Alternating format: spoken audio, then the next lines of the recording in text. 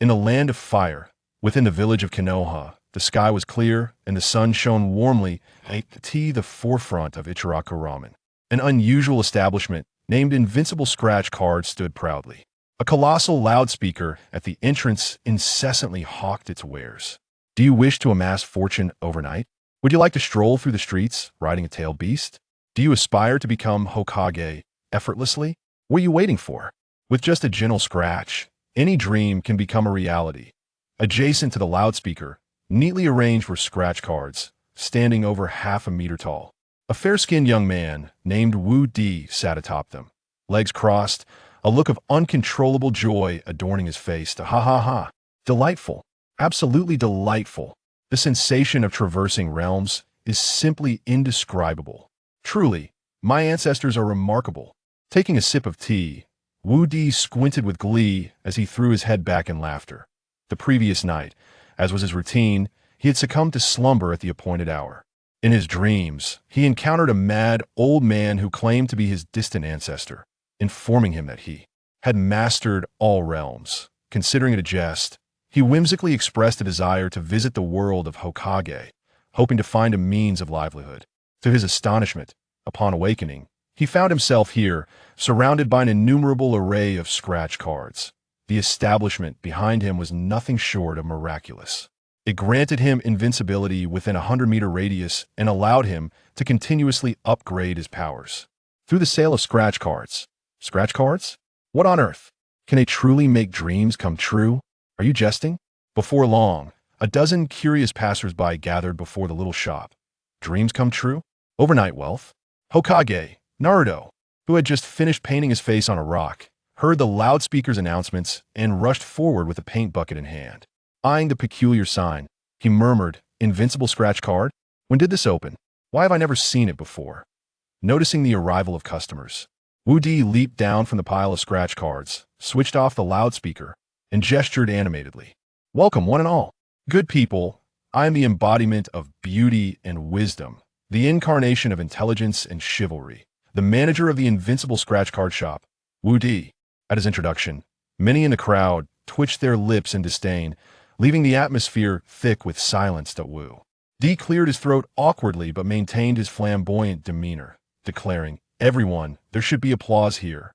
The crowd remained silent, except for Naruto, who, with his striking blue eyes, inquired, "What exactly is a scratch card?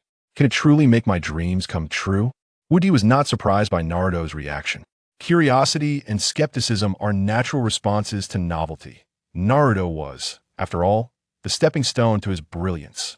With a beaming smile, he replied, "Indeed, as long as you participate, it won't be long before your dreams are realized."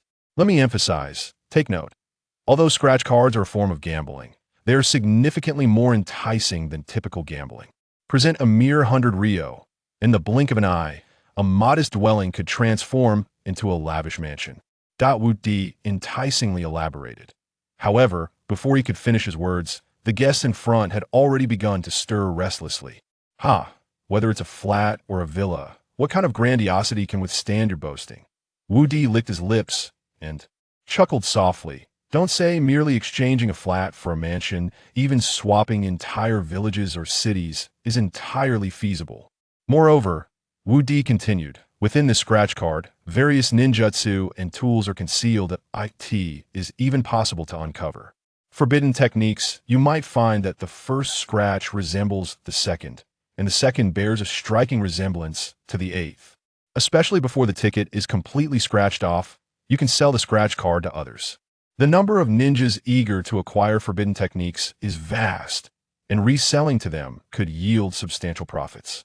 Wu Di's words left everyone feeling as if they were floating in a dream, ensnared in a whimsical trance. "Stop deceiving us. We won. Fall for that. How could a piece of paper possibly reveal forbidden techniques?" The onlookers exclaimed one after another.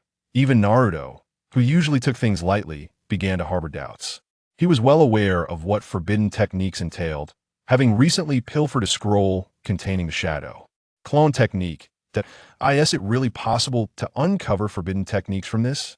Naruto questioned, his face twitching in uncertainty. Why not give it a try? Scratch off the coating, and I assure you, You'll find it worth every penny. Wu Di replied with a light laugh that IT mattered. Little that others were skeptical, as long as he could lure the unsuspecting Naruto into the trap. He wouldn't have to worry about a lack of customers afterward. Can I really give it a try? Though greatly tempted, he hesitated slightly. Hey, Fox Demon Kid, you really believe this? How? Utterly laughable. The bystanders displayed disdainful expressions, their scornful voices ringing out. Don't call me Fox Demon Kid, Naruto suddenly shouted, resolutely grabbing a scratch card. Boss, how much for one? This card is originally priced at 1,000 Rio, but since you are our first customer, they'll give you a special price of 100 Rio. Wu Di replied, brimming with excitement. He then looked around and calmly continued.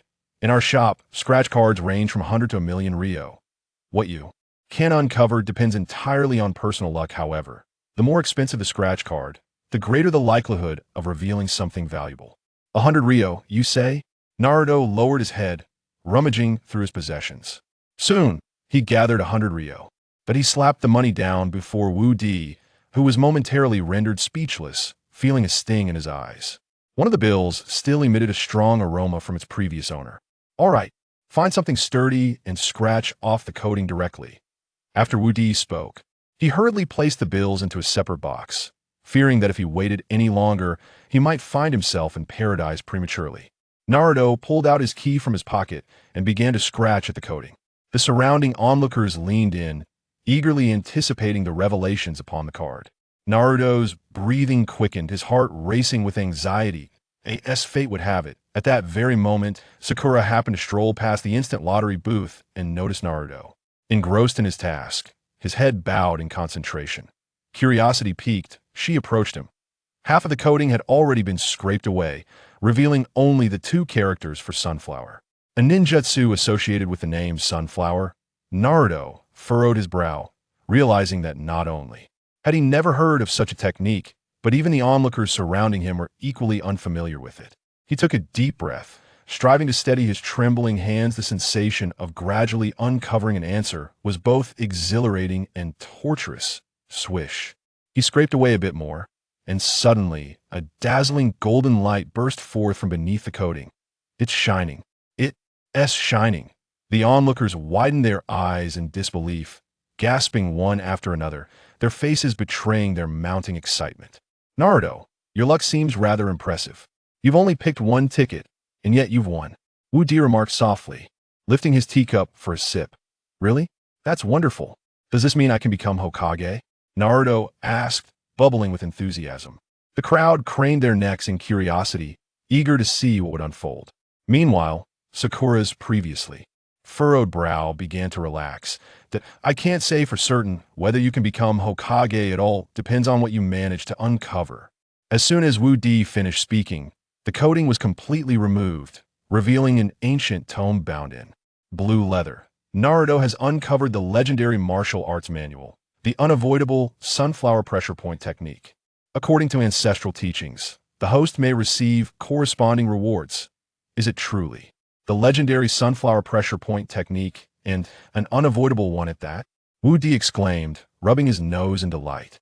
In his youth, he had been captivated by this martial arts marvel, often seeing children on the streets raising two fingers and shouting, sunflower pressure point technique. Little did he expect to possess this martial arts manual today. Sunflower pressure point technique? What on earth is that? Seeing Naruto's evident confusion, Wu Di smiled and explained, the sunflower acupoint technique is one of the finest martial arts from our hometown. It can render the recipient immobile in an instant. Upon hearing the term martial arts, Naruto sighed and shook his head, expressing his disappointment. Oh, so it's merely a martial art? What a waste of my 100 Rio. Wu Di waved his hand, a mischievous smile playing on his lips as he observed Naruto, who suddenly felt a chill run down his spine. Then, Wu Di shouted, sunflower acupoint technique. His fingers shot forth, piercing the void. Caught off guard, Naruto felt a sudden pain in his chest, followed by a complete stiffness that robbed him of all mobility. Wu Di leisurely lifted his teacup and walked a few steps closer, gently sipping his tea. My dear child, do you still consider this martial art to be worthless? You must understand that in a duel between masters, the difference often lies in a mere second. Just look at how long you have been immobilized.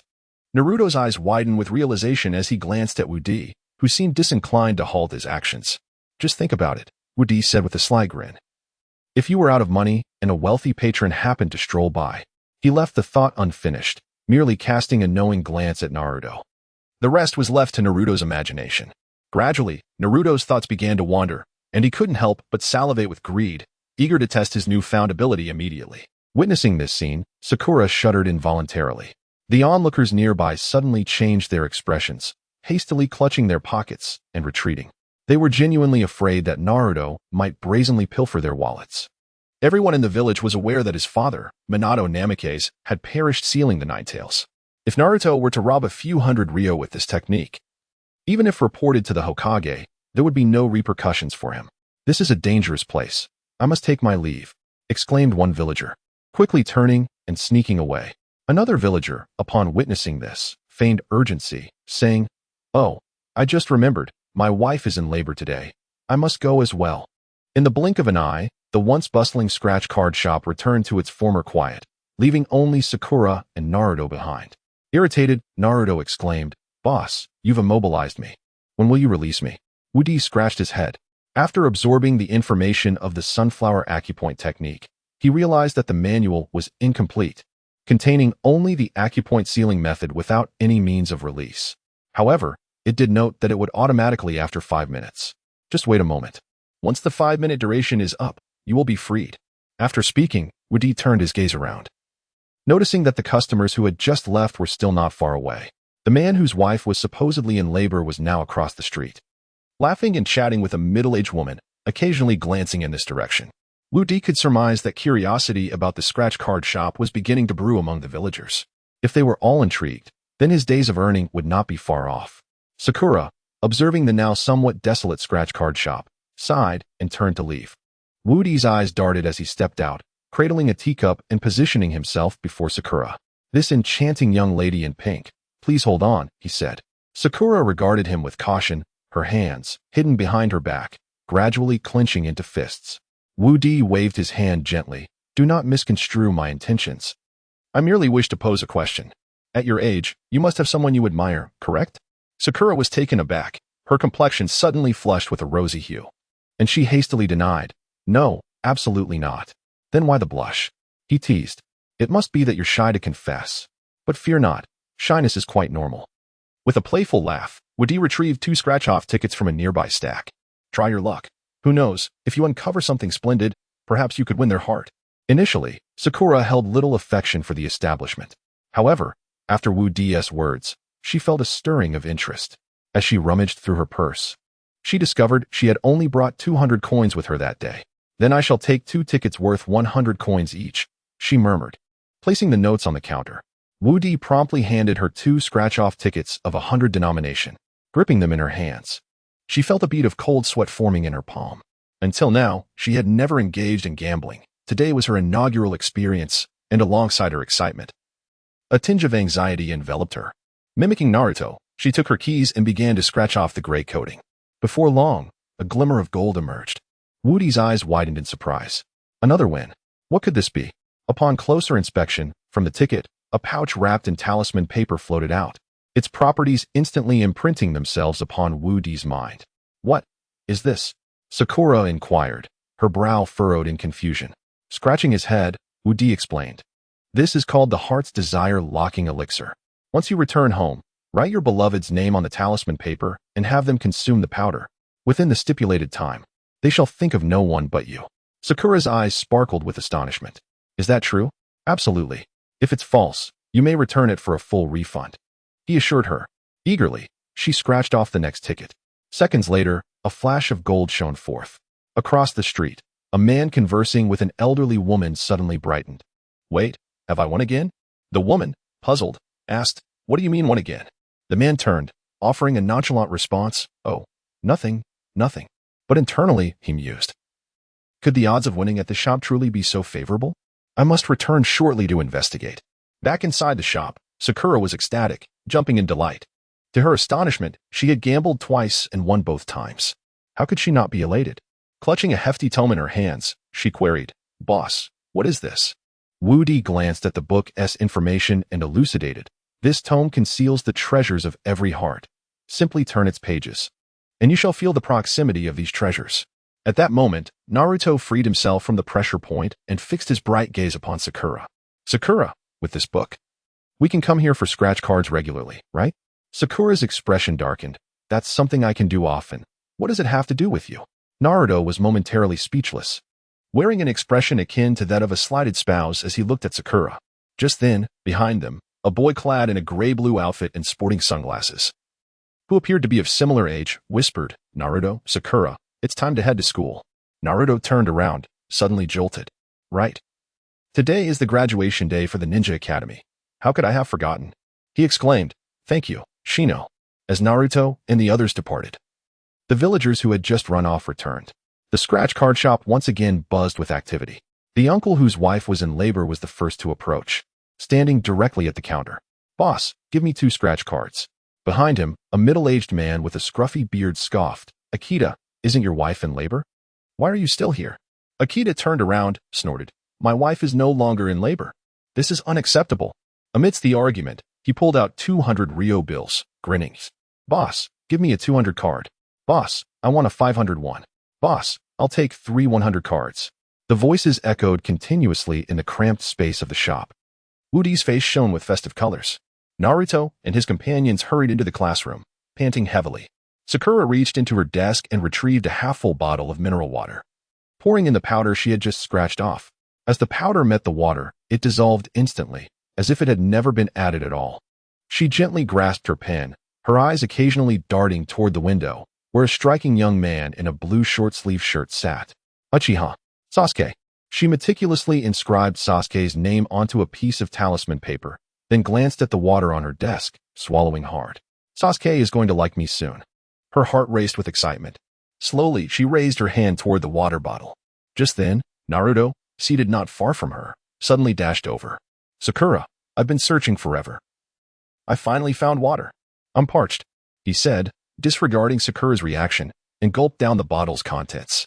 The half bottle of water vanished rapidly under his vigorous drinking. Sakura's heart shattered along with the disappearing water. After placing the bottle down, Naruto wiped his mouth. "Thanks, Sakura. I'll return you a full bottle next time." Uzumaki Naruto. Sakura paused momentarily before erupting in a hysterical scream, clutching her hair in near madness. Naruto, feeling the pressure, murmured, "What's wrong? It's just half a bottle of water." "Isn't it? That is. I shall never let you go." Sakura slammed her palms against the table and stood up abruptly. However, just as she was about to take action, a figure clad in blue suddenly appeared between them. It was none other than Sasuke Uchiha. At that moment, Sasuke firmly grasped Sakura's delicate wrist, his voice icy as he declared, "I will not permit you to harm him." Sakura's heart quivered, as if pierced by 1,000 daggers. Such tenderness was meant for me. It belongs to me. A sense of profound grievance welled up within her, and 2 streams of tears cascaded down her cheeks. Yet, it seemed that Sasuke was oblivious to it all. He then slowly turned to face Naruto, winking at him with an expression filled with affection. This scene left everyone utterly speechless. The sound of countless hearts shattering echoed throughout the classroom. "Sasuke, this is all a misunderstanding." Naruto wore a smile that resembled death itself. Retreating with great difficulty, suddenly, he recalled what Sakura had obtained at the scratch-off shop. "Do not fear. I will always be here for you," Sasuke whispered softly. In that instant, the classroom erupted in tears. "Sasuke, I never expected you to be this kind of person. I will no longer love you. My dearest Sasuke. From this day forth, you shall forever vanish from my heart." In truth, Sasuke's mind was exceptionally clear at that moment. Yet, for reasons unknown, he could not control his own body. The words he had just uttered to Naruto made him feel nauseous. "Naruto, do not evade." He stepped forward, unintentionally blurting it out. Seeing this, Naruto turned and fled. As he rushed out the door, he collided with Iruka, who was carrying a stack of documents. Iruka stumbled, nearly losing his balance, and shouted at Naruto, "Where are you going? We're about to divide into groups, you." Before he could finish, he felt another jolt from behind, causing him to fall flat on his face. Raising his head, he caught a glimpse of the Uchiha clan emblem as it pursued Naruto. "Sasuke, come back quickly." Noting that neither of the two seemed to acknowledge his presence, Iruka could only sigh, gathering the scattered papers before entering the classroom. "Classmates, today you will undergo the Genin assessment. We shall now begin the grouping." Instantly, the room fell silent. Even those with tear-stained faces managed to suppress their sobs. Team 10. Members: Nara Shikamaru, Yamanaka Ino, Akimichi Choji, led by Asuma Saratobi. As the announcement concluded, the three rose without any surprise. Their families had been close allies for generations, fighting together through the years. Knowing that this was the expected grouping, yet still adhering to the formality, was quite bothersome. Shikamaru, with his hands in his pockets and a toothpick in his mouth, sauntered out with Ino and Choji. Teammate: Members: Hyuga Hinata, Inazuka Kiba, Aburame Shino, led by Yuhi Kurenai. Upon hearing the command, the three stood up in succession and exited as well. Next is Team 7, consisting of members: Sakura Haruno, Sasuke Uchiha. Just as this was mentioned, an exuberant shout echoed from outside. Sunflower puncture technique. Everyone turned to look, their jaws dropping in astonishment. There sat Naruto, panting heavily on the ground, wiping the sweat from his brow. Sasuke, on the other hand, was half-crouched, as if ready to embrace something, remaining utterly still. Arika, noticing the scene, cleared his throat lightly. The attention of the classmates returned to the classroom. Although they were somewhat skeptical of Sasuke's earlier behavior, when it came time for team assignments, they still wished to be paired with him. After all, Sasuke had always ranked first in their assessments, and being in his group would guarantee a successful passage through the Genin exam. However, when Arika announced the final name, everyone was taken aback. Naruto Uzumaki. Who was Naruto Uzumaki? Renowned in the ninja class for being the perennial underachiever, consistently finishing last. A one-of-a-kind oddity that even a tow truck couldn't haul along. How could he possibly be placed in a group with Sasuke? Yes, indeed. Was it not possible he had leveraged his relationship with Sasuke to secure a favorable position? A murmur of speculation rippled through the crowd. Arika cleared his throat again, the leader of Team 7. Kakashi Hitaki. Upon hearing the leader's name, the previously boisterous classroom fell into an abrupt silence. Kakashi Hitaki was a legendary figure at the Konoha Ninja Academy, and among those he had assessed, not a single individual had ever succeeded in becoming a genin. Sakura slapped her forehead, feeling a wave of despondency wash over her.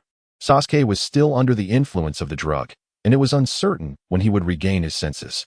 She felt it pointless to remain seated, so she lowered her head and exited the room. Ever since she heard the name Kakashi Hitaki, she had a foreboding sense that this examination would likely end in failure. As she passed a trash bin in the hallway, Sakura glanced at the talisman in her hand, suddenly feeling a sense of humiliation. In a fit of anger, she tore the talisman to shreds. Simultaneously, Sasuke began to regain his composure. Soon, the effects of the sunflower puncture technique wore off, and he tumbled to the ground, glaring furiously at Naruto. Just as he was about to unleash his wrath upon Naruto, Sakura approached, a troubled expression on her face. Sasuke, let us go find Kakashi-sensei. We've been assigned to his team. Sasuke did not turn around, his fury still directed at Naruto, his fists clenched tightly. What about our other teammate? He asked coldly. Sakura swallowed hard and glanced at Naruto, who was seated on the ground. What? Him? Sasuke was astonished, but more so, he was speechless. He already felt humiliated by the earlier incident, and now he was expected to team up with Naruto. In a fit of anger, he turned without uttering a word, hands shoved in his pockets as he walked away. Naruto, brushing the dirt off himself, casually followed behind. He was inherently a person who bore no grudges. Now that Sasuke had returned to his senses, it mattered little to him. Sasuke, rest assured, this time I will not be a hindrance. With that extraordinary taijutsu from earlier, I am certain I can outshine Kakashi, Naruto declared confidently, thumping his chest. Sasuke shot him a sidelong glance, gritting his teeth as he coldly retorted, "Fool." With that, he continued to walk forward with an icy demeanor. Naruto paused for a brief moment, seething with frustration as he leapt to catch up. Who are you calling a fool? You self-righteous oaf? Didn't you notice how impressive my taijutsu was? Yet, Sasuke paid him no heed, pressing on ahead. Hey, Sasuke, what is wrong with you? Before he could finish, the figure ahead abruptly halted and spoke in a low tone. Do not shout around me, fool. You dare call me foolish? Naruto exclaimed, rolling up his sleeves and hastily following, giving Sasuke a hearty slap on the shoulder. In an instant, Sasuke spun around, his hand rapidly forming seals. The humiliation from earlier surged within him. Fire style, great fireball technique, sunflower pressure point technique. Both launched their attacks simultaneously. However, due to Naruto's overly simplistic move, he managed to strike Sasuke first before he could complete his seals. Puffing out his chest and pouting, Naruto counted with 2 fingers, adopting a rather charming demeanor. How about that? I'm still faster. You insufferable little pest, attempting to burn me? Just wait until I get my hands on you. As he spoke, he removed Sasuke's shirt, draping it over his head, and picked up a twig to rest between Sasuke's lips and nose. Sakura, do you have a pin? Naruto cheerfully turned to inquire, only to find that Sakura had mysteriously vanished. Never mind, I shall spare you today. But beware, should you dare to speak disrespectfully to me again, I shall make you regret it. Let us wait here for 5 minutes. After that, the pressure point will be released. With a chuckle, Naruto made his way toward the gathering area. Meanwhile, in the arena, Sakura gazed at him with an air of discontent. He shivered slightly and asked with a grin, Sakura, why do you look at me that way? Sakura's expression darkened. The Chunin exam is about to begin. Can't you consider the bigger picture? Sasuke is our team's mainstay. If anything happens to him, can you bear the responsibility? Naruto felt unjustly accused. It was clearly Sasuke who acted first. That was only because you spoke to him disrespectfully. Sakura interjected, refusing him any chance to explain. At some point, Kakashi had appeared behind them, holding a book with an orange cover, squinting as he read intently. Before long, Sasuke arrived as well. Kakashi swiftly positioned himself in front of the group, raising 2 bells with a serious expression. Today's Chunin exam challenge is to seize the bells from my grasp. You 3 must prepare yourselves. As he spoke, Naruto approached without so much as a greeting, extending 2 fingers directly towards Kakashi. With a dismissive snort, Kakashi nonchalantly employed the body replacement technique. However, upon instantaneously reappearing on a nearby tree, he was suddenly struck by the realization that his entire body had become immobilized. A gentle breeze swept by, causing him to feel as though he were teetering on the brink of collapse. In that moment, Naruto and his companions, drawn by the commotion, arrived to witness Kakashi's face firmly embedded in a hedgehog. The scene was truly a sight to behold, almost too grim to bear. Naruto, casually plucking the bell from Kakashi's grasp, chuckled, well, how about that? I said I would do it, and I have. The trio strolled leisurely out of the woods, bell in hand. Sasuke, honestly, you should try your luck at the unbeatable scratch-off lottery sometime. Who knows what treasures you might uncover? Sakura and I have already been. And it was worth every penny. As their voices faded into the distance, Kakashi, suppressing his pain, felt tears welling up without an outlet. He longed to call out to Naruto and the others for rescue, yet his voice betrayed him, producing no sound at all. Before long, the news of Team 7's swift success in the Chunin exam spread far and wide. While many were astonished, they also learned another intriguing detail. The jutsu that had bested Kakashi was acquired from the unbeatable scratch-off lottery store. In the shadows, a wrinkled figure leaning on a cane bore a grim expression. Investigate this scratch-off lottery store thoroughly. Yes, sir. Not long after the Chunin assessments concluded, Woody was tidying up the scratch-off lottery shop. From a distance, he noticed an individual swathed in bandages approaching. Curiosity piqued. He had never seen this person before in the Hokage's presence. Hesitating momentarily, the peculiar figure entered the store. In a hushed tone, he inquired, is this where Naruto obtained that secret technique called the sunflower acupoint? Upon hearing this, Woody quickly deduced that the individual must be Kakashi. However, his appearance. Woody struggled to contain his laughter and quietly responded, indeed, he acquired the sunflower acupoint here, but it was not purchased directly. Kakashi slammed his hand on the table, his anger flaring. A wave of intense pain surged through him, causing his eyes to squint tightly. What do you mean by that? Suppressing his amusement at Kakashi's comical demeanor, Woody explained softly, he purchased a scratch-off ticket from our store and won the sunflower acupoint technique. If you wish to obtain a secret technique as well, you could try your luck with a few tickets. What you might uncover depends entirely on your fortune. After Woody elaborated enthusiastically, Kakashi furrowed his brow in disbelief. Is that truly the case? Absolutely. Our store is sincere in its dealings. Woody affirmed with a smile. Very well. How much are these scratch-off tickets? I'll take one to start, Kakashi stated, reaching for his wallet. The tickets were priced at 100 Ryo for the cheapest and 1 million Ryo for the most expensive, with the latter offering a higher likelihood of yielding valuable prizes. How much would you like to spend? Woody inquired cheerfully. After a brief moment of contemplation, Kakashi decided, I'll take a ticket worth 10,000 Ryo. He directly produced a silver note worth 10,000 taels, slapping it onto the counter. Woody retrieved a scratch card and personally guided him on how to scratch it. With a swift motion, golden light flashed. As the coating was scratched halfway, a dazzling brilliance emerged from the card. He was somewhat taken aback and immediately quickened his pace. Once he finished, Woody glanced over and nearly burst into laughter. At that moment, a bottle of fragrant perfume flew out from the scratch card. Kakashi, holding the perfume, furrowed his brow and inquired, "What is this?" Woody glanced at the instructions and softly explained, "This little item is called perfume, which contains a unique and special illusion technique known as perfume of poison." Perfume of poison. Kakashi was utterly perplexed. Woody chuckled, "Indeed, it is toxic. This illusion primarily targets male ninjas. Once you spray the perfume, you will transform into an unparalleled beauty in the eyes of male ninjas. Under this effect, their attack power and defense will be instantly halved, and their intelligence will plummet to almost zero. However, one must be cautious. It must never be used on female ninjas. If a female ninja catches a whiff of this perfume, all her attributes and intelligence will double." Kakashi instinctively recoiled, glancing around to ensure no one was present. If anyone discovered that he had such a ninjutsu, his reputation in Konoha would be utterly shattered.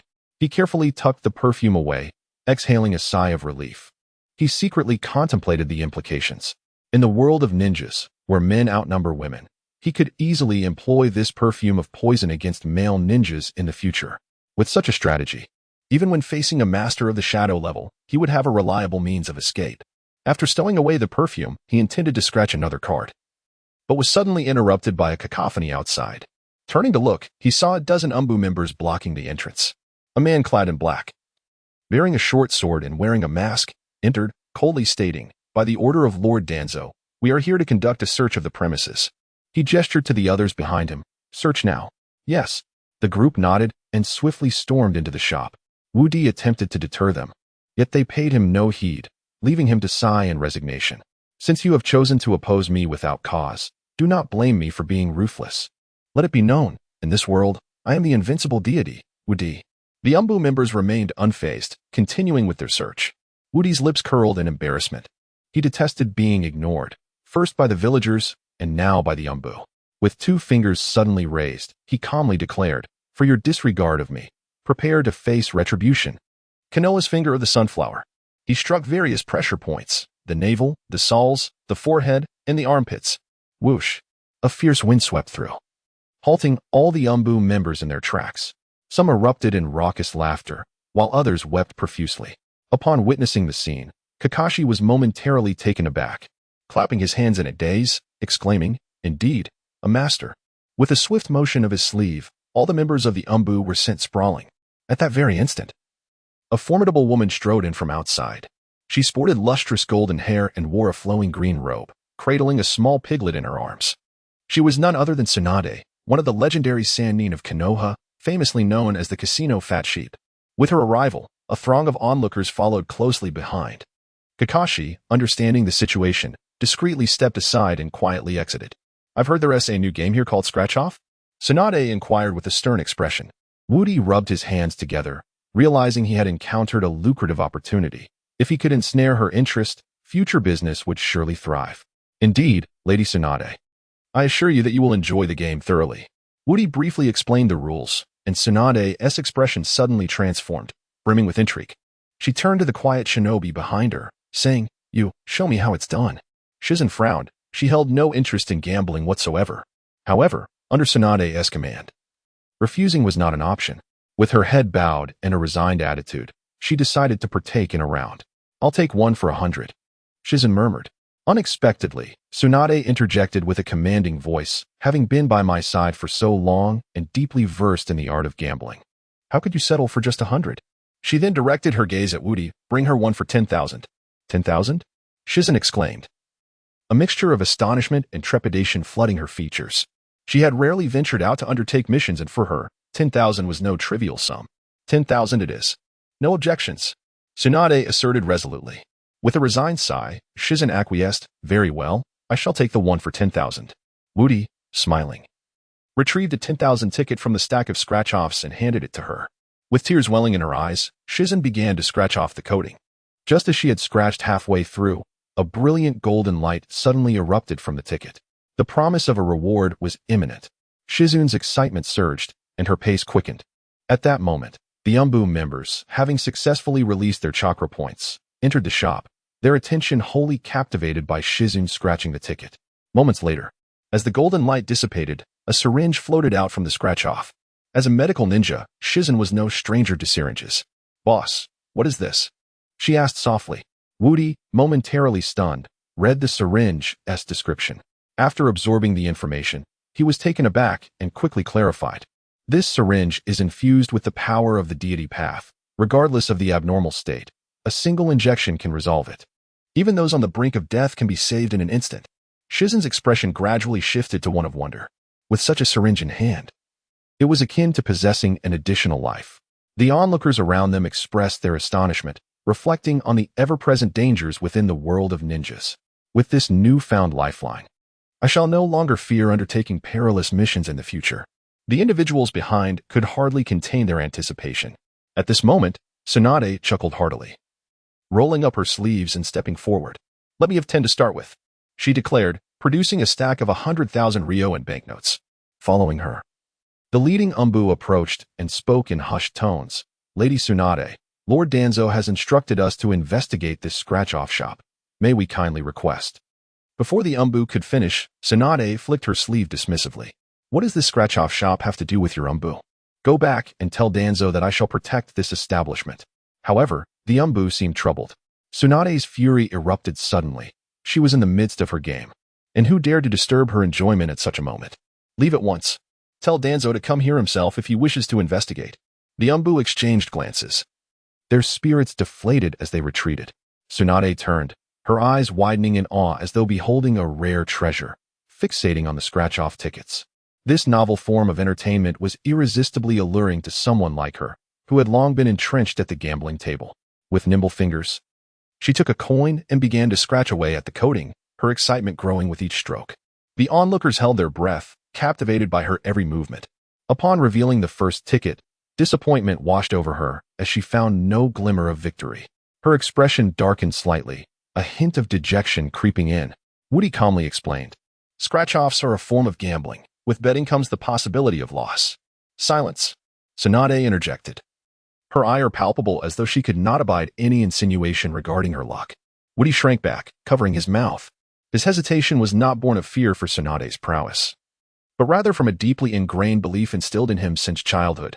A gentleman ought not to engage in conflict with a lady. Even if Tsunade were a woman of over 50, she still commanded respect. Furthermore, her appearance belied her age, showing no signs of the passage of time. How could he afford to offend such a captivating and affluent client? Before long, Tsunade scratched open the second ticket, only to find it yielded nothing once again. This outcome was unprecedented since the shop's inception, prompting murmurs among the crowd. "I've heard Lady Tsunade's luck is notoriously fierce. Today, we bear witness. You're courting danger by speaking so about Lady Tsunade, but, I must concede, there's truth in your words. Shoo, lower your voices. Lady Tsunade is about to scratch her third ticket." The atmosphere grew tense once more. Woody scratched his head, musing softly. According to Kishimoto's narrative, this ticket should also yield nothing. Indeed, as Tsunade revealed the final coding, she collapsed in despair, wailing, "Why can others uncover treasures while I cannot?" Immediately, her expression hardened as she leaned forward, hands braced against the table, and fixed her gaze intently on Woody. "Have you tampered with the scratch-off tickets?" she demanded. Woody raised his hands in a gesture of innocence, a wry smile on his face. "Lady Tsunade, if you are unable to win, it can only be attributed to sheer luck." Suddenly, before he could finish his sentence, a thunderous crash reverberated through the air, accompanied by a powerful shockwave. The sturdy counter was instantly breached, creating a gaping hole. A cold sweat broke out on Woody. Experiencing Tsunade's immense strength at such close quarters was nothing short of astonishing. His fists clenched behind his back, ready to retaliate if Tsunade dared to press her advantage further, risking the ire of this esteemed client. At that moment, Shizen hurriedly stepped forward, gently placing a hand on Tsunade's chest while soothingly murmuring, "Lady Tsunade, please calm down. Let me scratch the remaining tickets for you." Having just experienced a win herself, Shizun had developed a newfound interest in the scratch-offs. Yet, Woody could not help but think, if only I were in Shizun's position now, how delightful it would be. Tsunade cast a cold glance at the 7 remaining scratch-off tickets on the table and said softly, "You go ahead and scratch them. I can't be bothered." "I'm too irritated." Shizen accepted the coin with a cheerful demeanor and approached, directly scratching the topmost ticket. Midway through, a brilliant golden light erupted from beneath the coating. "Lady Tsunade, I've won again." Tsunade was momentarily taken aback, quickly rising to her feet, her eyes flickering with a complex blend of emotions. Meanwhile, onlookers began to gather, eager to witness what Shizen had won this time. As Shizen peeled away the final layer, the golden glow abruptly vanished, revealing an object that resembled a toy car remote control. Reading the remote's instructions, Wu Di couldn't help but slap his forehead. He was utterly bewildered by the absurdity of these scratch-off tickets and the bizarre items they contained. Observing Shizen's bewildered expression, he chuckled and explained. This device is called a human remote control. Its function is somewhat akin to the heart-to-heart technique of the Mountain Clan. With a slight distinction, it does not require the user to invade another's body. Though, should you wish to intrude, you wouldn't be able to. This remote comes with a card. By writing the name of the person you wish to control on it, you can manipulate them through the remote. Shizen listened, her eyes widening with intrigue. Just as her excitement peaked, she suddenly felt the remote slip from her grasp. It had materialized in Tsunade's hand. This is quite impressive. I shall keep it. Shizen's expression dimmed slightly at the sight of Tsunade's action. In contrast, Wu Di began to wear a peculiar smile. Shizen, feeling perplexed, was about to inquire when she noticed that the remote had seemingly vanished from Tsunade's hand and reappeared in her own. Shizen, what are you up to? Tsunade demanded, her tone firm as she glared at her. Silence hastily shook her head, stepping forward to return the remote control to Tsunade. Lady Tsunade, I assure you, I did nothing wrong. Please do not unleash your wrath upon me. However, as she retreated, the remote found its way back into her hands once more. Gazing at Tsunade's stern countenance, she felt utterly despondent. Tsunade clenched her teeth and coldly inquired, Boss, what does this mean? Wu Di exhaled deeply and began to explain. This scratch-off lottery ticket was scraped by Silence. Therefore, its contents solely belonged to her. Tsunade's eyes widened in disbelief. Does that mean my money was wasted? Wu Di chuckled softly, raising 2 fingers. How could it be considered wasted? Allow me to present you with 2 solutions. First, you could demand that Silence return the entirety of the remaining lottery funds to you. Upon hearing this, Silence nearly stumbled, almost fainting at the thought. Managing even a mere 10,000 silver notes was a struggle, let alone the remaining 70,000. Tsunade seemed to grasp this as well and did not ponder long before asking. And the second option? Well, Wu Di deliberately elongated his tone, capturing the attention of passers-by outside. Clearing his throat, he continued, the second option is for her to scratch off half first. Once she reveals the gleaming gold, you can then proceed to scratch the latter half. In doing so, the winnings will rightfully be yours. Tsunade's spirits lifted considerably upon hearing this. Silence, continue scratching. Once you unveil the gold, hand it over to me. Yes. Silence nodded eagerly, her trembling hand poised above the scratch-off ticket. Indeed, with a different hand at work. The outcome was strikingly different. The next ticket burst forth with radiant gold. Tsunade eagerly seized it, scratching away as she exclaimed, Today, I shall strike it rich. Anyone who dares to claim my luck is poor will find themselves in dire consequences. The onlookers instinctively recoiled, particularly those who had previously spoken ill, now feeling an unsettling chill. In the blink of an eye, the scratch-off ticket was completely unveiled, revealing a crumpled piece of paper. Wu Di felt a sense of familiarity wash over him with this paper. Just as he contemplated this, an overwhelming stench of foot odor permeated the small shop. He quickly opened the box, discovering that the silver note hidden in Naruto's shoe had mysteriously vanished. Suppressing her urge to gag, Tsunade squinted, and to her astonishment, it was a 10-tael silver note. Setting the note aside, she proceeded to scratch off the remaining half of the lottery tickets that Silence had started. Under Wu Di's watchful gaze, all the 100 taels that Naruto had given him materialized in Tsunade's hands through the scratch-off tickets. Wu Di swallowed nervously, feeling a twinge of anxiety within. At that moment, Tsunade's expression appeared exceedingly complex, indecipherable as either good or bad. Beside her, Shizen remained silent, refraining from uttering even a single word. After a prolonged silence, Tsunade exhaled deeply, her previously calm brow twitching slightly. Then, she burst into hearty laughter. Shizen, after all these years of gambling, I have finally witnessed a return on my investment. This scene nearly brought Wu Di to his knees in gratitude. The 100 taels of silver he held were won from 6 scratch-off tickets, which had collectively cost 60,000 taels. In comparison, this sum seemed somewhat. After laughing heartily for a while, Tsunade lowered her head and remarked, Your establishment is quite commendable. I shall return in the future. Wu Di, feeling both awkward and complimentary, responded with a smile, I am deeply grateful. Shizen, I am in good spirits today. Let us go enjoy some barbecue, she declared. At that moment, The little piglet nestled in her arms squealed softly.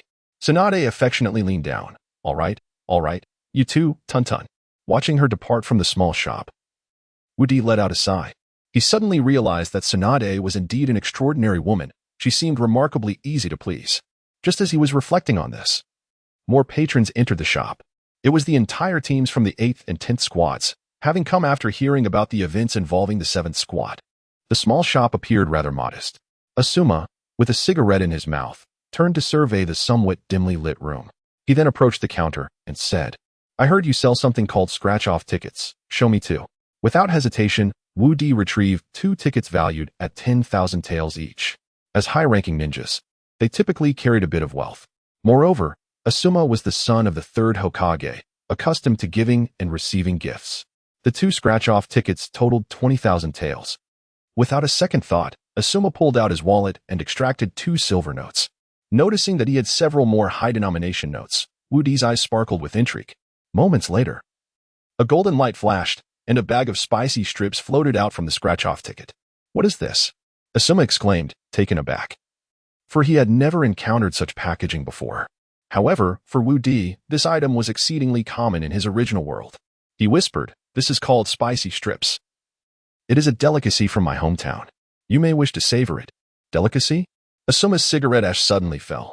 What sort of delicacy costs me 10,000 taels? Are you robbing me? Wu Di slightly raised his hand, chuckling disdainfully. You have yet to experience the sensory delight that spicy strips can offer. Go on. Open the bag and have a taste. Skeptically, Asuma tore open the packaging. Instantly, a rich aroma pervaded the small room of less than 10 square meters. Even Kurenai, who typically showed little interest in food, found herself salivating. Let us not even mention Akimichi Choji, who holds food dearer than life itself. Choji appeared to have lost his sanity, leaping directly onto Asuma and sinking his teeth into his arm. Choji, have you gone mad? You dog! Asuma exclaimed, desperately shaking his arm. Yet, Choji showed no sign of relenting, managing to squeeze out a phrase between his clenched teeth. If you don't give me a bite, I won't let go even if it kills me. Shikamaru, observing the scene, shook his head in exasperation. Just as he was about to use the shadow bind technique to separate the two, another white figure dashed into the fray. This figure was none other than Akamaru, the faithful beast of Inuzuka Kiba. Asuma felt utterly helpless, after all. He was a jonin and could not resort to violence against a chunin and a creature that was not even a shinobi. After some contemplation, he suddenly sprang into action, darting out of the chaotic melee and making his way towards the Hokage's office. At that moment, the only sanctuary he could envision was the Hokage's domain, his father's territory. Accompanying him were Choji and Akamaru, along with Inuzuka Kiba, who had little interest in the culinary delights. Inside the room, a profound silence enveloped them. Yui Kurini let out a soft sigh, picking up the scratch-off ticket that Asuma had neglected and pressing it down onto the table. With fervor akin to a tiger's, she scratched it off. A flash of golden light erupted, accompanied by a resounding clap of thunder. Clang! A wondrous jade-green stick materialized before them. Woody couldn't help but feel exasperated by the absurdity of this prize's accompanying sound. He yearned to inquire of his great-great-great-grandfather why they could not produce a more earthly sound effect. Yui Kurini, intrigued, examined the jade stick and inquired, "What is this, boss?" Woody cleared his throat and replied in a hushed tone, "This stick is known as the dog-beating stick. As the name suggests, whoever it strikes will transform into a small dog. The transformation lasts for 5 minutes." Yui Kurini inhaled sharply, her crimson eyes shimmering with a hint of excitement. "Is that true? How marvelous." As she spoke, she scrutinized the dog-beating stick closely. The onlookers, upon hearing of its magical properties, could not resist the urge to take a glance. Just then, an unknown individual accidentally jostled her arm, causing the dog-beating stick to tap against her forehead. In an instant, Yui Kurini vanished, and in her place lay a small dog with red eyes on the floor. Everyone instinctively recoiled, fearing that they too might inadvertently come into contact with the dog-beating stick and undergo a transformation themselves. However, this very incident ignited an unprecedented fervor for scratch-off tickets. They began to circumvent Yui Kurini, crowding around the counter. "Boss, give me 2 tickets worth 100. Boss, I want 10 tickets worth 100. Meanwhile, on the other side, Asuma had successfully taken refuge in the Hokage's office. Choji, gazing longingly at the office door, could not contain his sorrow and sank to the ground, weeping uncontrollably. "Asuma-sensei, please let me have a taste." I simply cannot resist any longer. I beg you. Beside him, Akamaru mimicked him, kneeling on the ground and howling incessantly. No matter how hard Inuzuka Kiba tugged, he could not lift him. Inside the room, Asuma stood opposite the third Hokage, clutching spicy strips and panting heavily. The third Hokage wrinkled his nose, catching the enticing aroma of the snacks.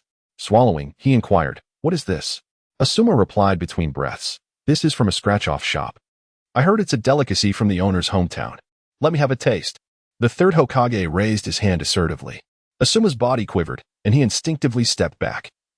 Eyeing the third with caution, "This is mine. Do you intend to snatch it away?" The third Hokage exhaled a smoke ring and gradually stood upright, a mischievous smile curling at the corners of his mouth. 5 elements, great multi-ball technique. In an instant, chakra of wind, lightning, fire, water, and earth swirled ominously around him. Though he had restrained it to the lowest level, it remained terrifying. Boom, boom, boom, boom, boom. A series of 5 resounding impacts struck Asuma, embedding him into the wall behind. The spicy strips slipped from his grasp. "Why, you are my esteemed father." The third Hokage extracted one, savoring it leisurely. "Child, remember, there are no father-son ties when it comes to delicacies." The scratch-off business was bustling. Within a brief period, Wudi had sold over 30 tickets. His small money box was quickly filled with banknotes. "Shikamaru, I've won. I've hit the jackpot," Ino exclaimed joyfully, shaking her half-scratched ticket in front of Shikamaru. He glanced at her, his expression unperturbed. "The winning rate here is quite high. Just look." No sooner had he spoken than his own ticket revealed dazzling golden light. Such brilliance was no longer a novelty for Wudi. Just as he awaited the two to finish scratching for an explanation, a cacophony arose outside. Wudi tiptoed to the entrance and saw a figure clad in a black cloak, half of his face wrapped in bandages, leaning on a cane. Following him were several masked ninjas in dark attire. "I am Shimura Danzo from the Umbu, here to conduct an investigation." Before he could finish, his gaze fell upon the golden glow emanating from Ino and Shikamaru's tickets. Having never witnessed such a spectacle at school, Ino fearfully hid behind Shikamaru. "What you have in your hands are scratch-offs, correct?" Danzo asked softly. Ino nodded, trembling. However, Shikamaru displayed no fear, continuing to scratch his ticket nonchalantly. Soon, the glow from his scratch-off faded, revealing a mechanical mouse. Wudi elucidated, "This is called a mechanical mouse, capable of burrowing swiftly underground. It significantly enhances the range of your shadow possession technique." Shikamaru calmly pocketed the mechanical mouse, responding indifferently, "Oh, understood." Faced with his calm demeanor, Ino beside him appeared much more flustered. Trembling, she returned to the table, about to continue scratching off the unfinished lottery ticket. Suddenly, Tawanzo interjected from the side, demanding, "Give me yours." Ino immediately felt her strength wane, retreating in trepidation. Confronted by Tawanzo's assertiveness, the girl, who had only just ascended to the rank of Chunin, felt a pang of fear. Tawanzo leisurely approached the counter and scraped away the remaining coating. The golden sheen gradually faded, revealing a heart-shaped object, a purple magic wand. Wudi nearly choked on an exasperated breath as the shape struck a profound chord of nostalgia within him. In his childhood, he often watched a live-action animated series where this purple wand was the protagonist's tool. "What is this?" Tawanzo inquired, his brow furrowing ever so slightly. Wudi swallowed hard and explained, "This is known as the magical fairy wand.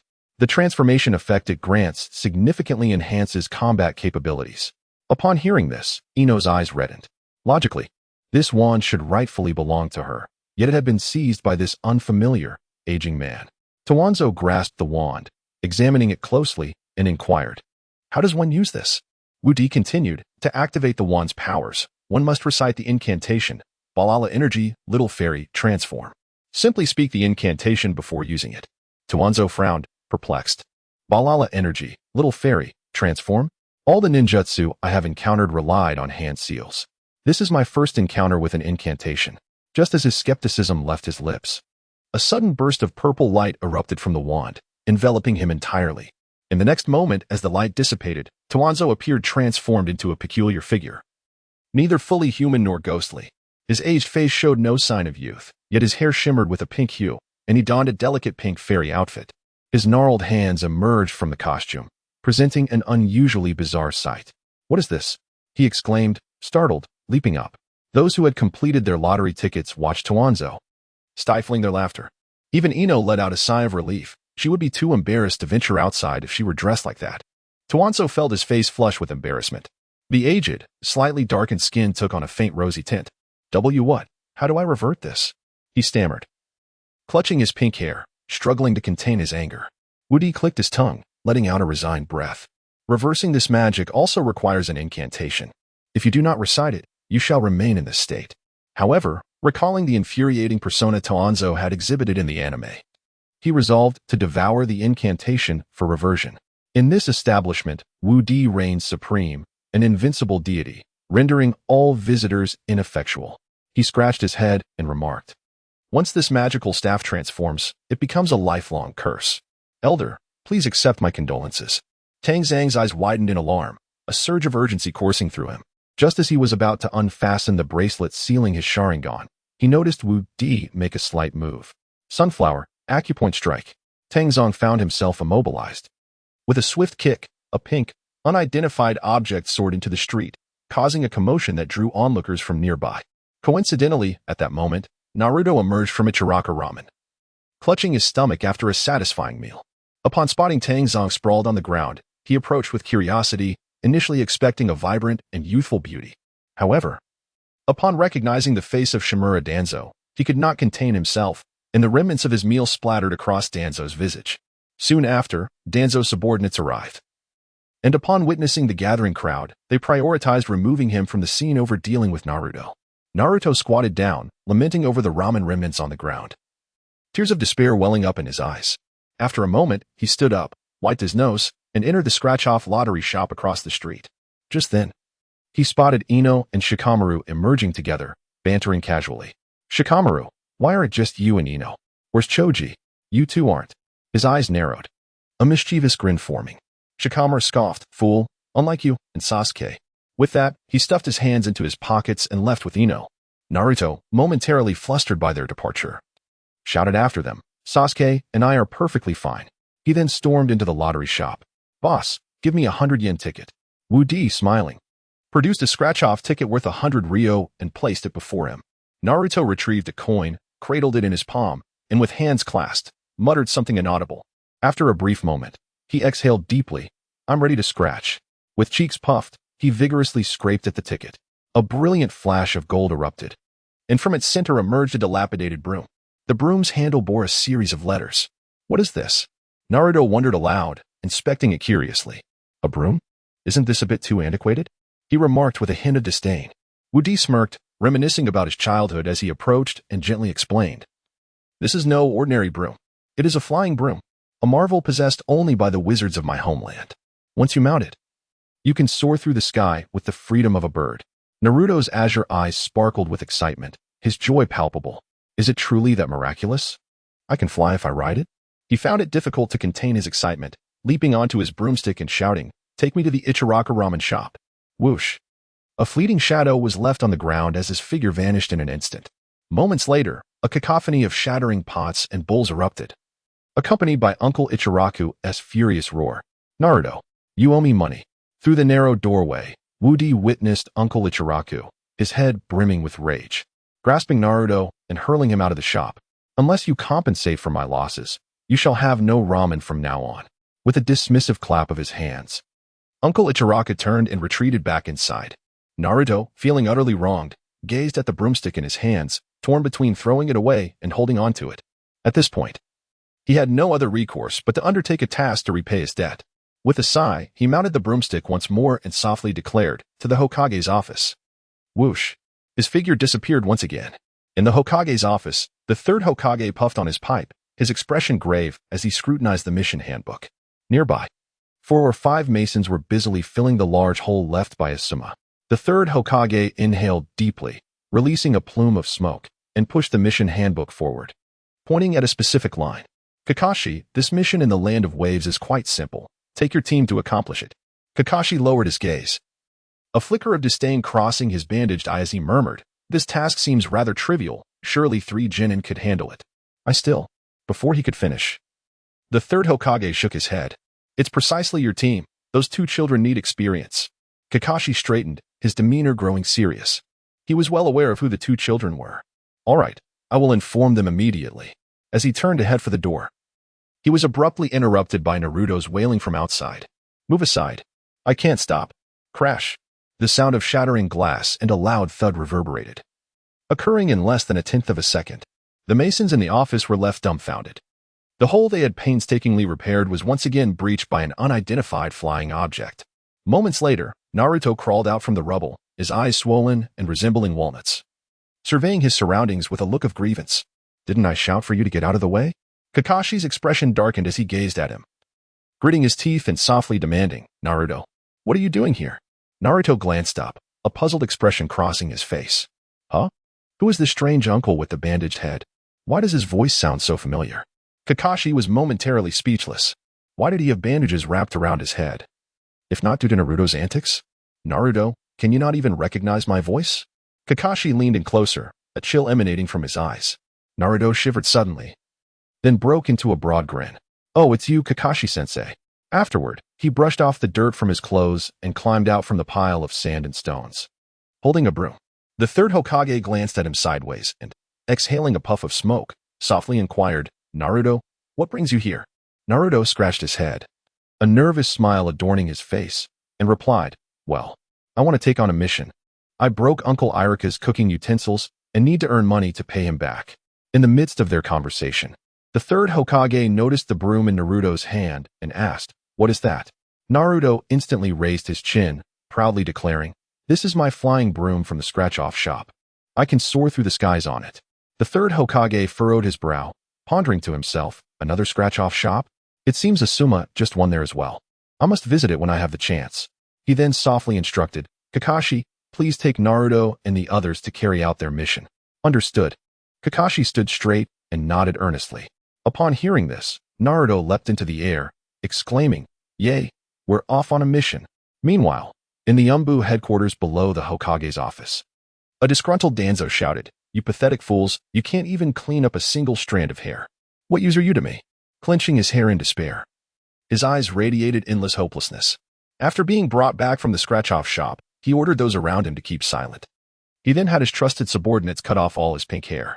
However, scarcely had half a minute passed after the cut when his vibrant pink locks began to regrow, and the shorn hair vanished from the ground. His clothes had been torn to shreds countless times, yet they remained stubbornly clinging to him. He let out a hollow laugh, feeling utterly defeated, and, gazing into the dimly lit room, murmured, "You all may leave. I need some time to collect myself." "Yes," replied a group of masked individuals as they exited the room. At the entrance of Konohagakure, Kakashi met up with Naruto, Sasuke, and Sakura. "Today's mission is perilous.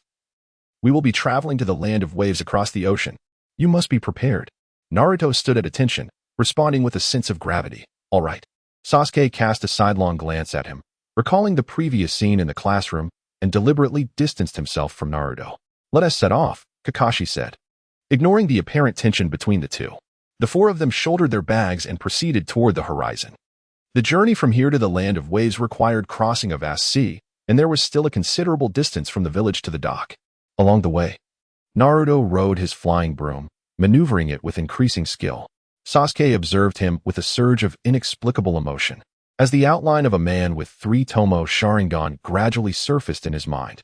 "One day, I will kill him with my own hands. Once I return, I will visit the scratch-off shop." Time at sea always seemed to stretch on interminably. Naruto fared relatively better, possessing a flying broom that allowed him to wander about freely. In contrast, Sakura, having also visited the scratch-off shop, found herself quite bored. Sitting at the edge of the boat, she gazed out at the boundless sea, letting out a melancholic sigh. Suddenly, a thought struck her. She recalled winning a treasure book at the scratch-off shop, which she had made sure to bring along when leaving. How could she have forgotten about it? Hastily, she rummaged through her backpack, and within moments, the book emerged before her. Its cover appeared antiquated and rustic, exuding a sense of age and wear. Kakashi, sitting nearby, looked on in surprise. "Sakura, what is that?" he inquired. With a slight smile, Sakura replied, "I won it at the scratch-off shop. They say it's a treasure book." The mention of a treasure book sparked Kakashi's interest, and soon, other passengers on the boat gathered around, their eyes gleaming with avarice, seemingly eager to discover what treasures lay within the book. "Sakura, how does one use this treasure book?" Kakashi pressed further. Sakura opened the pages, frowning slightly. "When I was at the scratch-off shop, the owner merely told me it contained the treasures of everyone as heart. I seem to have forgotten to ask how to use it. The surrounding crowd stumbled momentarily, caught off guard by the absurdity of the situation. However, just as the atmosphere grew surreal, the treasure book suddenly emitted a dazzling light. A peculiar pattern appeared on the blank pages. Upon closer inspection, Sakura felt a sense of familiarity wash over her. Then, realization dawned upon her. This, isn't at the very boat we are on right now? Her exclamation drew a crowd of onlookers. On the darkened hull of the boat, 2 red crosses were illustrated. Surely, those red crosses indicated the location of the treasure. Kakashi murmured, and several perceptive individuals noted this detail as well. With a firm nod, Sakura rose and made her way towards the nearest red cross. Her movement prompted nearly half of the passengers to follow suit. Their curiosity piqued as they wondered whether the treasure book could indeed lead them to genuine treasure. At this moment, the captain approached, intrigued. This was his own vessel, and he had no recollection of placing any treasure aboard. Out of curiosity, he joined the throng. According to the treasure book's guidance, the nearest red cross was located at the lowest deck, within the boiler room. Before long, they arrived at the boiler room. The air was stifling, and they observed a burly man with dark skin shoveling coal into the boiler. What treasure could possibly be found here? The captain scoffed, a derisive smile creeping across his face. The crew members trailing behind him chuckled mockingly. Your book must be a hoax. Where's the treasure? All that remains here is coal dust and a mute giant. They jested. Is this giant the treasure? Or is the shovel in his hands the treasure? Sakura paid no heed to those around her. Judging by the items previously uncovered by Naruto and the others, the treasures from the scratch-off lottery store could not possibly be so worthless. There had to be a hidden treasure here. The passengers accompanying her displayed a myriad of expressions. Sakura endeavored to calm her mind as she proceeded towards the location indicated by the red cross. Just as she was about to approach her destination, a burly man with dark skin suddenly stepped forward, his demeanor tense. Kakashi, observing the situation, positioned himself in front of the man and said with a casual smile, "What are you so anxious about? It's not as if anyone is after your treasures. I, Kakashi, a jonin of the Hidden Leaf Village, assure you that no one here will touch your treasures. Otherwise, they would be opposing me, a jonin of the Leaf." The prowess of the Hidden Leaf Village was renowned worldwide. Under normal circumstances, no one would dare to provoke a leaf ninja, risking severe repercussions. Yet, the burly man continued to dodge and weave, seemingly intent on overpowering Sakura. "Sakura, move quickly," Kakashi urged softly. Sakura nodded and quickened her pace. Upon reaching the spot marked by the red cross, she discovered a pile of coal. But why would that man be so agitated over mere coal? She found a shovel nearby and began to dig energetically. Within mere moments, a glimmering light emerged from beneath the coal. Sakura's eyes widened in astonishment as she hastened her efforts. Before long, she unearthed a diamond the size of her thumb from the coal. The captain, witnessing this, was momentarily speechless. "Captain, isn't this the diamond you lost a few days ago?" A crew member remarked from behind. The captain glared furiously at the burly man, his breathing quickening, and commanded the crew member, "Bind him and hand him over to the authorities once we reach shore." "Yes," several crew members replied in unison. Gazing at the dazzling diamond in Sakura's hand, the captain rubbed his hands together and said with a grin, "Thank you. Now may I have my diamond back?" Sakura, somewhat dazed, extended her hand. However, at that moment, Kakashi stepped in front of her, saying with a smile, "This diamond is considered contraband. Let us hand it over to the authorities once we reach shore as well." He tilted his head slightly, reminding her, "Sakura, you should keep it for now." "All right." Sakura nodded. Following this treasure hunt, many were left in awe and eagerly approached Sakura to inquire about the origins of the treasure map. With a leaf jonin by her side, they knew they could not forcibly seize it from her, making the quest to uncover the source of the treasure map their primary concern. This treasure map was obtained from winning the invincible scratch-off lottery in the Hidden Leaf Village. If you wish to try your luck, feel free to give it a go. The crowd's eyes lit up, and even the captain and crew hastily took out paper and pens to jot down the address of the invincible scratch-off lottery. After sharing this information, Sakura felt a surge of excitement as she noticed another red cross remaining on the map. The onlookers enthusiastically encouraged her to continue her search. She nodded and said, "All right. Let us embark on this quest together." Following the directions, they swiftly arrived at the captain's quarters. According to the clues, the treasure lay within the captain's bedroom. "Let us investigate further." After obtaining the captain's consent, she led the curious onlookers into his private chamber. The captain himself was perplexed, unable to recall any treasure being stored in his room. Sakura diligently followed the path indicated by the red cross. At last, she discovered a leather trunk, ensnared in cobwebs. In a dimly lit corner. Upon seeing the trunk, the captain appeared unsettled, exclaiming in a fluster, "How could it be here? Wasn't it lost before?" He then approached Sakura and placed his hands over the trunk, saying, "Perhaps it would be best to leave this treasure undisclosed. We should not let too many eyes see it." "But how can we do that? So many people are waiting here," she replied.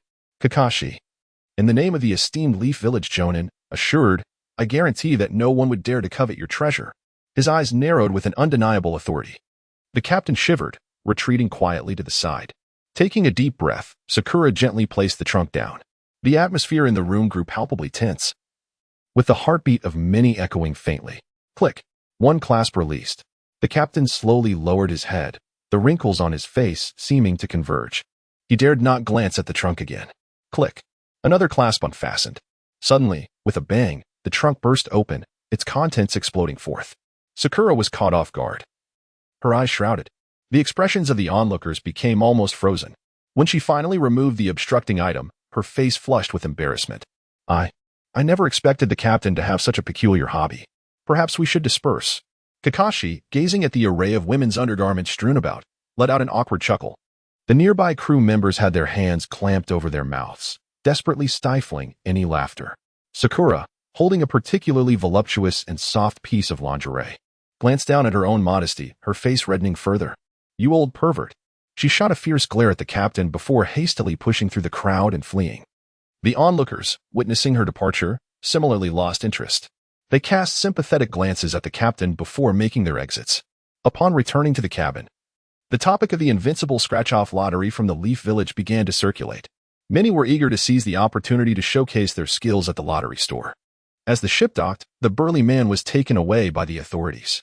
The passengers bid farewell to Kakashi and his companions before boarding a smaller vessel, which was sent by Raditz to retrieve them. Once aboard, Raditz sighed heavily. Kakashi sensed something amiss and inquired, "Is there something troubling you?" Leitais pondered for a moment, then sighed heavily, revealing the truth to Kakashi. "Your primary mission here is to ensure my personal safety. There is an individual named Kato who seeks my demise." Kakashi furrowed his brow in astonishment. "Kato? Is he the particularly wealthy magnate?" "Indeed." Leitais sighed again. "He has hired someone to kill me, without your protection.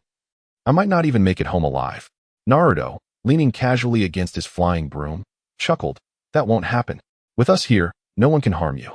Leitais cast a grave glance in his direction, his expression markedly somber. "What if that person is Momochi Zabuza?" "Momochi Zabuza?" Kakashi exclaimed in shock, noting his reaction. Naruto and the others pressed for clarification. "Kakashi-sensei, who is Momochi Zabuza?" Kakashi inhaled deeply, his demeanor growing increasingly serious. "Momochi Zabuza, a rogue ninja from the mist, excels in silent assassination techniques and is a formidable adversary." He turned to Leitais, stating, "We accepted a C-rank mission, but given the current circumstances, it appears to exceed that classification." Leitais lowered his head, his expression etched with despair. "I simply do not possess the funds to afford a higher mission rank." With a heavy sigh, a trace of sorrow emerged on his face. "If you believe the task is beyond you, feel free to return once we reach shore." Kakashi remained silent, releasing a long sigh as well. Only Naruto, unperturbed, laughed heartily. "Kakashi-sensei, whether it's Momochi Zabuza or anyone else, the four of us are more than enough to handle him." Seeing his demeanor, Kakashi's spirits seemed to lift slightly. After navigating through the mist for some time, they finally reached the shore. Leitais anxiously inquired, "Are you planning to return? If so, I can have the ferryman take you back." Kakashi waved his hand dismissively. "Let's first accompany you inside and assess the situation." Under normal circumstances, he might have chosen to retreat. However, as Naruto pointed out, they were now a party of 4. Furthermore, equipped with powerful tools, eliminating Momochi Zabuza should not pose a significant challenge. After walking a short distance into the woods, suddenly, a massive blade soared through the air, striking a nearby tree. Then, a figure clad in gray emerged from the foliage, leaping onto the enormous sword. His face was obscured by a white mask, reminiscent of Kakashi's current appearance. "Deliver that old man to me," Zabuza declared with crossed arms, his tone brooking no dissent. Kakashi's senses heightened. He instinctively spread his arms to shield Naruto and the others behind him. Yet, Naruto, ever the unpredictable one, unexpectedly soared into the sky on his broom. landing directly before Zabuza, right under Kakashi's watchful gaze. He mimicked Zabuza's demeanor, crossing his arms and said, "You are indeed Zabuza," but his voice trailed off awkwardly, the fierce words he had conjured moments ago evaporating in an instant. As he pondered, a spark ignited in his eyes, and with a smile, he inquired, "That sleeve of yours is quite exquisite. Where did you purchase it?" Behind him, Kakashi and the others were in a state of panic. "Fool, that is a high-ranking ninja. Engaging in idle chatter before a jonin is courting death." Zabuza felt a wave of humiliation wash over him, his already dark visage devoid of any luster. With a swift motion, he raised his massive blade and aimed it at Naruto. Naruto, riding a broom, vanished in a flash. Zabuza, now seething with rage, raised his arm. And in an instant, a thick fog enveloped the forest. Kakashi warned his comrades, "Be cautious. This is his signature technique, the silent killing technique." Understood. Sasuke and Sakura simultaneously drew their kunai, positioning themselves on either side of Raditz. The fog quickly obscured their vision, rendering even the closest figures indistinguishable. A hint of panic welled up within Sakura and Sasuke, while Naruto's whereabouts remained a mystery. Kakashi, fully alert, scanned the surroundings anxiously. At this point, revealing his Sharingan was no longer feasible. Thus, he recalled the bottle of perfume from the lottery shop. It is time to showcase true skill. He leisurely retrieved the perfume and sprayed it around himself. In the next moment, Zabuza suddenly appeared, raising his blade for a downward strike. However, as he inhaled the tantalizing aroma that permeated the air, he could not help but take a second whiff. In the space where Kakashi had stood moments ago, a stunning woman with alluring curves materialized, her snow-white legs and slender waist accentuated by the swirling mist, creating an aura of ethereal beauty. Zabuza inadvertently swallowed hard. Even a staunch man like him could not resist the urge to gaze longer. In reality, Kakashi found amusement in Zabuza's reaction. Were the outside world to witness Zabuza's current predicament, they would surely erupt in laughter. He tucked away the perfume and mused softly, "This stuff is truly remarkable. I must indulge again upon my return." Then, he adopted a fierce expression. As a seasoned ninja, he had never contemplated sparing any adversary capable of posing a threat. He withdrew a kunai from his tool pouch, gradually approaching Zabuza, and sighed. "You can only blame yourself for choosing the wrong opponent." With a swift motion, the blade pierced Zabuza's chest, creating a gaping wound. In an instant, a torrent of warmth gushed forth. Yet, Zabuza appeared oblivious to the pain. After a brief moment, he gradually reclined, and as the life drained from him, a lewd smile lingered upon his face. Kakashi let out a long sigh. He suddenly felt a surge of curiosity about the true power of this perfume. He was well aware of the past of Zabuza. He was a ruthless killer, one who would not flinch at taking a life. The very rules within the blood mist could be altered by his presence. Yet, even such a cold-blooded individual could be completely captivated by the fragrance. It seemed that every item produced in the scratch-off lottery shop should not be underestimated. As Zabuza met his demise, the thick fog gradually dissipated. Not far away, perched upon a tree, stood a young man clad in blue and wearing a mask. He was Bai, Zabuza's subordinate. Bai gently removed his mask, revealing a hint of ferocity in his delicate features, which twitched with agitation. Without hesitation, he leapt forward, silver needles glimmering in his hand, charging directly at Kakashi. Kakashi retreated several steps, but Bai showed no signs of slowing down. He formed hand seals. An ice wall suddenly flashed into existence. "Ice release? You are Bai," Kakashi exclaimed, his eyes widening. Earlier, he had heard tales of a ninja from the Mist's Umbu known as Bai, an ice user who had never failed in his missions. His formidable bloodline limit had claimed the lives of many renowned ninjas. However, there was one fortunate piece of news amidst this chaos. Despite Bai's feminine appearance, he was undoubtedly a man. With a mischievous grin, Kakashi produced the perfume from his pocket and sprayed it vigorously around him. Bai, concealed behind the ice wall, furrowed his brow at Kakashi's peculiar actions. What on earth was he trying to accomplish? After muttering to himself, he dashed forward, brandishing his silver needles toward Kakashi. Yet, Kakashi remained unfazed, standing calmly amidst the fragrant mist, patiently awaiting his prey. As Bai entered the range of the perfume's influence, his chakra surged dramatically. Kakashi momentarily froze in disbelief. Wasn't this perfume meant to target male ninjas? Why did it have a different effect on Bai? He barely dodged an attack and quickly glanced at the perfume. Indeed, at the bottom of the instructions, he spotted a line of small print. "Curved men are equivalent to women. Users should exercise caution in their discernment." "Boss, you have deceived me." Kakashi shouted to the heavens in exasperation. Simultaneously, silver needles began to rain down from all directions, swiftly turning him into a pincushion. You dared to kill Mr. Zabuza. I will make you pay with your life. Bai's voice echoed from behind the ice wall, filled with rage. Seeing the situation deteriorate, Sasuke rushed forward and unleashed a fire release, great fireball technique against the ice wall. However, Bai, now significantly strengthened, was not so easily overcome. The ice wall held firm against the assault. Clenching his fists tightly, a sense of helplessness enveloped his entire being. At that moment, Naruto soared back from the distance.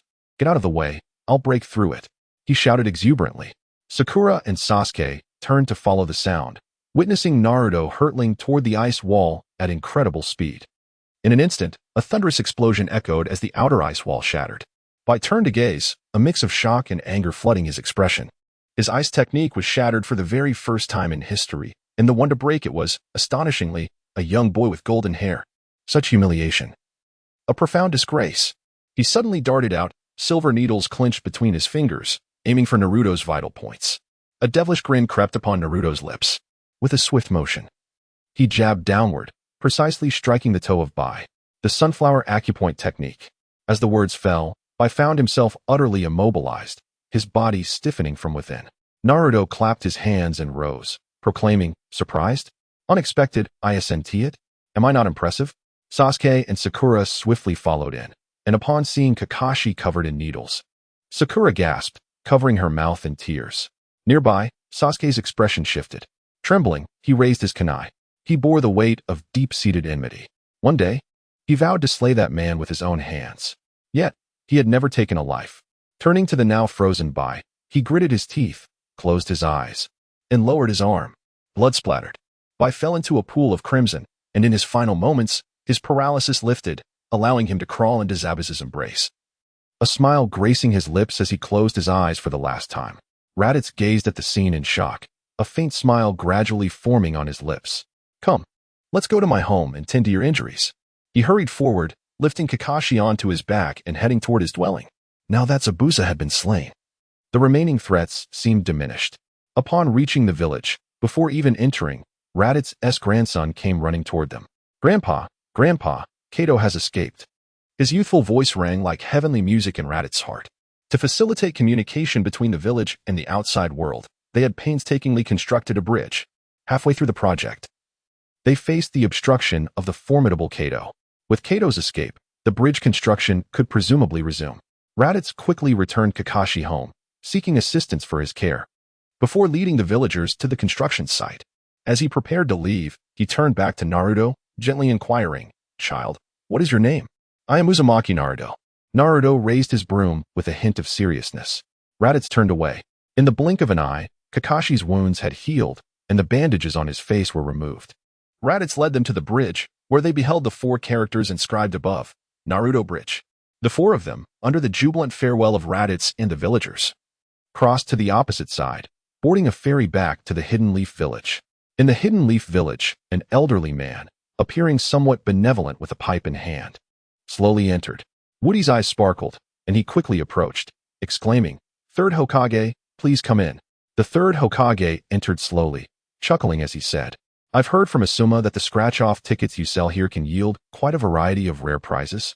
Woody smiled softly, responding humbly, These are merely mundane items. Nothing particularly extraordinary. If the 3rd Hokage is curious, why not give it a try? With that thought in mind, the 3rd smiled heartily and inquired about the most expensive scratch-off ticket priced at $1 million. Woody's eyes sparkled with delight, and his service demeanor improved markedly.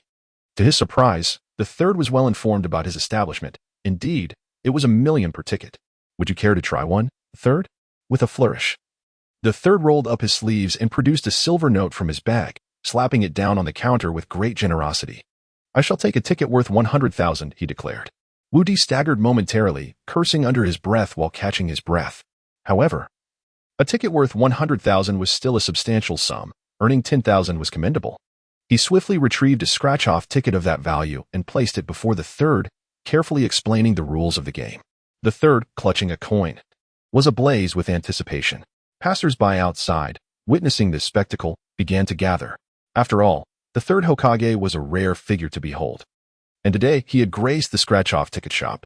Furthermore, whispers of his intent to scratch off a ticket worth 100,000 had reached their ears. They had never even glimpsed such a ticket.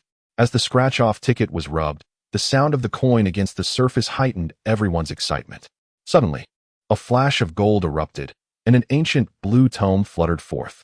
The third was overjoyed, and Wu Di's expression shone with increasing brilliance. On the cover of the blue tome, 5 gilded characters glimmered, the art of transference. This legendary manuscript was crafted by the master gene of the real world, a cherished dream for many youths who aspired to be martial heroes. In his youth, Wu Di too had fantasized about possessing such skills, becoming invincible across the realms. Now, with the appearance of this remarkable art, the third received the art of transference, and so did Wu Di. Suppressing his exhilaration, Wu Di smiled and explained, "Esteemed third, this tome is one of the secret ancient texts from my homeland. Mastering this art to its fullest allows one to translocate objects across the universe. Moving mountains and parting seas becomes a trivial endeavor." The onlookers gasped in astonishment. They had not anticipated that 100,000 silver note could yield something so formidable. The third himself trembled with excitement. Throughout history, only 2 ninjas had ever possessed the ability to move mountains and part seas, Hashirama Senju and Madara Uchiha. Most notably, both had long since departed this world. If this tome were indeed as extraordinary as Wu Di claimed, he might become the third unparalleled warrior in their lineage. With a heart full of anticipation, the third gazed longingly at the art of transference. "I shall return to practice. You must keep your shop thriving. I have great faith in you." With that, he turned and strode out, making his way toward the Hokage building. The onlookers buzzed with excitement, their mouths dry with anticipation. If Wu Di's assertions were true, the third's prowess would ascend to unprecedented heights. At that moment, it seemed as if the world would soon witness the dominion of the Leaf Village. Yet, they overlooked one crucial detail. Wu Di once remarked that this book requires extensive cultivation. In the initial stages, even if its power becomes evident, it may not be particularly formidable. However, this observation pertains solely to the third generation. As for himself, from the very moment he was extricated from the great universe shift, he had already attained a profound understanding. He tidied the tabletop, which had become cluttered during the previous lottery draw, in preparation for the next wave of customers. Just then, a familiar voice echoed from afar. "Boss, we're back. First, give me 5 $100 scratch cards." The voice, it was Naruto Uzumaki. Wu Di furrowed his brow and calculated with his fingers. The timing seemed amiss. According to the original narrative's pacing, they should only be encountering Zabuza for the second time now. Could it be? He recalled that both Kakashi and Naruto possessed items from his shop, which alleviated many of his concerns. Perhaps they had utilized those items to hasten their progress. Murmuring softly to himself, he quickly cleaned the counter and retrieved 5 scratch cards worth 200 each from behind him. Soon, Naruto and Kakashi entered the small shop together. Naruto, clutching a coin, excitedly took a seat. However, before he could begin scratching, a shout erupted from the nearby Ichiraku ramen shop, where the owner, Timoki Ichiraku, yelled, "Naruto, pay up quickly." Instantly, Naruto shivered, envisioning Ichiraku's furious expression, and swallowed hard. He tucked the 5 scratch cards away, glanced around furtively, and whispered, "Boss, do you have a back door?" Wu Di's expression darkened. This brat, from whom did he learn to evade debts? Such behavior cannot be tolerated. This establishment has never had a back door. Naruto slapped his forehead, his tone subdued. "What should I do then? I currently have no extra money to repay." After a sigh, he hesitantly reached into his pocket. "It seems I can only return these 5 scratch cards." Wu Di's countenance suddenly shifted. "That is out of the question. Our shop has a strict no-return policy." He then cleared his throat and gestured toward the window. "This is the only place in the shop where one could sneak away." Naruto sprang to his feet, clasping his hands in gratitude. With a nimble leap, he slipped through the window. Kakashi and the others had intended to stop him. But at that moment, Wu Di produced a dozen scratch cards, diverting their attention entirely from Naruto. Just as Naruto dashed away, Uncle Ichiraku stormed in wielding a ladle, exclaiming, "Naruto, pay up!" Before his voice could settle, he realized that Naruto was entirely absent from the room. Kakashi and the others rummaged through their pockets for coins. He glanced up at Wu Di and inquired, "Boss, where's Naruto?" Wu Di tilted his head, pointing toward the swaying window. "Naruto, don't run." Uncle Ichiraku raised the ladle high, charging out with the ferocity of a whirlwind. Outside, having just sprinted a short distance, Naruto heard that deathly call, his hair standing on end as he leapt onto the rooftop. Ichiraku, after all, is not a ninja. He chased for a short distance before completely losing track of his target. In a fit of anger, he flung the spoon to the ground, stamping his feet in frustration. Naruto, you shall never dine on Ichiraku ramen again in this lifetime. Having escaped a considerable distance, Naruto let out a sigh of relief upon realizing that Ichiraku had not followed. The monetary reward for his current mission amounted to a mere 1,000 ryo. And after deducting the 500 ryo spent on scratch-off tickets, he was left with barely enough to sustain himself. He retrieved the scratch-offs from his pocket, his eyes gleaming with anticipation. With a light chuckle, he slipped into the nearby woods. Once inside the forest, Naruto glanced around cautiously. Seeing no one in sight, he produced 5 scratch-off tickets from his pocket. Unbeknownst to him, not far away, a rosy figure was lamenting while tugging at his hair. What is this nonsense? I, Danzo Shimura, have lived for so many years, only to lose my dignity in old age. I shall never indulge in scratch-offs again. I despise you all. He gazed at his peculiar reflection in the stream, a hint of tears welling in his eyes. He had never imagined that he would find himself in such a predicament. As he wallowed in self-pity, a sudden flash of golden light appeared behind him in the sky. What on earth? He sprang to his feet, astonished, and stared towards the source of the light. This sensation felt eerily familiar, reminiscent of the scratch-off tickets. He furrowed his brow and hastened towards the radiant glow. Upon reaching the source of the light, Danzo crouched on a tree branch and peered down. There lay 4 scratch-off tickets, already revealed, beside Naruto. In his hand, another ticket was shimmering with golden light. Sunflower. Naruto exclaimed excitedly upon seeing the partially scratched coating. Previously, he had uncovered the chapter on the sunflower acupuncture technique. Now, discovering the sunflower once more must surely lead to the chapter on unlocking the acupoints. He licked his lips in anticipation. Meanwhile, Danzo, perched in the tree, furrowed his brow slightly. In the scratch-off shop, he had previously been bested by the shopkeeper's sunflower acupuncture technique, instilling in him an instinctive fear of the term sunflower. Now, seeing the young boy below also uncovering the sunflower, he pondered whether he could seize the opportunity to obtain such power for himself. With a slight exhale, a dangerous smile crept across his lips. In the next moment, his figure vanished, only to reappear behind Naruto. At that moment, Naruto was wholly engrossed in scratching his tickets, utterly oblivious to Danzo's presence. Danzo gently raised his hand and struck the back of Naruto's neck. Naruto felt the world spin around him and, in mere moments, collapsed to the ground, the scratch-off ticket still glowing in his grasp. Danzo licked his lips, his eyes glinting with insatiable greed. Once I master the sunflower acupuncture technique, we'll see what you can do to me then. The image of Uchiha holding a scratch-off ticket flickered in his mind. I wonder if you'll still refuse to lift this dreadful state. With a heavy grunt, he picked up the unfinished scratch-off ticket. As Wu Di was detoxifying in the restroom, a sudden thought flashed through his mind. A customer had drawn the sunflower manual. Would the host like to accept it? Wu Di was taken aback, his voice trembling slightly. Who possesses such remarkable chi to have drawn the renowned technique of the invincible goddess? He hastily tidied himself and exited the restroom. Upon entering the main hall, he found Kakashi and the others had already finished their draws, with each of them presenting a unique item, awaiting Wu Di's introduction. Approaching them, Wu Di softly inquired, "Has anyone drawn the sunflower manual?" The 3 were momentarily stunned and shook their heads in unison. A sense of bewilderment washed over him. Who could have possibly drawn it? Just as his mind was clouded with curiosity, Kakashi broke the silence, asking, "What is the sunflower manual? Is Naruto's sunflower acupoint technique superior?" Wu Di's body jolted. Indeed. There was Naruto. He had taken 5 cards today. Could it be that the sunflower manual was among those 5? He gulped, the subsequent scenarios becoming increasingly daunting to contemplate. If Naruto truly chose to cultivate the sunflower manual, would he not become a pariah in Konoha? He couldn't help but glance in the direction of Yen Yen, whispering, "Fourth Hokage, I am truly sorry." Turning back to the items before Kakashi and the others, he observed that Kakashi held a desiccated gecko.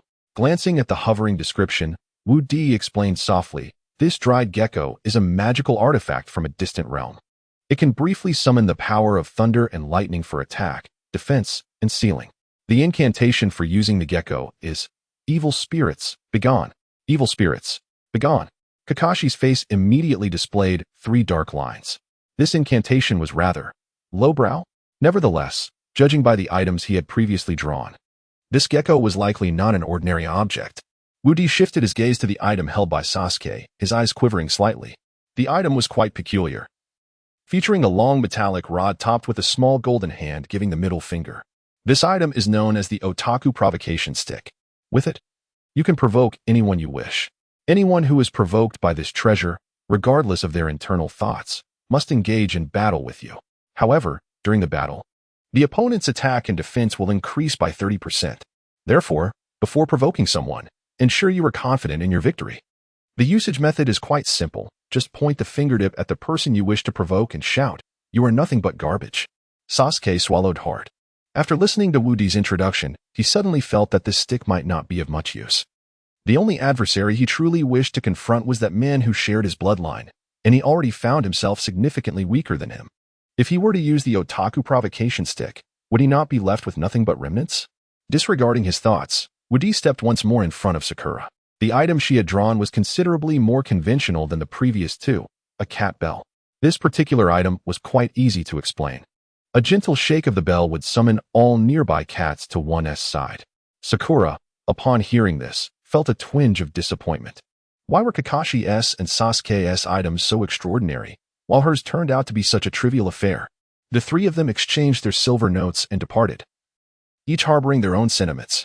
Before long, a sound emanated from the window on the side of the small shop. Naruto bounded in, clutching two items. Curiously, there was nothing resembling a martial arts manual among them. Wu Di, puzzled, gently inquired, "Is this all you managed to draw?" Naruto, despondent, replied, "Don't even get me started. I was halfway through drawing a third item when someone appeared out of nowhere and knocked me out from behind. By the time I regained consciousness, the scratch-off was already finished."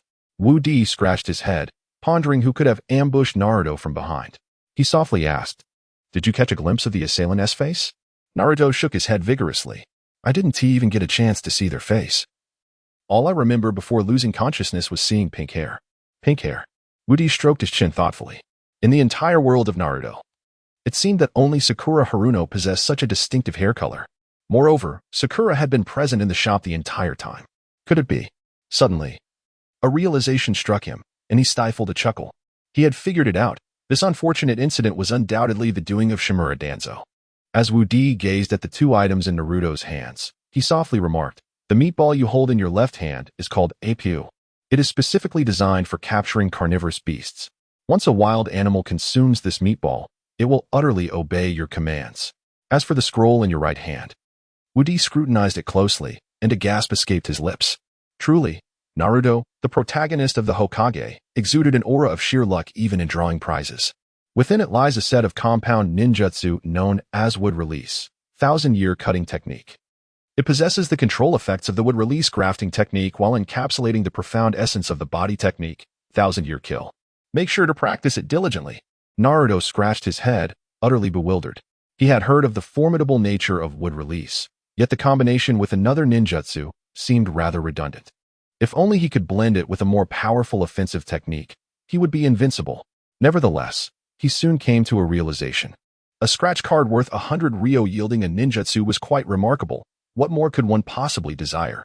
He stowed away the two items and was about to exit when he spotted a towering white figure blocking the doorway. Adorned with a chef's hat emblazoned with two bold red characters, Ichiraku. A sense of foreboding washed over him. Just as he was about to flee through the window, he felt his collar being grasped from behind. "Naruto, return the money," Uncle Ichiraku thundered. In a panic, Naruto raised two fingers and clumsily jabbed behind him, sunflower pointing finger technique. In the next instant, he felt Uncle Ichiraku become immobilized, allowing him to exert a little force and break free from his grip. Turning around with a cheeky grin, he said, "Uncle Ichiraku, could you grant me a few more days? I promise I'll return the money as soon as I complete my missions." Ichiraku's round eyes widened in indignation, and he opened his mouth to unleash a tirade, but found he could not utter a word, only managing to stifle a groan. Naruto clapped his hands and swaggered away with a sense of triumph. By the time Ichiraku regained his composure, Naruto had vanished without a trace.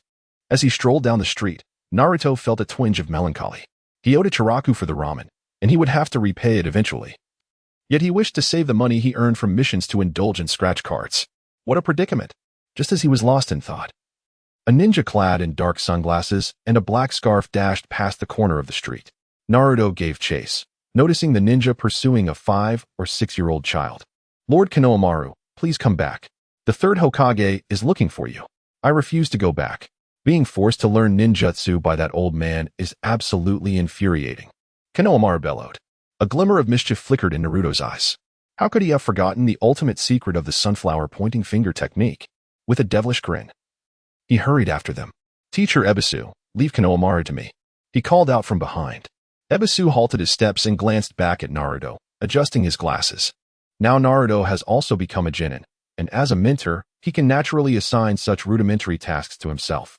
Ebisu, leaning on his arm, nodded. Go ahead. All right.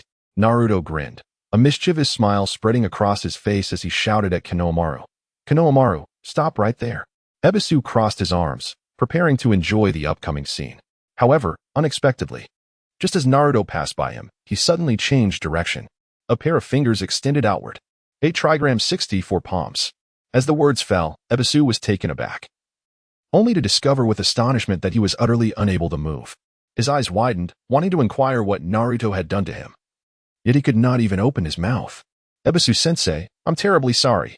Naruto approached, rubbing his hands together, and brazenly plunged his hand into Ebisu's pocket. Naruto, what are you doing? I warn you, I am a teacher at the Ninja Academy. If you dare to treat me like this, are you not afraid that I will send you back to the academy to start over? I will make you study with those 4 or 5-year-old children. Naruto, I swear I will make you pay for this. Despite appearing calm on the surface, Ebisu had already cursed Naruto 1,000 times in his heart, and his eyes were slightly moist. He saw Naruto nonchalantly pulling out his wallet and carelessly extracting banknotes from it. That money was meant for buying flowers in the mountains to present to the girl he admired. Naruto extracted 3,000 ryo, leaving him just a few hundred to sustain himself. Thank you, Ebisu-sensei. I promise I will return it to you when I have money in the future. Naruto cheerfully closed the wallet and directly placed it on Ebisu's glasses frame. Not far away, Konohamaru, witnessing Naruto's robbery, rushed over excitedly. Hero, take me on as your apprentice. Naruto ignored him, casting a glance before continuing forward. Konohamaru stomped his foot and shouted, if you don't accept me, I will tell Grandpa that you robbed someone in broad daylight. Upon hearing this, Naruto's temper flared up instantly, and he delivered Konohamaru a set of 8 trigram 64 palms. Watching the two of them immobilized, Naruto chuckled softly, humming a little tune as he departed. A few minutes later, as the immobilization effect on Ebisu wore off, he tearfully retrieved his wallet and let out a howl to the heavens. Naruto, I will not rest until I have my revenge on you. Though he shouted loudly, Naruto had already left the scene. Exiting from Ichiraka Ramen, he gazed at the mere 200 ryo remaining in his hand and sighed deeply. Just then, Sakura passed by him. Naruto, I saw a D-rank mission in the task manual that requires 3 people to complete. I've already contacted Sasuke, and now we just need one more person. Are you in? Instantly, Naruto was filled with excitement. Of course I'll go. Receiving an invitation from Sakura is an immense fortune. How could I possibly refuse? Then let us hurry, so we don't keep Sasuke waiting, Sakura said with a smile, a hint of urgency shining in her eyes. Upon witnessing this, Naruto felt a sudden jolt in his heart. Nevertheless, he continued to trail behind her, making their way into the depths of the forest. Within the woods, Sasuke was wielding his nerdy provocation stick, brandishing it wildly. By some bizarre twist of fate, he inadvertently pointed it at a ferocious wild bear lurking nearby. The bear's roar instantly shattered the tranquility of the mountains. Outside the forest, Sakura anxiously gazed in the direction of the roar, exclaiming, this is bad. That area is precisely where we are supposed to carry out our mission. Sasuke must be in danger. No sooner had she spoken than she leapt forward, sprinting into the woods. Naruto followed closely behind, feeling a twinge of discomfort as he observed her anxiety over Sasuke. Yet, he helplessly pursued her nonetheless. In the blink of an eye, they arrived at the designated area. From a distance, they spotted a bear, its body charred and blackened, with several kunai embedded in its back, roaring defiantly beneath a tree. Above it, Sasuke crouched helplessly on a thick branch. Sasuke, Sakura called out loudly, halting in her tracks. The bear, hearing Sakura's voice, turned its head momentarily but paid her no heed, resuming its scratching of the tree trunk. Gritting his teeth, Naruto hastily drew a kunai and hurled it at the bear. However, the creature's hide was remarkably tough. Even 3 kunai merely embedded themselves in its skin without inflicting any significant damage. Damn it, he muttered under his breath. In his moment of desperation, he recalled the meatball from the scratch-off ticket. With hopeful anticipation, he retrieved it. The instant the dumpling appeared, a delectable aroma wafted through the air. swiftly capturing the bear's attention. Observing this, Naruto's face broke into a smug grin as he tossed the dumpling into the air. The bear lunged, pinning the dumpling beneath its hefty body, gleefully licking it. In the blink of an eye, the meatball had shrunk from the size of a fist to that of a ping-pong ball. Once the bear had devoured the entire dumpling, Naruto cleared his throat. Let us head back into the woods. Both Sakura and Sasuke stared at him, taken aback, as if he were a fool. After all, how could a bear possibly be persuaded to return to the forest by mere words? Yet, to their astonishment, the bear seemed to comprehend Naruto's command, gradually turning away and ambling back into the woods with its rotund rear swaying. Sasuke, perched on the branch, let out a long sigh, feeling invigorated. He then leapt down and carefully stowed away the nerdy provocation stick, determined not to inadvertently point it at something inappropriate again. Sakura hurried over, her expression filled with concern. Are you all right, Sasuke? Sasuke maintained a stern demeanor, feigning calmness as he replied, I'm fine. Let us discuss the mission first. Indeed, Sakura chimed in. Isn't that cat supposed to be lost around here? Naruto added, approaching quietly to inquire. Sakura retrieved the mission scroll and examined the surrounding terrain. Yes, it's definitely around here, she confirmed. What are we waiting for? Let us find the cat, Naruto exclaimed, rolling up his sleeves and preparing to charge into the woods. Sakura smiled gently, retrieving the cat bell she had won at the scratch-off lottery shop from her ninja tool pouch. With a delicate shake, the clear sound of the bell resonated through the woods, echoing across several hundred meters.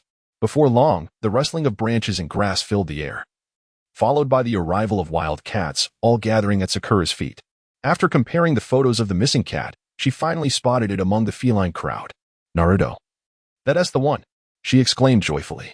Naruto leaped forward, embracing the cat. The moment it was cradled in his arms, it struggled fiercely, scratching his face and leaving several bloodied marks. His expression darkened, and he raised 2 fingers. The sunflower finger technique. Since mastering this extraordinary skill, he had only ever used it on people, never on animals. Today, however, seemed the perfect occasion to experiment. As his fingers made contact with the cat, it immediately froze, becoming as motionless as a stone statue.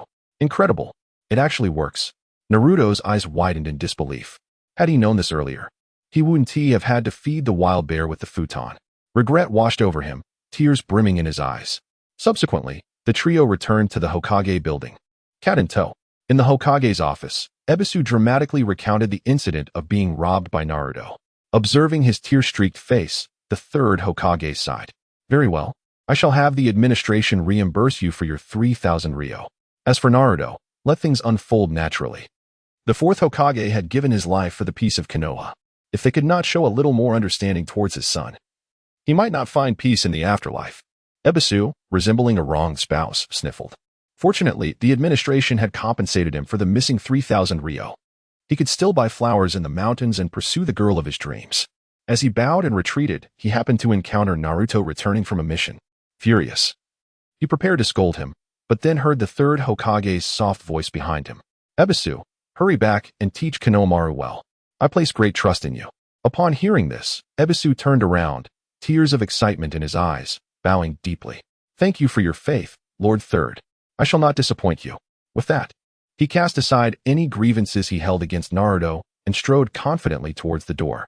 After completing their mission and receiving their reward from the administration, the 3 were contemplating a visit to the scratch-off lottery shop when Kakashi, Kurenai, Asuma, and Guy entered. Upon seeing the 3 genin counting their ryo, Kakashi chuckled. There you are. No need to go looking for you. Naruto leaned forward, squinting as he asked, Kakashi-sensei, what brings you here? Kakashi ignored him, walking straight up to the third Hokage and presenting him with a form. Naruto stood aside as 2 crows flew overhead, feeling acutely overlooked. Third Hokage, here is the list of participants for the Chunin exam. Please take a look, he said. The third Hokage took a draw from his pipe, exhaling a cloud of white smoke. So, all 12 of the genin you 4 have brought are participating, correct? Upon hearing this, Naruto and his companions paused momentarily, only to see Kakashi and the others nod solemnly. Indeed. The third Hokage placed the form aside leisurely and murmured, in that case, let them fill out the Chunin exam registration forms. He then retrieved a stack of colorful and mysterious documents from his drawer. Kakashi promptly snatched 3 sheets and approached Naruto and the others. Fill out the forms now. Sasuke had no objections. Advancing to Chunin would enhance his strength, bringing him closer to that man. Sakura, seeing him take the registration form, followed suit, although she still harbored a hint of hesitation. Naruto licked his lips. Initially, he had no intention of participating in the exam so soon. However, seeing his classmates sign up, he felt compelled to join them. After completing the registration forms, Kakashi advised, "Practice your ninjutsu diligently over the next couple of days to ensure you pass the Chunin exam smoothly." Understood. The three responded in unison. As they exited the Hokage's office, Naruto noticed Ebisu at the end of the corridor, counting the silver bills he had just retrieved. A sly smile crept across his face. With the Chunin exam approaching, it was essential to visit the lottery shop for a chance to win something special that might alleviate his worries for the upcoming exam. Despite his lackluster performance in ninjutsu training, he was undeniably a genius when it came to devising clever schemes. He hurried after Ebisu, calling out cheerfully, "Ebisu-sensei, wait up." Ebisu turned at the sound, and upon seeing Naruto's unpleasant visage, he instinctively took 2 steps back, warily clutching his wallet. "Don't come any closer," Ebisu stammered, genuinely fearful of Naruto's antics. Naruto, hands on his head, chuckled nonchalantly, "No need to be so scared, Ebisu-sensei. I harbor no ill intentions. Just keep your distance. I prefer not to have anyone too close." Ebisu vehemently shook his head, continuing to retreat. Naruto scratched his face and chuckled softly. "What if I were to change my appearance?" Before he finished his sentence, he swiftly raised his hands and performed a series of seals. "Allow me to present my original jutsu, the harem technique." Boom, boom, boom. A succession of explosive sounds resonated through the air, followed by the sudden appearance of several ethereal golden-haired women enveloped in mist within the corridor. They leaned against the walls or delicately caressed their slender legs. Ebisu immediately swallowed hard, and crimson warmth began to trickle from his nostrils. As the ethereal figures cloaked in mist approached, Ebisu found himself utterly immobilized. Lying there, he uttered, "So beautiful, truly breathtaking." Behind him, Sakura's cheeks flushed crimson, wishing fervently for a secluded corner to hide her embarrassment. The golden-haired enchantress, a transformation of Naruto, slowly drew near to Ebisu, alluringly inquiring, "Teacher Ebisu, do you find me beautiful?" As she spoke, she playfully bit her lip and cast a flirtatious glance. Ebisu's heart melted instantly. Such beauty was overwhelming. "Ha ha." He chuckled foolishly, only to hear Naruto gently whisper, "Sunflower pointing technique." His body froze once more. The lewd grin on his face abruptly frozen in place. Even the blood that streamed from his nose into his mouth remained unaddressed. Suddenly, clarity dawned upon him, realizing he had fallen into yet another of Naruto's traps. Alas, those precious 3,000 taels, still warm from his grasp. At that moment, Naruto gleefully counted the bills, oblivious to the fact that he had forgotten to lift the enchantment of his harem technique. Kakashi and his companions emerged from the Hokage's office, their eyes widening at the scene in the corridor. Kurenai shot a glance at Asuma, her anger igniting, and with a swift motion, she delivered a resounding slap. Asuma instantly regained his senses, turning to face Kurenai, who was now glaring at him, kunai raised in anger. Despairing, he leaned against the wall and cried out, "Dad, save me." Behind the humble wooden door, the third Hokage chuckled softly, a bag of spicy strips. "You dare question me?" He exhaled deeply. "How could you doubt me?" 5 Natures, Great Multi-Shuriken Technique. Witnessing the chaos unfold in the corridor, Naruto, sensing the impending trouble, promptly retracted the harem technique and made a hasty exit. Now 2 Jonin were embroiled in a scuffle due to his antics, with the third Hokage unwittingly drawn into the fray. Should any unfortunate mishap occur, the consequences could be dire. The 3 stealthily slipped out of the building, hastening towards the irresistible scratch-off lottery. "Today, Teacher Ebisu is treating us. Let us have a splendid time scratching," Naruto exclaimed, slamming 3,000 taels onto the table. Woody retrieved 3 lottery tickets from the pile with a smile. Leaning against the counter, resting his chin on his hand. "Didn't you just finish scratching today? How did you acquire so much money?" Without looking up, Naruto replied with a soft chuckle, "Today, someone is treating us, and since we are also preparing for the Chunin exams, let us see if we can strike something fortunate." Just as he spoke, the lottery tickets of the 3 erupted in a dazzling display of gold. Odd and peculiar items flew forth. "Naruto, yours is a mysterious map, a limited time consumable. Once you officially activate it, you will possess precise knowledge of any location you wish to visit in the world. However, its usage lasts only 1 day." Overjoyed, Naruto treasured the map as if it were a priceless gem, then turned his gaze toward Sakura. The enchanted pin in her possession is a remarkable artifact, equipped with a system capable of effortlessly answering any question one might pose. As the wonders of this tool were recounted, waves of envy resonated from behind. Sakura abruptly turned her head and noticed that Teams 8, 10, and Niji's team had all arrived at the shop. Rumor had it that the first round of the CH9 exams would consist of a written test. With this pin, you would undoubtedly breeze through it, for head girl. In a tone tinged with jealousy, Ino stepped forward, feigning a smile as she patted Sakura on the shoulder. This duo, rivals since their acquaintance, had always engaged in a silent competition, each reluctant to see the other thrive. Sakura offered an awkward smile, cursing Ino mentally 1,000 times over. If not for Sasuke's presence, she would have happily rolled up her sleeves to confront Ino. Shikamaru cast them a sidelong glance, his expression one of utter indifference, as he observed the slender chili pepper in Sasuke's hand. What on earth is that? He inquired with curiosity. Woody glanced over and smiled as he explained. This is something truly exceptional.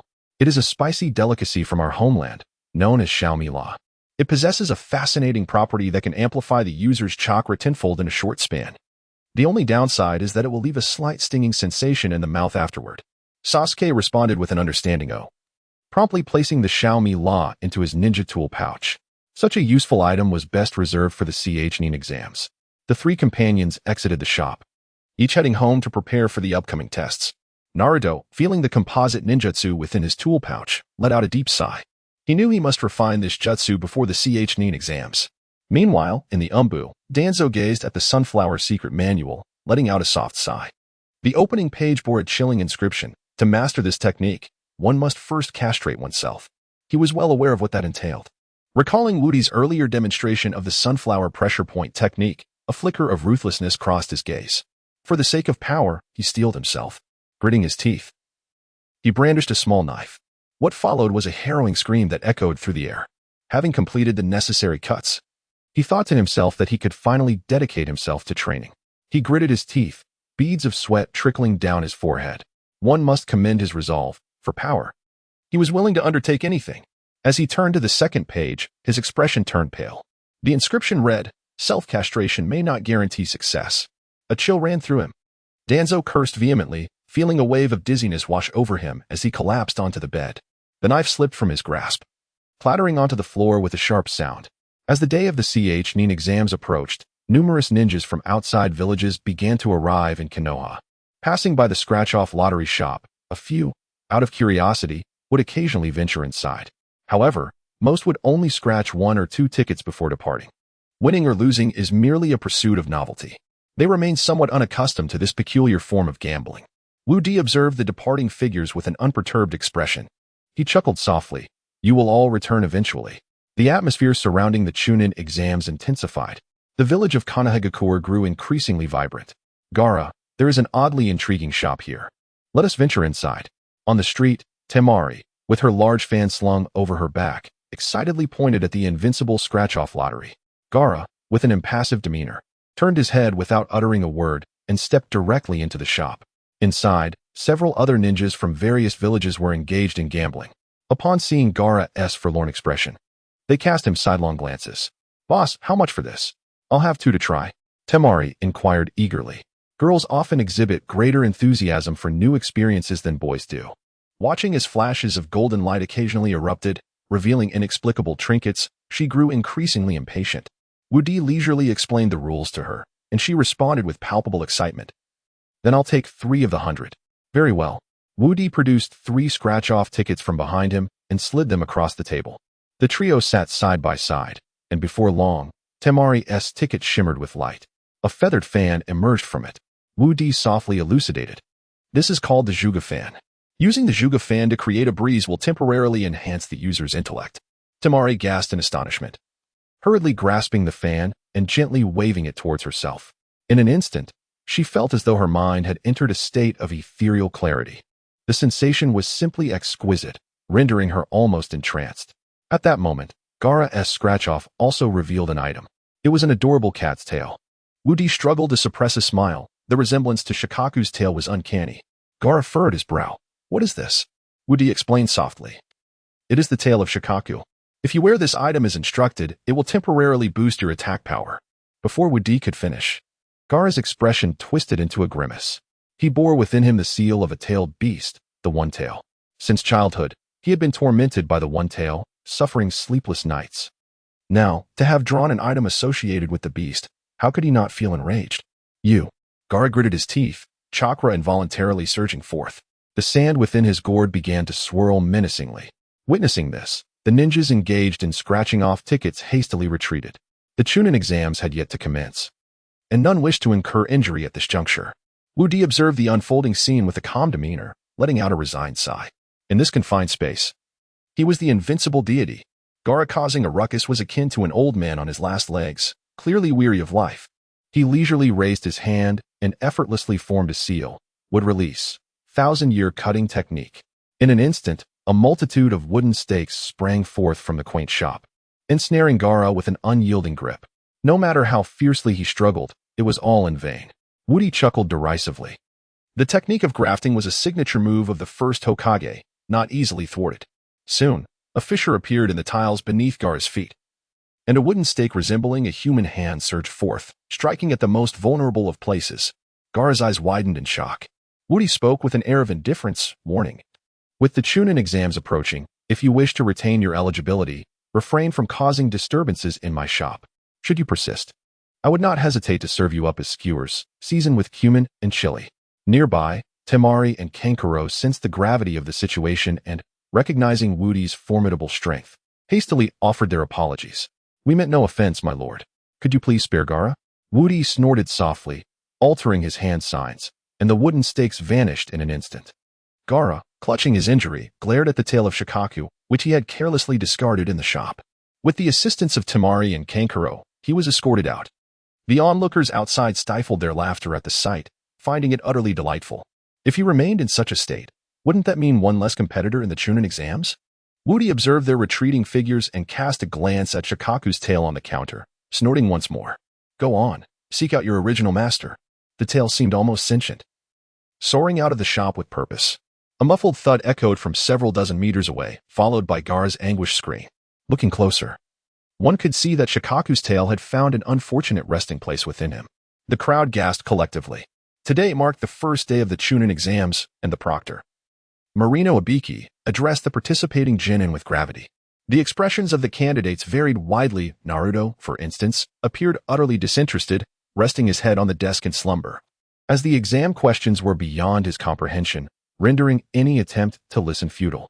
Then there was Gaara, who, still reeling from his recent ordeal, had not dared to leave his bed for 2 consecutive days. Were it not for the Chunin exams, he would likely still be languishing there. His chair was cushioned with a thick sponge, and his complexion bore the marks of torment. I hereby declare the commencement of the first round of the Chunin exams.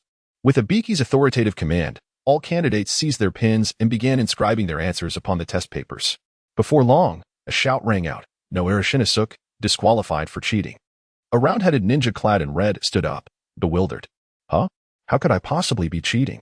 Abiki's expression turned steely as he seized the boy's wrist, causing a neatly folded cheat sheet to tumble from his sleeve. Shin Noara sighed. I told you, cheating like this is unacceptable, yet Mei insisted I do it. I can no longer trust her. Take him away. Morino Abiki commanded sharply. 2 ninjas approached from behind and seized Shin Noara. I will return. With 1 candidate captured, the remaining examinees became more cautious, yet still could not escape Ibiki's piercing gaze.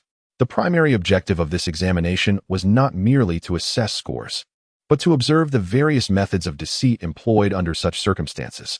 If one managed to avoid detection by the proctor, they would pass. Morino Abiki scanned the room, his gaze resting on Naruto. He sighed, realizing that under Naruto's current condition, even if he submitted a blank paper, he would undoubtedly pass. Simultaneously, he felt a sense of wonder.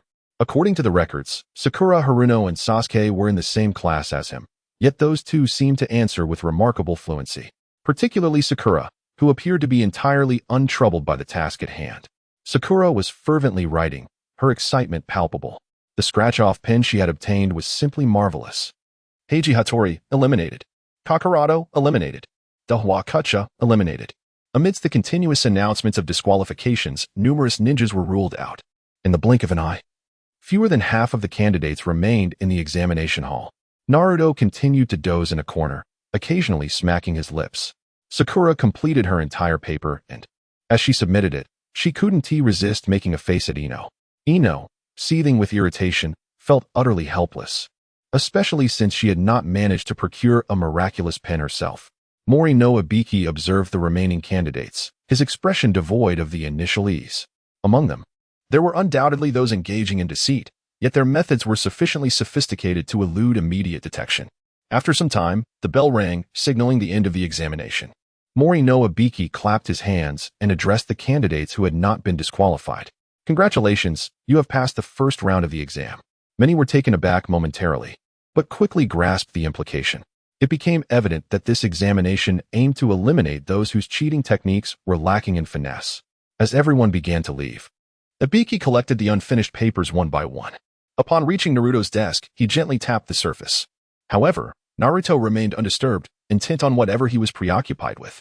Just then, in a daze, Naruto raised 2 fingers and mumbled, "Sunflower pointing finger technique."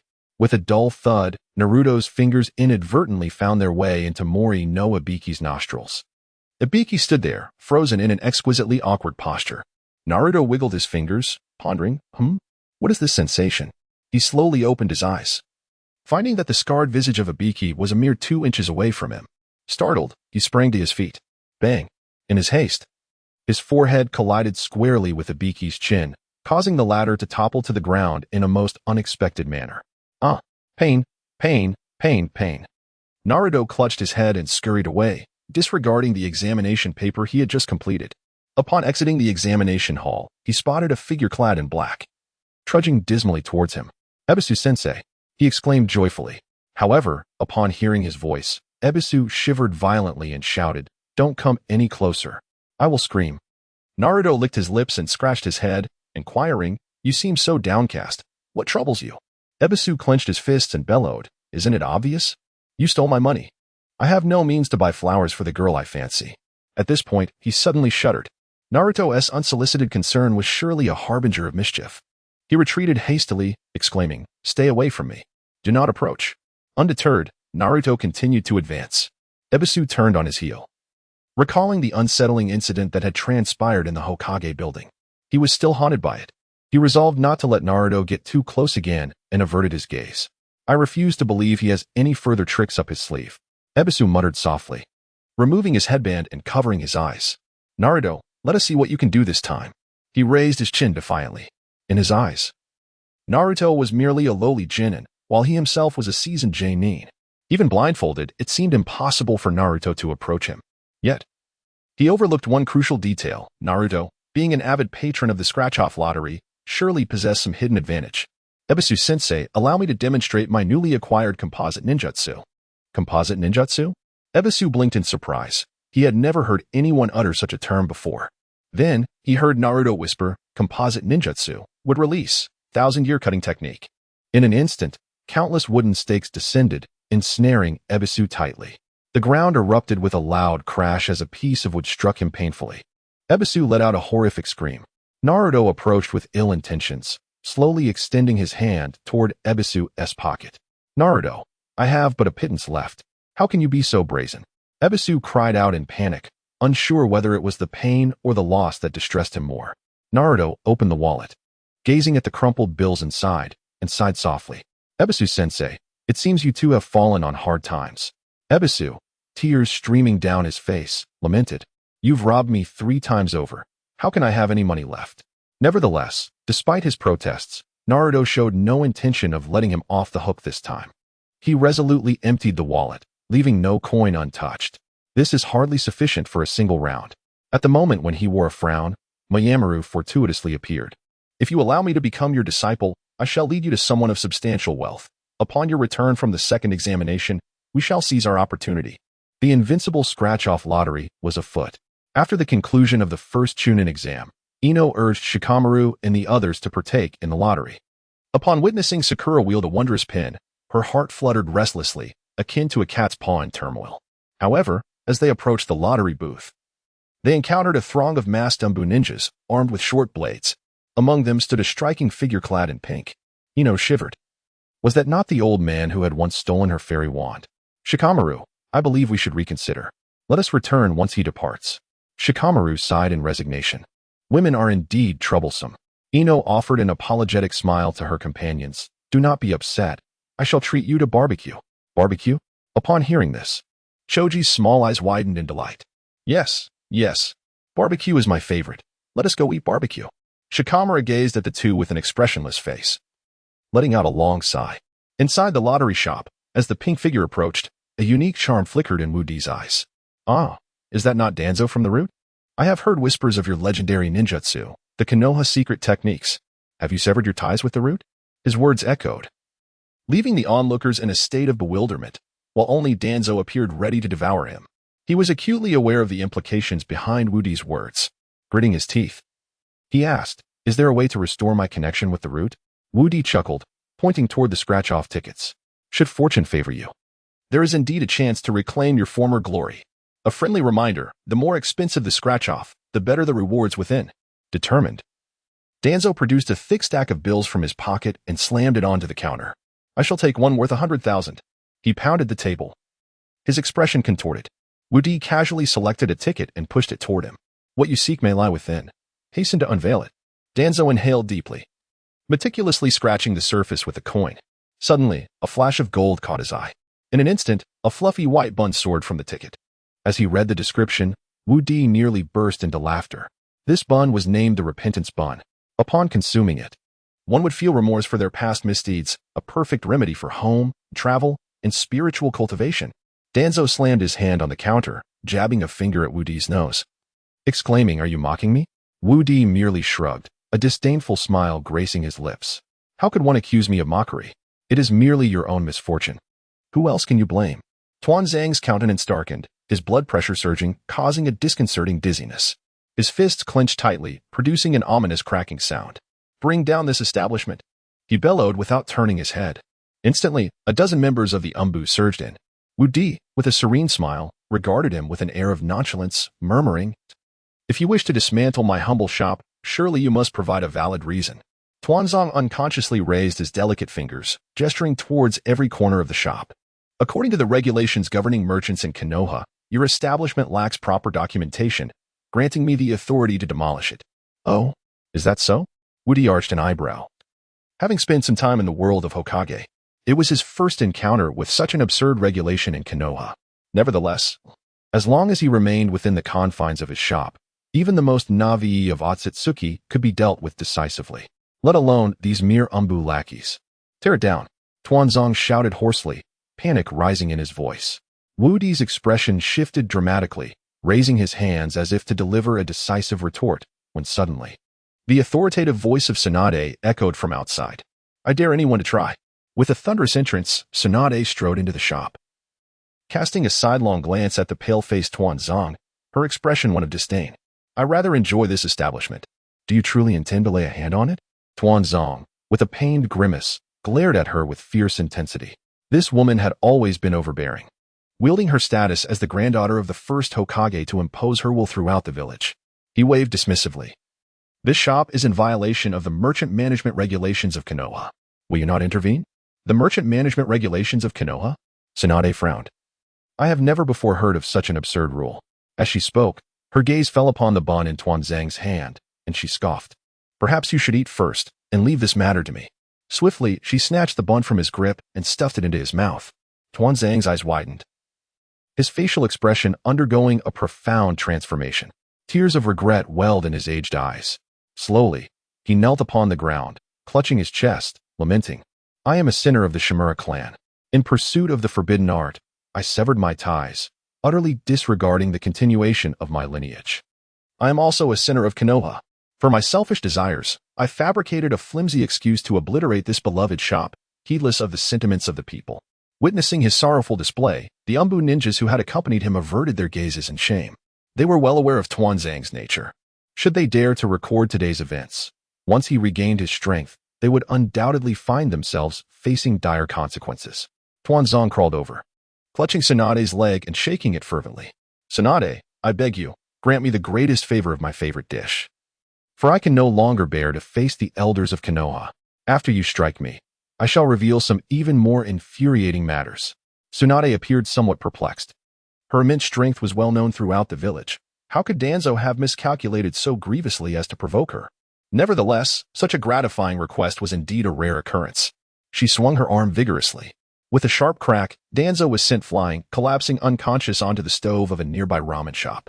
The Umbu ninjas, witnessing this, hurriedly rushed over to hoist Danzo away amidst the chaos.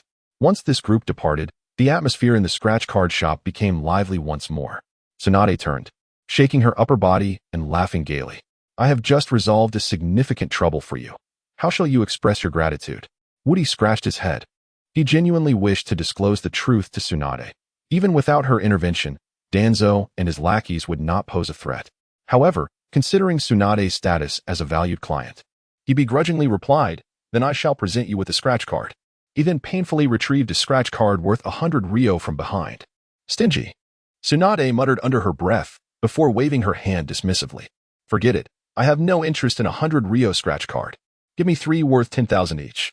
Woody swiftly produced 3 scratch cards, glancing over his shoulder at Tsunade. Lady Tsunade, did you not bring Shizen today? No. I have some matters to attend to regarding the Chunin exam. I shall see if I can win something. Tsunade's eyes sparkled with excitement. She then seized a coin and began to scratch vigorously. Unsurprisingly, after thoroughly scratching all 3 cards, not a glimmer of gold emerged. Tsunade sighed, as if she had anticipated this outcome. Well, if I didn't win, I shall take my leave. I will return in a few days. Woody chuckled and rubbed his hands together. Very well. Lady Tsunade, take care. No sooner had Tsunade exited the small shop than a ninja clad in earthy yellow garb, adorned with a grass village forehead protector, entered closely behind. Woody recognized this individual all too well. Without a doubt, beneath this unassuming exterior lay a soul fervently devoted to the pursuit of scientific research. I would like a scratch card as well. He spoke slowly. Woody explained the prices and the rule that the more expensive the scratch card, the better the potential rewards. He knew that Orochimaru was among the wealthier individuals in the Naruto world. Otherwise, he could not sustain his extensive research expenses over the years. Orochimaru gestured towards the departing Tsunade and inquired, how much did she just buy? Woody chuckled lightly. You mean Lady Tsunade? She purchased cards at 10,000 each. Then I shall have 3 at 10,000 each. Orochimaru pulled a 100,000 Ryo bill from his pocket. He then picked up a coin and gently scratched the surface. After only half of the card was scratched, a flash of gold suddenly appeared. A glimmer of astonishment sparkled in Orochimaru's eyes. Moments later, a hand grenade shaped like a cantaloupe floated out from the ticket. As he gazed at the instructions for the grenade, a tumultuous wave churned within Woody's stomach. The astonishing imagery was beyond his imagination. The contraption you have devised is referred to as the Harrington grenade, a weapon of psychological devastation. The Harrington grenade? A weapon of psychological devastation? Uncle Snake scratched his head in disbelief.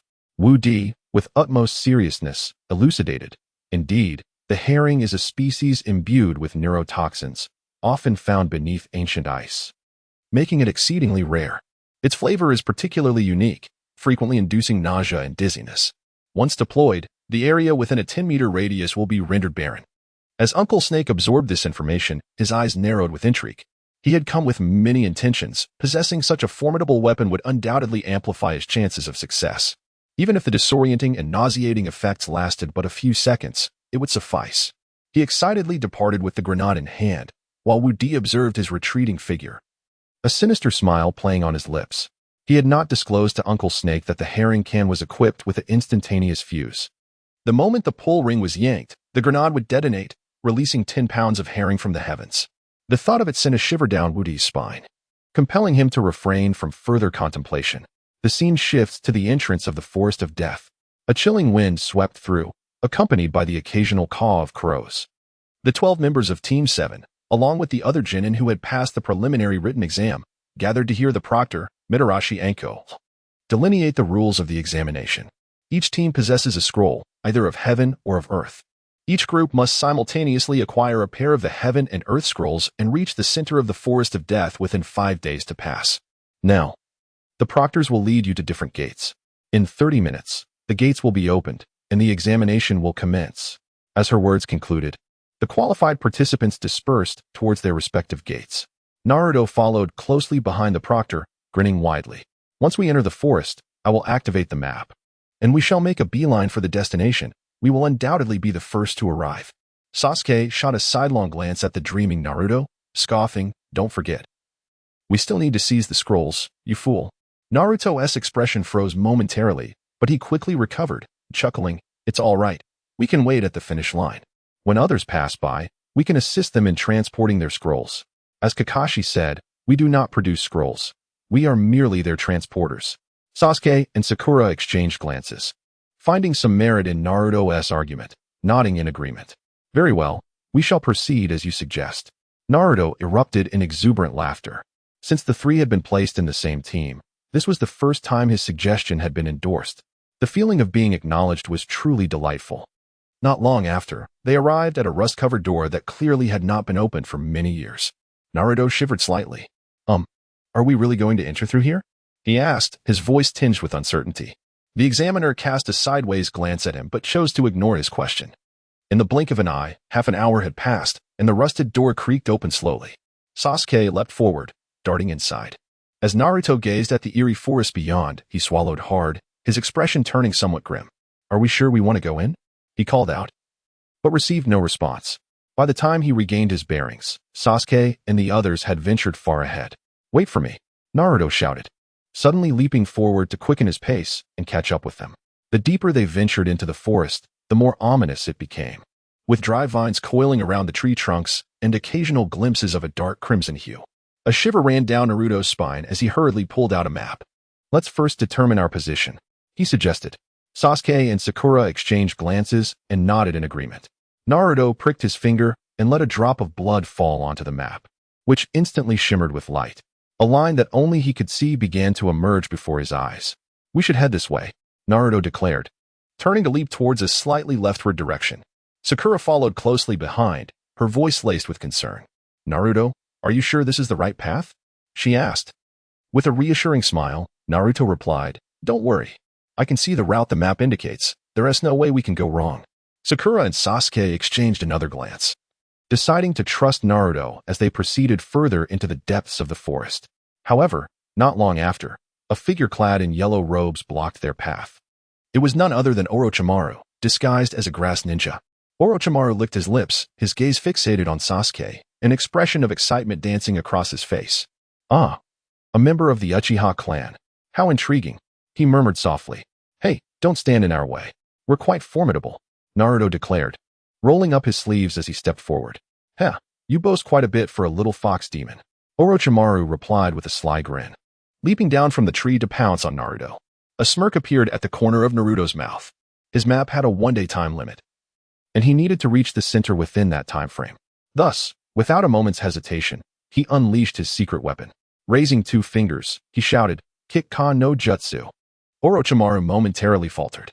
Before fleeing from Konoha, he had meticulously studied all the techniques of the village, yet had never encountered the so-called Kick-Ka no Jutsu. Could it be that a new technique had been developed recently? Still, he thought, how powerful could a technique used by a mere Genin truly be? He approached without any caution, extending his hand toward Naruto's forehead. However, just as their fingers brushed, Naruto's 2 fingers struck Orochimaru's wrist. Instantly, Orochimaru felt his body stiffen, immobilized and unable to move. Thud! His entire body crashed heavily onto the stone ahead, his head embedded perfectly within the crevice. Only half of his body remained exposed. Should anyone approach, they would undoubtedly discover him. Sasuke, Sakura, let us move, Naruto whispered urgently. The trio did not linger, continuing their flight deeper into the woods. Uncle Snake, confined within the stone fissure, found himself utterly immobilized, discomfort enveloping him. Had someone appeared at that moment to end his life? Perhaps the ensuing tales would have been far less intricate. Nevertheless, Uncle Snake was one of the legendary 3 shinobi, when the occasion demanded. He could summon an unexpected burst of vitality. In the 5 minutes of his immobilization, not a single team passed by. Once he regained his composure, he exerted considerable effort to extricate his head from the stone. A small gash marred the surface of his visage. Fox demon brat, Uchiha whelp, you cannot escape my grasp, he growled in a hushed yet seething tone. Once a member of Konoha, he had traversed the Death Forest countless times, casting a glance towards the direction they had fled. He smirked slyly, contemplating. Those wretched brats must be heading towards the center. My quarry, you shall not elude my clutches. He stretched his neck, a thrill of excitement coursing through him as he leaped into action. Uncle Snake's speed was astonishing, far surpassing theirs by numerous degrees. In mere minutes, he had navigated through the dense thicket, soon spotting Naruto and the others in the distance. You all stop right there, Uncle Snake bellowed, then bit his finger, letting a drop of blood fall into his palm. With swift hand seals, a peculiar pattern materialized beneath him in midair.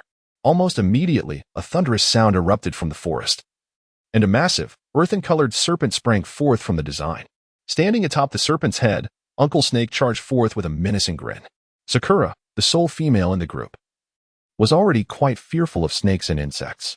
Upon witnessing the colossal serpent, her fear intensified, and she let out a scream, collapsing in terror. Naruto, leading the group, turned back, cursing under his breath, his eyes flashing with anger. How could he have been trapped in the stones only moments ago, yet now appeared here? Had no other teams passed by during that entire duration? He halted and turned back, positioning himself protectively in front of Sakura. The giant serpent was drawing near. Even if he wished to use wood release to control it, he feared he would not have enough time to form the necessary seals. Urgently, he raised his arms to shield his chest, intent on withstanding the serpent's assault with sheer willpower. Sasuke perched on a branch, a look of urgency etched across his face, furrowed his brow and shouted, "Fool! Run, now! Run!" Naruto exhaled deeply. If he fled, Sakura would surely be gravely injured or even killed by the serpent. Having grown up without companions, he could not bear to watch his newfound allies face peril. He silently shook his head, his muscles tensing in preparation. Suddenly, a resounding crash echoed, startling countless birds into flight. Beneath Naruto's feet, the ground was furrowed into a trench over a meter wide. The colossal serpent, undeterred, continued to push forward against Naruto. Sakura, paralyzed by fear, found her mind blank as she helplessly watched Naruto being thrust into the air, unable to muster even a modicum of strength. Fool! Even at this moment, still pretending. Sasuke cursed inwardly, swiftly retrieving a small chili pepper from his ninja tool pouch, a precious item he had intended to save for the Chunin exam finals. Given the dire circumstances, he had no choice but to consume it immediately. With a crisp crack, the pepper was bitten into, releasing an intense, searing heat that surged through his body, making every pore feel as if it were opening wide to expel heat. Within him, a rich chakra began to swell uncontrollably. This chili pepper truly was a miraculous enhancer of chakra. He sighed inwardly, feeling a tinge of regret, then propelled himself forward. Shouting at the serpent, "Stop!" With a powerful swing of his arm, he delivered a heavy punch to the serpent's head. Instantly, a hole was created atop the serpent's skull, and silence followed, soon replaced by a sudden rush of air as the beast vanished. He landed deftly on the ground, his complexion flushed, exhaling with wisps of white vapor. His double Tomo Sharingan glimmered ominously. Orochimaru was momentarily stunned, then overwhelmed with elation. He had never anticipated that a mere genin could unleash such formidable combat prowess. Capturing him as a test subject would undoubtedly be an exceptional choice. Even if Sasuke were not to become a test subject, having him as a vessel for future reincarnation would be equally advantageous. Fire release, great fireball technique. While Orochimaru was lost in thoughts of the future, Sasuke quickly formed hand seals, unleashing a massive fireball. Orochimaru chuckled softly. Such ninjutsu was child's play for him to counter. Fire release, Phoenix fire technique. Several smaller fireballs erupted from his mouth. Empowered by the chili pepper, he felt as though his chakra was inexhaustible. As he unleashed 2 successive ninjutsu, a glint of greed flickered in Orochimaru's eyes, his interest in this body intensifying. "Fool, how are you holding up?" Taking advantage of the moment created by his fire techniques, Sasuke turned to Naruto, half buried in the ground, anxiously inquiring. Naruto crawled out of the dirt, shaking his head and brushing off the dust as he grumbled, "Damn it. That serpent is too strong, but at least I'm not dead." "Then hurry and help," Sasuke shouted, throwing 2 shurikens. Naruto exhaled sharply and leaped forward, executing the sunflower pressure point technique. As he approached, Orochimaru smirked slightly. "Do you really think I would fall for the same trick twice?" In an instant, Orochimaru leapt, soaring over Naruto's head. While the sunflower pressure point technique boasted an unavoidable effect, it still required contact with the opponent to be effective. Uncle Snake deliberately maintained his distance as Naruto's attack missed, causing him to stumble forward. "My goal for today is Sasuke. I shall spare your life for now." Uncle Snake did not turn back, heading straight for Sasuke. Meanwhile, Sasuke had once again formed hand seals. Fire release, dragon fire technique. Uncle Snake, unflinching, softly murmured, "Humph." A mere genin, casting 3 ninjutsu in succession. Surely, his chakra must be nearly depleted. However, to his astonishment, the effects of the dragon fire technique had not yet dissipated. And once again, the voice of Sasuke echoed nearby. Fire release. Great dragon fire technique. Uncle Snake was taken aback, his steps momentarily faltering. Is this still a genin? It is already extraordinary for a genin to cast ninjutsu 3 times. One cannot encounter such a feat for years. Yet the boy before him had managed to unleash 4. He began to doubt the very nature of existence. In that fleeting moment of hesitation, Naruto seized the opportunity, swiftly forming hand seals. Wood release. 1,000-year root technique. With a thunderous shout, several wooden stakes descended from the sky, ensnaring Uncle Snake within their grasp. Just then, Sasuke's great dragon fire technique arrived silently, enveloping Orochimaru's body. Impossible. Aside from the first Hokage, how could anyone else wield wood release? How could a genin possibly cast 4 ninjutsu in succession? It is unfathomable. As he shouted in despair, the ground beneath him suddenly cracked with fine fissures. A smooth, wooden hand emerged with 2 fingers raised, shooting forth with incredible speed. Thud! A muffled sound reverberated, filled with a pungent intensity. Trapped between flames and wooden stakes, Uncle Snake let out a desperate roar. Immediately, a large, pale serpent leaped from amidst the flames, opening its massive jaws to bite Sasuke. With a swift motion, Sasuke flung the white snake into the underbrush, where it vanished without a trace. Sasuke, are you all right? Naruto rushed over, anxiety etched on his face. Sasuke gritted his teeth, pressing a hand against the wound on his neck, and replied, "It's nothing, just a bit painful. It will be fine soon." Just then, the enhancement effect of the chili pepper began to wane, and the side effects surged forth. Sasuke extended his tongue, gasping for breath, feeling as if 2 hedgehogs were battling in his mouth, an unrelenting sting. "Is this what you call a little pain? Boss, you green-haired turtle, how could you deceive me?" He cried out in anguish, his vision fading to darkness as he collapsed backward. In a small shop, Wu Di was observing a few people scratching off lottery tickets when he suddenly sneezed. Looking outside at the bright sunny weather, he wondered, something's off, the weather hasn't changed. So why did I sneeze? In the depths of the Death Forest, in a dimly lit clearing. "Sasuke, Sasuke." Naruto shook Sasuke's shoulders and whispered urgently. Yet, Sasuke showed no response, as if he were lifeless. Naruto touched his forehead and frowned, saying, "Sakura, he has a fever." "Huh?" Sakura covered her mouth, tears shimmering in her eyes. The examination has only just commenced, and if Sasuke continues in this state, their elimination is inevitable. What should be done? She turned to Naruto, her eyes reflecting a plea for help. Naruto understood her unspoken words, sighed in resignation, and retrieved the map, gradually closing his eyes. "Sakura, there is a small river not far from here.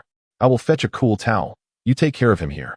Sakura nodded vigorously, her mind racing, as she had never encountered such a situation before and found herself at a loss. Watching Sasuke's contorted face, her heart ached incessantly. "Naruto, please hurry back," she called out to his receding figure. "All right." Naruto shook the towel, increasing his pace. Meanwhile, not far from their location, 3 ninjas adorned with Sound Village headbands halted. "Sak, did you hear anything?" inquired the only female ninja among them. The ninja clad in yellow with the character for death inscribed upon it, known as Sak, paused and surveyed the eerie forest surrounding them, chuckling. "Kodo, don't scare us. Perhaps you misheard?" Kodo shook her head repeatedly, while TOS, the ninja beside her, chimed in. "I thought I heard something too." "Well then, let us investigate." Sak pinched her ears, reluctantly yielding to the majority's decision. They then hurried towards the direction of the sound. In the clearing, Sakura clutched her kunai with both hands, fearfully scanning her surroundings. Suddenly, a nut fell to the ground behind her with a soft thud. She spun around abruptly, crouching slightly, vigilantly searching the area. Upon confirming the absence of any other presence, she exhaled in relief. "I knew it. There are indeed people here." Just as she prepared to sit down, a clear feminine voice rang out from a branch across from her. The speaker was none other than the female ninja Kodo, who initially detected the sound. Sakura raised her gaze, her nerves instantly on edge. At this moment, Sasuke remained unconscious, and Naruto was away fetching water. She was utterly unequipped to face 3 adversaries alone, and judging by their appearances, each seemed formidable. Trembling, she slowly lifted her kunai, repeatedly calling out in her mind, "Naruto, please hurry back. Come back quickly." She swallowed hard and gradually stood up. "TOS, is it really fair for the 3 of us to gang up on one?" Kodo teased with a mischievous smile. TOS scratched his head. "It seems there's nothing wrong with that. I relish the odds. Then what are we waiting for? Let us go." Sak stomped his foot and charged forward. Ninjutsu, air cannon. Sak formed hand seals, unleashing two powerful gusts of air directly from his palms. Caught off guard, Sakura was propelled several meters away, landing right beside Sasuke. Glancing at the unconscious Sasuke, she gritted her teeth and stood up again. Koto suddenly leaped forward, her movements ethereal as she closed in on Sakura. Sakura, taken aback, stumbled repeatedly, compelled to forcibly create distance between the two individuals. Yet, before she could regain her balance, Toss, with a wasp nest bound to his arm, had already appeared behind her. A piercing sound emanated from the hive, causing her head to spin and her vision to blur significantly. Seizing the moment of her distraction, Toss struck down with a heavy blow, sending her crashing to the ground.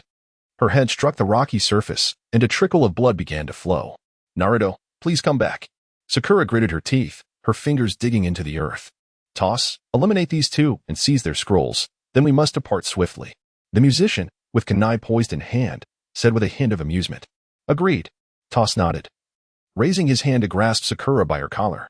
Just then, a resounding roar echoed from afar. Release them. Following the sound, they beheld a figure soaring through the sky on a broom, rapidly approaching. The broom sliced through the air, trailing a fleeting shadow behind. In the blink of an eye, it was upon them, but crash. Due to the broom's excessive speed, the rider had neglected to fasten his seatbelt. Half of the broom plunged into a tree, and he, propelled by inertia, slammed into the trunk. A cascade of leaves fell, and he tumbled to the ground. Toss and his companions stared, momentarily entranced, as three crows flew overhead. What a ridiculous fool to recklessly present himself like this. Naruto rubbed his nose, tears streaming down his face. Ah, it hurts. This confounded broom, after a few days of disuse, has become unmanageable again. After his complaints, he tossed aside the towel and swiftly formed hand seals. Sasuke and Sakura are injured. I cannot afford to waste any more time playing with you. Shadow clone technique. With a whoosh, two identical Narutos appeared beside him. The original, standing resolutely in the center, declared, There's no time to waste. Subdue them directly. Oh ho! The two clones raised their fists in loud agreement. In an instant, the three Narutos charged forward. The opposing trio smirked derisively. The greatest flaw of shadow clones is their inability to withstand attacks. A single hit would render the technique ineffective. As the three Narutos ran, they extended their fingers. Sunflower stab. The sound ninjas erupted in laughter. Such a name clearly signifies a taijutsu technique. Using shadow clones to execute a taijutsu move is akin to courting death. They were caught completely off guard. But at the moment of contact with Naruto, all three were taken aback simultaneously. Why? Why can't my body move? Their eyes widened in terror. Naruto stroked his chin, pondering. I wonder if they will pursue us to strike like the great white snake once they break free? A mischievous grin crossed his face as he turned to his clones. Let us bestow these two male ninjas each a set of combined ninjutsu, and then we can vanish. Oh ho! The clones clenched their fists, both readying their hand seals. Wood release, millennium cutting technique. Around Tosu and Saku, a multitude of wooden stakes fell to the ground, beneath which two plump wooden hands emerged. Their eyes were vacant as they stared ahead, their faces betraying not a hint of emotion. Though no words were spoken, profound tears streamed down their cheeks. Naruto clapped his hands and, with a sly grin, remarked, Did you underestimate me? Now you pay the price. He chuckled, turning away to retrieve a damp towel that had fallen onto a branch, striding towards Sasuke. At that moment, a crimson whirlwind enveloped Sasuke, who gradually rose to his feet. Naruto, filled with delight, exclaimed, Sasuke, you're awake. Yet, Sasuke offered no reply, his head bowed, emanating a chilling growl. Frowning, Naruto cautiously approached him. Sasuke, what's wrong? Suddenly, Sasuke's gaze shot upward, his Sharingan tightening, and with a surge of power, he charged violently at Naruto. Caught off guard, Naruto was hurled into the thicket, a brutal impact causing blood to trickle from his lip. Damn it! Sasuke, what has happened to you? Naruto bellowed. However, Sasuke seemed oblivious, leaping again with alarming speed toward Naruto. Naruto swiftly evaded, unwilling to harm his comrade. With a gesture, he summoned a flying broom into his grasp. Now that Sasuke had descended into madness, he could only momentarily restrain him. Should he flee, the next victim could very well be Sakura. Sakura, lying in the distance, watched Sasuke's rampage, tears shimmering in her eyes. Sasuke, what has happened to you? She whispered, her voice laced with despair. On the ground, Sasuke roared incessantly, his blood-red eyes fixated on Naruto, who was astride the broom. Fire release, Phoenix fire technique. Sasuke swiftly formed seals, unleashing a barrage of small fireballs aimed directly at Naruto. With his eyes widening, Naruto felt a wave of heat behind him and turned to find the broom ablaze. The flames licked at his trousers, swiftly burning a hole through the fabric. "Sasuke, I curse you," he shouted, leaping from the broom and plunging into a nearby puddle. Sizzle! A burst of energy enveloped Naruto, relaxing his entire being. Fire release, great fireball technique. From the opposite side of the grove, Sasuke's voice echoed once more. Naruto hastily sidestepped, narrowly avoiding a colossal fireball that whizzed past him. Gritting his teeth, a fierce determination flickered in his eyes. With Sasuke in a frenzied state, approaching him would surely spell danger. Thus, he lamented, "Sasuke, forgive me." Would release. Millennium cutting technique. Sasuke was instantly ensnared, the wooden hand striking true. He let out a piercing scream as a malevolent red energy erupted from his mouth, and the crimson whirlwind enveloping him gradually dissipated. Naruto wiped a bead of cold sweat from his brow and exhaled a long sigh. Once Sasuke returned to normal, he immediately sensed a prickling discomfort in his lower regions. Looking down, he discovered himself ensnared by a heap of wooden stakes. This particular ninjutsu was a technique known only to Naruto among the newcomers. In a frenzy, he shouted, "Curse Naruto, are you trying to send me to the heavens? Let me down at once." Naruto merely pursed his lips, pondering who truly was cursed. And with a gentle clasp of his hands, the wooden stakes binding Sasuke vanished without a trace. Sasuke stumbled forward, clutching his lower body in indignation as he glared at Naruto, utterly devoid of any recollection of the previous events. "Naruto, we must depart quickly. Otherwise, they will soon be released from their immobilization," Naruto whispered urgently. Sasuke's face darkened, as if someone owed him a substantial sum of money. "Aren't you going to bind the one who can still move?" Naruto scratched his head, his cheeks flushing slightly as he replied, "But she is a girl. Isn't it inappropriate to use this technique on her? You could just bind her alone." Sasuke retorted, a mix of anger and exasperation in his tone. "This is a composite ninjutsu. Releasing it means unleashing the entire set. Then just form half of the seal." "Indeed, why didn't I think of that?" Naruto exclaimed, his eyes lighting up. He then raised his hands to form the seal. Would release. Insertion technique. As the words left his lips, the ground beneath Kodo suddenly ruptured, and a wooden hand shot forth. Poof! Kodo's face turned crimson, and she was propelled into the air. A scroll fell directly from her ninja tool pouch. Naruto, taken aback, picked it up and awkwardly scratched his head, chuckling, "Hee hee, I didn't expect forming half the seal would result in this." With that, he hurried off, clutching the scroll as he chased after Sasuke and Sakura. On the other side of the forest, Mitarashi Anko leaped from branch to branch, speaking into her earpiece. Suspected sighting of Orochimaru, requesting immediate dispatch of Umbu for a search. Repeat, suspected sighting of Orochimaru, requesting immediate dispatch of Umbu for a search. Beneath a tree she passed. A white snake writhed, its eyes gleaming with ferocity. "Anko, my dear apprentice, I shall not be joining you this time due to my ill health." With those words, he slithered back into the shadows.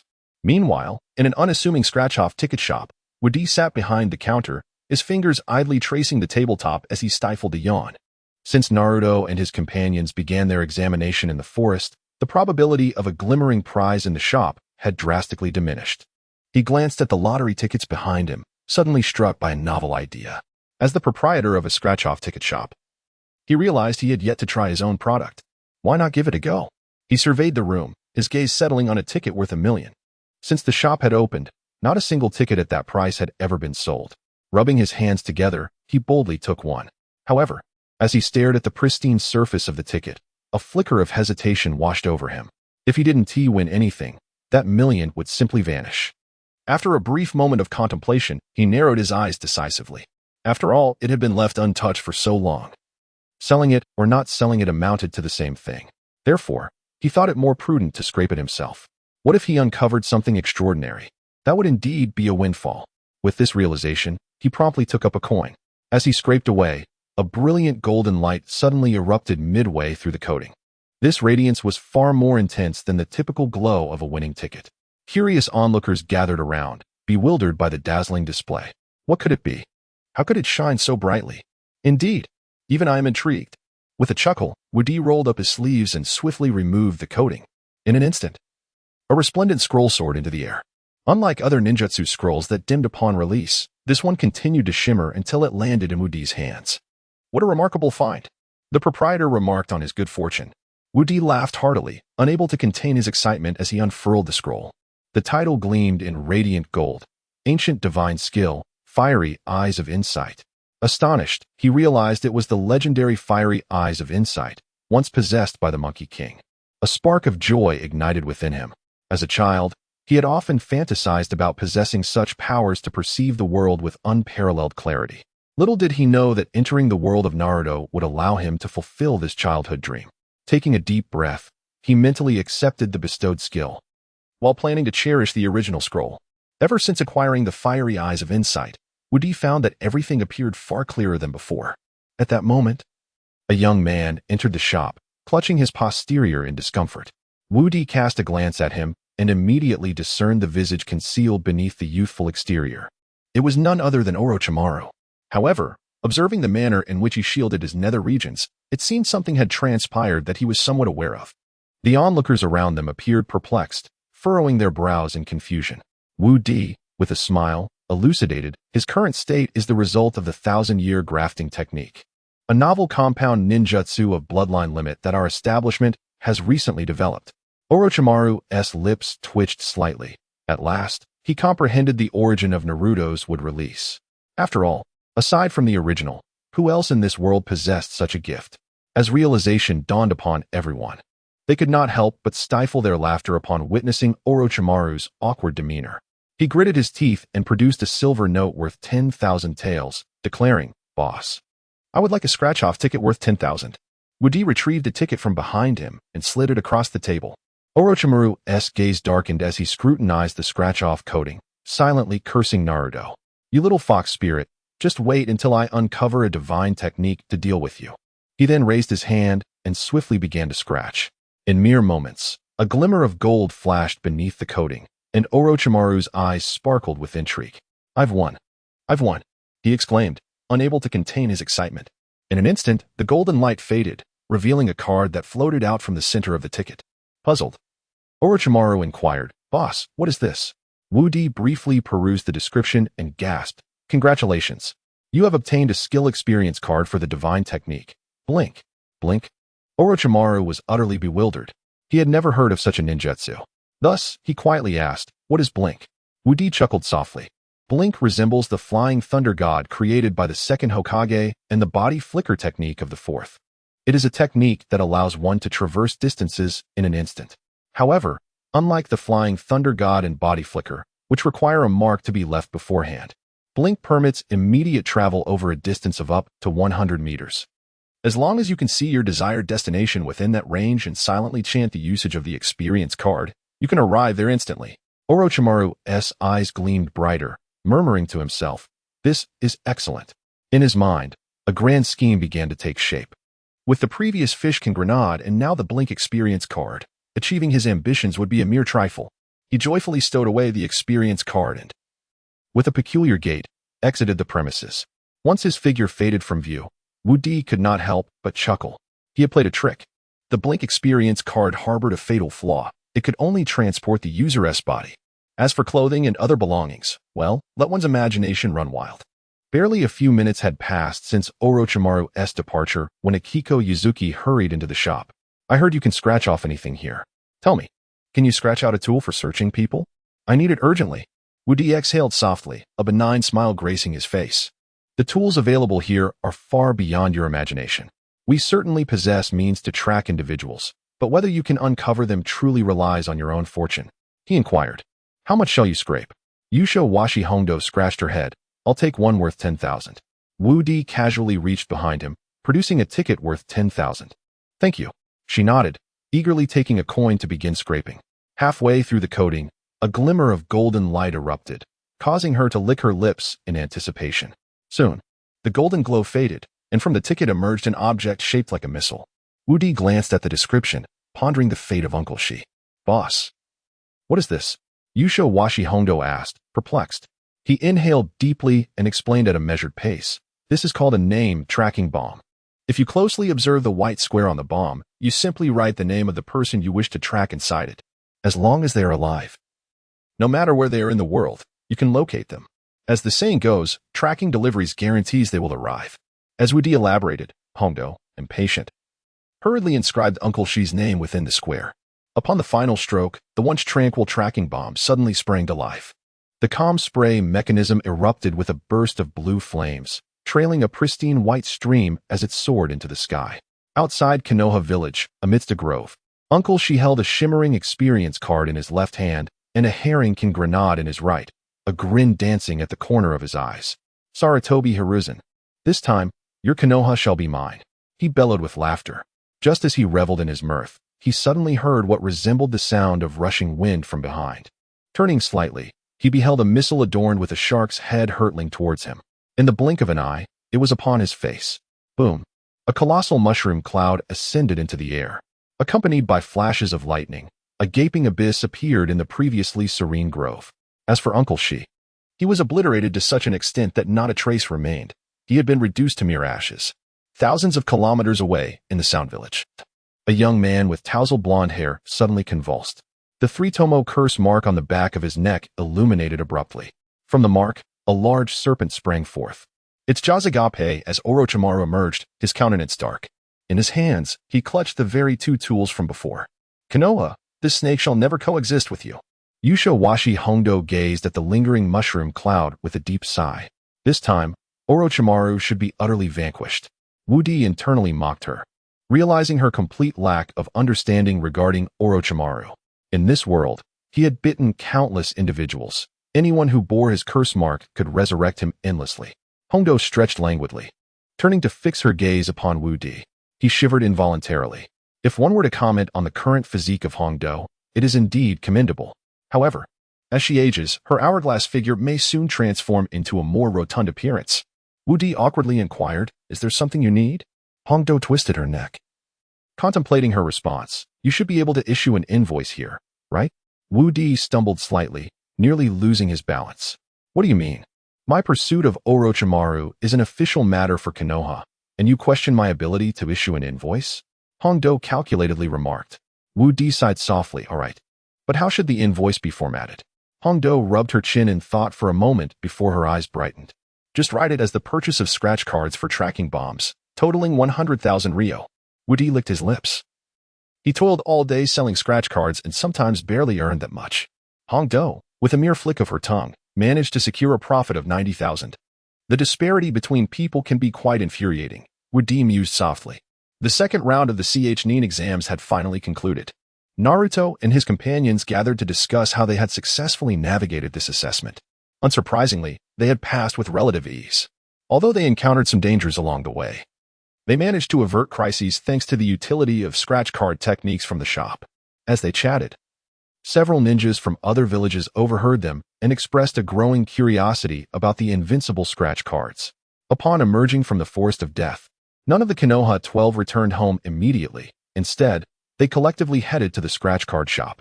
With the impending half-elimination rounds, it was crucial to procure some useful items to ensure victory. Inside the small shop, Wu Di busily attended to customers purchasing scratch cards. As the shop's notoriety soared, the influx of patrons increased. Even the notoriously frugal Uncle Yile had sent SHBU with 1,000 Ryo to try his luck. SHBU was fortunate, winning a ramen replication barrel. This meant that whenever he prepared ramen, he could produce fresh servings continuously, significantly reducing his costs. Not long after SHBU departed, the 12 young ninjas entered the shop in succession. Wu Di's eyes lit up. Every time they visited, their odds of winning seemed higher than those of others. With their collective presence, he anticipated a substantial boost in business. "Welcome, everyone. I presume you all successfully passed the second round of the exam." Wu Di chuckled heartily. Naruto adjusted his forehead protector, revealing a bright smile. "Of course. Just look at who we are." Wu Di turned around and promptly placed 12 scratch cards worth 100 Ryo each on display. "I knew you would return. I had everything prepared for you." The 12 young ninjas quickly produced their 100 Ryo bills. They had all witnessed Wu Di's wrath before. Despite his cheerful demeanor, angering him could lead to dire consequences. Before long, their scratch cards erupted in a dazzling display of golden light. Naruto was the first to scratch off his ticket, revealing a yo-yo encased in a bag. As he reached to open it, Wu Di quickly intervened, a note of urgency in his voice. "You mustn't open that in the shop." Naruto tilted his head, perplexed. "Why not?" Wu Di exhaled softly, a smile gracing his lips as he explained, "That is a stinky weasel's charm yo-yo. Once opened, its foul odor will permeate the entire room. Listening to his explanation, everyone regarded Naruto with disdain, shifting away to distance themselves from him. With a smirk, Naruto stuffed the yo-yo into his ninja tool pouch. Just as he finished, a similar item floated out from Lee's scratch-off. It was a blue-covered secret manual. Woody glanced over it and remarked softly, "Your luck is remarkable. You've uncovered the legendary manual, the Golden Bell Shield. This technique isn't difficult to master. With some effort, you should be able to learn it before the second exam. Once acquired, your body will become notably more resilient than the average person." After his explanation, he sighed with relief. With this manual, Lee would likely fare better than in the original story. At the very least, he wouldn't end up severely injured. Lee cradled the manual in his hands, his eyes sparkling with excitement. Shortly thereafter, both Kiba and Neji revealed their items simultaneously. Kiba's was a clown's nose, which could enhance his sense of smell 100-fold and allow him to detect the outlines of others through scent. Neji's item was considerably simpler, just the basic earth release technique, enabling him to traverse underground effortlessly. The sole drawback was that this technique was only effective on soil. It would be useless on rocky terrain. Next, Sakura's scratch-off revealed a manual with a black cover. Woody furrowed his brow. Many had uncovered manuals recently, mostly in shades of blue or green. But this black cover was a first for him. He raised his eyes slightly, offering an awkward smile. "You've revealed a manual titled 5 Seconds of True Manhood." Upon hearing this title, Ino burst into laughter. "Look, even the lottery knows you're a man, with that broad forehead of yours." Sakura clenched her fists, teetering on the edge of frustration. Woody continued to clarify, "The manual is called 5 Seconds of True Manhood, which is not exclusive to men. Its effect is to unleash hidden energy when your chakra is depleted, allowing you to continue fighting for 5 extraordinary seconds. However, be warned, after using this technique, you will enter a weakened state for the next 10 minutes. Sakura nodded, carefully stowing away the manual. In the later stages of the Chunin exam, when everyone's energy was drained, those 5 seconds could very well prove to be the decisive factor. Just as she finished storing her manual, Hinata, Choji, Shikamaru, and Ino each revealed different items from their scratch-offs. Hinata produced a unique martial art known as the Young Maiden's Charming Fist. This technique is exclusively effective against men, causing an instantaneous reduction of their defensive capabilities by 100%. Choji's prize was a pair of black stepping shoes, humorously noted as gray toenail elder shoes, which, when worn, enhanced mobility by 20%. Shikamaru's item held considerable collectible value. It was a pair of walnuts, polished over 80 years, now remarkably smooth. Consuming the walnuts would yield an immediate boost in intelligence. Ino uncovered a purple scroll containing an illusionary technique called floral butterflies, which would envelop the victim in an endless flurry of butterflies until they were defeated by the caster. Tintin revealed a cannon-shaped device dubbed the human cannon, which, when loaded with shurikens and placed on her shoulder, would autonomously target enemies based on her gaze. After their discoveries, Shino's scratch card revealed a green object resembling a large booger. Woody's eyes widened in astonishment. "Can living creatures emerge from scratch cards?" he whispered, explaining. "This little creature is a summon from another realm, known as the digital snail. Its ultimate technique is to launch excrement. Once summoned, it will quickly multiply into a swarm to attack the enemy." Shino was incredulous. "I have a summon already?" he exclaimed, brimming with excitement. At that moment, none of the 12 young heroes possessed a spirit beast. "Boss, what is the summoning method?" Shino inquired eagerly. Woody chuckled softly, since it's a summon from another realm. "The method differs. Simply shout snail before summoning, and it will appear on its own." "How cool." Shino rejoiced. Just as he was reveling in his excitement, a sudden, piercing scream echoed through the air. "Oh!" Woody was momentarily speechless. How could he encounter such a bizarre phenomenon in this world? "Boss, what is this thing?" Sasuke inquired softly. Woody, with a grim expression, awkwardly responded, "What you hold contains a set of highly destructive dance step ninjutsu." "Dance step ninjutsu?" The others gasped in astonishment, as it was the first time they had heard of such a technique. They promptly perked up their ears, eager to listen intently. "This dance step ninjutsu is called You Are Too Beautiful, and it requires the accompaniment of the squeaky chicken in your hand. Before releasing the dance step ninjutsu, squeeze the chicken 3 times, and the technique will naturally activate." Upon hearing this, Sasuke was filled with excitement. Previously, Naruto had stumbled upon a composite ninjutsu, and now he had found a ninjutsu that was entirely new to him. He could hardly contain his exhilaration and immediately rolled up his sleeves, grasping the squeaky chicken. Observing this, Woody swiftly knocked the chicken from his grasp, exclaiming, "This ninjutsu is area-based. Releasing it here would harm the innocent. Thank you for the reminder." Sasuke earnestly expressed his gratitude, and then turned to retrieve the squeaky chicken.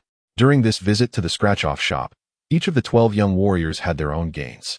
Together, they laughed and chatted as they made their way outside.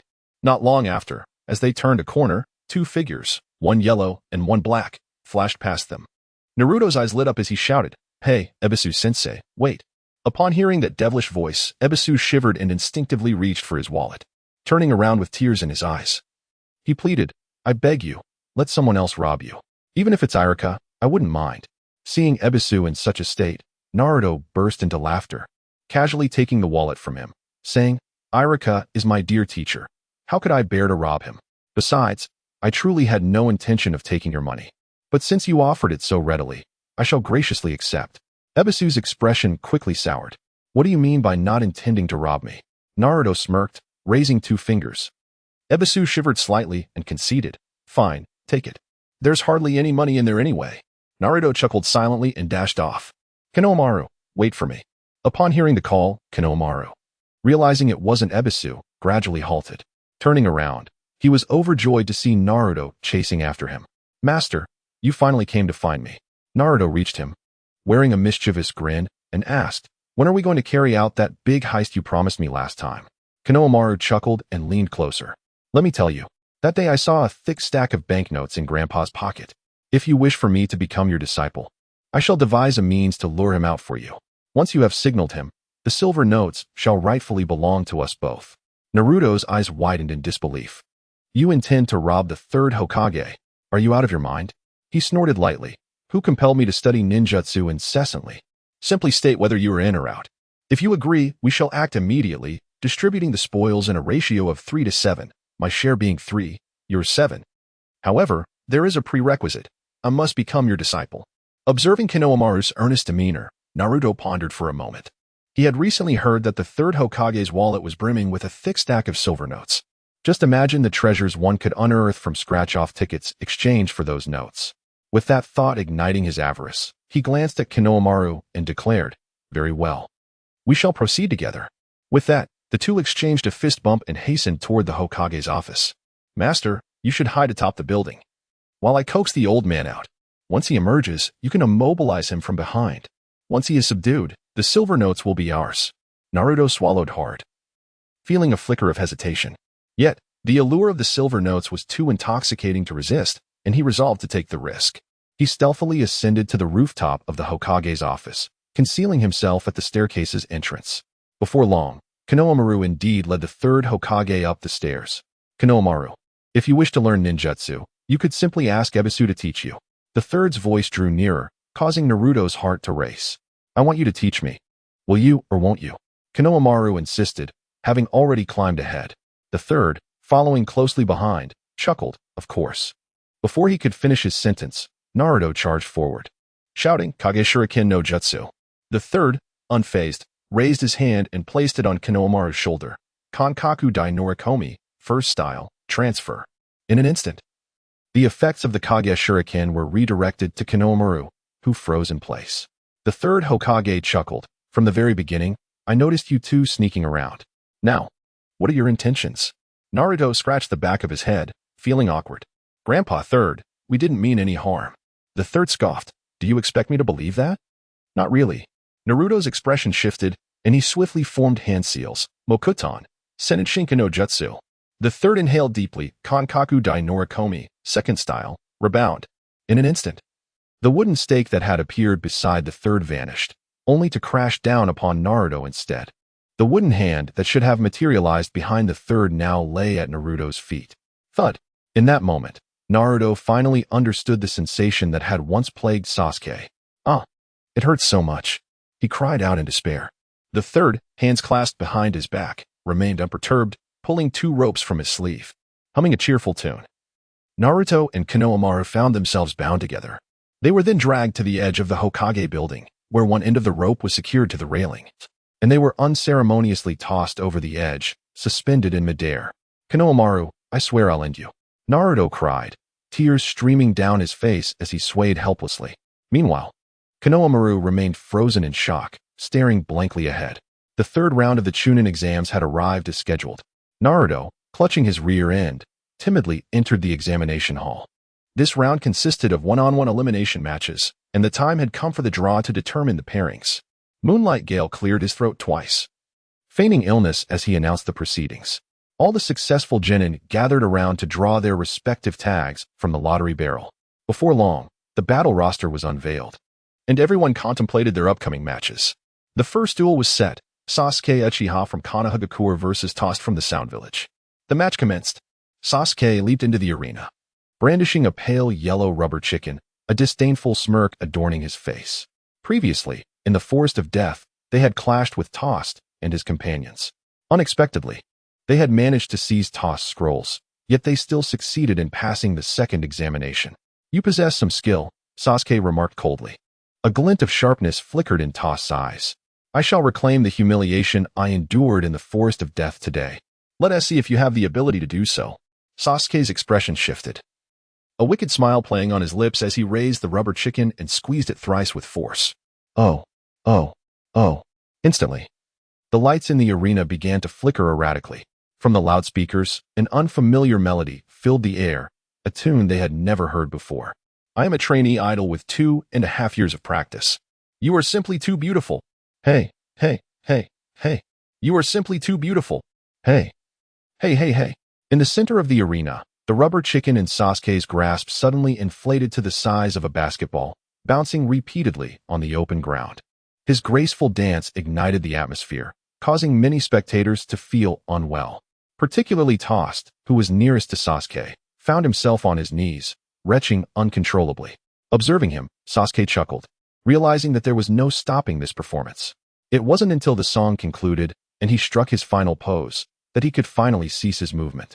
The waiting ninjas around him had all succumbed to nausea, while Toast, closest to him, was foaming at the mouth. Moonlight Gale wiped the corner of his mouth and slowly approached the center of the arena. Despite feeling a lingering urge to vomit himself, as the proctor, he knew he had to announce the results first. The winner of this match is... Ugh. He turned away, taking a moment to compose himself. Wiping away the tears from his eyes, he stated, "Apologies, that was a slight miscalculation. Now, I declare the victor of this round to be, you are simply too beautiful, no? Uchiha Sasuke." Subsequently, he turned his gaze towards the sidelines, marveling at the prowess of Sasuke's dance of ninjutsu. In light of the impact of this technique, a brief intermission of half an hour was declared before the competition would resume. Upon hearing this announcement, Ino and Sakura, who were set to take the stage next, let out a sigh of relief. Had they been forced to compete in their current state, it was likely they would succumb to exhaustion before even managing to defeat their opponent. Meanwhile, in the scratch-off lottery shop, Wu Di leaned on his chin, gazing up at the sky with a deep sigh. Surely, this Chunin exam would be thrilling. There would be stunning displays of skill, and perhaps even moments of true manliness. Alas, he lamented, it was a spectacle he would not witness. His invincible territory was confined to a mere 100 meters around the shop. In other words, if he ventured beyond this area, he feared he would struggle against even Konohamaru.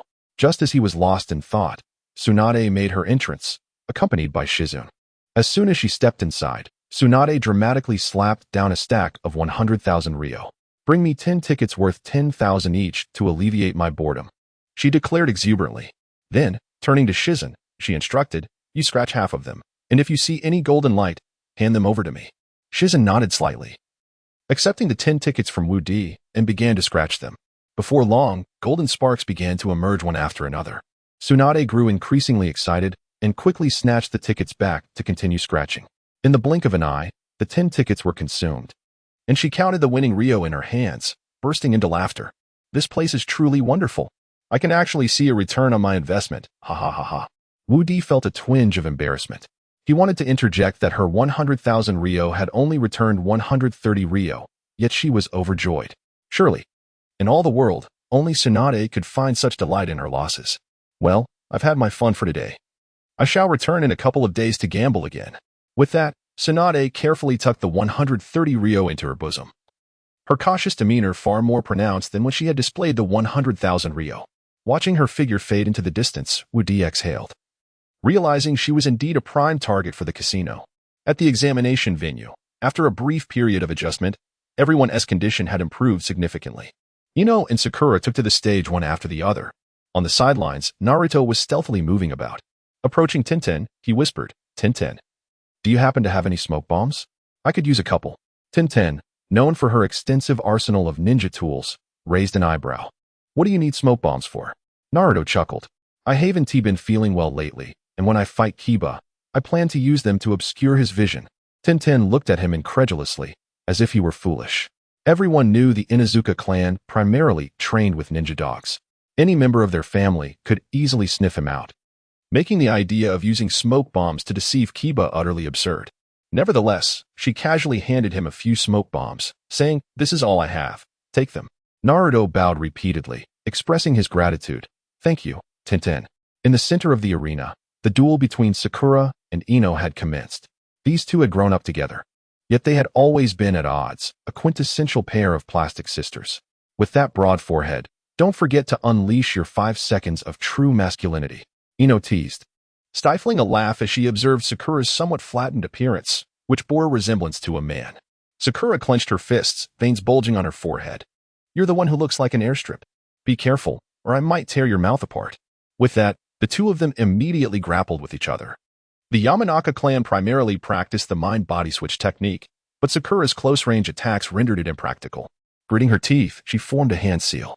"In that case, let me show you the taste of fluttering butterflies," she shouted. In an instant, a multitude of beautiful butterflies appeared before Sakura, gracefully dancing in the air. She had heard about the effects of the fluttering butterflies during her visit to the scratch-off store. Sure enough, before long, the butterflies multiplied before her eyes, gradually obscuring her vision. She remained motionless, yet she could sense Ino's strikes coming from various directions. As their leader, Asuma expressed his confusion, turning to Shikamaru and inquiring, "What on earth is happening here?"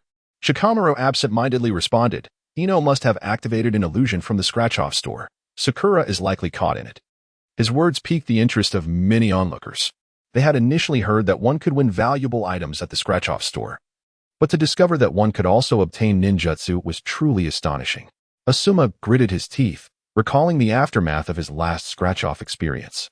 A memory steeped in his father's profound love, as vivid as if it had occurred yesterday, especially during this time spent with Kurenai. He knew that even a hint of disobedience would lead to her wielding that dreaded stick against him. After the exam, he felt compelled to try his luck again.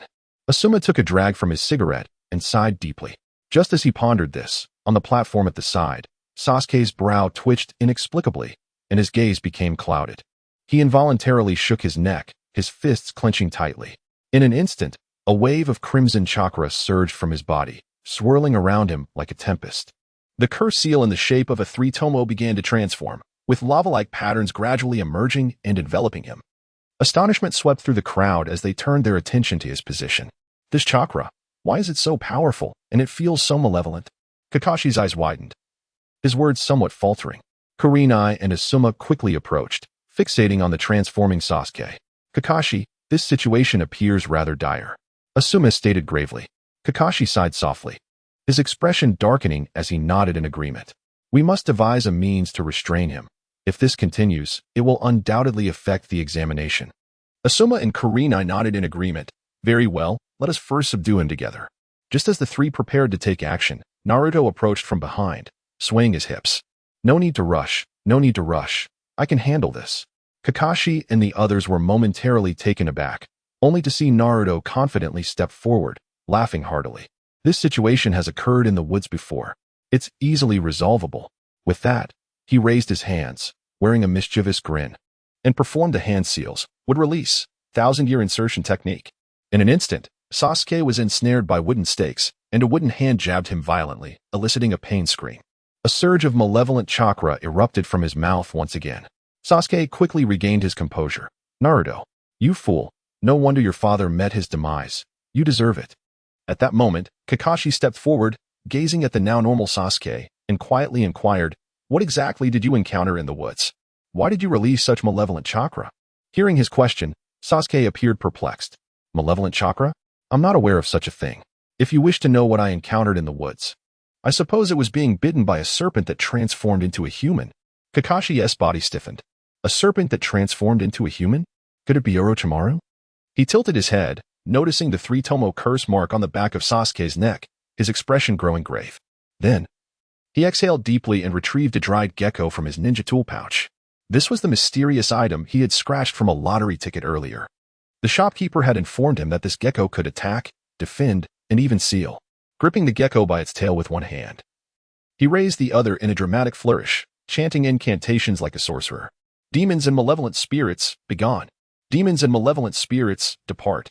Seal them for me. As his words echoed, a flash of green lightning suddenly surged from the gecko, coiling around Sasuke's neck. A cage-like seal appeared around the three-tomo curse mark. Kakashi scrutinized it closely, then sighed in relief. There we go. I've added a layer of sealing to the curse mark. It should not manifest again easily. Naruto. Release him. Naruto unclasped his hands, and the would release vanished instantly. Sasuke slumped to the ground in exhaustion. Not far away, the foreign ninjas exchanged glances, their expressions growing increasingly grave. They truly did not comprehend when the ninjas of Konoha had become so formidable. They even wielded would release. It seems time must be taken to investigate this thoroughly. In the arena, Ino was gaining momentum, while Sakura appeared increasingly unsteady, gradually falling into the disadvantage. Sakura, pull yourself together. Naruto shouted from the railing. But how could Sakura not wish to rally herself? It was just that all she could see were butterflies, rendering her vision obscured. Ino's attacks grew more frequent and forceful. Her steps began to falter. It seemed only a matter of time before Ino would emerge victorious. Naruto gripped the railing tightly, his teeth clenched in frustration. Sakura endeavored to steady her breath, acutely sensing the impacts reverberating from every corner. Suddenly, she extended her hand, precisely grasping Ino. Ino, taken aback, incredulously exclaimed, "Your vision isn't closed off?" But upon noticing Sakura's unfocused pupils, she quickly realized that Sakura had deduced her movements based on the trajectory of her attacks. Attempting to retreat, Ino found herself firmly ensnared by Sakura's grip. A sense of foreboding surged within her. With a cold smirk, Sakura's chakra surged dramatically. A fierce wind enveloped her fists. 5 seconds of true manhood. With a resounding shout, Sakura launched her desperate counterattack.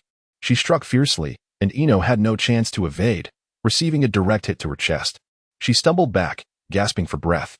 Yet, before she could regain her composure, Sakura suddenly appeared behind her, delivering another punch to the back of her neck. Ino staggered, her head ringing, her vision darkening. She had not anticipated such immense strength from Sakura's burst of energy. Reluctantly, she leaned forward. Under the influence of the 5 seconds of true manhood, each of Sakura's strikes was exponentially more powerful than usual. It was no surprise that Ino could not withstand them. However, unleashing such a technique would inevitably leave Sakura in a weakened state. As the 5 seconds elapsed, the chakra surrounding her abruptly dissipated. Suddenly, the world felt as if it were collapsing. The ground spun, and the scene before her twisted grotesquely. Observing the now crumpled Ino, a smile crept upon her lips. With a thud, she swayed and collapsed to the ground. The audience gasped in astonishment. It appeared to be the first occurrence of such a situation in the Chunin exams. Moonlight Gale hurried forward to assess the condition of both participants, clearing his throat as he stood upright. In this match, Yamanaka Ino and Haruno Sakura are tied. Both are eliminated. Upon hearing this verdict, murmurs erupted among the spectators. Kakashi and Asuma dashed forward, each lifting one of the girls and returning to the stands. Sakura, Sakura. Naruto rushed toward the unconscious Sakura, calling out loudly. But Sakura could hear nothing now. The effect of the 5 seconds of true manhood was not easily dispelled. In the center of the arena, Moonlight Gale's voice rang out once more.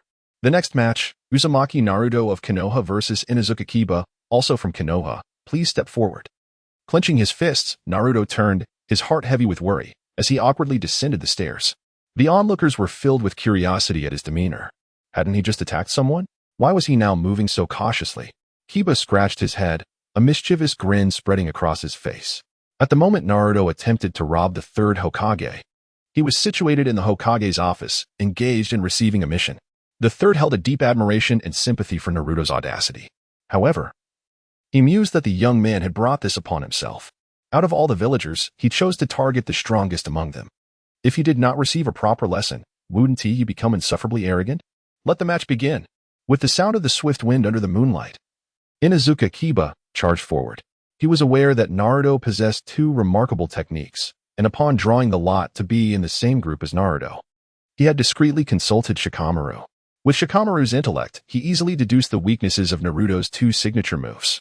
The 1,000 years of piling technique required complex hand seals and consumed considerable time. If Kiba could strike before Naruto completed his seals, the technique would be rendered ineffective. The sunflower acupoint technique, on the other hand, was a close combat skill.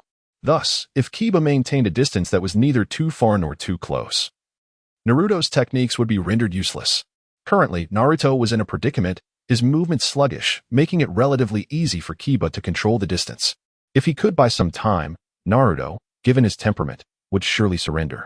Observing that Kiba maintained a distance that was just right, Naruto clenched his fists tightly. He then crossed his hands and whispered, "Shadow Clone Technique." Instantly, two additional figures of Naruto appeared on the battlefield. However, influenced by the original Naruto, the clones were also hindered, their movements restricted. "Akamaru!"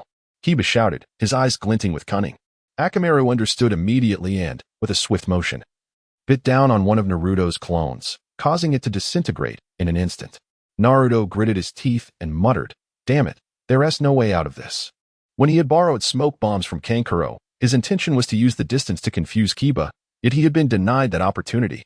He reached into his ninja tool pouch and suddenly felt something tied with a string, his eyes lighting up. "Of course, I still have this," Naruto whispered to himself.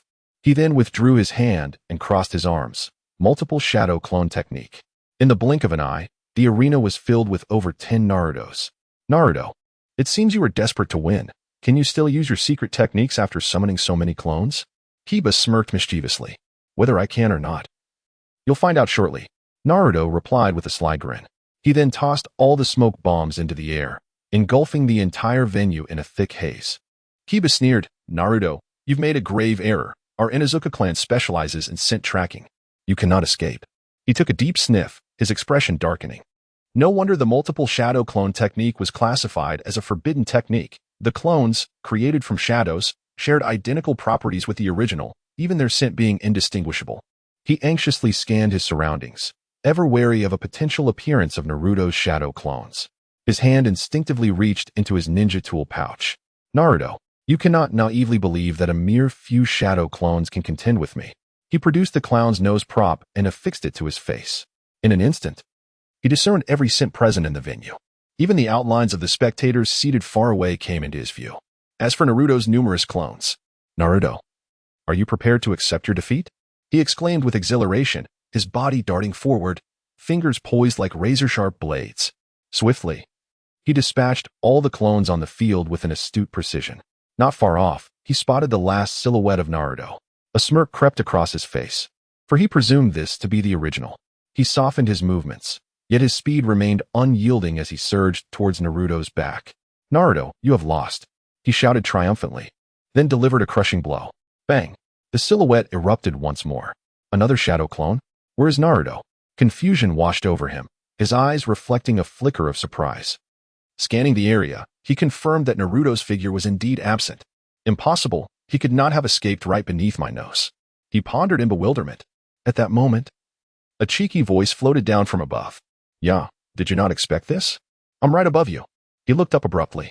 There was Naruto, perched on his flying broom. Hovering in midair at a rather awkward height, if he leapt, he would easily evade him. Pointing at him, he yelled, "What skill is it to ride a broom? Come down if you dare." Naruto cheekily stuck out his tongue. "Come up here. Can't reach me, can you? Frustrating, isn't it? Come down. You come up." The two bickered for several seconds, and he trembled with rage. At that moment, Naruto suddenly yawned.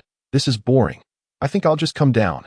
With a snap of his fingers, the broom began to descend slowly. Just as it was about to touch the ground, he vigorously shook his arms, unfastening a mysterious bag. The moment the bag opened, tears welled up in Naruto's eyes. This scent.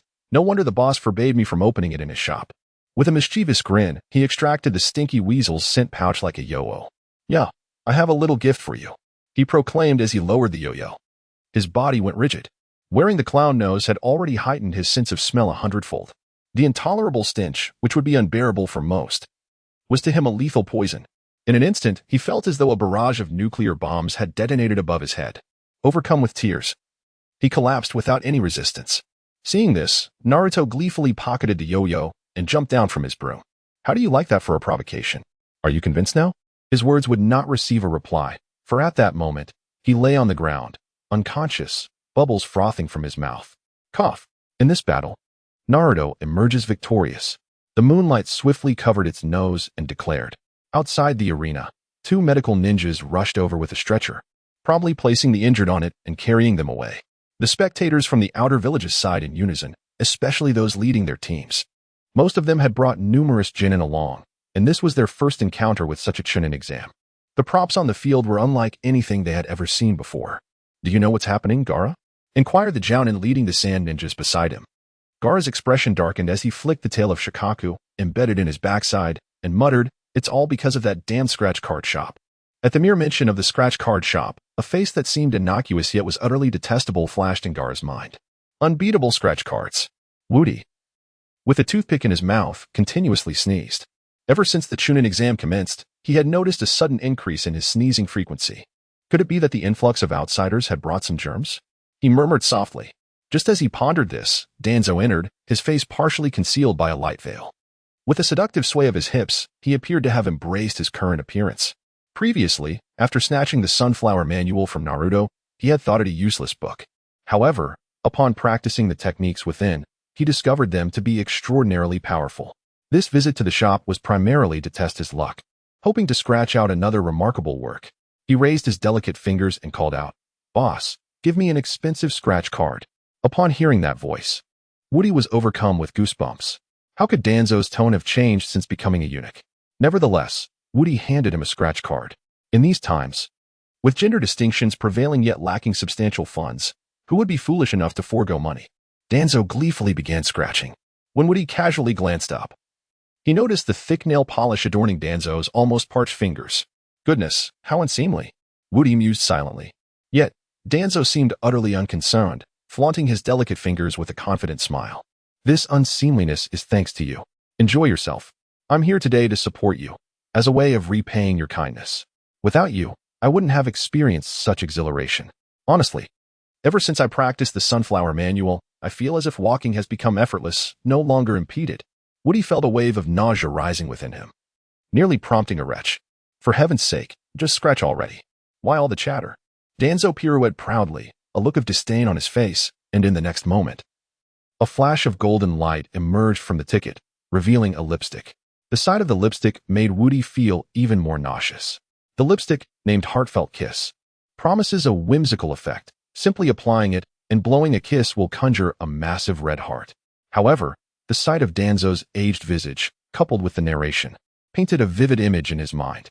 Unable to suppress his reaction, he retched violently. After a considerable time, his breathing steadied slightly, and he wiped his mouth. Continuing his explanation, a mere kiss would send a gigantic heart floating towards the recipient. If the heart were to be pierced, it would result in a tremendous explosion. If not, the recipient would be ensnared within the heart, ultimately suffocating inside. Danzo, clutching the lipstick, clapped enthusiastically. Yes, this lipstick is truly delightful. Watching him bounce with excitement, the image of the lipstick's effect flashed once more in Woody's mind. With another wave of nausea, he bent over the counter and retched again. Immersed in his joy, Danzo showed no inclination to depart. By the time Woody lifted his head again, Danzo had adorned his lips with a vivid shade of red. Perhaps due to his inexperience with lipstick, he had managed to smear it haphazardly around his lips. The effect was grotesque, far exceeding any floral blunder. In his current state, blowing a kiss was utterly unnecessary. Merely gazing upon him was enough to induce disgust. "Boss, do you think I look beautiful like this?" Danzo teased, removing his veil to cast a flirtatious glance at Woody. Unable to contain himself, Woody shouted, "Get lost. Go away." Danzo, twisting his shoulders, wore a lecherous grin. "Why so harsh in your words, you little pest?" Woody erupted in fury. "Send my regards to your great-uncle's second cousin's little female dog." In an instant, his masculine rage was unleashed. Summoning all his strength, he delivered a powerful punch, and Danzo's figure vanished in a blink. Yet, this alone was insufficient. His anger still simmered. He retreated to the back room where he usually rested, rummaging through a large chest filled with various props. He unearthed a tracking bomb crafted from a royal hand-washing red powder. With malice, he inscribed Danzo's name upon it. The bomb activated, shooting forth with a brilliant azure trail. In the village of Konohagakure, above the cliffs, a colossal mushroom cloud erupted, accompanied by a crackle of lightning, causing the entire village to tremble. As the smoke cleared, Danzo emerged, exhaling wisps of green smoke. Thank goodness I blew you a kiss in advance. Otherwise, you truly would have blown me to bits. Meanwhile, in the examination venue, Hinata and Niji, having just stepped into the center, sensed the tremors and anxiously surveyed their surroundings. Through the window, they beheld the immense mushroom cloud, a sight reminiscent of a crisis event they had witnessed just days prior. Was another perilous incident unfolding? After a prolonged silence, the loudspeakers in the arena remained silent. The moonlight danced gracefully as the swift wind announced, "Since there is nothing at stake, let the examination proceed." Both participants nodded in agreement. Hinata took a deep breath. Earlier, she had observed the competitors employing techniques and tools from the scratch-off lottery, all to great effect. Without a moment's hesitation, she leaped into action, shouting, "Young maiden's adorable fist." In an instant, 2 vibrant hearts were released from her hands. Meanwhile, Niji, struck by inspiration, swiftly burrowed underground. The young maiden's adorable fist missed its target. Returning to the ground, Hinata surveyed the empty arena, her nerves tightening. Niji had witnessed her ultimate technique. He would surely not reveal himself easily. Yet, she could not afford to remain idle. With a resigned sigh, she concentrated her chakra into her eyes. Byakugan. In that moment, the entire arena lay bare before her gaze. However, after scanning the surroundings, she found no trace of Niji. This cannot be, she murmured softly. Unlike the Sharingan, the Byakugan could effortlessly discern another's chakra, regardless of any obstructions. Yet, Niji's absence was glaringly evident. Suddenly, an inkling of disbelief struck her, prompting her to lower her gaze. Indeed, Niji had stealthily positioned himself beneath her feet. Startled, she leaped up, but Niji seemed to have activated his Byakugan as well, capturing her every movement. Just as her toes lifted off the ground, a hand erupted from below, pulling her down into the earth with a firm grip. Hinata gasped in shock, attempting to break free, only to find herself ensnared by the surrounding soil, rendering her utterly immobile. Emerging from behind her, Niji brandished a kunai, pressing it against her neck. "You have lost." Hinata lowered her head, her heart heavy. Despite her reluctance to concede, the reality of the situation was unmistakable. Even if she wished to resist defeat, it was futile. "I concede." She sighed, her voice laced with unwillingness. On the sidelines, the ninjas from other villages grew increasingly restless. This Chunin exam had been nothing short of bizarre. Not only were the tools unconventional, but the jutsu were equally peculiar. If this continued, few outsiders from the Hidden Leaf Village would advance to Chunin status. It was an outrageous injustice. Mikazuki Shippu stepped forward. In this match, Hyuga Niji emerges victorious. Next, we have Yamanaka Ino from the Hidden Leaf Village facing off against Saku. Saku, with a hint of malice in his smile, sauntered to the center of the arena.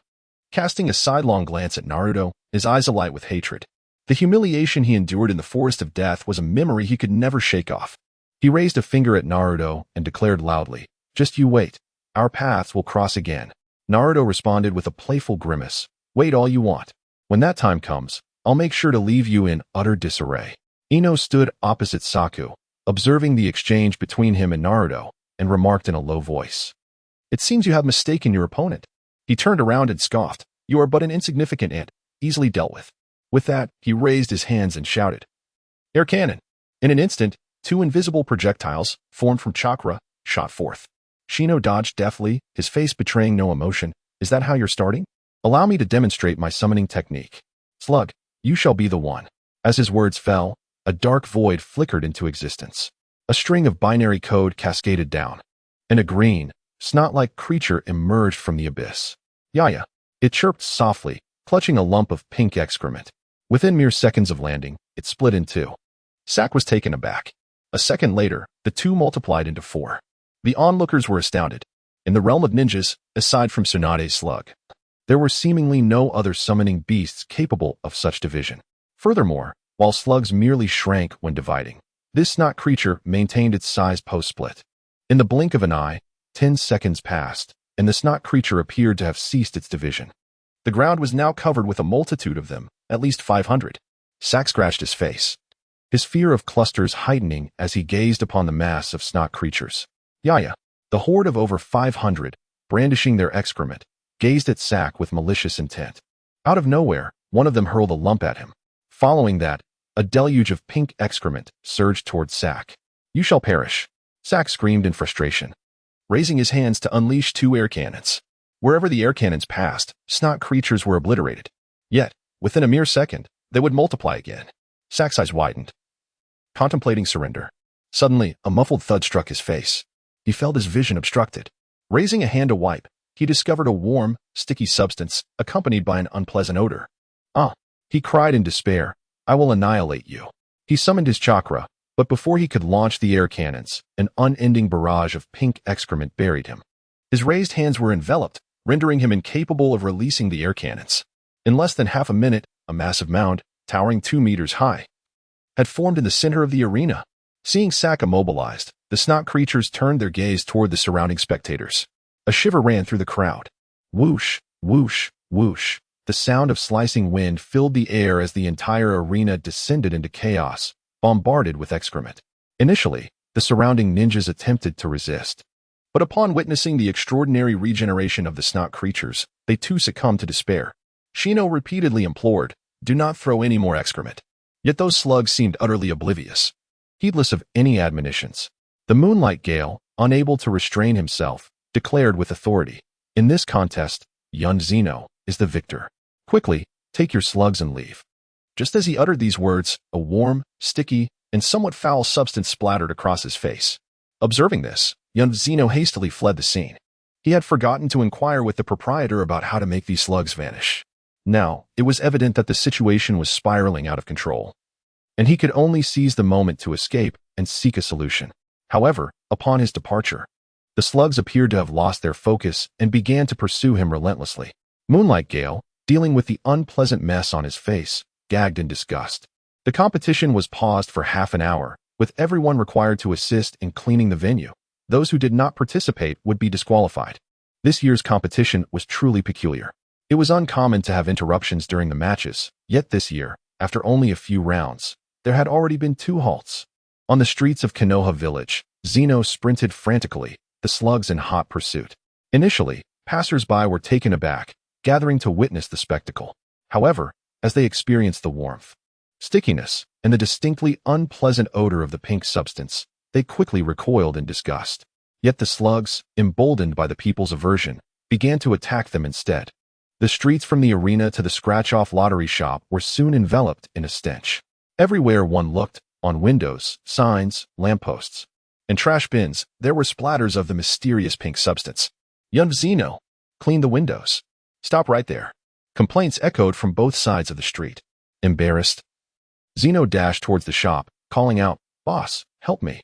At that moment, Wu Di was lounging atop a pile of scratch-off tickets, lost in his daydream. Upon hearing Zeno's plea, he sprang to his feet. In an instant, Zeno entered the shop, followed closely by a long line of green slugs. Upon entering, before Wu Di could even inquire, the slugs released the excrement they had been carrying. "Hey, you need to take care of this," Zeno protested, feeling wronged. "You never told me how to gather them back." Wu Di slapped his forehead in frustration, lamenting his oversight. He quickly added, "To make them return, simply shout, 'You've worked hard. Now go back.'" Without a moment's hesitation, Zeno complied, shouting as instructed. Indeed, as his voice echoed, the slugs vanished into thin air.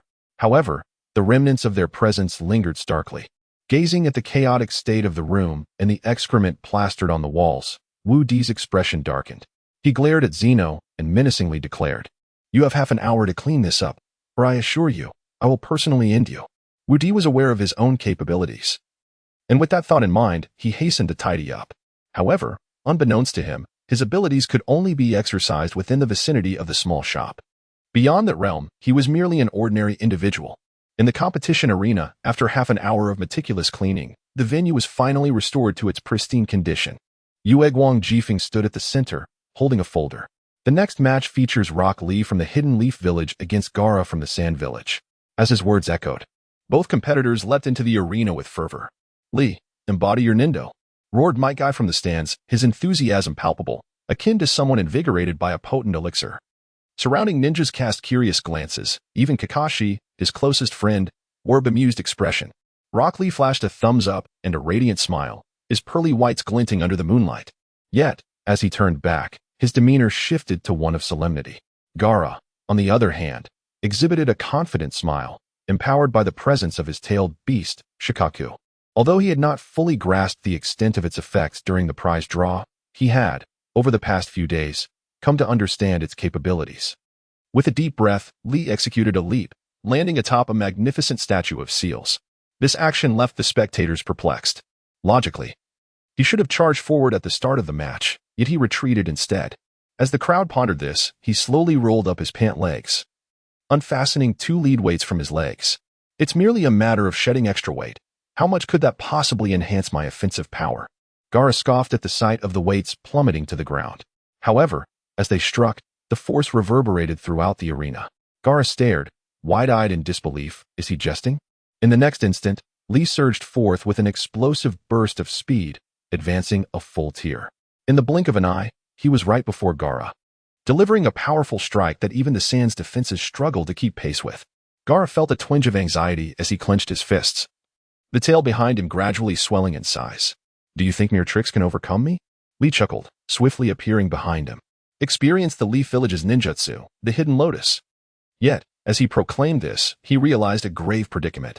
Upon reaching Gaara, the enormous tail had silently loomed above him. Damn it, he internally cursed. If he continued his assault, that tail would undoubtedly bring him down. Conceding for the moment, Lee retreated several steps. Gaara, feeling somewhat relieved, glanced back at the swaying tail, a smile creeping upon his face. For the first time, he found the tail strangely endearing.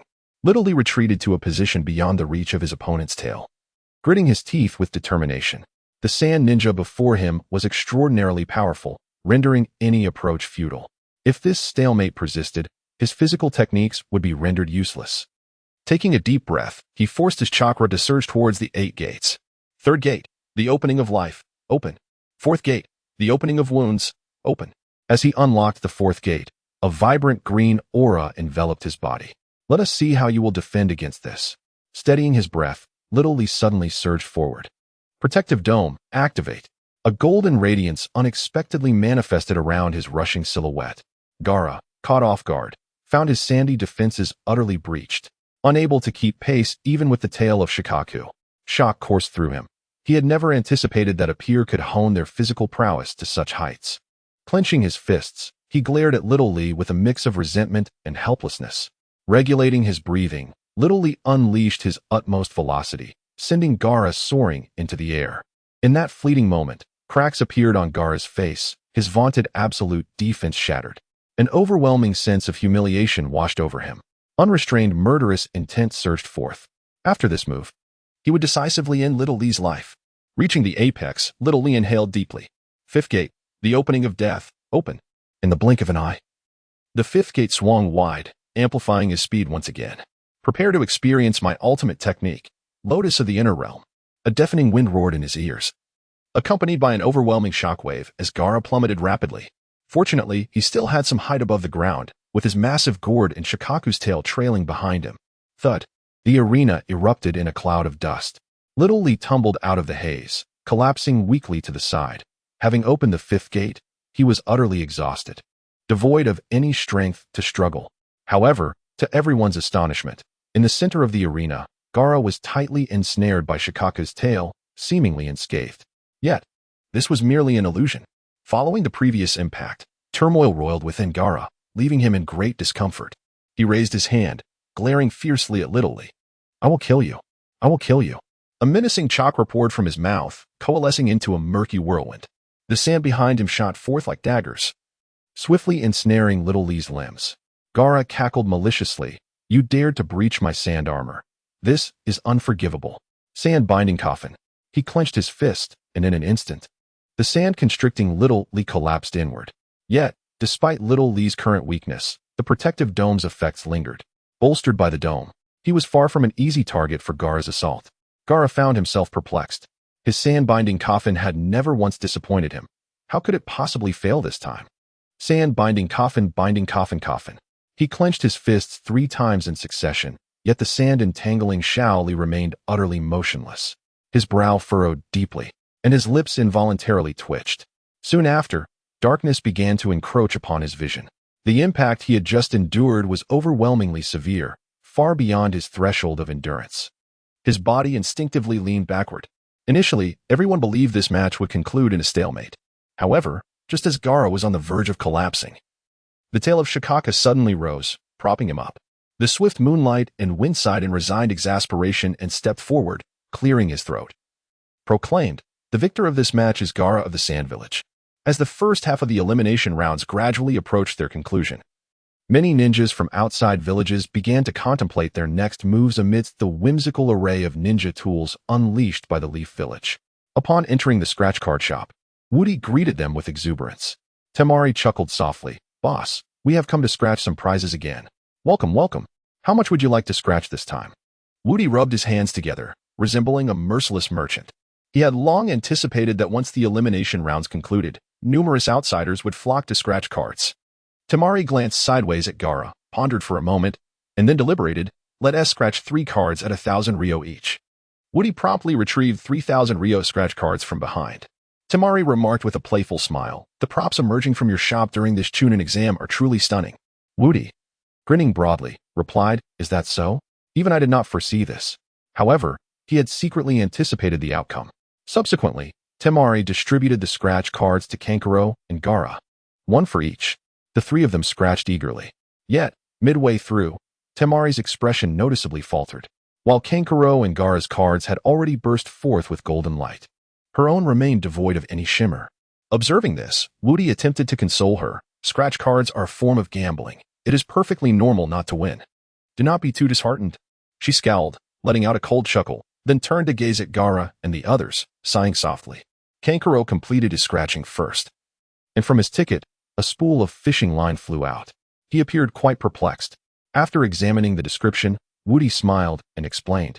This item is called the resilient fishing line. The user can manipulate puppets through this line, and no matter what happens, the line cannot be severed. It is perfectly suited for you as a puppeteer. Upon hearing Woody's explanation, Kankuro's eyes brightened. As a puppeteer, his greatest fear was having his chakra threads cut, which would result in a complete loss of control over his puppets. With his fishing line, he would no longer need to fear when manipulating his puppets. Woody smiled lightly, observing the expression on Kanjuro's face, which made it easy to discern his thoughts. He cautioned, this fishing line is merely a disposable item. Once utilized, it cannot be reclaimed. Therefore, it is imperative to consider its use wisely. Kanjuro's demeanor instantly soured. After a resigned sigh, he decided to put away the fishing line. For the opportunity to utilize a puppet without restraint was indeed a rare occasion. At that moment, a prize materialized from Gaara's ticket, a rather adorable pair of raccoon ears hairpin. Woody was momentarily taken aback, then burst into laughter that resonated like a goose's honk. This item is known as the ear of Shikaku. As the words escaped his lips, Gaara's nerves tensed abruptly. What kind of luck was this? He had drawn prizes twice, and both times it was linked to Shikaku. Clenching his fists tightly, he reflected that although Shikaku's tail had aided him in victory during the previous competition, he would prefer to forego this triumph rather than carry the burden of a tail wherever he went. Now, with an additional ear to contend with, it seemed the lottery shop was intent on adorning him in the guise of Shikaku. This ear is quite remarkable, Woody remarked with a soft chuckle. It can amplify your hearing tenfold. Gaara's expression darkened considerably. I possess absolute defense. What use do I have for enhanced hearing? Woody pondered for a moment before countering. With tenfold hearing, you could distinctly perceive sounds within a 100-meter radius. Is that not advantageous? Not at all. Gaara slowly rose to his feet and, much like the last time, tossed the Shikaku ear onto the counter as he contemplated leaving the establishment. Upon reaching the door, he glanced back and declared, You are nothing but a morally bankrupt merchant. Those words ignited Woody's ire. When had he ever been labeled a ruthless traitor? Although he sometimes questioned his own conscience in business, he could not abide such accusations from others. What style? 1,000-year cutting technique? He exclaimed in shock. And before Gaara could evade, he found himself ensnared within its grasp. A wave of sharp, acrid pain surged through his entire being. Gaara's wail echoed through the streets, drawing the attention of passers-by. Upon witnessing his elegant posture, they all blushed and quickly turned their heads away. Caught between the wooden hands and the delicate region, Shikaku's tail remained rigid, its fur standing on end, as if it too sensed the same torment. Woody cast a glance at the Shikaku ear on the counter and softly uttered, Go. In the next instant, the ear hairpin soared into the air, landing squarely atop Gaara's head. A hypnotic, resonant sound entered his ears as if to soothe him. I see you are feeling a bit irritable. The ear of Shikaku will help you find tranquility. Wu Di smiled nonchalantly, dispersing the wood technique with a wave of his hand, as Kanjiro and Tamari lifted him and hastily departed. Meanwhile, on the streets of Kanahigakure, Naruto, with a toothpick dangling from his mouth, appeared somewhat lost in thought. Gazing at the dwindling bills in his wallet, he let out a long sigh. He was now devoid of funds to continue participating in the lottery, leaving him to ponder the fate of the upcoming exam. Now, his secrets were well known among his companions. Just as he was feeling disheartened, he spotted an elderly man with a head full of white hair, clad in wooden clogs, peering through a telescope from atop a nearby rockery, drooling uncontrollably. How absurd. Startled by the man's lewd voice, Naruto turned to see that the man's telescope was aimed at the women's bathhouse. Hey, who are you? Why are you spying on others bathing? Naruto's voice boomed, drawing the attention of those inside the bathhouse. Instantly, chaos erupted within as many scrambled to find something to cover themselves. The old man atop the rockery was furious, spinning around to shout, "You little brat. Why are you ruining my fun? That was my source of inspiration for training." Enraged, he leapt in front of Naruto, noticing that he was also a ninja. Naruto quickly grew wary and dodged back, fearing the peculiar man with the greasy forehead protector might strike him. "I'm Jiraiya, the number one on the list of Konoha's 10 handsome men, also known as the Toad Sage. Why don't you come here and let me vent my frustrations?"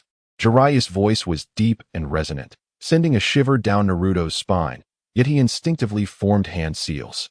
Would release, 1,000-year sapling technique. Jiraiya, posing dramatically, had not anticipated that the boy would dare to attack after he had already revealed his identity. Moreover, it was would release. By the time he realized what was happening, he was already ensnared by Naruto's technique, the emerging wooden hands evoking a surreal sensation. "Ah!" he yelled, his face flushed. Gritting his teeth, he lowered his head and said, "Kid, I am the Toad Sage." Naruto licked his lips and altered his hand seals. Would release, 1,000-year kill. With a sudden thrust, another wooden hand shot forth, striking Jiraiya squarely in a sensitive area. Jiraiya howled in anguish. He yearned to break free and teach this brat a severe lesson. Naruto approached with a grin, patting his forehead protector. "What Toad Sage? You are clearly just a lecherous sage. Kid, you." Jiraiya was mortified and indignant. After a couple of futile attempts to extricate himself, he took a deep breath, softening his tone considerably. "Kid, where did you learn this ninjutsu?" Naruto twisted his neck, turning away. "Don't call me a kid. I am the genius of would release from Konoha, Uzumaki Naruto." Uzumaki Naruto? The child of Minato. Jiraiya laughed heartily. After traveling for years, he was astonished to see Minato's child had grown up so much. "Quick, let me down." Naruto hesitated, glancing back at him. "Do you know my father?" "Of course. I know him very well," Jiraiya replied proudly. Naruto's lip quivered slightly. "My father isn't gay. You must have mistaken him for someone else." As he spoke, he took a step forward, preparing to depart. Jiraiya hastily called out to him, "Wait a moment. I have something I wish to inquire about." Naruto cautiously turned his head, whispering, "What is it? Speak. How did you come to possess that would release technique? Please, enlighten me." A glimmer of excitement flashed in Jiraiya's eyes. If he could also learn would release, he would be able to assist Naruto in mastering the Nine Tails, thus fulfilling Minato's dying wish.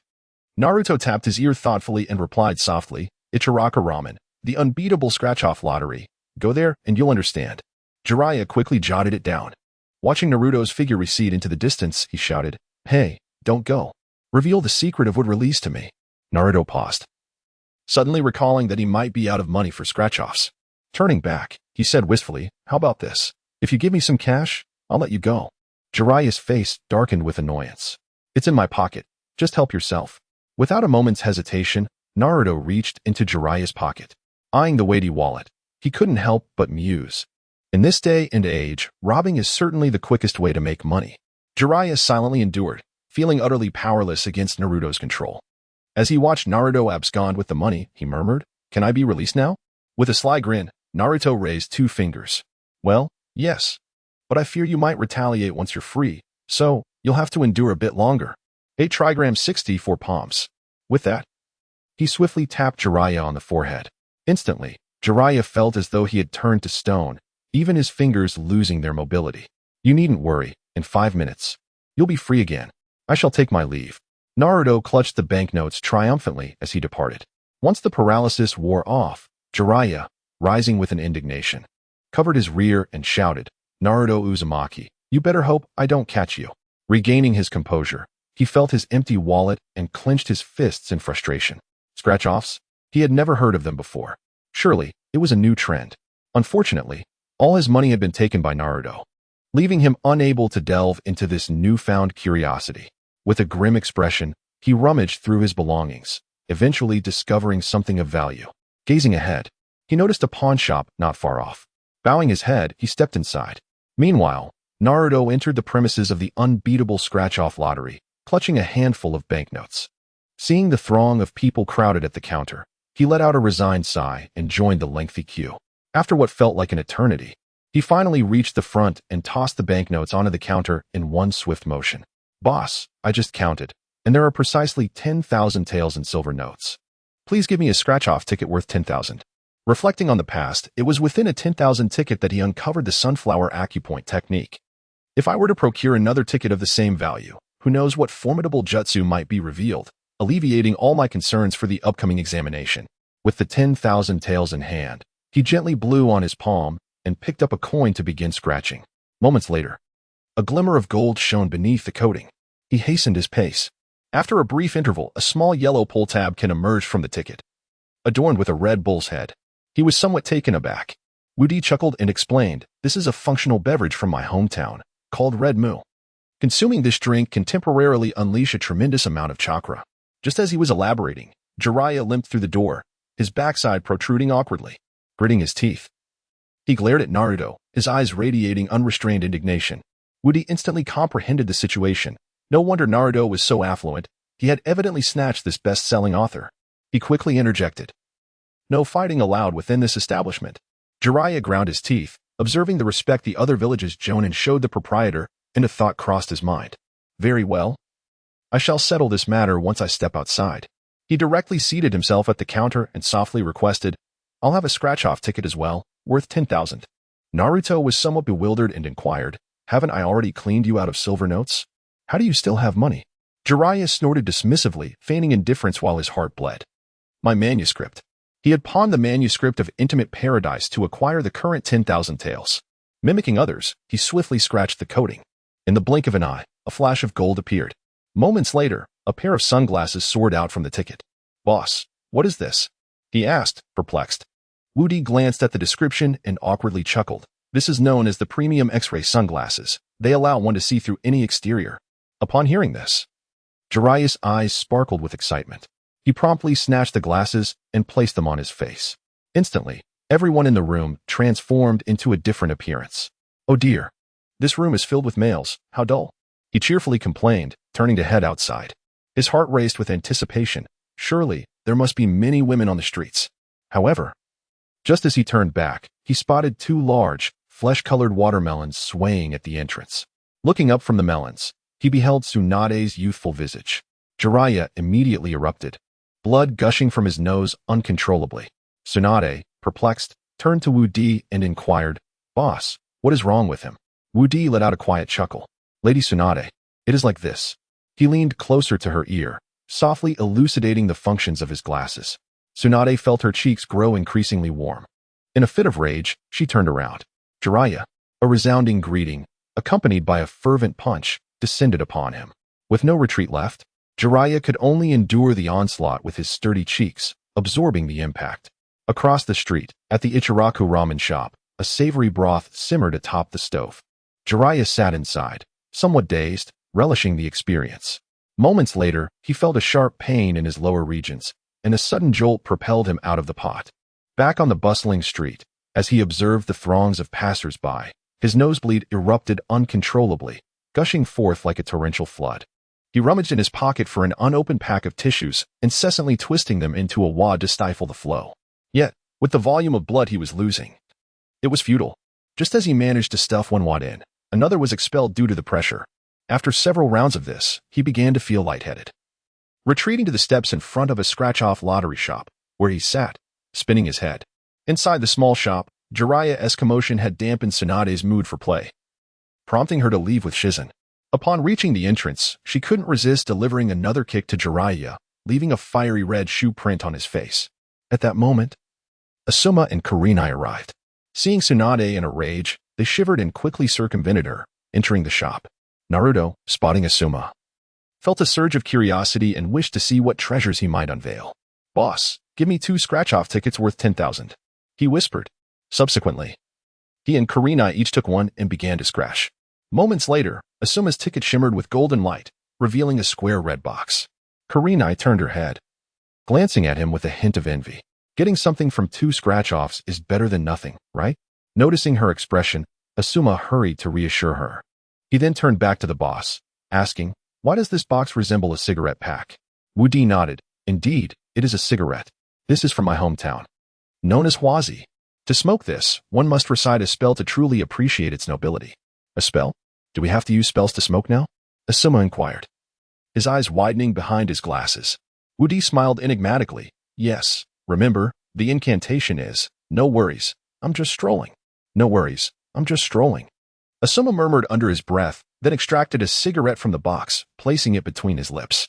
With the crisp sound of a lighter igniting, a wisp of smoke ascended from the tip. "No worries, I'm just strolling," he tentatively intoned. In an instant, an ethereal veil of smoke enveloped him, the rich aroma wafting from every pore. Among the crowd gathered for the lottery, there were certainly other smokers. Upon catching a whiff of the fragrant tobacco, they suddenly realized that the cigarettes they were smoking seemed to have entirely lost their flavor. One by one, they fixated on Asuma with predatory intensity. "Sell me one. Just one. Let me also savor the pleasure of a leisurely stroll. Yes, sell me one. I'll offer 1,000 Rio for it. I'll pay 3,000. The voices around him surged and ebbed like the tide. Asuma chuckled with satisfaction and nonchalantly tucked the cigarettes into his pocket. Such a delightful treasure could not be entrusted to others. Naruto shrugged lightly. Having enjoyed the spectacle, it was time to depart. Just as he stepped outside, he spotted the lecherous sage still seated at the entrance. Before him lay a mound of crumpled paper, stained with dried blood from his nose. A glance at his current pallor revealed he was nearly as pale as the paper itself. "Hey kid, this place you recommended is quite splendid." Jiraiya weakly raised a hand. Turning his head, one side of his face bore the unmistakable imprint of a high-heeled shoe. Naruto shivered involuntarily, thinking to himself, who would have imagined that Tsunade could be so temperamental? I must never provoke her again. Naruto, to express my gratitude, I've decided to teach you a ninjutsu. What would you like to learn? Naruto furrowed his brow. Teach me ninjutsu? He sized Jiraiya up, pondering. This man, though somewhat lecherous, exuded an aura of undeniable power. Naruto questioned himself. As he recalled the recent preliminary rounds, a glimmer of excitement sparkled in his eyes. Do you know the summoning technique? He rubbed his hands together, eagerly gazing at Jiraiya. During the competition, he had witnessed Shino summon a slug, which was truly impressive. If he could master the summoning technique as well, it would surely astound many during the finals. Jiraiya chuckled softly. Isn't it just the summoning technique? It's not difficult at all. Come, I shall teach you. He trembled as he stood, his legs quaking uncontrollably. After they departed, Asuma and Kurenai emerged as well. Being showered with attention by so many smokers had made Asuma feel quite elated. Ultimately, after much persuasion from the crowd, he sold 5 sticks of his prized tobacco, each fetching an astounding price of 8,000 Rio. However, just as they stepped out, they nearly collided with the third Hokage. Instinctively, Asuma covered his pocket. The third smiled warmly. Asuma, what are you hiding? Oh, nothing. Nothing at all. He felt a surge of panic. If the third discovered he had tobacco, it would be a grave mistake. Yet, he was unfortunate enough to be accompanied by a band of bumbling allies. From the small shop, sounds of enjoyment echoed out. No worries. I'm just taking a stroll. The third peered inside, and a shinobi from the sand village slowly stepped out, his expression tightening upon seeing the third. What were you just whispering about? What do you mean? I am just taking a stroll. The third Hokage gazed at him and inquired softly. The elder ninja from the sand village chuckled, producing a half-extinguished cigarette but from his pocket. You don't know this, do you, Huazi? This was just scraped out by Asuma. When you smoke it, just shout, no worries, I'm just taking a stroll. The effect is simply transcendent. The expression on the third's face darkened instantly as he turned to Asuma and asked, is this true? Asuma swallowed hard and silently nodded. The third let out a light huff, opening his palm. You little rascal, have you forgotten me when you have something good? Asuma, caught in a dilemma, reluctantly retrieved a cigarette from the pack. The third coughed lightly, and his gaze sharpened significantly. Feeling a shiver run down his spine, Asuma pulled out 2 more. With a helpless sigh, the third remarked, Child, why are you so thoughtless? 5 elements, Great continuous bomb technique. Outside the little shop, Asuma's cheerful screams echoed. The third lowered his gaze, observing Asuma, who was seeing stars, and gently advised, "Child, learn to show respect for your elders and love for the young." As he spoke, he bent down and tucked the entire pack of cigarettes into his pocket. "Boss, I've gained something today, so I won't be scraping anymore." The third cheerfully called out to the inside before turning to leave. After a while, Asuma regained his composure and, with a mournful expression, asked, "Boss, why is it that what others summon cannot be taken away, yet mine is continuously snatched?" Woody scratched his head, uncertain about the matter. With a twinkle in his eye, he explained, "Perhaps it's because your spending in this shop doesn't compare to the third's." He added with a grin, "Just remember this, invincible scratch-offs, without money, you might as well be scratching your father's back." With tears welling in his eyes, Asuma arose slowly, laden with grievances, and departed. Outside the village of Konoha, beside a deep gorge, Jiraiya leaned wearily against a large rock, feebly stating, "Naruto, pay attention, I will now teach you the summoning technique." As he spoke, he rapidly formed hand seals and then struck the ground forcefully. In an instant, mist billowed forth, and a frog over half a meter tall leaped from the summoning array. "Hey, I've been summoned? I've finally been summoned," Froggy exclaimed joyfully. Turning to the pale-faced Jiraiya, he curiously queried, "Wait a minute, don't you usually summon my father?"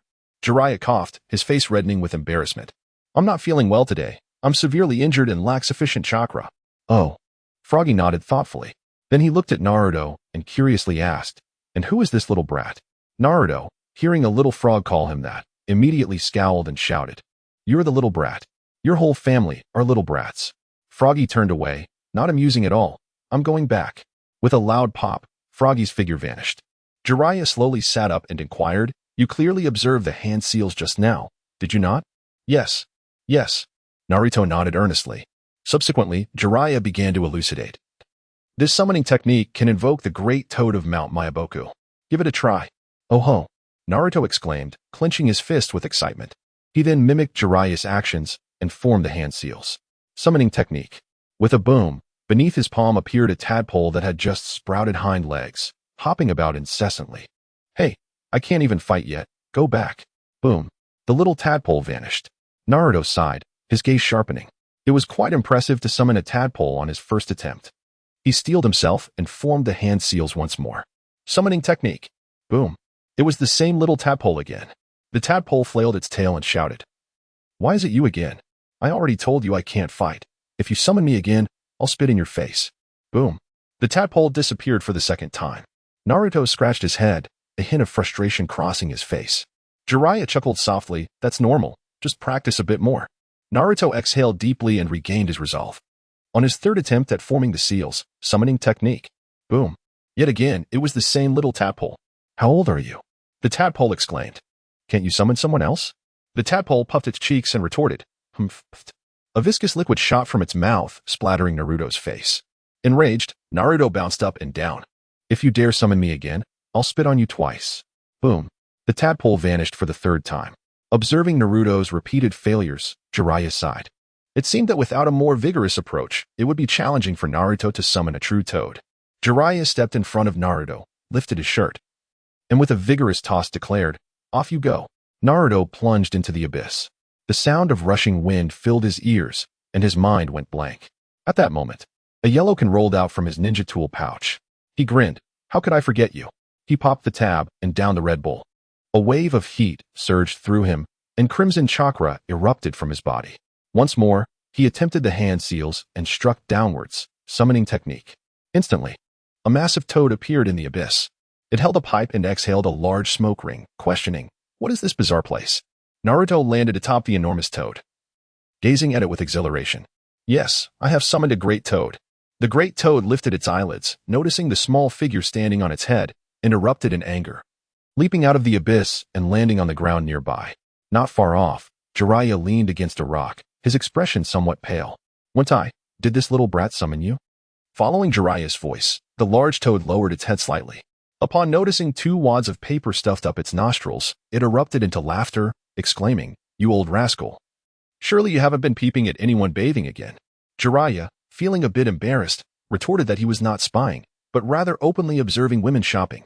One eye glanced at Naruto perched atop his head, his expression suddenly morphing into one of disdain. Is it you, this little brat, who summoned me? Naruto snapped his fingers proudly, asserting, of course. Wentai immediately twisted his body and flung Naruto off. Now, it seems any little brat can wield the summoning technique. To be summoned by you is nothing short of a disgrace. You little imp, dare summon me again, and I shall strangle you. Naruto fell headfirst into the ground. Emerging from the earth with a shake of his head, his gaze darkening ominously. He then formed hand seals and bellowed, would release, 1,000-year cutting technique. The elder toad was taken aback, feeling its body ensnared by a multitude of wooden stakes. It shook violently, only to see a robust wooden hand emerge from the ground. The sensation was an unbearable jolt. Naruto, seemingly undeterred, approached and raised 2 fingers, declaring, sunflower acupoint technique. Jiraiya, perplexed, pondered what Naruto was up to. Amidst his confusion, he watched as Naruto climbed onto Wentai's head and retrieved an item wrapped in a bag from his ninja tool pouch. I shall make you regret looking down on me.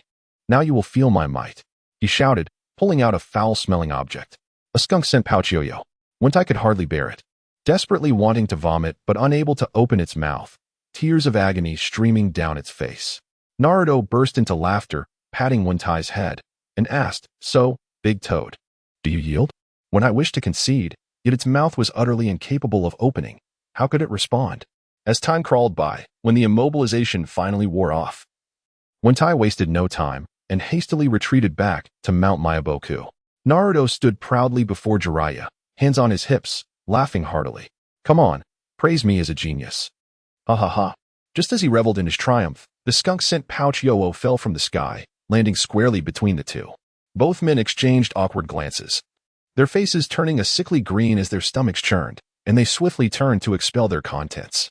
Holding his breath, Naruto hurriedly stowed away the yo-yo. Turning back to Jiraiya, who appeared as if buried up to his neck in dirt, he quickly inhaled 2 deep breaths of fresh air, regaining a semblance of clarity. He assisted Jiraiya as they made their way back to the village of Konoha. On their return journey, he laughed heartily, envisioning how, with the summoning technique mastered, he would surely dazzle everyone during the Chunin exam finals. The duo made slow progress, stopping every few paces, until they finally returned to the village of Konoha. Not far from entering the village, they happened to encounter Kakashi strolling down the street. Spotting the two from a distance, he approached directly. Upon drawing near, he scrutinized them carefully, rubbing his chin with a frown. Oil-marked forehead protector, snow-white hair, and wooden sandals. After a brief search through his memories, he took 2 startled steps back and exclaimed, You are Jiraiya-sama? Jiraiya nodded weakly, glancing at Naruto beside him with a touch of pride. See? I'm still quite famous in this village. Only you, brat, were blind enough not to recognize me. Naruto curled his lip, thinking to himself, what is the point of knowing an old pervert who only peeks into women's baths? Kakashi sidled up with a grin, lowering his voice. Jiraiya-sama, I absolutely adore your Make-Out Paradise series. Could you sign my copy? Jiraiya's expression froze. He had assumed Kakashi respected him for his strength, only to realize it was all because of a book. Flushing slightly, he muttered, perhaps not, given my current condition. Such passionate literature isn't quite suitable. Kakashi's shoulders slumped in disappointment, his grip on the book loosening. Naruto, intrigued, leaned in. Huh? So this is Make-Out Paradise? Wah. Kakashi hastily retreated, hiding the book behind his back. This kind of material, isn't for you. Best not to look. Naruto scoffed. It's just a book. What is the big deal? Here, check this out. Taking a deep breath, he crossed his arms. Behold, the harem jutsu. Created by Uzumaki Naruto. Boom, boom, boom. A dozen smoky, curvaceous figures materialized in the narrow street, their alluring forms barely concealed. Ah, Naruto, you. Kakashi's face burned, and he felt something damp beneath his mask. He tried to turn away, but his eyes refused to obey, locked onto the spectacle. Beside him, the already weakened Jiraiya twitched his eyebrows before twin streams of blood erupted from his nostrils. With a groan, he toppled backward. Jiraiya-sama. Kakashi rushed forward as Naruto dispelled the jutsu. Finding Jiraiya unconscious, they hoisted him up and hurried toward Konoha Hospital. Please hang in there, Jiraiya-sama. Make-Out Paradise isn't finished yet. Kakashi pleaded. Naruto yelled, It's just a book, Kakashi-sensei. If you like it that much, I'll perform the jutsu for you every day. Naruto, this is all your fault. Their voices faded into the distance. Meanwhile, at Unbeatable Scratch Cards, Wu Di bustled about, exhausted from the relentless work. With the fourth stage of the Chunin exams approaching, customers flooded the shop. At the counter, Tintin scraped eagerly at a card, eyes alight with anticipation. That human cannon I got here last time was amazing. In a one-on-one confrontation, she effortlessly cornered her opponent, rendering them entirely passive. A thought crossed her mind. If she could unearth another miraculous item, advancing to the rank of Sichnin would surely be a foregone conclusion. While she was lost in contemplation, a sudden glimmer of golden light illuminated her surroundings, causing her eyes to shine with brilliance. A spiked club leisurely emerged from the surface of the scratch card. Simultaneously, the voice that had greeted Wu Di upon his arrival at the store echoed in his mind. The invincible scratch card shop, with sales surpassing 10 million Rio, had upgraded. The next upgrade would require 100 million Rio. A plethora of information flooded his consciousness. Initially, his realm of invincibility extended only 100 meters around the shop, but following the upgrade, it expanded to a remarkable 1,000 meters, a tenfold increase. Now, apart from the outskirts of Konohagakure, there was scarcely a place within the village he could not venture. More significantly, the shop had unlocked a novel skill, the ability to adjust the odds of winning on the scratch cards. Now, irrespective of who entered the shop to purchase a scratch card, he could instantaneously increase or decrease their chances of winning by 10%, simply by focusing his intent before handing it over. This was nothing short of a miraculous ability. Henceforth, anyone who entered his establishment to buy scratch cards would find their odds favorably adjusted if he took a liking to them, or conversely diminished if he deemed them unworthy. He began to envision himself reigning supreme over the village, a sly grin creeping across his face. Hey, what exactly is this spike club for? Tion's voice broke his reverie. He swiftly glanced at the instructions. Currently, his realm of invincibility encompassed only Konohagakure. To elevate it further, he needed to diligently sell more scratch cards. He exhaled deeply. This item is 100% stunning spiked club. If it strikes someone who isn't clad in the protective gear produced by the scratch cards, they will undoubtedly fall into a state of dizziness. Tion beamed with joy. The item seemed extraordinarily remarkable. With it in her possession, her ascension to the rank of Nin was practically assured. She laughed with delight, thanking the proprietor before departing with the spiked club in hand. Watching her retreating figure, Wu Di let out a sigh of relief. The final Nin exam was imminent. High-ranking officials from various allied villages had gathered in Konohagakure. Outside, a figure clad in a flowing white robe and adorned with a blue wind pattern had entered the small shop. With a mere glance, Wu Di discerned his true identity. It was none other than Uncle Snake. Indeed, a tracking bomb failed to eliminate him, and he had once again managed to survive. Wu Di wore a smile, secretly thinking, let me test the skill of altering the odds of winning. Boss, I'll have a scratch-off worth 10,000. Uncle Snake said in a low voice. Wu Di nodded gently, and as he picked up the scratch-off, he silently intoned, reduced the winning probability by 10%. The ticket trembled slightly, as if it had received his message. Uncle Snake eagerly took it, filled with excitement as he began to scratch. The previous 2 times he had won something quite useful. He wondered what new and intriguing tools he might uncover this time. As the coin glided halfway, he furrowed his brow slightly. In the previous scratch-offs, there should have been a burst of golden light at this point. Yet this ticket remained ominously silent. He looked up and asked, Boss, what is this? Wu Di glanced at it, his demeanor nonchalant as he replied, Oh, your ticket shows that you haven't won. A flicker of disappointment crossed Uncle Snake's eyes. Scratch-offs were essentially a gamble. You should learn from Lady Tsunade. Wu Di added from the side. Uncle Snake shook his head in disagreement and stepped outside, his mind racing. Learn from her? Wouldn't that mean I'd lose all my meager research funds? Lady Tsunade's reputation as a high-stakes gambler extended far beyond the borders of Konoha. In the neighboring nations, which casino did not recognize her esteemed presence. Dejected, Uncle Snake departed, accompanied by his subordinate ninjas toward the examination venue. This examination site was significantly more spacious than the previous one.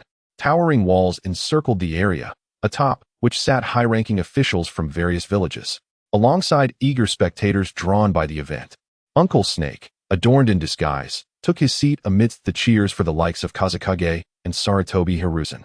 Not far behind were the leaders of the Umbu from various ninja villages, as well as elite Jonin. As the Umbu leaders entered, the audience remained relatively quiet. However, when Danzo made his entrance, a wave of astonished murmurs swept through the crowd. Does Konoha really accept such individuals? Indeed, I always thought the people of Konoha were quite normal, yet it appears they have their share of anomalies among the elite. Unperturbed by the chatter, Danzo treated it as mere background noise, continuing to stride with his orchid fingers and graceful steps. Once everyone was seated, the atmosphere in the arena shifted to one of solemnity. The CH9 exams were about to commence. Wu Di rested his chin on his hand, letting out a soft sigh. With the recent upgrades to his establishment, the scope of his invincibility had expanded tenfold. Initially, he had wished to witness the CH9 exams in person, yet at that moment, a group of sand ninja entered. As soon as they crossed the threshold, Wu Di recognized them as the unfortunate fools successfully duped by Uncle Snake. Why are they not staying put at this hour and have come to the village instead? I have heard that your scratch-off lottery shop offers some remarkable prizes. Why not give it a try? The masked ninja leading the group whispered softly. Wu Di casually pulled out a few scratch-off tickets, silently muttering to himself. Let the winning odds diminish by 10%. A slight tremor emanated from the ticket surface. Soon, the first person finished scratching, only to find nothing, and he asked with a hint of disappointment, Boss, you wouldn't be deceiving us just because we are from another village. Would you? Wu Di chuckled lightly. I conduct my business with integrity. You can inquire with the neighbors on the street. Before long, one among them gleamed with excitement as a mysterious scroll floated out from his ticket. Observing his companion's fortune, the unlucky individual fell silent, likely lamenting his own misfortune. After a prolonged period of scratching by the group of over a dozen, merely 3 or 4 emerged victorious, and the prizes they won paled in comparison to those obtained by Naruto and his friends. Wu Di mused to himself, if I send them away, perhaps they will cease participating in the lottery. With this thought, he issued an eviction order. As he watched them depart, Wu Di felt a surge of exhilaration. Finally, he could witness the grandeur of the ongoing tournament. However, just as he took a step forward, he spotted Jiraiya limping towards him, leaning on a cane. Boss, I would like a scratch-off ticket worth 10,000. His voice was somewhat frail, yet his gaze bore no trace of weakness. Wu Di sighed deeply, realizing that his hopes of attending the Chunin exams were likely dashed. He handed Jiraiya a ticket, observing as Jiraiya, panting heavily, settled in front of the counter, scratching away bit by bit, his heart brimming with resentment. Not long after, a brilliant flash of gold erupted. An object resembling a smartphone floated out. Wu Di couldn't help but chuckle at the sight, and his earlier vexation dissipated entirely. This item was called a plot editor. Plot editor? Jiraiya expressed his confusion. Wu Di deliberately lowered his voice, saying, I know you are a best-selling author, correct? Jiraiya's face flushed. The adults in Konoha were well aware of the nature of his writings. The protagonists in those stories were few, 2 or 3 sufficed. He awkwardly replied, yes, but ordinary plots may not quite suit me. Wu Di waved his hand dismissively. You underestimate the plot editor. Regardless of the scenario, if you can conceive it, the plot editor will generate it automatically. Jiraiya gasped in astonishment. Really? Any storyline at all? Wu Di confidently affirmed, of course. If you don't believe me, give it a try. All right. Jiraiya squinted his eyes and fell deep into thought. Within 10 seconds, the sounds of spring began to resonate from the plot editor. Wu Di tiptoed, casting a slight glance askew. Indeed, it was exactly as he had envisioned upon acquiring the plot editor. Jiraiya's first thought was undoubtedly to create a story with minimal cost. Wu Di gently touched his nose and softly advised, I suggest you refrain from watching those films that can be performed by just a couple of people. It's detrimental to your health. Jiraiya nodded earnestly. I understand. I'm merely testing its functionality. Despite his words, his eyes betrayed his true intentions, remaining fixated on the plot editor. Moments later, 2 crimson threads emerged from his nostrils. Losing his balance, he fell backwards, yet even on the ground, a grin remained etched on his face. Hey, if you're going to die, don't do it in my shop. In the competition arena, all participants were prepared. The first duo to take the stage was Temari and Shikamaru. As they arrived, Shikamaru continued to yawn incessantly. Once they were in position, the chief examiner, Narashikaku, approached with a toothpick dangling from his mouth, resembling a ruffian. He cleared his throat and announced, due to the primary examiner, Moonlight Gale, falling ill, I shall take over. Now, I declare the match to commence. With his proclamation, both Shikamaru and Temari sprang into action simultaneously. Temari retrieved the Juga fan from her ninja tool pouch, giving it a gentle shake. Instantly, her mind felt remarkably clearer, enabling her to anticipate Shikamaru's movements. Shikamaru frowned, contemplating. That fan shape is rather peculiar. It must have originated from a lottery shop, thus requiring cautious handling. At that moment, Temari advanced, vigorously waving the large fan. A fierce gust swept across the entire arena, causing Shikamaru to be propelled backward, crashing against the wall. As he landed, he chuckled softly, retrieving a mechanical mouse he had won earlier. This was indeed a remarkable tool, as the proprietor had stated, if used correctly, it could indefinitely extend the distance of his shadow. This subtle maneuver went unnoticed by the onlookers, including Temari, who remained blissfully unaware. The mechanical mouse burrowed into the ground at an astonishing speed. Shikamaru stood up, wiping the blood from the corner of his mouth, and once again approached Temari. She retreated, fully aware of the formidable shadow techniques wielded by the Nara clan. With the sun high in the sky, shadows were difficult to extend. As long as she managed the distance well, Shikamaru would have no advantage over her. A sly smile graced her lips as she prepared to strike again with her fan. Shikamaru hastily dodged to the left, but just as he emerged from his evasive maneuver, he found a kunai hurtling toward him. He was momentarily stunned, his eyes wide with disbelief. When did Temari acquire the ability to predict her opponent's moves? The fan. It must be due to that fan. Gritting his teeth, Shikamaru felt a surge of frustration. With no other option, he withdrew his neck and crossed his arms to brace against the wind-based attack. Thud. A resonant sound echoed from the wall once more. Shikamaru's body slammed against the wall with a forceful impact. As he landed, he grimaced and once again plunged his hand into his ninja tool pouch. Moments later, he produced 2 smooth, round walnuts from within.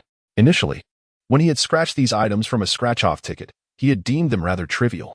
With his intellect, he could easily secure a position among the top 3 in the ninja world, if not the top 10.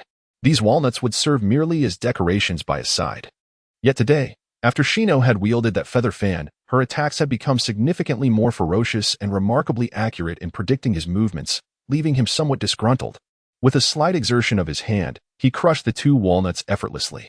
One could only imagine how many hearts would shatter in the real world upon witnessing such a feat.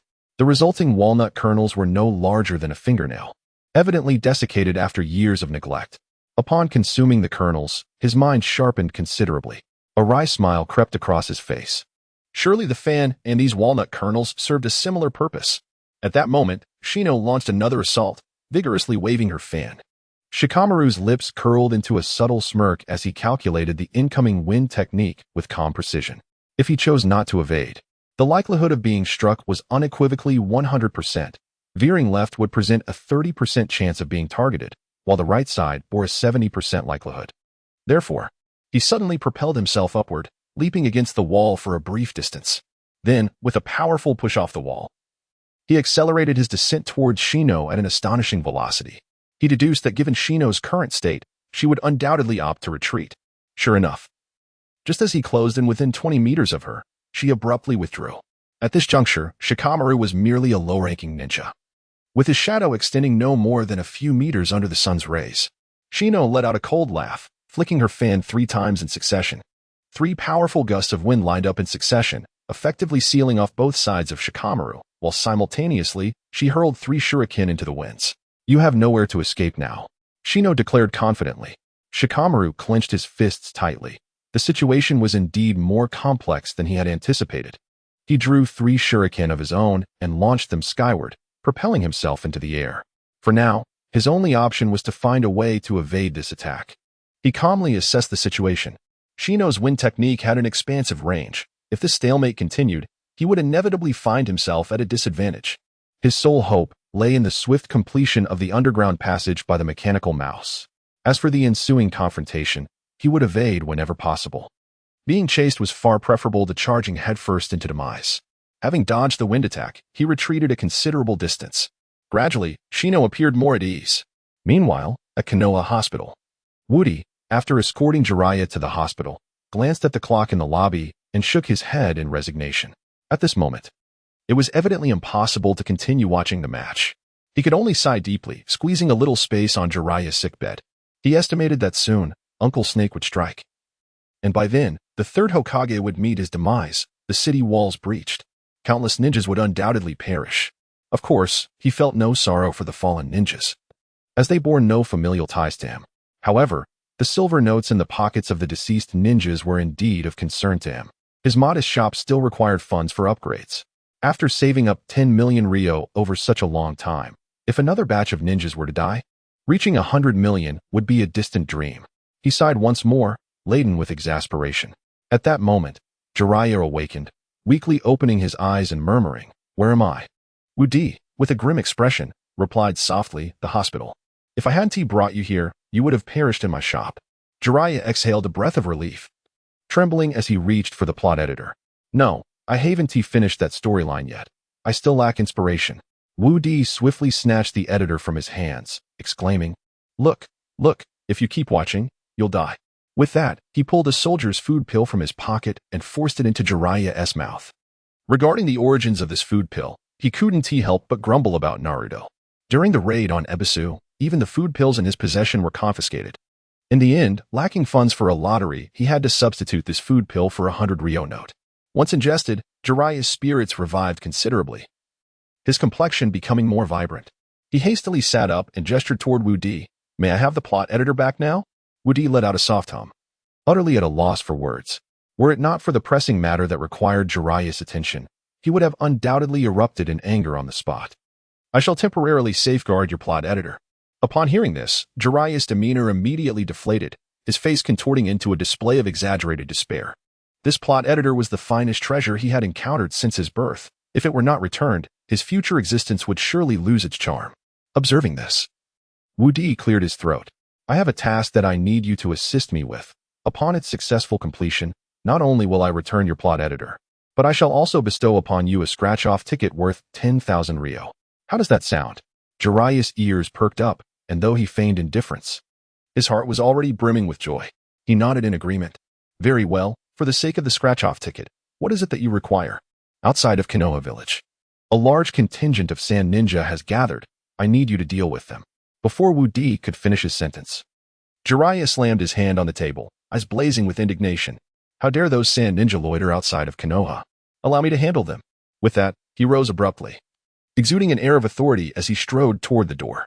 Wu Di couldn't help but sigh softly, reflecting on how, despite Jiraiya's lecherous and carefree fade, he was quite serious when it came to matters concerning the village. Little did Wu Di know, however, that his current thoughts were profoundly misguided. Having just emerged from the hospital, Jiraiya hastily altered his demeanor, his face slightly flushed. How formidable can a large group of sand ninja truly be? Wait for me. Meanwhile, on the arena, the competition persisted. Ever since Shikamaru decided to evade Temari's attacks, he had not closed the distance between them even slightly. Temari's wind techniques had diminished considerably as they drifted farther away. Shikamaru adeptly dodged and leaped, remarkably sustaining minimal injuries.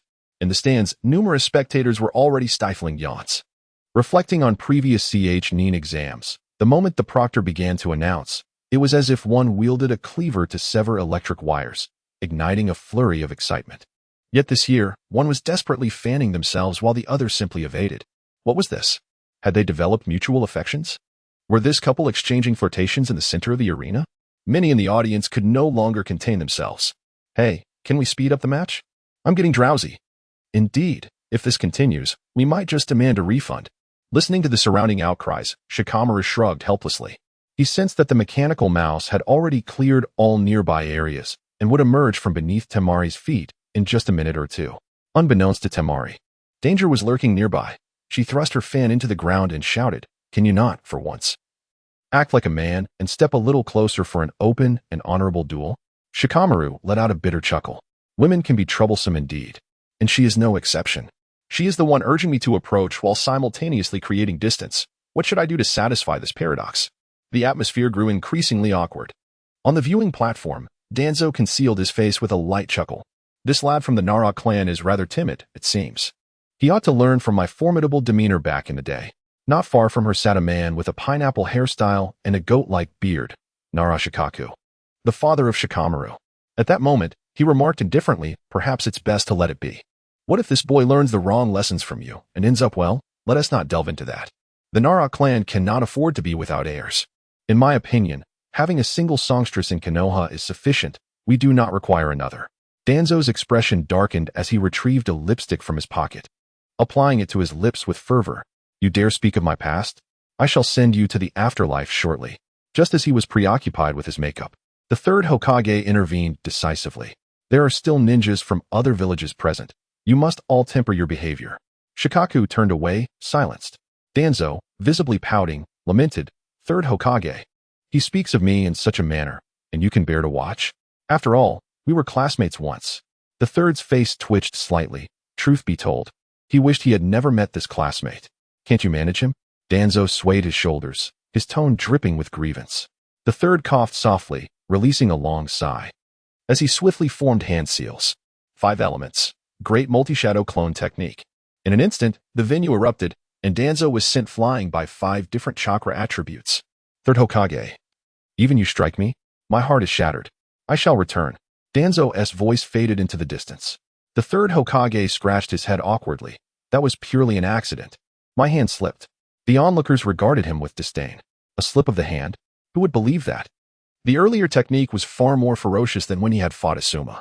Had it not been for their positions, they would have openly questioned the third. Are you trying to silence him? Below, the match continued. Shikamaru's mechanical mouse had successfully tunneled through the ground. Now, his shadow could reach the entire venue. He resolved to launch a decisive strike. By the looks of you, are you not inclined to dodge? Do you concede? Temari mocked with a sneer. However, before she could enjoy her amusement for 3 seconds, a hole suddenly appeared beneath Shikamaru's feet.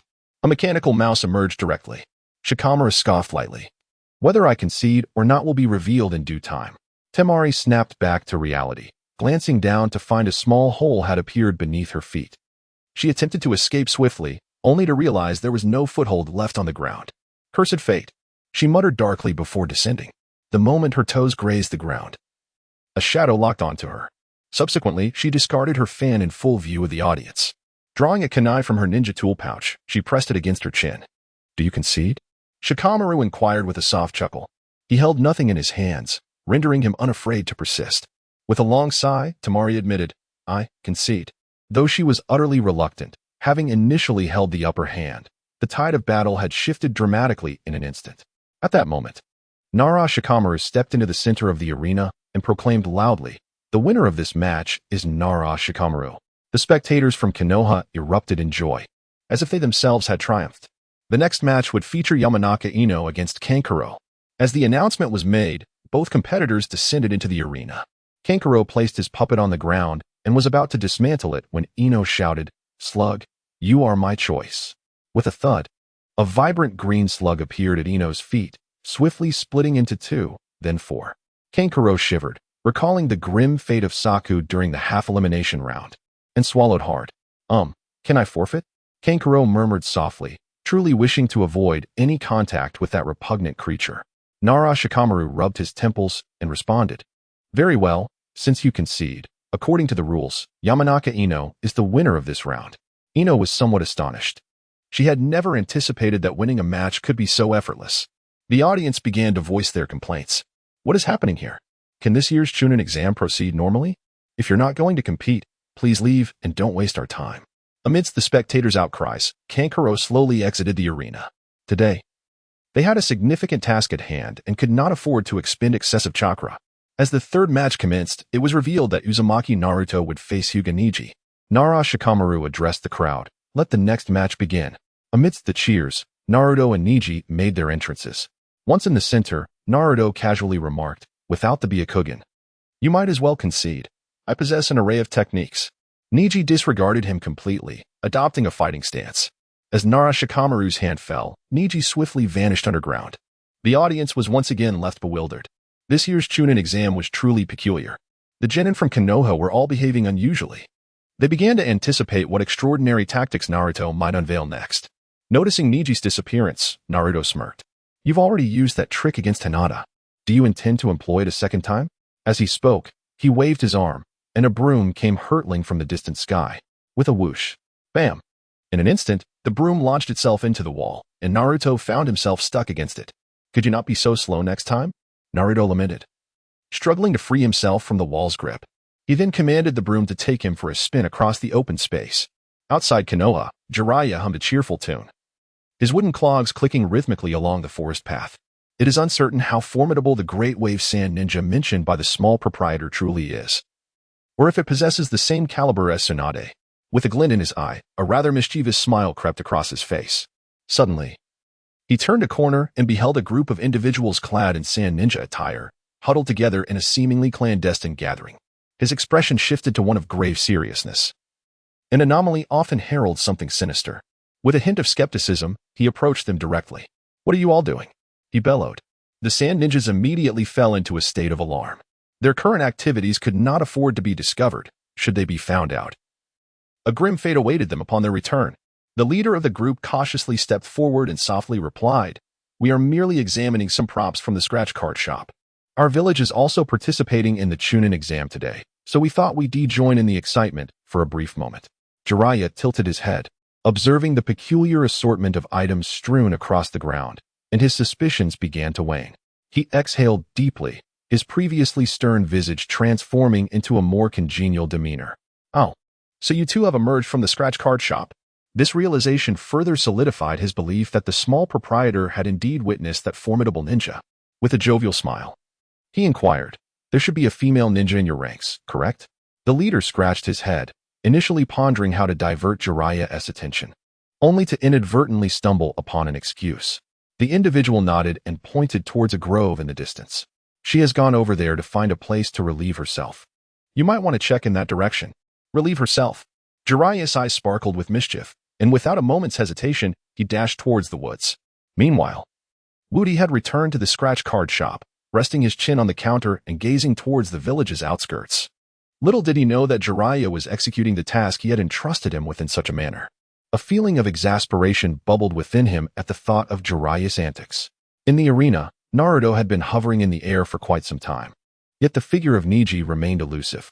He was hesitant to descend. Should Neji ensnare him, defeat would be inevitable. After much contemplation, he retrieved a stinky weasel yo-yo from his ninja tool pouch. Pinching his nose, he untangled the yo-yo's string and descended slightly, halting at a height of just over a meter from the ground. Thereafter, he dragged the yo-yo behind him, continuing to soar around the arena. In the stands, the spectators clutched their heads in disbelief. "I can't shake the feeling that I'm watching a farcical Chunin exam." "Indeed, I share your sentiment. I am perplexed as to where they acquired such an array of peculiar trinkets." "You are unaware? It's the unbeatable scratch card. Once their exam concludes, I too shall partake in a round." On the sidelines, Narashikaka rubbed his temples, the tedious display inducing a wave of drowsiness. Just then, Neji could no longer contain himself and leaped forth. "Naruto, must you twirl that foul-smelling object around? You are nearly suffocating me down here." Naruto licked his lips and said, "If I don't do this, you won't come out either." Neji clenched his fists, breathing heavily, and challenged, "Dare to face me in a fair match? Let us compete." "I'm not afraid." Naruto, with his naive demeanor, took Neji's words to heart and descended. As he slowly put away his weasel yo-yo, a sly smile crept onto Neji's lips. "Now, let me teach you the art of deception," Neji shouted, swiftly advancing 2 steps and plunging into the earth. Naruto gasped in surprise. In his memory, Neji had always been straightforward. How could he suddenly act like a different person today? Terrified, he hastily retreated. Yet, after only a few steps, he halted, perplexed, staring at Neji. At that moment, Neji's upper body was buried in the ground, while the lower half remained exposed, standing rigidly as if all motion had ceased. In less than half a second, Neji's body slumped, fully pressed against the earth. Cautiously, Naruto approached, first tossing a stone at him, receiving no response. He then kicked him lightly, still no reaction. Sensing something amiss, he quickly pulled Neji out. Below the surface, Neji's head was perfectly aligned with a large stone. Had it not been for the forehead protector, blood would surely have spilled at that moment. Kakashi couldn't bear to watch. He initially thought Naruto's gullibility would lead to his downfall, but never anticipated such a stunning twist of fate. The astute and powerful Neji had lost in such a manner. He sighed. The third Hokage was right. Sometimes, luck is a form of strength. Kakashi scratched his head in resignation, glancing at the battle chart in his hand. The next match was to be Sasuke against Gaara. Observing the raucous crowd around him, he sighed again. Regardless of the outcome, the competition must continue. Next up, Uchiha Sasuke from Konoha versus Gaara from the Sand. On the sidelines, Sand Village spectators began to shout. They were all aware of Gaara's prowess. "Admit defeat, little Konoha brat. Gaara is formidable. Stop now, or you may meet a grim fate." The Sand spectators jeered. Amid the anticipation of the crowd, Gaara made a striking entrance, carrying his large gourd, his expression devoid of emotion. However, the adorable cat ears and tail he bore dissipated his intimidating aura. Sasuke turned his neck, recalling the immense power he had witnessed in Gaara during the Chunin exams. Even the formidable Lee, with his 8 gates, had failed to defeat him. How much confidence could he muster? He reached into his ninja tool pouch, knowing that it was best to unleash his strongest techniques right away. Gaara, crossing his arms, softly urged, "Just give up. Otherwise, your demise will be quite tragic." Sasuke smirked disdainfully, a flicker of enigmatic light gleaming in his eyes. The outcome is still uncertain, so why draw conclusions prematurely? As he spoke, he drew a rubber chicken from his ninja tool pouch. Gaara was taken aback, a sense of trepidation swelling within him. "You are far too formidable. You compel me to resort to my trump card." Sasuke's lips curled into a taunting smile as he gradually lifted the rubber chicken. Suddenly, the atmosphere turned ominous, with the winds howling and the skies darkening, as if the very horns surrounding the arena had been hacked. A melody resonated simultaneously. "You are simply too beautiful. Hey, hey. Hey, hey. You are indeed too beautiful. Hey, hey. Hey, hey." The captivating accompaniment, combined with an equally enchanting dance, enveloped the arena in a profound silence. Gaara's cat ears, already amplifying his hearing tenfold, rendered him susceptible to the hypnotic music, leaving him in a dazed stupor not far away, his eyes clouded with gray. In a brief moment, he twitched, his fists clenching tightly, and a singular thought emerged in his mind: to eliminate Sasuke and leave no room for future threats. He let out a thunderous roar, and the right side of his body underwent a palpable transformation. Uncle Snake widened his eyes in anxiety. This was certainly not the scenario he wished to witness at this moment. Yet, if this continued, Gaara would inevitably unleash Shikaku entirely. What could he do? He gritted his teeth, his brows furrowing deeply. After what felt like an eternity of half a minute, seeing Gaara on the verge of revealing his true form, Uncle Snake could no longer remain passive. He stood up, producing a firecracker with a pull ring, and yanked it forcefully. A piercing arrow through the clouds. An army of thousands converges. The third Hokage, noticing the commotion, hastily rose, feeling an acute sense of impending danger. In the audience, Kankuro, who had already completed his match, suddenly erupted, unleashing a toxic gas from his puppets. The unforeseen chaos plunged the stands into disorder. The third Hokage, tense and vigilant, was caught off guard for just a moment, allowing the disguised Uncle Snake to stealthily position himself behind him, pressing a kunai against his throat. "Let us go. Let us ascend to the rooftop for a view." The third Hokage smirked coldly, yet finding himself ensnared, he had no choice but to accompany him to the rooftop. "Master, behold the walls of Konoha. They shall soon crumble." Uncle Snake, shedding his disguise, licked his crimson tongue and whispered. The third Hokage, startled and dumbfounded, cast a slow sidelong glance at him, letting out a deep sigh of regret. "Orochimaru, it appears you have survived. I now truly lament my decision to let you go. It was an egregious mistake." "No mistake, Master. If it were, I would not be the person I am today." Just as his words fell, a thunderous explosion echoed from the village's edge, revealing a colossal serpent that crashed through the walls of Konoha. In the heart of the village, Naruto emerged briskly from a small shop, gazing at the colossal serpent before him, his brow furrowed in confusion. He had just informed Jiraiya of an imminent wave of sand shinobi. Realizing this, he couldn't help but smack his forehead in exasperation. "What a fool I am," he muttered to himself, wondering how he had overlooked it. With Jiraiya's impulsive nature, he was bound to misunderstand. This could spell disaster. Many ninjas would surely perish, and that would represent a significant loss. In the forest, Jiraiya suddenly turned around upon hearing a noise. Good heavens, when did this serpent emerge? How did I miss it? Squinting, he scrutinized the figure standing atop the serpent's head. This scoundrel, isn't he the one who spoke to me just moments ago? Humph. He dares to plot against Konoha in my presence? Dream on. Jiraiya swiftly formed hand signs and struck the ground with force, summoning technique. With a resounding boom, Fukasaku leaped onto the scene, pipe in mouth. Instantly, it scanned the surroundings, whispering cautiously, "That brat isn't here, is he?" Jiraiya affectionately patted its large head. "Rest assured, he is currently engaged in the exam." A sigh of relief escaped Fukasaku, its body relaxing considerably. The shadow left by Naruto was indeed daunting. "Fukasaku, there's a large serpent ahead. Assist me in dealing with it," Jiraiya instructed in a hushed tone. With a disdainful snort, Fukasaku's massive form sprang into action. Mid-leap, Jiraiya noticed a long bandage trailing from its rear. On the rooftop of the exam venue, the third Hokage felt a wave of relief upon spotting Fukasaku's figure. "Just wait, Jiraiya will soon handle your allies." The snake uncle ground his teeth in frustration. Why did that wretched Jiraiya return at this moment? If he is here, the giant serpent is rendered utterly ineffective. He murmured, "No need to rush. Even if the serpent loses its purpose, I will still emerge victorious. At the very least, I will slay you and make my escape safely. The third Hokage replied calmly. Why do you believe that? The snake uncle inhaled deeply, gazing into the distance, filled with emotion. Because I have a trump card. As he spoke, he lowered the kunai in his hand. It has been far too long since I last fought you. Let us have a proper battle this time, and you can witness my growth. The snake uncle proclaimed confidently, his hand already reaching for his ninja tool pouch. Within it lay 2 special items from a scratch-off lottery shop. He was certain that with these items, he would undoubtedly surpass the third Hokage. The third Hokage advanced a couple of steps and turned back, softly inquiring, what makes you so certain you can defeat me? Teacher, you still possess that same confidence as before, but such arrogance is destined for failure. He licked his lips and produced a melon grenade. Ultimately, I must thank your village-esque lottery shop for providing me with such a splendid tool. With this, you shall surely lose.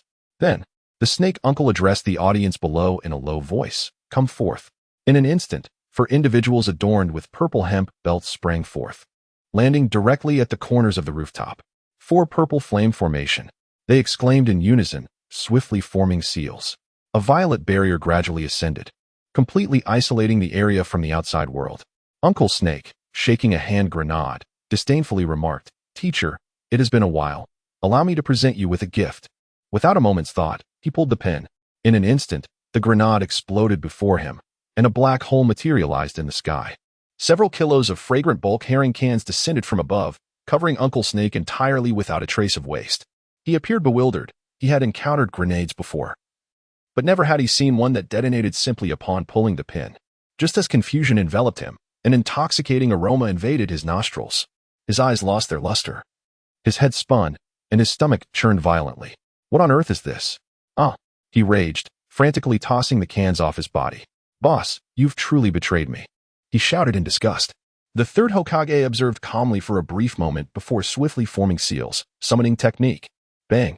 A black-faced, white-haired monkey materialized before him. Yuan Demon. Transform into the Rui Jingu Bang.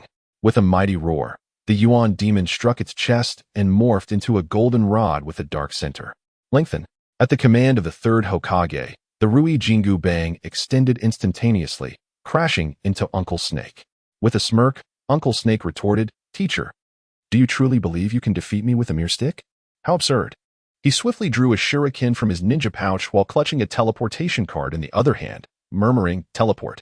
Whoosh. His figure vanished, only to reappear before the third Hokage. Teacher, I am grateful for your years of guidance. Now perish. With blood-red eyes, he lunged forward. However, as his fist made contact with the third Hokage's body, he was astonished to find the shuriken inexplicably absent from his grasp. His gaze slowly descended, and a flush crept across his violet-hued face. Where are my clothes? He bellowed in despair.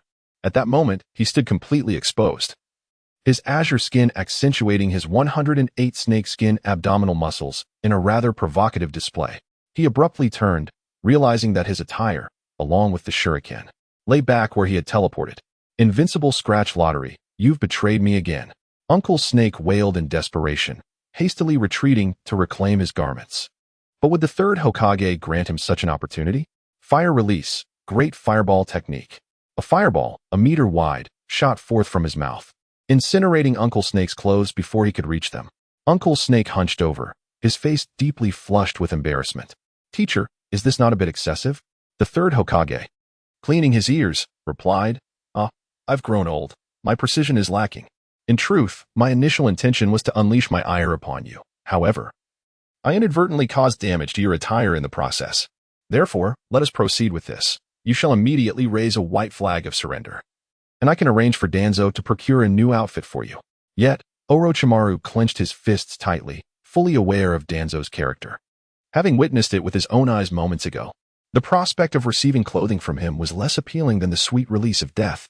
With a swift motion, he declared softly, Do not presume that this is all I possess. Allow me to demonstrate a familiar jutsu. Impure world reincarnation. The third Hokage gasped in astonishment. This technique, created by his mentor, the first Hokage, Hashirama Senju, demanded a living sacrifice each time it was executed, rendering it exceptionally cruel and ultimately classified as a forbidden jutsu. How could he possibly wield such a technique? However, the third's astonishment did not end there. As Orochimaru invoked the impure world reincarnation, the first two coffins that emerged were inscribed with the characters for first and second. He began to grasp the gravity of the situation. When the third coffin materialized, he hastily struck it down with his staff, forcefully sending it back to the nether. Seeing this, Orochimaru refrained from further summoning and instead tapped the two coffins before him. The lids of the coffins fell open instantaneously, revealing the first Hokage, Hashirama Senju, and the second Hokage, Tobirama Senju, who emerged in succession. The third Hokage felt a tightening in his chest. The first Hokage was revered as the god of shinobi. With his prowess, the third could not hope to challenge him, let alone contend with the second Hokage as well. As the coffins vanished, Orochimaru, with a sinister grin, picked up two kunai inscribed with seals from the ground and plunged them into the backs of the two resurrected shinobi. Their eyes instantly turned white, radiating an aura of terrifying malevolence. Would release nativity of a world of trees. The first Hokage proclaimed, bringing forth a forest that erupted through the ceiling in an instant. The Leaf Village ninjas below gasped in awe, hurling curses at Orochimaru. The wood release was a technique exclusive to the first Hokage, a figure they regarded as divine. How despicable that Orochimaru would manipulate the first to lay waste to Konoha. As the forest emerged, Orochimaru's face blossomed with a flower-like smile, and he hurriedly scurried inside, his demeanor utterly unbecoming. Saru, keep your eyes on Orochimaru, the third roared. Almost simultaneously, the first and second Hokage sprang into action. Monkey, be cautious, the second shouted, propelling himself forward with great force. The first flanked from the side. Ever since Orochimaru had inserted the kunai into them, their movements had been entirely compromised. Even with a flicker of clarity remaining in their minds, it proved utterly ineffective. The third Hokage clenched his fists tightly, tearing the Hokage cloak from his body to reveal the armor concealed beneath. First form of the universal migration, shift, bang. All of the second's attacks were redirected through the third's body, crashing down upon the first. A massive gash appeared before the first Hokage, and his shattered form swayed in the wind.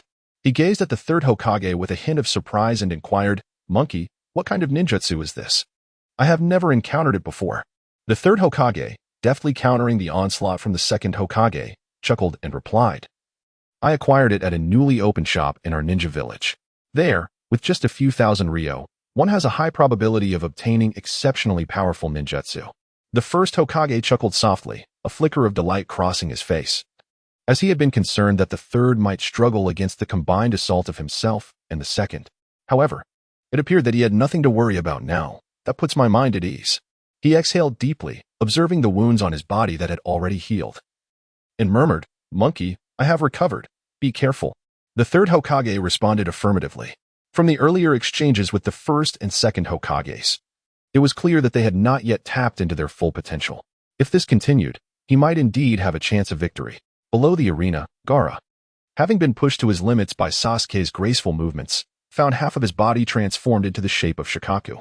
The tail behind him swayed gently, as if it had merged with him entirely. I will kill you. I will kill you. Gaara panted heavily, his panda-like eyes clouded with rage. Yet, despite the fury boiling within him, he found himself unable to move, as if advancing even a single step was an arduous task, unable to bear such humiliation any longer. He clutched his head and charged into the crowd of spectators in the stands. Watch out. Get away. Kakashi urgently warned the onlookers, but it was too late. In the blink of an eye, the entire circle of spectators fell victim to Gaara's wrath. He had no time to spare, as an increasing number of foreign ninjas emerged around him, relentlessly testing his limits. Gritting his teeth, he glanced at those still capable of movement. Seemingly only Naruto and Sakura remained. You two, hurry and pursue Gaara. Do not let him wreak havoc in the village. Understood, Naruto replied. He then quietly asked Kakashi-sensei, shouldn't we wait for Sasuke? What are you waiting for? He hasn't even finished his dance yet. Go now, Kakashi shouted. Naruto tensed, quickly taking off after Gaara with Sakura in tow. Meanwhile, above on the rooftops, the battle between the third Hokage and the two former Hokages raged on. Meanwhile, Orochimaru seized this opportunity to slip into the woods, gathering a few leaves to tie around his waist. Suddenly, the Monkey King transformed into a golden staff and charged at him, scattering the leaves he had just secured. Orochimaru somersaulted backwards several times, pleading helplessly, Monkey, grant me a reprieve. I wish to live as a human too. The Monkey King reverted to his original form, ignoring Orochimaru's pleas, and raised his fist to deliver a powerful blow. Do you think I am easy to bully?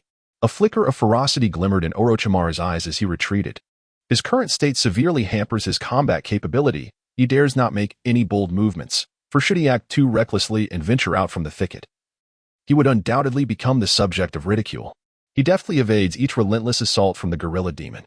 Before long, the trees before him have been reduced to splinters by the creature's ferocity, forcing him into a corner upon the rooftop. The gorilla demon clenches its fists, revealing its sharp fangs, its neck swaying ominously as it produces a series of crackling sounds. Hey, Great Ape. There is an ancient saying in the Far East, leave a thread for future encounters. Before Uncle Snake can finish, the gorilla demon lunges at him once more. Glancing behind, Uncle Snake realizes there is nowhere left to retreat. If this continues, he will be devoured piece by the beast. Rather than awaiting his demise, he resolves to cast aside his dignity and fight with all his might. Rolling up his sleeves, he charges directly at the gorilla demon. The two collide with tremendous force, unleashing a shockwave that reverberates through the air. Surrounding trees tremble violently, some snapping in half under the strain. Uncle Snake grits his teeth in humiliation and fury, growling softly. You think you can bully me? I can't even find a leaf to cover my shame. I will slay you now. The gorilla demon pays him no heed, continuing its relentless barrage of punches. After several exchanges, Uncle Snake's arms are swollen and bruised, his bones feeling as though they have been shattered, the pain unrelenting. He breathes heavily, casting a venomous glare at the third Hokage. The disparity between humans and summoned beasts is vast, both in physical strength and the density of chakra. Humans are woefully outmatched. Only that old fool could devise a plan involving the gorilla demon against him. He swallows hard, directing his gaze forward. His only hope now lies with the first and second Hokages. Before him, the battle among the three continues. The second Hokage darts about, attacking the third from various angles. Yet, with each strike, it is invariably the first who bears the brunt of the damage, oscillating between taking hits and attempting to heal.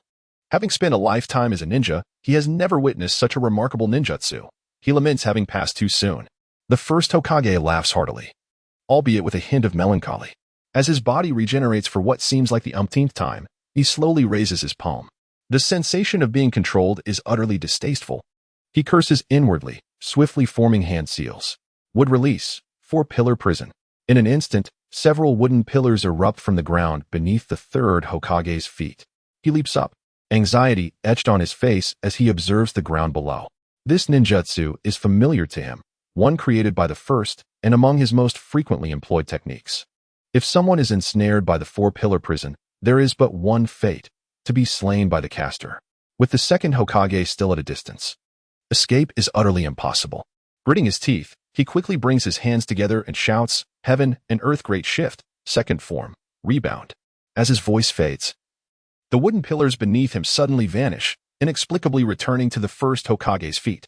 The first Hokage, caught off guard, was swiftly ensnared within the confines of the 4 pillars. The wooden columns forcefully pried his arms apart, rendering him incapable of extricating himself from the prison and leaving him to await the conclusion of the battle in silence. He chuckled with excitement. Well done, monkey. Simultaneously, a burgeoning curiosity regarding the newly established shop stirred within him. Who could the proprietor be, possessing such formidable ninjutsu? The third Hokage exhaled a sigh of relief. With the first now trapped, a modicum of caution would suffice to deal with the second, who should pose no significant threat. The second Hokage, utilizing the body flicker technique, appeared directly behind the third. Sensing the palpable aura of malice, the third spun around, proclaiming, "Fire style, great fireball technique." He then leapt into the air, quickly performing hand seals. Earth style, earth flow river. Before the fireball on the second's person could dissipate, the ground beneath him transformed into a quagmire, the immense force engulfing him entirely. Witnessing the third's advancement, both the first and second felt a sense of satisfaction. Were it not for the insidious control of that wretched Orochimaru, they would have relished the opportunity to engage in a meaningful dialogue with the third. "Monkey, your relentless assaults will eventually wear me down," the second remarked with a frown. "The reanimated ninjas do not perish, and their chakra is inexhaustible. If this continues, you shall falter." The third understood this truth and cast a glance towards the Monkey King. There were only 2 methods to dispel the reanimation jutsu. Either the caster must voluntarily lift the technique, or the caster must be slain. "Monkey, do not lose focus. With a thunderous shout, the second closed in once more. That Orochimaru has placed a curse upon us. Even if he is vanquished, our techniques cannot be undone. The third's heart quivered, his expression growing grave. Could it be that he had no choice but to resort to that technique? Monkey, do you? The second's face tightened. He understood the third well. This expression likely indicated that the third had resigned himself to a fatal outcome. The third sighed deeply, casting his gaze upon the war-torn village below, feeling a twinge of guilt. It appears I am truly a useless Hokage. Konoha lacks sealing ninjutsu. I may have to burden the first and second. The second's onslaught showed no signs of abating, yet his words faltered slightly. Once you employ the technique, you too shall perish. After a prolonged silence, the third finally uttered 4 words. For the sake of Konoha. With that, he leapt back, executing 3 ninjutsu techniques in rapid succession to briefly restrain the second. Crossing his arms, he invoked the shadow clone technique. With a series of explosions, 2 clones manifested beside him. The 3 figures dispersed, leaving only the second standing in the arena. The third's true form charged directly at the second, leaving the handling of Orochimaru and the first to his clones. Grasping the second's shoulder firmly, he spoke softly, "Master, I am sorry." The second turned away, unwilling to meet his gaze, yet the kunai in his hand, unbidden, found its way into the third's chest. The third immediately coughed up blood. He endured the pain and growled softly. Forbidden technique, corpse spirit sealing. Suddenly, darkness enveloped the sky, and in the distance, one could hear the eerie wails of spirits. Behind him, a corpse spirit emerged, clutching a short sword in its mouth and beads in its hands. Across the street, at a ramen shop, Wu Di gazed at the semi-transparent corpse spirit with a sense of complexity in his heart. Although the third Hokage's reign marked one of the darkest periods in the history of Konohagakure, it was undeniable that he had made significant contributions to the village. To die in such a manner seemed somewhat unjust. Had the outcome truly remained unchanged? He sighed deeply, rubbing his temples, before turning back into the small shop. Above on the rooftop, the arms of the corpse spirit pierced through the third's chest, gripping the first and second Hokage. "Monkey, I have troubled you." At that moment, the second Hokage finally regained control of his body. He looked at the third with a heavy heart, filled with sorrow. As the third's teacher and the previous Hokage, he knew the third must have endured great hardships to achieve the current prosperity of the village. He felt a sense of pride for having such a disciple. Yet it was bittersweet to conclude in such an awkward manner. "Sarutobi, you have done exceedingly well." He managed a faint smile. The third coughed lightly, blood trickling from the corner of his mouth as he softly replied, "Sensei, please continue to call me Monkey. I am more accustomed to it." "Monkey? I am sorry." With those words, the second soul was consumed by the corpse spirit. Watching the spirit devour, the third felt a pang of bitterness. Turning to the first Hokage, he saw that half of his soul had already been extracted, unlike the second, who was steeped in sentimentality. The first always bore a hint of youthful bravado. Even now, with half his soul drawn out, he gazed at the third with a mixture of sorrow and longing. "It's all your fault, you dead monkey. Now I am curious to see what that little shop of yours is really like." The third replied nonchalantly, "It's merely a gambling den called Invincible Scratch-Offs." Gambling. Upon hearing those words, the first's eyes brightened, as if a cat's claws had tickled his heart. He eagerly inquired, "Is it yet another new form of gambling?" Indeed, the third nodded gently. The first's expression twisted with regret. "Gambling is my greatest love. Monkey, I loathe you. I cannot bear the thought of dying without experiencing the thrill of scratch-offs." The third looked at his extracted soul and chuckled softly. "Do not worry. Your granddaughter visits there quite often." "What? A-chan?" "With her luck." The first seemed to have more to say, but his soul was already being drawn into the mouth of the corpse spirit. The third turned back, solemnly stating, "Wait for me. It shan't be long before I join you." The first and second generation souls departed in succession, and the effects of the Edo Tensei were immediately nullified. 2 corpses of sound ninjas emerged, namely Kodo and Tatsu, who had participated in the Chunin exams. The third Hokage cast a fleeting glance at them, offering no further consideration. He swiftly sealed both individuals, as his chakra was nearly depleted. Moreover, the time for the Shinigami's appearance was drawing to a close. He had to seal Orochimaru before the Shinigami vanished. Thus, clutching his bleeding chest, he steadied himself and exerted all his strength to control the massive hand of the Shinigami, directing it towards the serpent. In a state of panic, Orochimaru implored, "Teacher, do not seal me, please." The third Hokage responded with a calm smile, his expression laden with complexity. "You were once my most esteemed disciple. I merely intended to banish you from the village upon discovering your transgressions. It is my leniency that has led to this calamity today. Speak. Why do you wish to destroy Konoha? The piercing pain constricted his breath. The Shinigami's colossal hand intruded into Orochimaru's body, ravaging it without restraint. The third Hokage spat blood, his vision blurring. Could it be that this is the end? He murmured, a sense of unwillingness washing over him. Seeing this, Orochimaru suddenly felt invigorated, his prior fear evaporating, replaced by a maniacal laugh. Old man, it seems your time is up. Let us see how you conceal me now. Today, I shall ensure that all of Konoha accompanies you to the grave. The third Hokage coughed up more blood. Given his current condition, sealing Orochimaru appeared impossible. Gritting his teeth, he made a decisive compromise. If I cannot seal you completely, then I shall seal your ninjutsu. With a change of hand seals, the Shinigami's short blade descended, cleaving Orochimaru's soul in two. As he watched his soul drift away, Orochimaru howled in despair. No. Lowering his gaze, he saw that his arms had turned to a lifeless gray, immobile. Old man, may you meet a wretched end. Orochimaru bellowed, nervously glancing towards the individuals controlling the four purple flames formation, shouting, Hurry, take me away from here. Following his urgent command, the four purple flames formation disbanded. Kabuto, who had been entangled with Kakashi and the others, swiftly retreated from battle. The five of them joined forces to escort Orochimaru, fighting while retreating. After employing the Shinigami sealing technique, the third Hokage's life had reached its twilight. The elite Jonin did not pursue further, instead gathering around the third Hokage. As he gazed at the blurred faces surrounding him, a faint smile graced his lips. A leaf fluttered down from the sky, and he smiled weakly. Perhaps, this is what Konoha truly represents. His gaze grew increasingly dark. In the haze, he seemed to hear someone shout, Stand back. I am leaving. People of Konoha, take care. The world before him faded into complete darkness, and the sounds around him grew eerily quiet. After a moment of silence, he suddenly heard the sound of a heartbeat. Thump. The heartbeat intensified, reverberating stronger. His body regained its sensation. Not long after, he gradually opened his eyes. Greeted by a group of ninjas surrounding him, their faces alight with joy. In front of him, Shizen was wiping the sweat from her brow. Holding a syringe in her hand, her expression one of delight. He slowly sat up, a hint of confusion in his voice as he asked, Wasn't I supposed to be dead? Shizen shook the syringe containing the power of the deity of pain and replied with a smile, Lord Third. This syringe was obtained from a scratch-off lottery ticket.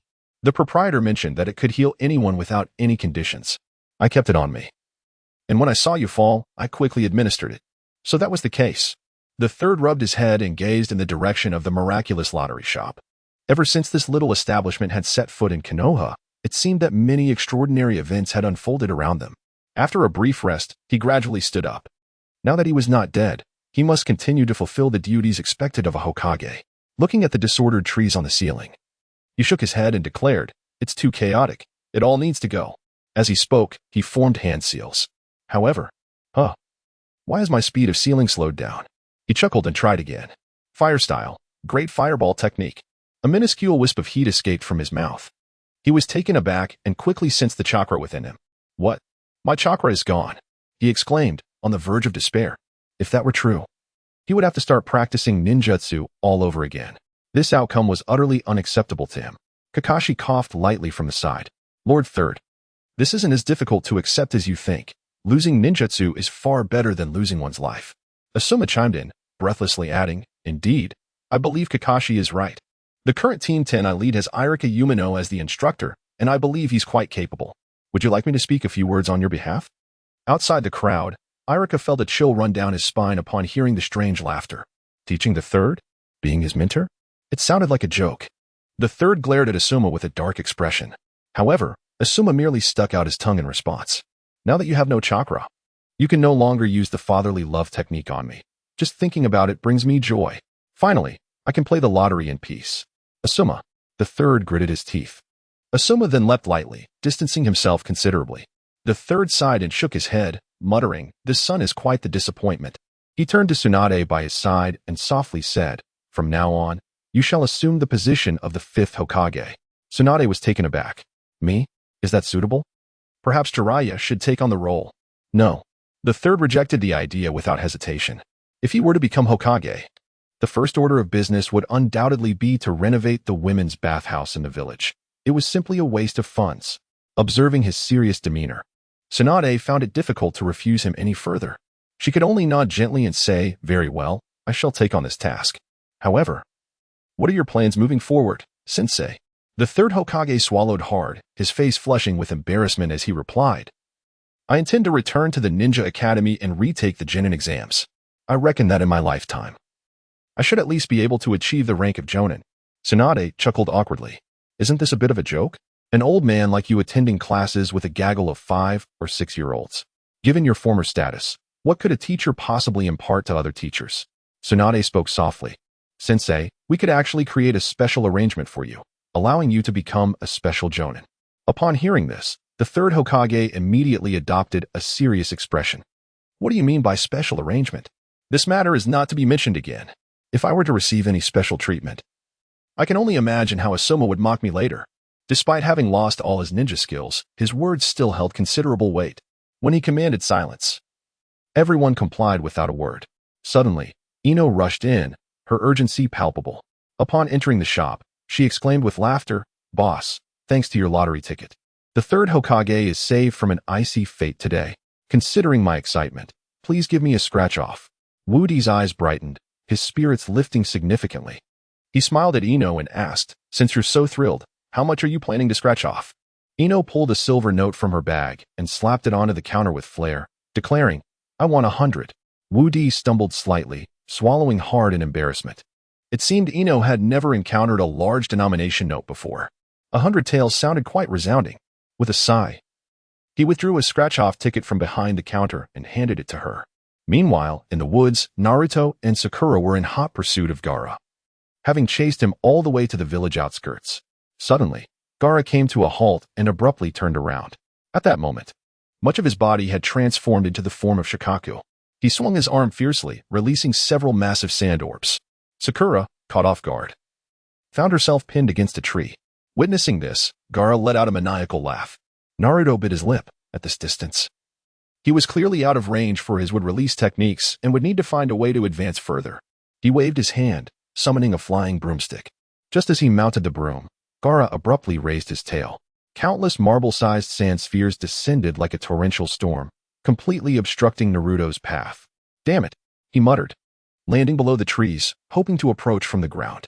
However, Gaara seemed to have anticipated this move, directing his tail towards the forest floor once more.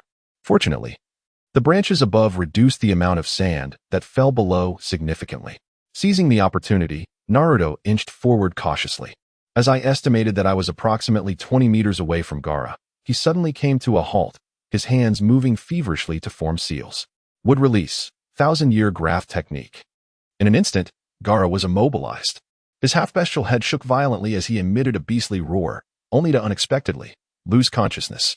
Immediately after, his body swelled to an astonishing size. A fully formed, earthy-hued tanuki appeared in the midst of the forest. Naruto let out a resigned chuckle. "Heh. Playing around and pulling hair too. If you keep this up, it will be hard for us to be friends," he lamented while scratching his head in distress. Suddenly, a spark of inspiration struck him. "Right. I can now perform the summoning technique. If I summon the Great Toad, I needn't worry about dealing with that tanuki." He hastily formed the seals and slammed his hands onto the ground. Summoning technique. Boom. A tiny tadpole, just sprouting legs, leaped forth. "Hey, could you please summon a different toad next time? I'm still not fully grown." The tadpole bounced around incessantly, just as it was about to vanish. Naruto swiftly extended his hand and grasped it tightly. "Go back and inform a toad named One-Tai that I will summon him in 1 minute. If he doesn't come, you should beware." The tadpole trembled violently. What kind of toad is One-Tai? He ranks just below the great sage of Mount Myaboku. If this message reached One-Tai, and he became displeased, it would be quite the predicament. Hastily, it waved its tail. No, I can't deliver that message. You should find someone else." "Someone else?" Naruto smirked and pointed to the nearby Shikaku. "If you disobey, I'll summon you again in 1 minute and feed you to a cat." The tadpole quaked even more at the thought of that wretched human's malice. Now, it found itself in a dilemma, unable to advance or retreat. After much deliberation, it decided to return to One-Tai. Perhaps One-Tai would spare it, considering their kinship. "All right, I trust you have your answer now. I shall give you no more than 1 minute."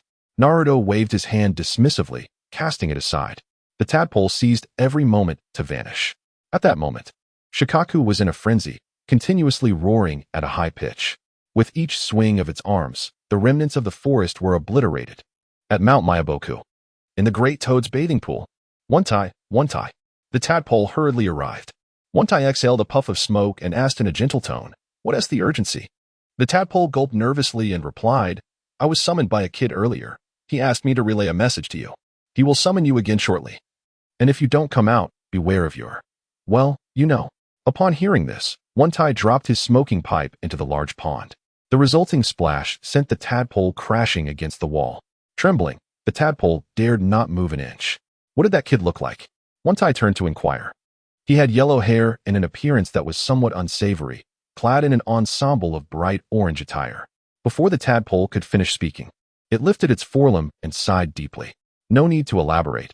I already know who that person is. After a brief silence, it suddenly slapped the water's surface. What a calamity. The splashes of water once again knocked the tadpole against the wall. Then, it retrieved a pipe from the pool and donned a coat.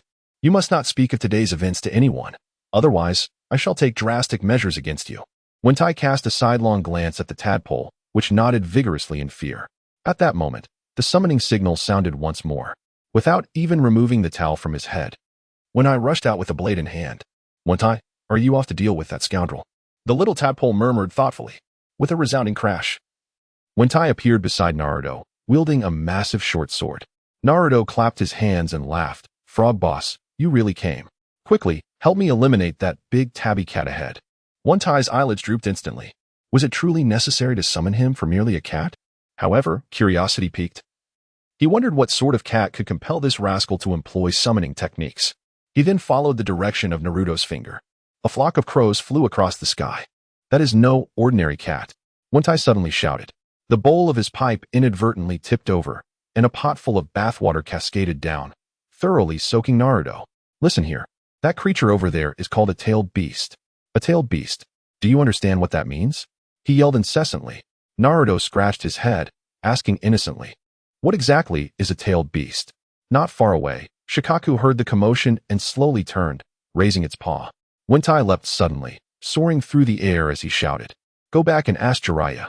Listen closely, if such a task arises again, do not come to me for assistance. I would rather endure the torment of my own suffering than take on such a burden."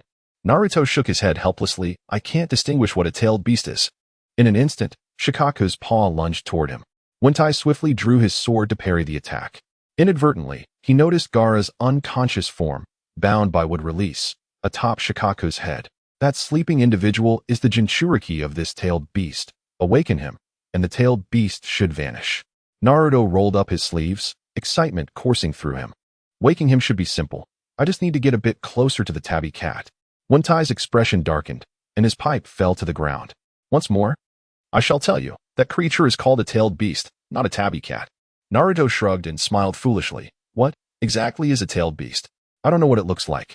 One tie found himself utterly exasperated, unable to suppress his reflections on the absurdity of his existence. How had he encountered such peculiar beings throughout his life? Setting aside the matter of the tailed beasts for the moment, he demanded, "You must do everything in your power to awaken him. Do you understand?" Naruto exhaled heavily. "All right." One tie leaped forward, landing directly in front of Shikaku. However, before he could secure his grip, Shikaku abruptly shook its arm, casting him aside. "This won't do. I lack claws and cannot hold on to it." Naruto, perched atop its head, exclaimed anxiously, "What should we do now? Can you use transformation jutsu? As a summoning beast, you can employ it while on my back." One tie whispered, "Make it happen." With a snap of his fingers, Naruto declared confidently, "This is simple. Just watch me." He clenched his fist and bellowed, "Behold, Naruto's original technique, summoning, the great harem jutsu." With a resounding crash, One Tie transformed into an alluringly colossal woman. Shikaku paused momentarily, then dashed over. "Kid, are you out of your mind? That's a tailed beast. Not Jiraiya." One Tie fumed in outrage. In the distance, Sakura, pinned against a tree, blushed deeply and lowered her gaze. Naruto shrugged. "You still haven't told me what a tailed beast is. How am I supposed to know what it likes or fears? Just listen to me. Transform into something with claws, all right?" Okay. Naruto transformed once more. With another thunderous sound, bright orange claws emerged. As the smoke dissipated, a nine-tailed fox materialized above the treetops. Now we're getting somewhere. Wentai murmured. I'm going in. Once I capture the tailed beast, you must awaken that Jinchuriki. Understood. Naruto replied eagerly. Wentai darted forward, his sharp claws gripping Shikaku's shoulder tightly. Despite Shikaku's frantic struggles, it could not escape. The moment it was seized, Naruto leapt atop its head, gripping a wooden pillar in one hand while relentlessly slapping Gaara with the other. Yet, Gaara showed no signs of awakening, which began to fray Naruto's nerves. Grasping Gaara's hair, he shook him back and forth, urging, "Wake up. Come on, wake up." Gaara remained resolutely asleep, his state akin to that of the truly deceased. Naruto clenched his teeth, "Then don't blame me." With that, he retrieved a weasel-shaped yo-yo from his ninja tool pouch. Holding his breath, he pried open Gaara's mouth. Gaara's eyes widened in surprise, and Shikaku's movements halted. Let us see if this rouses you." Gaara's pupils slowly shifted, locking onto Naruto, his gaze now filled with helplessness and pity. Naruto smirked. "No need to thank me. I'm merely doing what must be done." Gaara's eyes twitched uncontrollably, his thoughts filled with thoughts of vengeance against Naruto. Yet, ensnared by the wooden jutsu, he found himself utterly powerless. Filled with deep resentment, he whimpered in his throat. You. Before he could finish his words, he succumbed to unconsciousness once more, his eyes betraying a look of utter despair. With this fainting, Shikaku grew increasingly frenzied, roaring and clawing wildly. "Hey, I just managed to wake you up." Naruto frantically slapped Gaara, even causing the sand armor on him to crumble. Yet there was no sign of him regaining consciousness. When I shouted from behind, "Come back. That kid has probably entered a state of false death. Your tool is quite sinister. He may not wake up again." Without hesitation, Naruto retracted the yo-yo and leaped onto Wentai's head. Just then, the effect of the transformation jutsu also wore off, and Wentai immediately reverted to his giant toad form. Scratching his head, Naruto felt utterly disheartened. He had just managed to awaken Gaara, yet he fell back into unconsciousness so swiftly. If what the giant toad said was true, and he had indeed entered a state of false death, it would take him days to awaken. What to do? What to do? He clutched his head in a frenzy. Meanwhile, Shikaku charged towards them, when I suddenly drew his blade, striking it forcefully against Shikaku's shoulder. With a powerful leap, the massive blade swept through, and one of Shikaku's arms fell with a thud, crashing into the nearby forest and instantly turning to a cloud of yellow sand. Wentai's weapon was flung away, standing tall amidst the dense foliage. Without any weapon at hand, he found himself at a distinct disadvantage against Shikaku. Enraged, Shikaku inflated his belly, launching a barrage of air cannons towards him. Wentai dodged left and right, unable to approach at all. "Kid, do you have any other options? My summoning time is almost up," Wentai said nervously. Naruto desperately clutched his head, racking his brain for any feasible solution. Suddenly, a spark of inspiration struck him.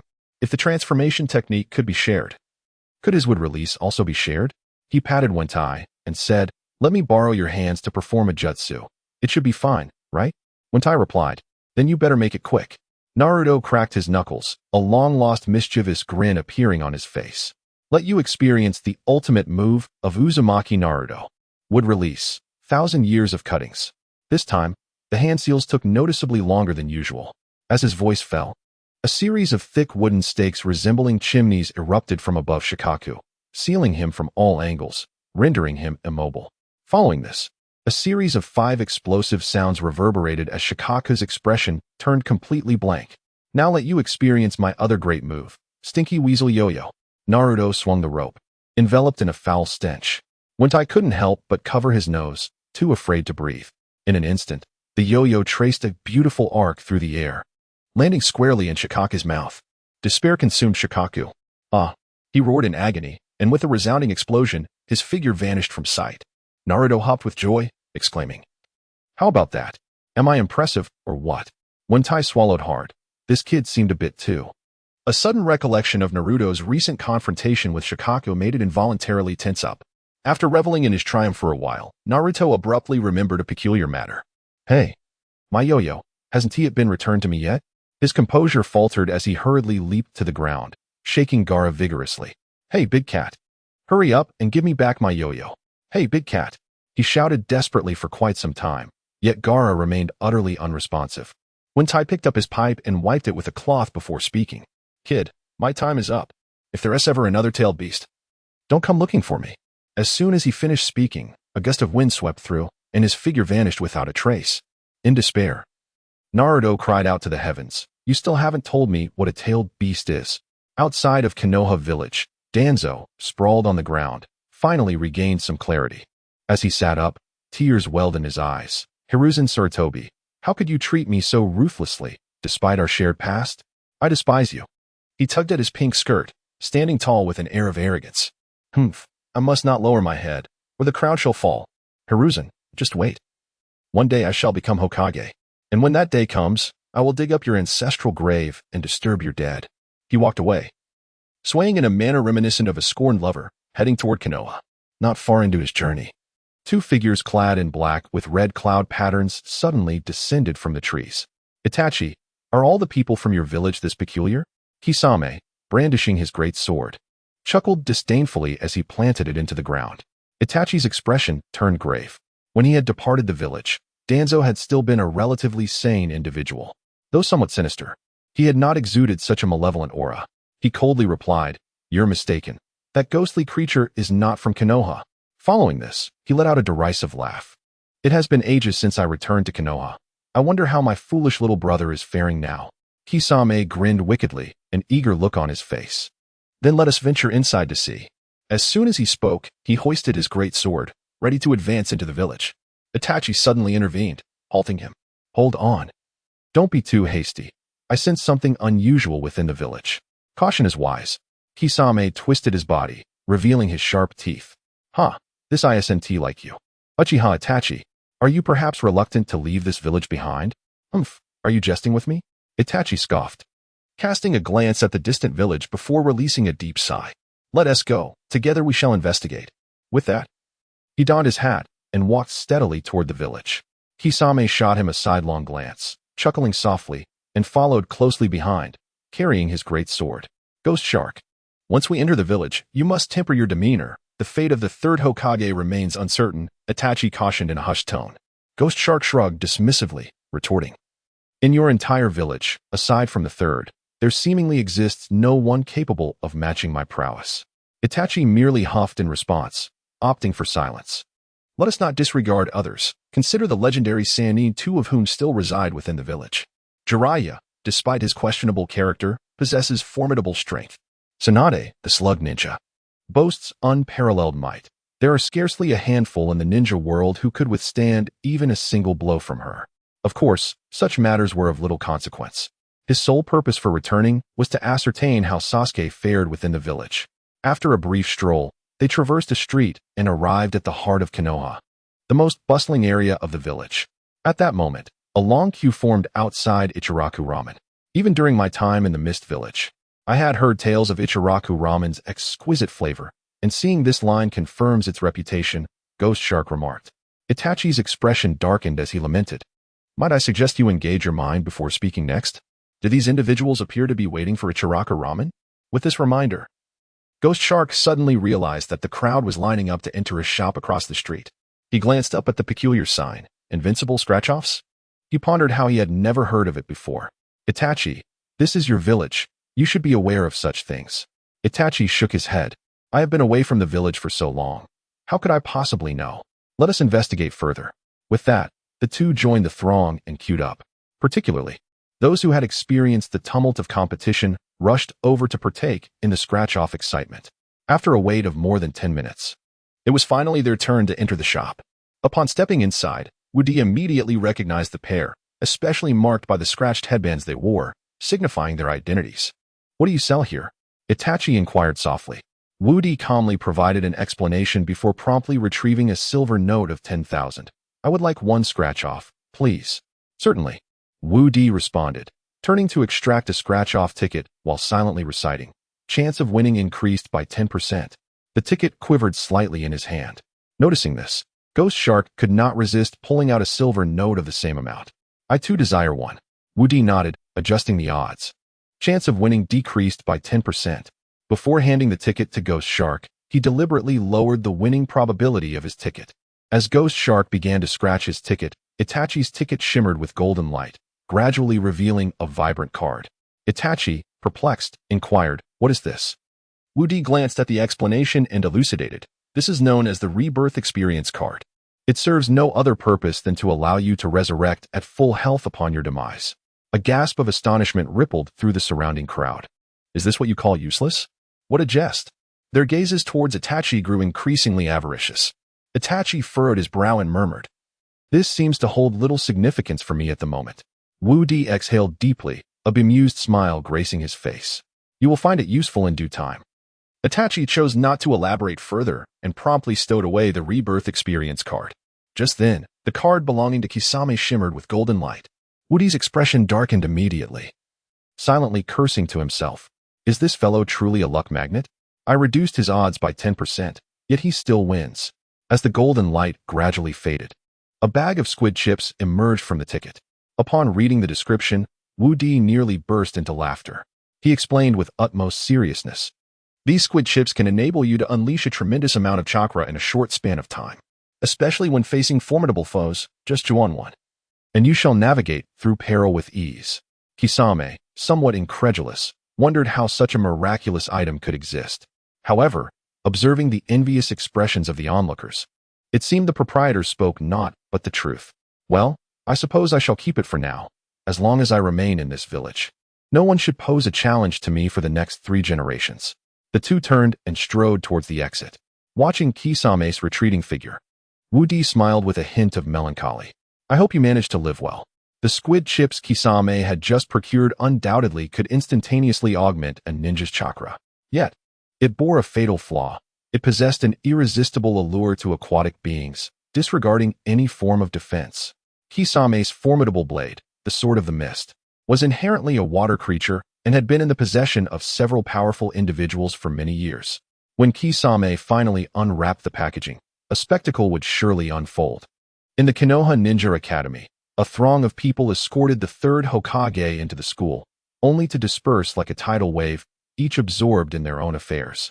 Only Naruto and his 2 companions lingered within the school, peering through the small window in the door. They observed the third Hokage listening to Irika's lecture alongside a group of children.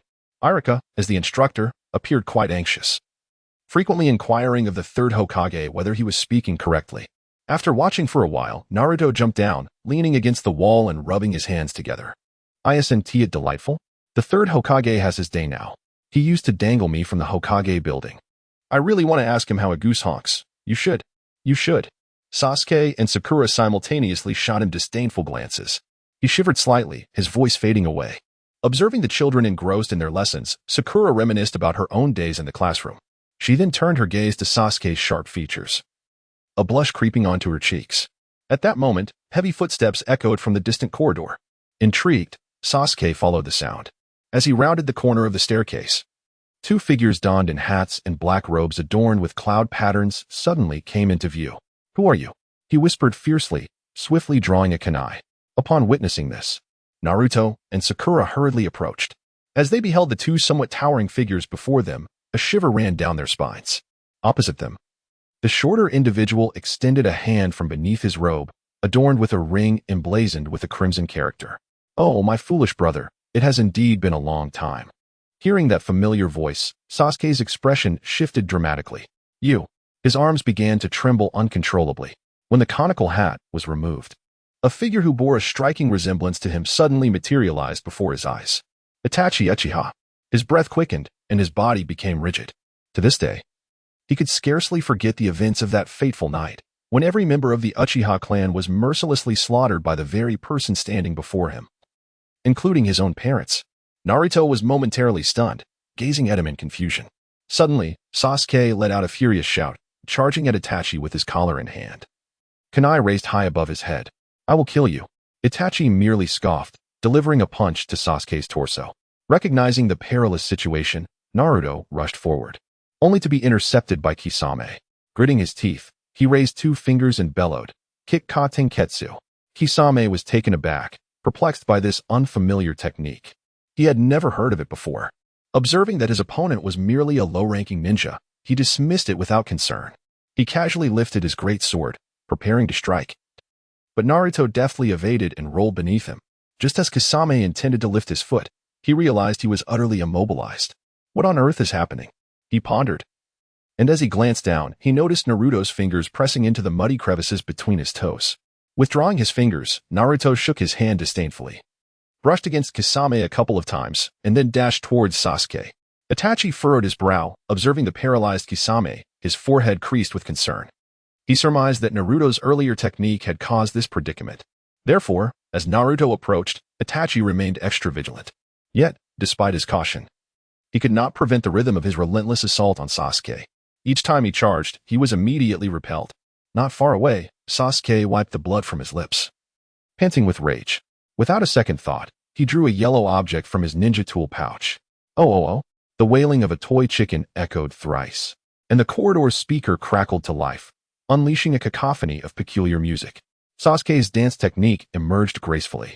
Itachi, nearest to him, suddenly felt an overwhelming discomfort, as though a sourness was seeping from every pore. He stifled the urge to retch as the three tomo in his Sharingan spun in a circle. Tsukuyami. As he uttered the incantation, the horrors of that night resurfaced in Sasuke's subconscious. He opened a door, and there lay the horrific scene of his parents' murder. In a panic, he turned his head, only to find that haunting image rotating alongside him. From all directions, the scene of my parents' demise overwhelmed me. Oh, my foolish brother, harbor your resentment, your loathing. Itachi approached slowly, delivering a decisive blow to the nape of his neck, rendering him drowsy. Yet, upon waking again, he found himself before that familiar wooden door. His parents knelt motionless, mercilessly slain by Itachi. Oh, my foolish brother, harbor your resentment, your loathing. Let it echo. Let it resound. The voice incessantly reverberated in his ears. After enduring countless iterations of such a scene, he finally reached his limit, unable to bear it any longer. Clutching his head and screaming.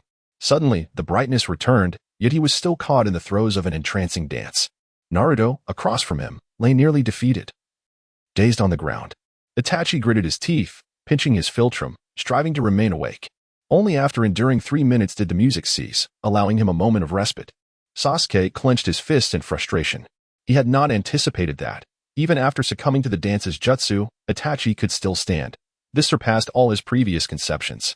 Gritting his teeth, he raised the shrieking chicken once more. Sensing the situation turning dire, Itachi quickly wrapped himself around Kisame, fleeing swiftly through the shattered window. Watching the gaping hole, Sasuke pounded the wall in fury. I am still too weak. If only I were stronger. I could have taken advantage of his weakness to strike him down, he muttered in anguish. The invincible scratch-off lottery. Inside the counter, a box measuring a meter square was already piled high with silver notes. Woody welcomed customers with a grin, reveling in the coppery scent that filled the room. At that moment, Asuma walked in, cigarette in mouth, slapping down 10,000 ryo. Give me a scratch-off worth 10,000. Woody chuckled softly, retrieving the ticket while taking a seat across from him. Why didn't you come with Kurenai today? Asuma laughed heartily, his eyes crinkling. She had a mission. After escorting the old man to the ninja academy, she had to get busy. With my father having lost his ninjutsu, even if I win a prize, he won't be able to rob me. Observing Asuma's uncontrollable laughter, Woody felt a twinge of embarrassment, knowing his father had lost all his ninjutsu. Yet he remained so cheerful indicated he had likely been exploited far too much in the past. Soon, beneath the ticket's surface layer, a brilliant light burst forth. Asuma's eyes brightened, his hands moving with newfound speed. Before long, as the coating vanished, a red box sprang forth from the ticket. Woody rubbed his temples, gazing at Asuma with a strange expression, pondering inwardly. What has his hand touched? Why do others win jutsu and tools, while he only gets spicy strips and cigarettes? Cigarettes! Asuma's eyes widened, his face alight with joy as he shouted. Ever since savoring the flavor of cigarettes last time, he could never forget that delightful sensation. It surpassed even the most relaxing of experiences. Regrettably, the last substantial box was forcibly taken by his father, leaving him without the chance to truly savor it. This time, however, he felt liberated from such concerns. Without a moment's hesitation, he expelled the cigarette from his mouth and lit a fresh wazi. No worries, I'm just wandering, he proclaimed, a spell of smoke enveloping him. No worries, I'm just wandering. He raised his voice slightly, the smoke thickening around him. He reveled in the moment, floating in a euphoric haze, until, after a considerable time, he emerged from his stupor. Ha ha ha, let's see how the old man attempts to snatch this from me this time. Tonight, I shall wander right in front of him and see what he can do. The exhilaration coursed through him. Woody Asma sighed contentedly. As he departed from the scratch card venue, the sun had already dipped towards the west. The entirety of Konoha village, bathed in the warm glow of twilight, appeared exceptionally tranquil, as if the events of the day had never occurred. Wu Di gazed into the distance, observing some individuals busily repairing the breaches caused by the great serpent's assault on the village wall. He exhaled deeply, preparing to close the shop for the night. Just then, the third Hokage approached, carrying a backpack. "Wait, I need to scratch one more," he shouted from afar. Wu Di paused, turning with a smile. "Does the third wish to try his luck again?" The third chuckled. "Of course. The items from your little shop saved my life today, so I must come in and show my support." Wu Di, not one to be coy, welcomed the third into the shop. Upon entering, the third sighed, his expression grave as if burdened by concerns. Wu Di quietly inquired, "Is something troubling you, Lord Third?" After a prolonged silence, the third cautiously asked, "Is it possible to scratch for an item that can restore ninjutsu here? I find myself without my abilities, and certain unstable elements within the village may seize this opportunity to stir unrest." Wu Di understood precisely whom he referred to. Yet he pondered whether mere scratch cards could provide a solution. He sighed, responding thoughtfully, "Your spirit is truly commendable, Lord Third. However, scratch cards, at their essence, are a form of gambling. Whether one succeeds depends largely on fortune." The third nodded, acknowledging the truth in Wu Di's words. He glanced at the towering stack of scratch cards behind the counter and quietly remarked, "I recall you once mentioned that the more expensive ones are more likely to yield valuable prizes, correct?" Wu Di affirmed with a nod. The third then clenched his fists, biting his lip as if making a significant decision.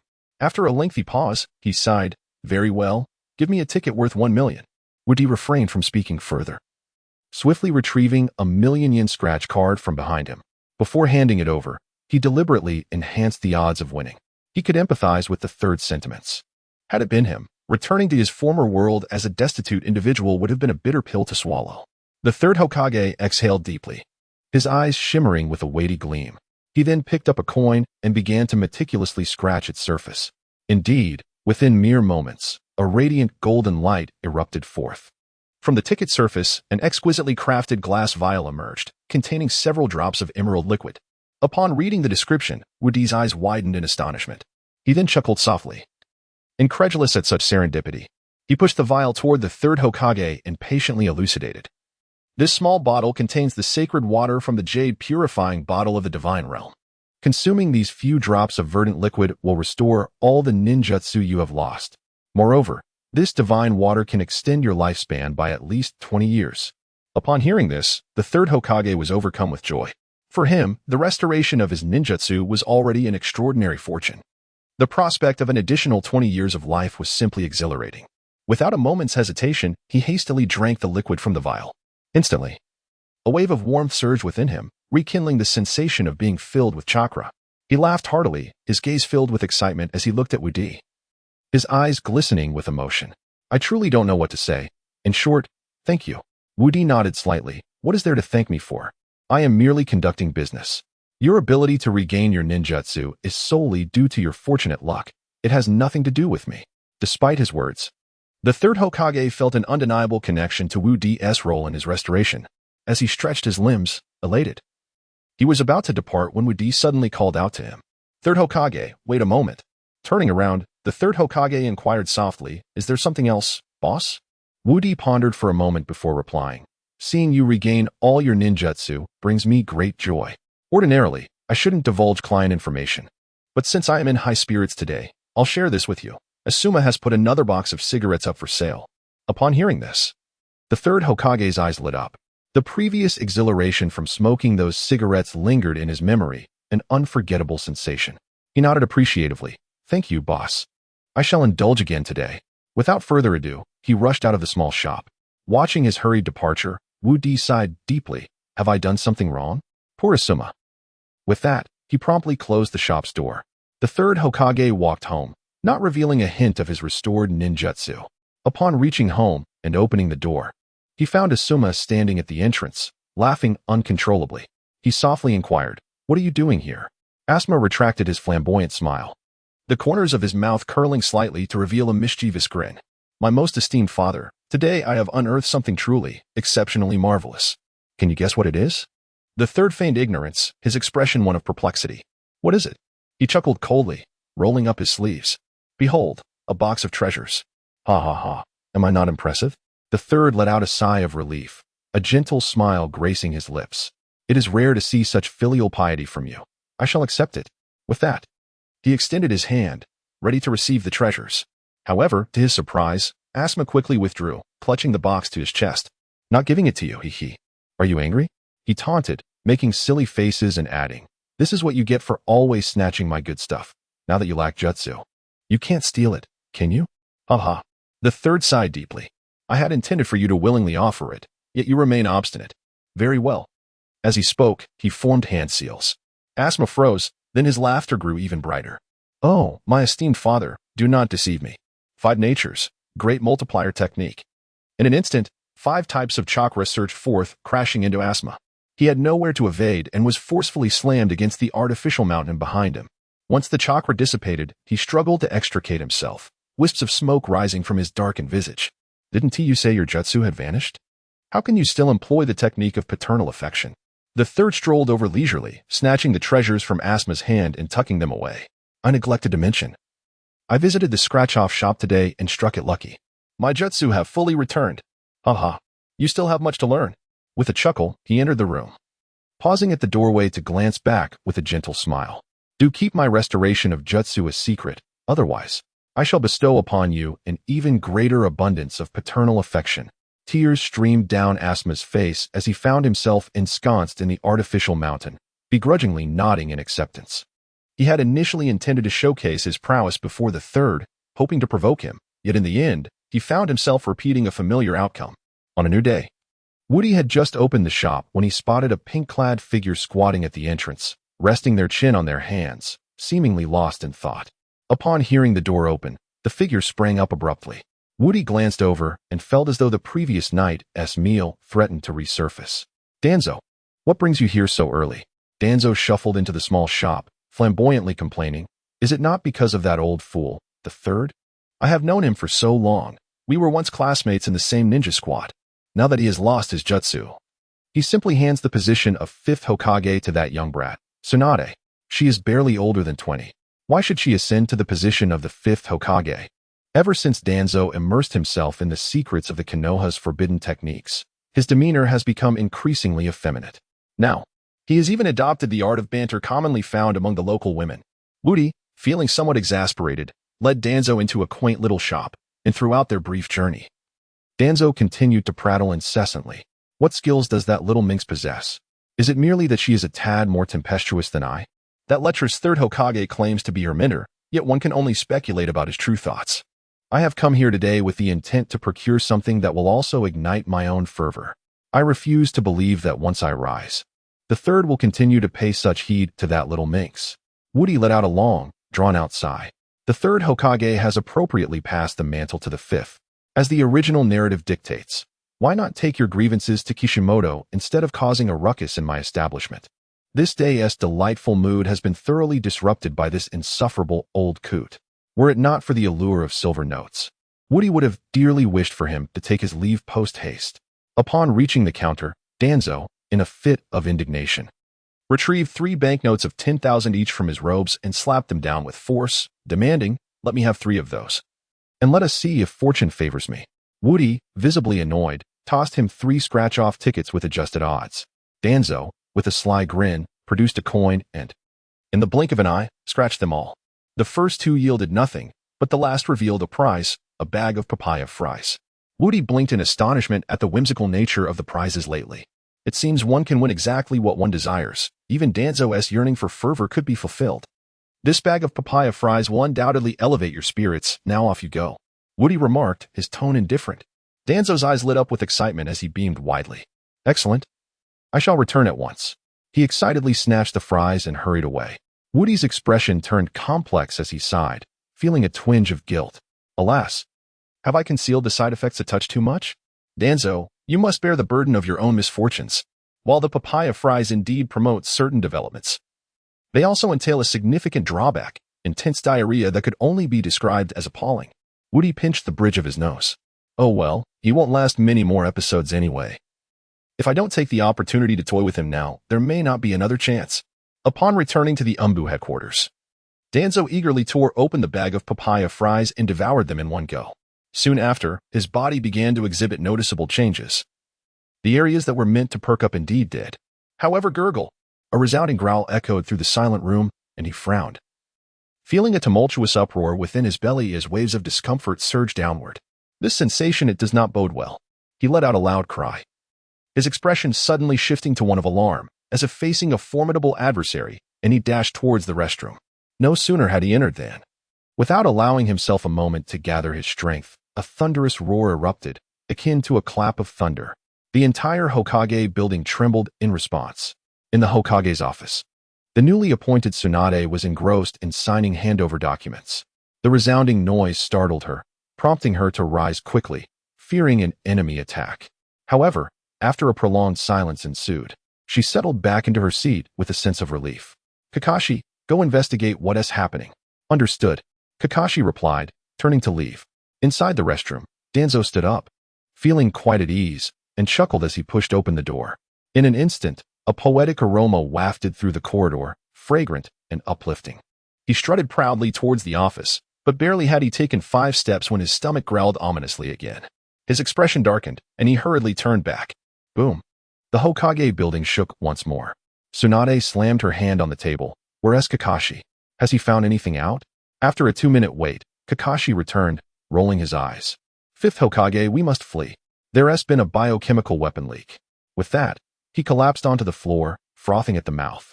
As night deepened, the lights dimmed, and all fell into a hushed stillness, with the occasional caw of a crow passing overhead. Inside the Hokage building, tremendous sounds echoed periodically, relentless in their intensity. Danzo, pallid and kneeling on the ground, weakly called out, "Hello, is anyone there? I want to go home. Please, send me some food from Konoha Takeout. I'm dying." Due to the biochemical weapon leak, the Hokage's office was temporarily relocated to the Ichiraka ramen shop. This delighted Tsunade, who had thought that taking on the Hokage duties would leave her no time for scratch-offs. Ironically, the new office was right across from the scratch-off shop, allowing her a quick jaunt of mere seconds to indulge. "Shizune, bring me my ticket funds," she commanded while reviewing documents. Shizune obediently retrieved her massive backpack, filled to the brim with silver bills. "Go, buy me 10 tickets worth 100,000 each." Lady Hokage, didn't you usually buy 10 tickets worth 10,000? Shizune asked, a bit flustered, fully aware of Tsunade's poor luck.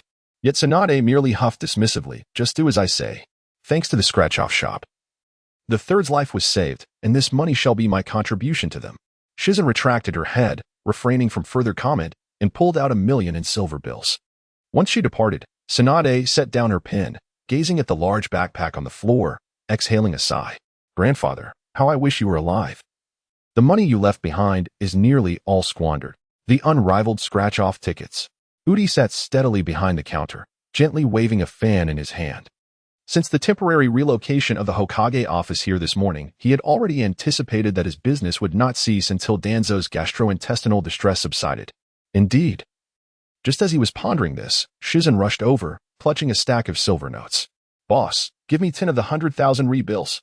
Udi was momentarily taken aback, but soon his heart soared with joy. To his surprise, the day had only just begun, and already he had struck a lucrative deal. Gazing at the 1,000,000 taels silver note placed on the counter, his spirits soared. An income of 1,000,000 in a single transaction was a rare occurrence since he opened the shop. Having experienced it only twice before, once during the 3rd Hokage's era and again during the 5th Hokage's reign, Wu Di couldn't help but murmur to himself, "Indeed, those who serve as Hokage are quite affluent." He swiftly handed 10 scratch cards to Shizune, who hurriedly departed. Upon returning to Ichiraku Ramen, Tsunade had already cleared the table, setting out 2 coins. "Shizune, hurry. Scratch off the first half," she exclaimed, her eyes sparkling with excitement. Shizune shrugged her shoulders in resignation. In just a moment, 10 shimmering scratch cards lay before her. "Wow, they all won," Tsunade exclaimed. "If only my luck were always this good, what a marvel that would be." As she spoke, she rolled up her sleeves and began her meticulous scratching. "Oh yes, this one won 500 taels. It's been ages since I've won such a substantial prize. This one is 1,000 taels. I simply adore you." She planted a fervent kiss on the scratch card. Shizune sighed and shook her head, wishing to remind Tsunade that her investment was a hefty 100,000 taels per card. After scratching 9 cards, they had accumulated a total of 6,500 taels. Tsunade could hardly contain her excitement. Just as she was about to scratch the last card, she suddenly glanced at Shizen beside her. You haven't scratched a 100,000 tael note yet. Have you? Here, this one is for you. Shizen, who had been feeling a bit down, instantly perked up at those words. She eagerly accepted it and scratched off the coating. As the golden light dissipated, an oddly shaped wallet floated out. Shizen scratched her head in confusion, unable to comprehend what she was seeing. Meanwhile, in the scratch card shop, a voice echoed in Wu Di's mind. Would you like to accept the pouch of Kakuzu's items? Wu Di was taken aback, his heart racing with astonishment. Could it be that Tsunade had struck gold? She had uncovered something so extraordinary. Kakuzu was renowned within the Akatsuki for his wealth and unparalleled financial acumen. Since his joining, the organization's finances had soared. The only unfortunate aspect was that, in the end, all the money he had saved was squandered by Conan, that extravagant spendthrift. To think that Tsunade had scratched out Kakuzu's pouch. If this were true, achieving his modest goal of 100 million taels would soon be within reach. Turning around, he seized a brush from the edge of the counter and elegantly inscribed a few grand characters on the wall. Small goal, 100 million. Just then, Shizen rushed over, carrying the newly revealed pouch, and inquired, Boss, what is this? Wu Di replied softly, This is quite a treasure. It serves as a mini-vault for a rogue ninja organization. Whenever you're in need of funds, simply retrieve what you need from the wallet. Silently opening her wallet and peering inside at its emptiness, Jingyin disdainfully remarked, Boss, it seems there isn't even a single silver note in here. Wu Di chuckled lightly. Could you allow me to finish speaking? He explained, the usage of this item is quite simple. Whenever you require silver notes, just envision the amount needed in your mind. Once you open the wallet, the notes will naturally fly out. Is that truly the case? Jingyin's eyes widened in disbelief. Wu Di cast her a sidelong glance, expressing his disdain. When have I, the illustrious owner of the Invincible scratch-off store, ever deceived anyone? Upon hearing this, Jingyin quickly shut her eyes. In an instant, she felt her wallet swell. Opening it, she discovered that indeed, silver notes had appeared inside. It's real. How wonderful, she exclaimed, jumping with excitement. However, a serious and deep voice emerged from behind her. Jingyin, I've heard all about what this wallet can do. Startled, Jingyin spun around, her smile strained as she replied. Since when did Lord Hokage take to eavesdropping? Tsunade huffed. What if I hadn't come out? You would have kept this treasure all to yourself? I paid for it. From now on, you shall provide my gambling funds. Jingyin promptly smacked her forehead, but quickly regained composure. After all, it wasn't her money being spent. What was there to fret about? In a dim corner of Rain Shinobi Village, Kakuzu lamented, Conan, you reckless spendthrift, you've stolen my money again. Grabbing his hair, a thin mist seeped from the corner of his mouth, teetering on the brink of madness. Is it easy for me to save money? I just managed to gather 100,000 taels, and in the blink of an eye, it vanished. From now on, if you want to spend, do it yourself. I'm done. Furiously opening his wallet, he discovered yet another million taels had inexplicably disappeared, causing him to tremble as he bellowed, Fei, come out. You're the only one who could steal money right under my nose. Don't even think about denying it. Meanwhile, in the scratch-off store, Wu Di observed Tsunade's greedy and gambling demeanor with immense satisfaction. As long as he could secure this significant client, achieving his minor goals would be effortless. Just as the high-stakes customer was about to scratch off $1 million, Jiraiya entered. Having previously been spied on through Jiraiya's X-ray glasses, Tsunade immediately grew wary upon seeing him. I didn't bring my glasses this time, so I can't see anything. Jiraiya waved his hand, laughing nonchalantly. Tsunade scrutinized him, ensuring he indeed had no glasses, before relaxing slightly. Have you discovered anything during your time away? Jiraiya exhaled deeply, his tone unusually serious. I've located Orochimaru's lair. I've returned to inquire if you wish to launch an assault. Tsunade rubbed her chin, her expression grave. This was a dilemma she found hard to resolve. To attack? The village would undoubtedly be left vulnerable, without a shadow-level ninja to stand guard. If enemies took advantage of the situation, it would certainly be a costly error. To abstain from attacking? Left outside for too long, it is bound to become a nuisance. Just as she was in turmoil, Wu Dailang chuckled. Go ahead, nothing will happen in the village. Tsunade and Jiraiya simultaneously turned their gaze towards Wu Di. Indeed, there's also the boss. Although we've only witnessed a glimpse of his prowess, his ability to effortlessly subdue Danzo speaks volumes of his formidable strength. Wu Di scratched his chin, opting not to elaborate further. The matter regarding the third's restoration of ninjutsu was best kept under wraps. Tsunade, resolute in her decision, stated sternly, in that case, we shall set off shortly. With that, she turned and departed with Shizen. All right. Watching her retreating figure, Jiraiya nodded in agreement, then pulled out a banknote. Boss, give me a 10,000. Woody couldn't help but smirk. Without the backing of Kakuzu's wallet, the effect is undeniably different. Woody intentionally raised the lottery-winning odds for Jiraiya's scratch card. Yet, inexplicably, he still did not win. Feeling somewhat disheartened, Jiraiya turned to leave, only to suddenly recall something significant. His script editor remained firmly in the hands of his boss. As for that 10,000 tail scratch card, reflecting on the earlier scene where the Sand Ninja summoned Orochimaru, he realized his dreams of winning the lottery were dashed. Turning back, he rubbed his palms together, leeringly inquired, "Boss, that script editor, could it possibly be?" Woody scoffed lightly, the corners of his mouth curling upwards. "Given how you handled the last task I assigned, do you still have the audacity to ask for the editor? Nevertheless, considering your status as a long-time customer, I shall return it to you.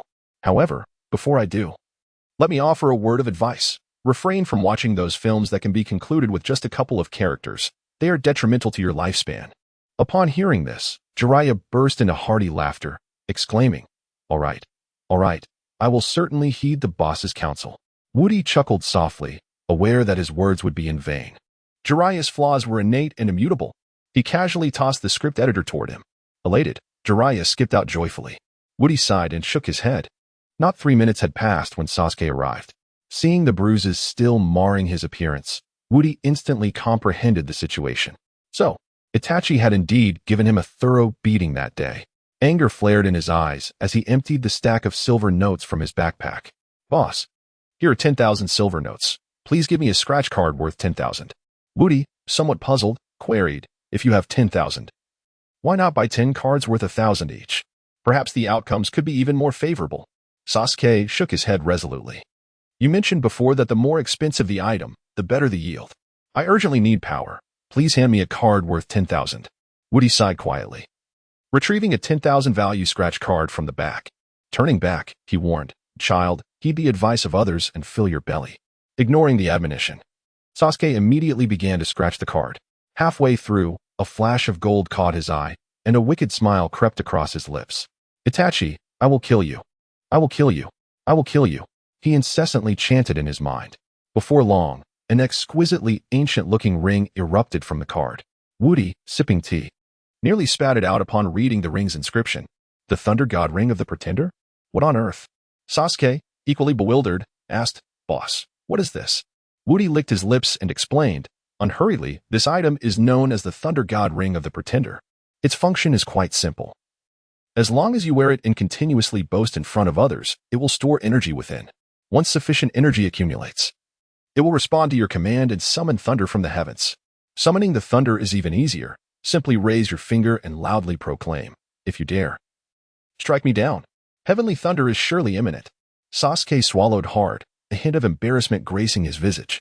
"Boss, are you certain that after I say this, the thunder won't strike me?" Woody blinked solemnly. "I have never witnessed such a phenomenon myself, and at present, I cannot provide you with a more satisfactory answer." "Then let it be," Sasuke replied, retracting the ring and turning to exit the quaint shop. He ambled slowly down the street, his mind incessantly replaying the events of a few days prior. Itachi's strength was overwhelmingly formidable, far exceeding his expectations. Faced with such a daunting adversary, he felt utterly devoid of any chance of victory. In that moment, he desperately craved power. With this thought, he raised a hand to touch the cursed mark on his neck. In the past, he had unleashed the mark's power twice, albeit in a state of temporary amnesia. Yet, upon regaining his senses and witnessing the astonished gazes of those around him, he sensed the mark's formidable nature. If he were to seek out the source of the cursed mark, could it potentially augment his strength? A fierce glint suddenly flickered in his eyes. To exact revenge, to slay that man with his own hands, he was willing to traverse any perilous path. However, where should he search for the great serpent that bestowed upon him this cursed mark? Meanwhile, at the entrance of Konoha village, Shizen stood beside Tsunade, her shoulders burdened by 2 backpacks. As she spotted Jiraiya approaching unhurriedly, she called out, "Lord Jiraiya, we've been waiting for you. Hurry up." Yet Jiraiya, holding the recently reclaimed script editor, was lost in admiration of the burgeoning spring scenery. "Oh, what's the rush? Orochimaru isn't going anywhere," he muttered under his breath, a flicker of annoyance crossing his brow. As he neared Tsunade and the others, he tucked away the editor and restored his demeanor to normal.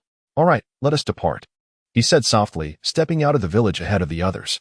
Shizen and Tsunade exchanged a glance before they turned in unison, following his lead towards Orochimaru's lair.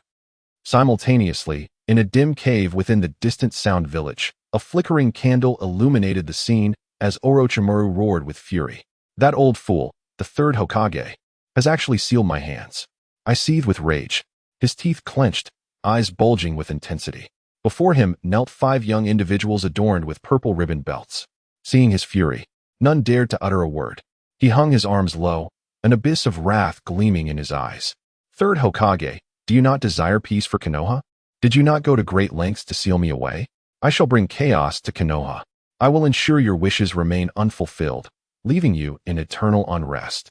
He then glanced down at the 5 before him, teeth gritted. You must depart immediately for Konoha. Employ every possible means, even if it requires binding him. Bring Sasuke to me. One by one, they nodded, hastily rising and rushing towards the cave's exit. After their departure, Kabuto emerged with a steaming cup of tea.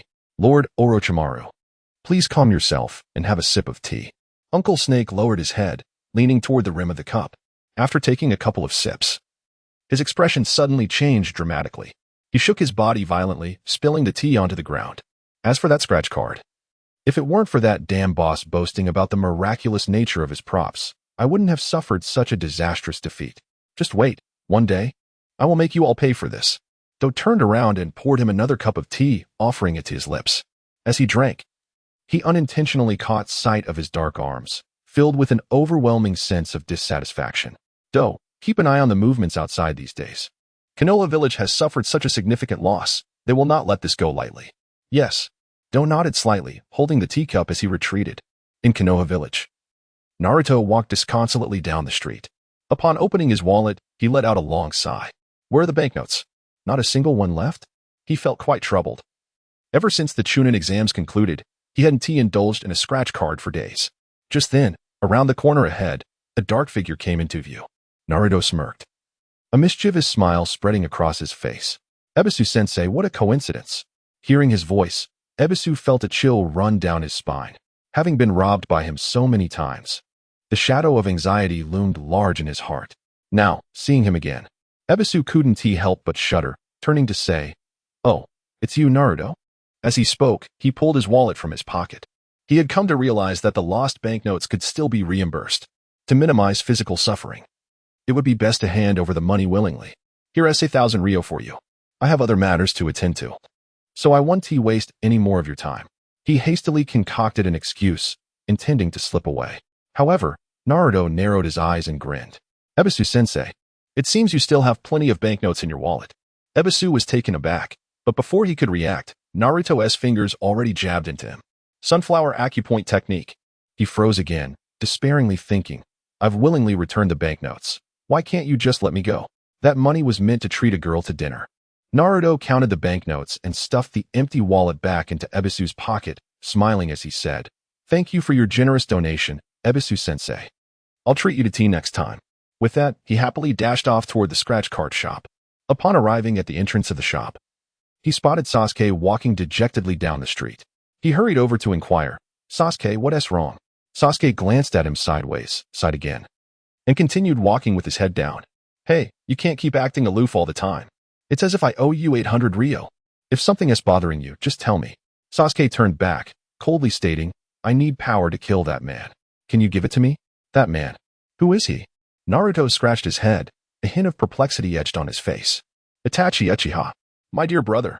He annihilated the Uchiha clan, and I shall avenge them. Sasuke scoffed, his fists clenched tightly. Itachi. Naruto pondered, stroking his chin, suddenly recalling the rogue Uchiha he encountered at school, who seemed to mockingly refer to Sasuke as the foolish younger brother. However, that individual possessed formidable strength.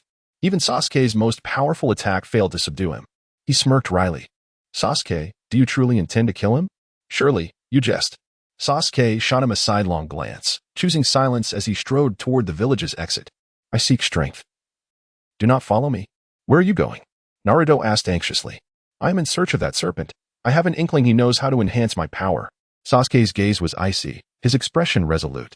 Observing Sasuke's determined departure, Naruto grew anxious and hurried after him. Hey Sasuke, wait up. Sasuke did not halt. Instead, he quickened his pace. In the blink of an eye, they had reached the village outskirts. Hey, Uchiha 2 pillars. Naruto bellowed once more. Sasuke's eyes twitched in irritation as he turned back to shout. Do not call me 2 pillars. That persona is dead. I am set on finding Orochimaru. Not even the first Hokage could deter me. You all may win prizes at the scratch-off shop, but what do I receive? Frustrated, he flung open his ninja tool pouch and spilled its contents onto the ground. 3 kunai, 6 or 7 shuriken, a provocative stick resembling a nerd-esque gesture, and a tattered, yellowing rubber chicken. But you did draw in ninjutsu, didn't you? That little yellow chicken is a dance technique. Naruto chuckled softly. Yet Itachi completely countered that dance technique. Sasuke howled in exasperation, flailing his limbs in frustration. Ironically, during one of his animated gestures, he accidentally bumped into the provocative stick, causing it to point directly at Naruto. In an instant, Naruto's chakra surged dramatically. Realizing something was amiss, Sasuke looked down and felt utterly despondent. What he had drawn was already inferior to Naruto's, and now he had inadvertently provoked him. How delightful. Sasuke. Naruto glared at him with a menacing expression, nostrils flaring with heated breath. Can we not adhere to some rules? No using ninjutsu drawn from a scratch-off. Before he could finish, Naruto leapt into the air, raising 2 fingers. Kage Shuriken no Jutsu. Sasuke retreated rapidly, narrowly evading the strike. As Naruto landed, his breaths grew heavier. So, we cannot use scratch-off ninjutsu, is that so? Fine. He swiftly formed hand seals and slammed his palm onto the ground. Summoning jutsu. Boom. This time, he managed to summon Gamabunta directly. Sasuke felt a deepening despair, his mouth twitching uncontrollably. His eyes darted around until they landed on the ring on his hand, and he snapped his fingers. Indeed, while it is stated that one cannot employ the scratching lottery ninja techniques, it does not imply a prohibition on the use of tools. Thus, he placed his hands on his hips and pointed at Naruto, who stood beneath him. Uzumaki Naruto, in my eyes, you are nothing but a pile of refuse. I am a proud descendant of the Uchiha clan. Unlike you, born to be the tail end of the pack. Without the aid of the techniques from the scratching lottery, you are nothing but trash before me. As these words fell upon One Tai's ears, he scoffed disdainfully, releasing a puff of smoke. Kid, before you attempt to act tough, it would be wise to assess the situation. It appears you are the one at a disadvantage. Sasuke shook his head in response. I say, you big toad. It is ludicrous for a necklace creature like you to engage in conversation with a member of the Uchiha clan. When I paused, his smoking pipe trembling slightly. The audacity of claiming he had no neck. While it was indeed true, it felt rather harsh towards the toad. Without hesitation, when I drew his short sword and swung it down heavily towards Sasuke, Sasuke dodged just in time, barely escaping the strike. Kid, I'll make you regret showing off in front of me. Watch as I end you today. In rapid succession, a flurry of erratic slashes ensued, and within mere moments, not a single tree remained intact in the vicinity. Sasuke glanced at the ring on his finger, gritting his teeth. I'm almost there, just a little more. Then, he raised his head and shouted once more. Tail end, my popularity in the village far surpasses yours. The girls who adore me line up for miles. What do you have? This statement struck at Naruto's most vulnerable point. Orphaned at a young age and harboring the 9 tails within him, he was treated as a pariah wherever he went. He had to resort to antics to attract attention, and even the disdainful glances he received were a source of satisfaction, as they indicated he was noticed. Sasuke, observing the glittering ring, grinned widely and pointed at the sky, shouting, if you dare, strike me down. In an instant, the atmosphere shifted dramatically, the heavens darkening ominously. The once clear sky was suddenly enveloped by a thick blanket of black clouds, crackling with countless flashes of lightning. Before him stood a person and a toad. The threat posed by the individual was significantly lesser than that of the toad. Thus, he decided to take action against the toad first. With a swift motion of his hand, a bolt of thunder descended, striking One Tai directly. This scene exceeded One Tai's expectations entirely, caught off guard. He had no time to evade and was instantly reduced to a charred husk, lying on the ground and twitching. Within moments, he reverted from the summoning state. Sasuke smirked wickedly, pleased with the outcome of the toad's demise. Naruto, astonished, exclaimed, Sasuke, weren't you told not to use the techniques from the scratching lottery store? How could you? Sasuke waved his hand, deliberately showcasing the ring. I did not employ the techniques from the scratching lottery. I utilized their tools. Then, his expression shifted dramatically. I certainly intend to seek out Orochimaru. For now, it is time to eliminate you. He swung his palm once more, intending to take Naruto along. But at that moment, the thundercloud mysteriously vanished. Naruto was overjoyed and then let out a light snort. It seems that even the heavens do not wish for you to seek that great serpent. As he spoke, he swiftly formed hand seals, would release, 1,000-year cutting technique. Sasuke was instantly ensnared, that despairing sensation flooding back to him, bringing forth a long-lost agony. Naruto approached with a grin, raising 2 fingers. Naruto, what do you intend to do? Sasuke asked, a hint of panic in his voice. Do not come any closer, or I shall scream. Scream all you want.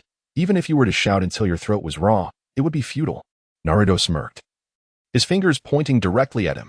Sunflower acupoint strike. Half an hour later, at the large warehouse of Konoha village. Hey, Naruto, this is quite unreasonable, isn't it? After all, I am a proud descendant of the Uchiha clan. Is it really necessary to bind me like this? Sasuke was tied to a pillar in the warehouse, unable to move. Unreasonable? Did you not consider your own excesses when you were posturing in front of me earlier? Naruto replied while tightening the ropes around Sasuke. You were so smooth in your act. My tender heart feels quite wounded. He continued to secure the bindings, making sure to elevate one of Sasuke's hands to prevent him from forming seals. We shall discuss your fate upon the return of Lord Hokage. I must take my leave now. I just acquired some silver notes from Ebisu-sensei and have yet to scratch off my lottery tickets. With that, he strode out of the warehouse. Hey, Naruto, you underachiever. You little fox spirit. No matter how much Sasuke shouted, Naruto did not glance back. Filled with excitement, he headed straight for the scratch-off ticket shop. Inside, Woody was counting the recent influx of silver notes. A mere 28 million. And that's only due to the recent buzz from the Chunin exams, he sighed.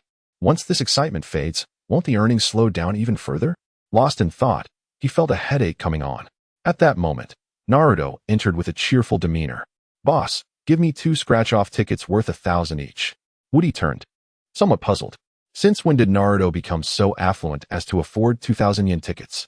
Yet, seeing the scattered notes he slapped onto the table, he had a rough idea. It must be his own savings. Woody retrieved 2 tickets from the pile and handed them to Naruto. Naruto gleefully scratched them, and in an instant, golden sparks exploded forth. He couldn't help but smile. Soon, from the first ticket he scratched, a blue card floated out. The card bore a line of small text. Ninjutsu Amplification Card. What is this? Naruto pondered, examining the card closely. Woody, noticing his curiosity, chuckled as he began to explain the card's purpose. The ninjutsu enhancement card you scrape can amplify your existing ninjutsu. For instance, if you wish to enhance the Shadow Clone technique, simply inscribe Shadow Clone on the enhancement card. If you desire to amplify the 8 trigram 64 palms, write its full name. Once the card is utilized, the corresponding ninjutsu will experience a significant elevation, and your comprehension of the technique will deepen. Naruto's eyes sparkled with excitement, and he quickly seized a pen from the counter, without a moment's hesitation, scribbling 8 trigrams 64 palms. The card vanished instantly, and he felt a distinct enhancement in his understanding of the technique. Previously, he could only immobilize others for 5 minutes using the 8 trigram 64 palms. Now, however, he could control the duration, extending it up to 10 minutes. He then scratched off another card, which was also a blue card. Could it possibly be another ninjutsu enhancement card? A gleeful expression graced his face. Woody gently shook his head. This time, it is not an enhancement card, but a ninjutsu learning card. With this card, you can inscribe any ninjutsu you wish to learn directly upon it. However, before he could finish, Naruto picked up the pen and wrote Universal Reversal. Strangely, this time the card did not disappear. Instead, the words simply faded away. He inquired, Boss, what is happening? Woody's expression darkened, his lips twitching as he replied, You didn't let me finish. This card cannot be used to learn Bloodline Limit Ninjutsu. Nor can it be used to learn the ninjutsu from our scratch-off cards. Naruto sighed with regret, tucking the card away. If he could not learn the ninjutsu from the scratch-off, it seemed the card held little value. What a waste of 1,000 taels. He exited the little shop with a sense of disappointment. In the Sound Village, at a tavern on the street corner, Jiraiya and his 2 companions sat around a table. Orochimaru's hideout is just over 10 kilometers to the north from here. Let us have a meal first. Then we shall deal with him. Jiraiya cheerfully remarked as he broke open a pair of disposable chopsticks. Tsunade nodded. It seems we have no choice but to do so. I hope he doesn't flee before we arrive. Nearby, a young man with glasses observed them from a street corner, a sinister smile creeping across his face. Since you have delivered yourselves to me, do not blame me. In the back alley of the tavern, Kabuto stealthily entered the kitchen, having scaled the wall. Spotting the meal recently ordered by Jiraiya and his companions, he produced a packet of medicinal powder from his pocket, mixing it evenly into the food. "Eat up and perish," he said, adjusting his glasses, malice gleaming in his eyes. Then, with a swift motion, he vanished from the kitchen. Soon, the food arrived at the table of Jiraiya and his companions. The delicious aroma wafted through the air, prompting Jiraiya to dig in immediately. His companions, Shizen and Tsunade, did not hesitate either. They had not paused for a moment since departing from Konoha and were now ravenously hungry. Just as they had eaten a few bites, Tsunade suddenly felt a sharp pain in her abdomen. Immediately, she sensed the chakra within her expanding uncontrollably. "This is bad. I've been poisoned." As a medical ninja, she was acutely aware of her perilous state. Swiftly, she raised her hand to heal herself. In unison, Tsunade joined in the effort. However, Jiraiya was less fortunate. Being no medical ninja, he ceased eating upon detecting the anomaly but found the toxin spreading relentlessly within him. Within mere seconds, he collapsed unconscious. Around the corner, Kabuto gritted his teeth in frustration. How infuriating. Only one has been incapacitated. Yet, that is of little consequence, as long as Jiraiya dies. Tsunade alone cannot contend with Lord Orochimaru. His figure swiftly vanished, returning to report the situation. Once Tsunade and Shizen completed their healing, they hurriedly assessed Jiraiya's condition. Fortunately, the poison had not yet spread. "Shizen, shield his heart," Tsunade instructed in a hushed tone. Without hesitation, Shizen pressed her hands over Jiraiya's heart, enveloping it with a swirling green chakra. Tsunade exhaled deeply, channeling all her chakra to scour the toxins from his body. After what felt like an eternity, Jiraiya finally regained consciousness. Upon seeing Tsunade, drenched in sweat, he smiled and remarked, "We truly let our guard down." The Sound Village was established by Orochimaru, and it was only natural that his spies were present.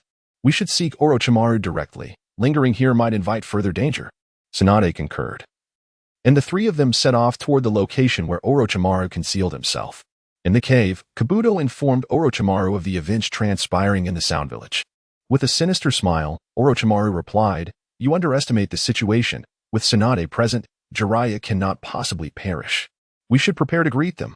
As a member of the legendary three, Orochimaru knew Jiraiya and Tsunade well. Once they neutralized the poison, they would undoubtedly leave the village. True to his prediction, as he stood up, Jiraiya's voice echoed from outside, calling, "Orochimaru, come out." Orochimaru extended his long tongue, licking his lips, and cast a sidelong glance at Kabuto, chuckling softly, "See, I told you, with Tsunade around, Jiraiya will never die." He then proceeded to exit at a leisurely pace. Across the vast grasslands, where boulders occasionally jutted out, the wind swept through, creating ripples across the plains. Orochimaru, hands at his sides, regarded the approaching figures and remarked softly, "It has indeed been a long time. It brings back memories of our days alongside our master." Jiraiya clenched his fists, shouting in fury, "You are unworthy to speak of our master. Prepare to meet your end." Yet, Orochimaru remained remarkably composed, turning to Tsunade and casually inquiring, "Your medical ninjutsu is impressive. Surely you can heal my hands?" Tsunade, maintaining a serious demeanor, scoffed lightly. "Perhaps you are overestimating your chances." No, I assure you, I am not." Orochimaru insisted eagerly. "If you restore my hands, I might be able to help you fulfill a certain wish. I understand that within your heart, you have been yearning for two men, your brother, Senju, and your beloved, Kato Dant. Is that not so?" Tsunade's delicate frame trembled slightly, her entire being feeling as if it were drifting. These two had once been her dearest kin, yet they had perished in succession. If only she could see them once more. Tsunade's heart was instantly thrown into disarray. "If you heal my hands, I shall summon them back with the impure world reincarnation." Jiraiya was well aware of these matters. He understood that Tsunade had never forgotten those two souls. However, it seemed ill-timed to dwell on such memories. Furthermore, should Orochimaru regain his hands, the three of them, having been poisoned, would not suffice to confront him. "Tsunade, what are you pondering? You are the fifth Hokage." Jiraiya called out loudly, attempting to draw her back to reality. "Have you forgotten the wishes of Rope Tree and Dant?" Tsunade's heart quivered violently as she murmured, "The wishes of Rope Tree and Dant." Suddenly, two figures appeared in her mind, one a child, and the other a slightly taller young man.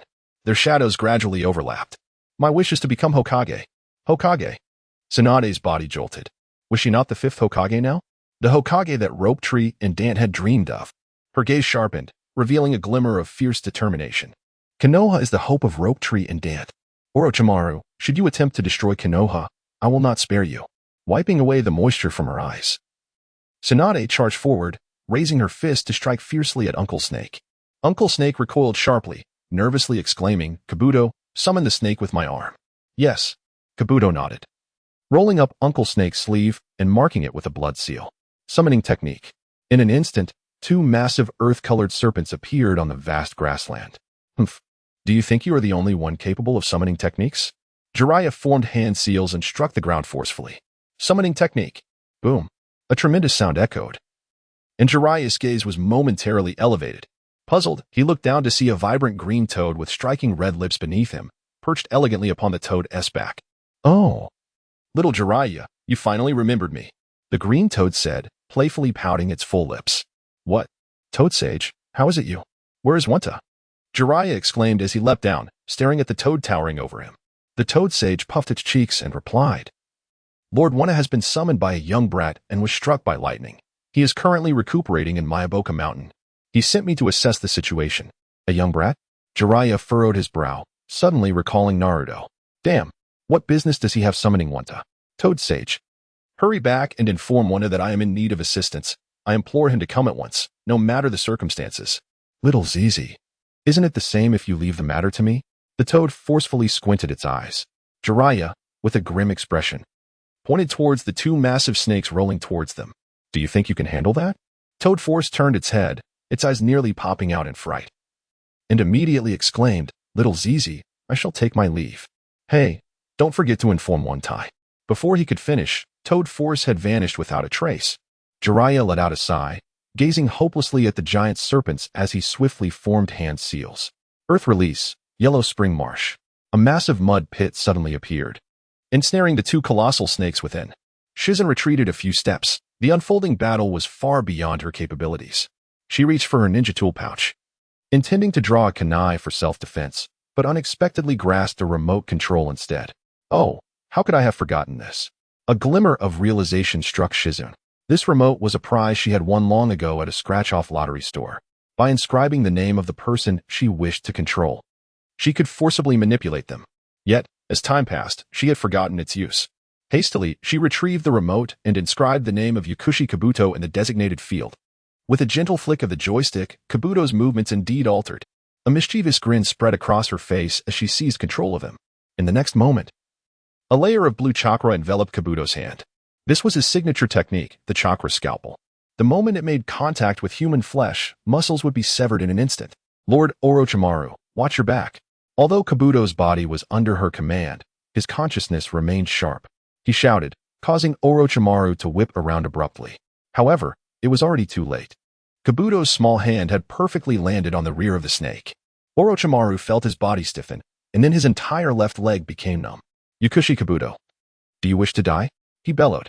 Kabuto, with a puzzled and innocent expression, replied, "Lord Orochimaru, I don't want to either. I just can't seem to control myself." As he spoke, he advanced once more. Jiraiya, somewhat perplexed, turned to see Shizen busily manipulating the lever of the remote. "What is that thing? I've never seen it before," he wondered. Tsunade chuckled and explained that a tool she won when the scratch-off lottery store first opened. The owner claimed it could directly control others. "Is it really that good?" Jiraiya raised an eyebrow, suddenly wishing to possess such a remote and inscribe Tsunade's name within it. "Perfect." Noting his lecherous expression, Tsunade guessed he was conjuring up something unsavory and whispered, "Let us hurry and assist Shizen in dealing with Orochimaru." "All right." Jiraiya nodded and leaped forward. Shizun, hiding at a distance, gleefully maneuvered the joystick. Suddenly, a discrepancy arose between Kabuto's actions and her controls. She shook it vigorously once more, realizing Kabuto had slipped from her grasp. Upon lowering her gaze, she noticed that the battery indicator on the remote control had vanished. "Lady Tsunade, Jiraiya-sama, the remote control has run out of power," she exclaimed loudly. Simultaneously, Kabuto left a trace of blood on Orochimaru's hand. Summoning technique. Bang. This time, the creature summoned was none other than the mightiest of Orochimaru's summoned beasts, Manda. Jiraiya and Tsunade were instantly taken aback, nearly colliding with Manda's jaws. "Shizen, you clumsy fool," Tsunade shouted, swiftly forming hand seals to summon the wet-boned forest giant slug. Jiraiya executed several leaps, distancing himself while wiping the cold sweat from his brow. Glancing at Shizen, I thought I was unreliable enough. You were even worse. Shizen sheepishly scratched her head. I'm sorry, Jiraiya-sama. I didn't check the battery before leaving. Well, it can't be helped. Jiraiya huffed, employing the summoning technique once more. This time, his gaze finally matched Orochimaru's.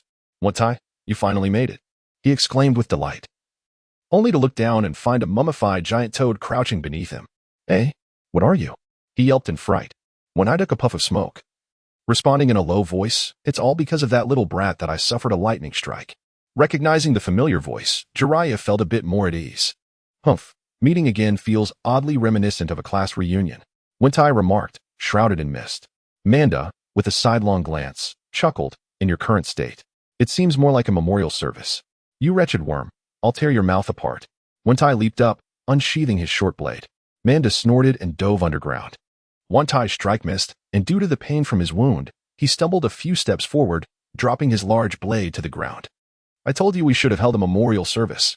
Manda suddenly lunged forward, extending its sharp venomous fangs toward Wantai. The slug rushed out but was immediately ensnared by Manda. When I frowned, a heavy expression crossing his face. Jiraiya scratched his head, sighing, sorry, old friend.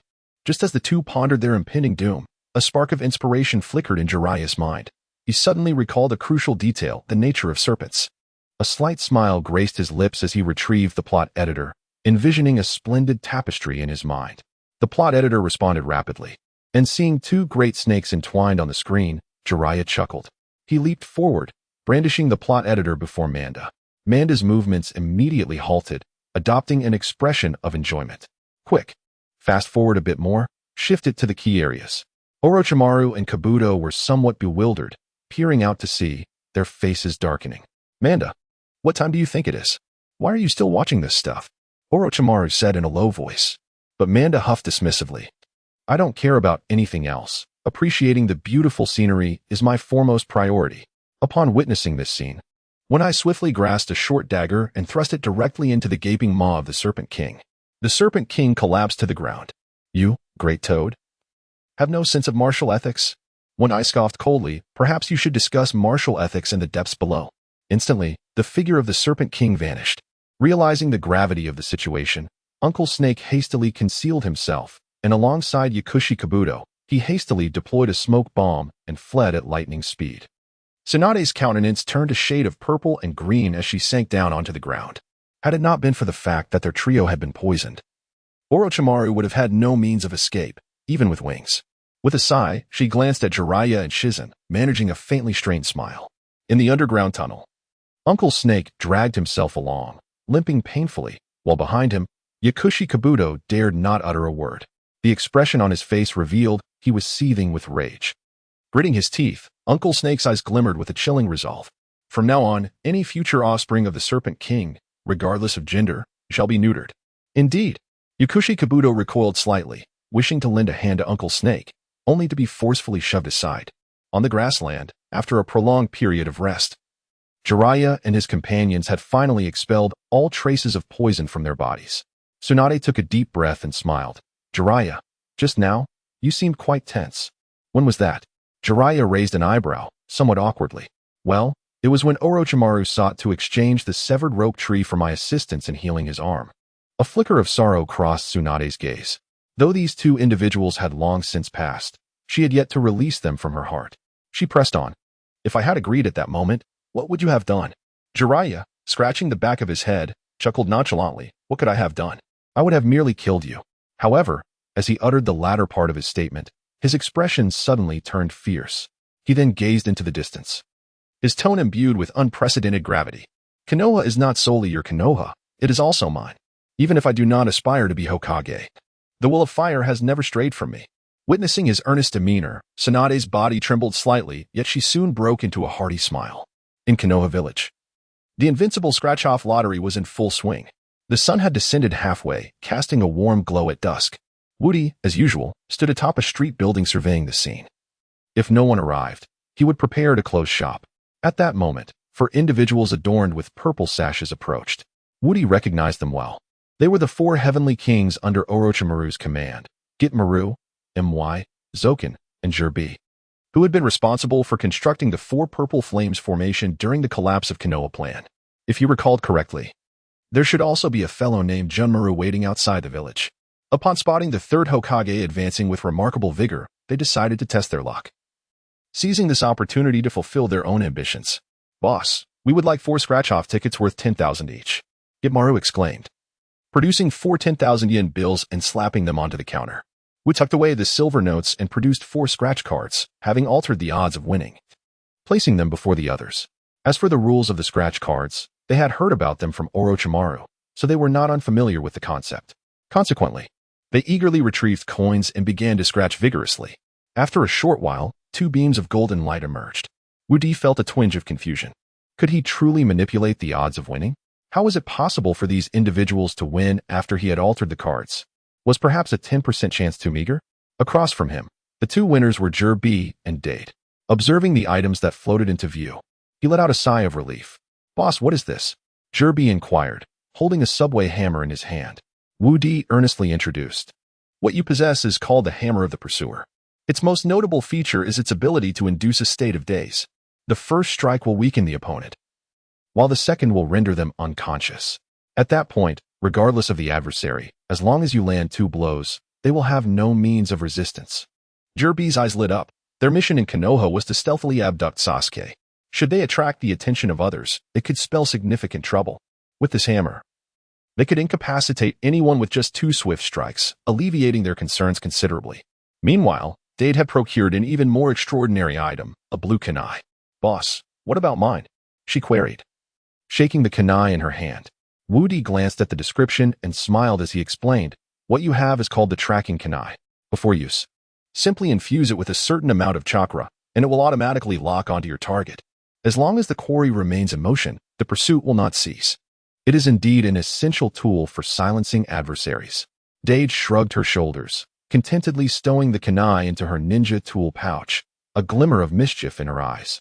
"Well then, since we have obtained our items, let us depart swiftly," Gimaru declared, his expression dark.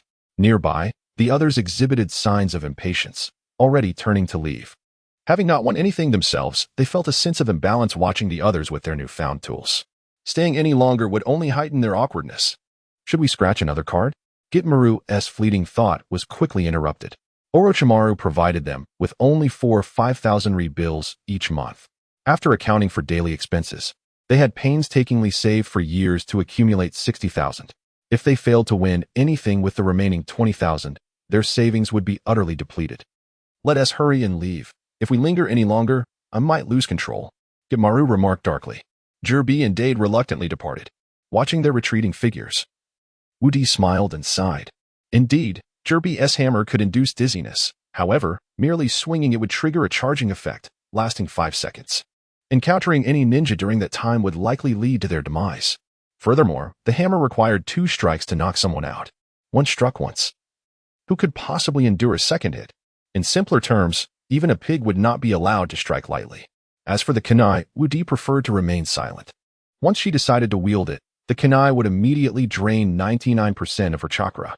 The crucial aspect was that as long as the kunai did not slay the enemy, her body would remain immobilized, akin to the effects of the Konoha sealing technique.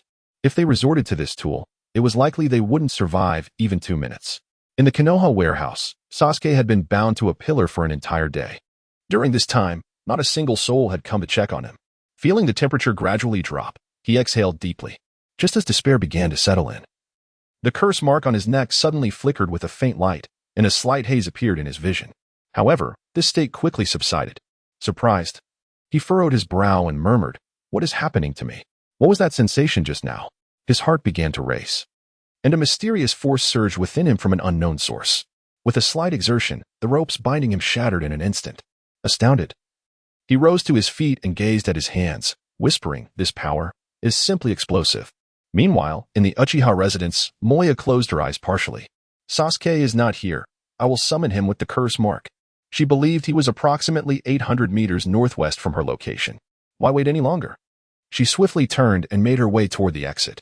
She had no desire to linger in Konoha, feeling that the atmosphere was overwhelmingly oppressive. One after another, they leaped onto the rooftops and hurried toward the warehouse. Their path would take them past the Konoha hospital. At the hospital entrance, A sickly-looking individual wrapped in a black scarf emerged, clutching a medical file. Cough, cough. I didn't expect to be bettered in for so long after falling ill during the Chunin exams. Yukimura, still recovering, gasped heavily. At that moment, he noticed the 4 individuals leaping across the rooftops and shouted, "Who goes there?" Hitomaru's eyes narrowed, a sense of danger surging within him. He swiftly transformed into the second form of the curse mark and instinctively fired an arrow at Yukimura, still weak from his illness. Yukimura was startled by the sudden assault and stumbled back, drawing several shurikens in a panic. Moya had just retrieved her blue kunai when she was halted by the approaching figures. "I'm in a rather foul mood. I'll handle this while you and Jirogo search for Sasuke." As she spoke, she too transformed into the second form of the curse mark and charged forward alongside Kidomaru. Observing their fierce approach, Yukimura felt a wave of anxiety. He wished to call for help but realized he was trapped. At this moment, most of the patrolling ninjas were concentrated near the entrance, meaning it would take them at least half an hour to arrive. Gritting his teeth, he desperately attempted to evade them. In close proximity, observing his demeanor, a trace of a cold smile emerged, splitting into 2 figures who flanked him, one to the left and one to the right. Seizing the opportunity, Kiyotaka darted behind him and unleashed a lethal arrow. Due to his frail condition, Tsukikage Shippu was already weakened and now had to guard against attacks from 3 directions. Quickly finding himself at a disadvantage, a cough escaped him, breaking the momentary lapse in focus that Kiyotaka exploited, piercing an arrow directly into his chest. In the blink of an eye, blood gushed forth as Tsukikage Shippu's body was thoroughly penetrated, swaying precariously in the wind. At that moment, Mayo had also located Sasuke and sent word to Kiyotaka. The 2 regarded Tsukikage Shippu briefly before discarding him into the nearby thicket and turning away. Inside the warehouse, Sasuke learned that the assailants were dispatched by Orochimaru, and he felt an immense sense of relief. He had intended to seek out Orochimaru himself, not expecting that the latter would send someone to find him first. With a determined stride, he declared, "In that case, let us proceed." The 4 companions exchanged puzzled glances. Blushing, he huffed, "My lower back has been acting up lately. Would anyone care to carry me?" The group glanced at one another, remaining motionless. This audacious lad was certainly pushing his luck. It was no small feat to travel such a distance to find him. Yet he still had the audacity to request a ride? Was this not too much to ask? Did he truly believe he could act so pretentiously simply because Orochimaru held him in high regard? In truth, Sasuke had his own calculations, always preparing a fallback plan for himself. If he did not take this opportunity to feign weakness, where would he accumulate his leverage? Should these individuals reconsider their allegiance upon leaving the village, he knew that in his current state, confronting 4 opponents was utterly impossible. He might have to rely on the divine ring for assistance. After a moment of hesitation, they ultimately decided to settle the matter with a game of rock, paper, scissors. At the entrance of the hospital, Naruto, carrying a bowl of ramen, passed by, contemplating how he could not leave Sasuke behind. Thus, he made a special trip to Ichiraka Ramen to buy a bowl of noodles. Just as he pondered how to persuade Sasuke, a faint sound emerged from the nearby thicket. Approaching cautiously, he parted the foliage and discovered Tsukikage Shippu lying amidst the underbrush, blood soaking the ground beneath him. Rushing towards the hospital to summon help, he was suddenly grasped by Tsukikage Shippu at the ankle. "Quick! To the warehouse!" With those words, Tsukikage Shippu breathed his last. The warehouse. Naruto stood momentarily stunned, his mind buzzing, momentarily forgetting the ramen in his hands as he swiftly leaped onto the rooftop and dashed towards the location. Inside the warehouse, observing the other 3's clenched fists, Mayo offered an awkward smile. "Surely, you don't expect me to carry him? I am a girl after all." Kiyotaka smirked, "Rest assured, no one here regards you as merely a woman. Hurry now." Sasuke nodded slightly. "To carry the talented scion of the Uchiha clan is a privilege. Do not delay." Mayo shot him a disdainful glance, feeling both embarrassed and reluctant. At that moment, Naruto's voice drifted through the crack of the door, prompting Sasuke to swiftly leap onto Doyu's back. With both hands, he instinctively reached forward. Soft. Heh, how wicked. Doyu's complexion flushed instantly, her eyes radiating an endless fury. Just as she was about to explode, she felt a sharp tug below her waist. The pursuers were upon them. They had to retreat hastily. "Go," she exclaimed, unleashing a torrent of curses. "You brat, do you think I'm your steed?" Sasuke anxiously shook her shoulder. To be ridden by the prodigious descendant of the Uchiha is indeed an honor. We must leave quickly. If we alert the patrolling ninjas, none of us will escape. The others exchanged apprehensive glances.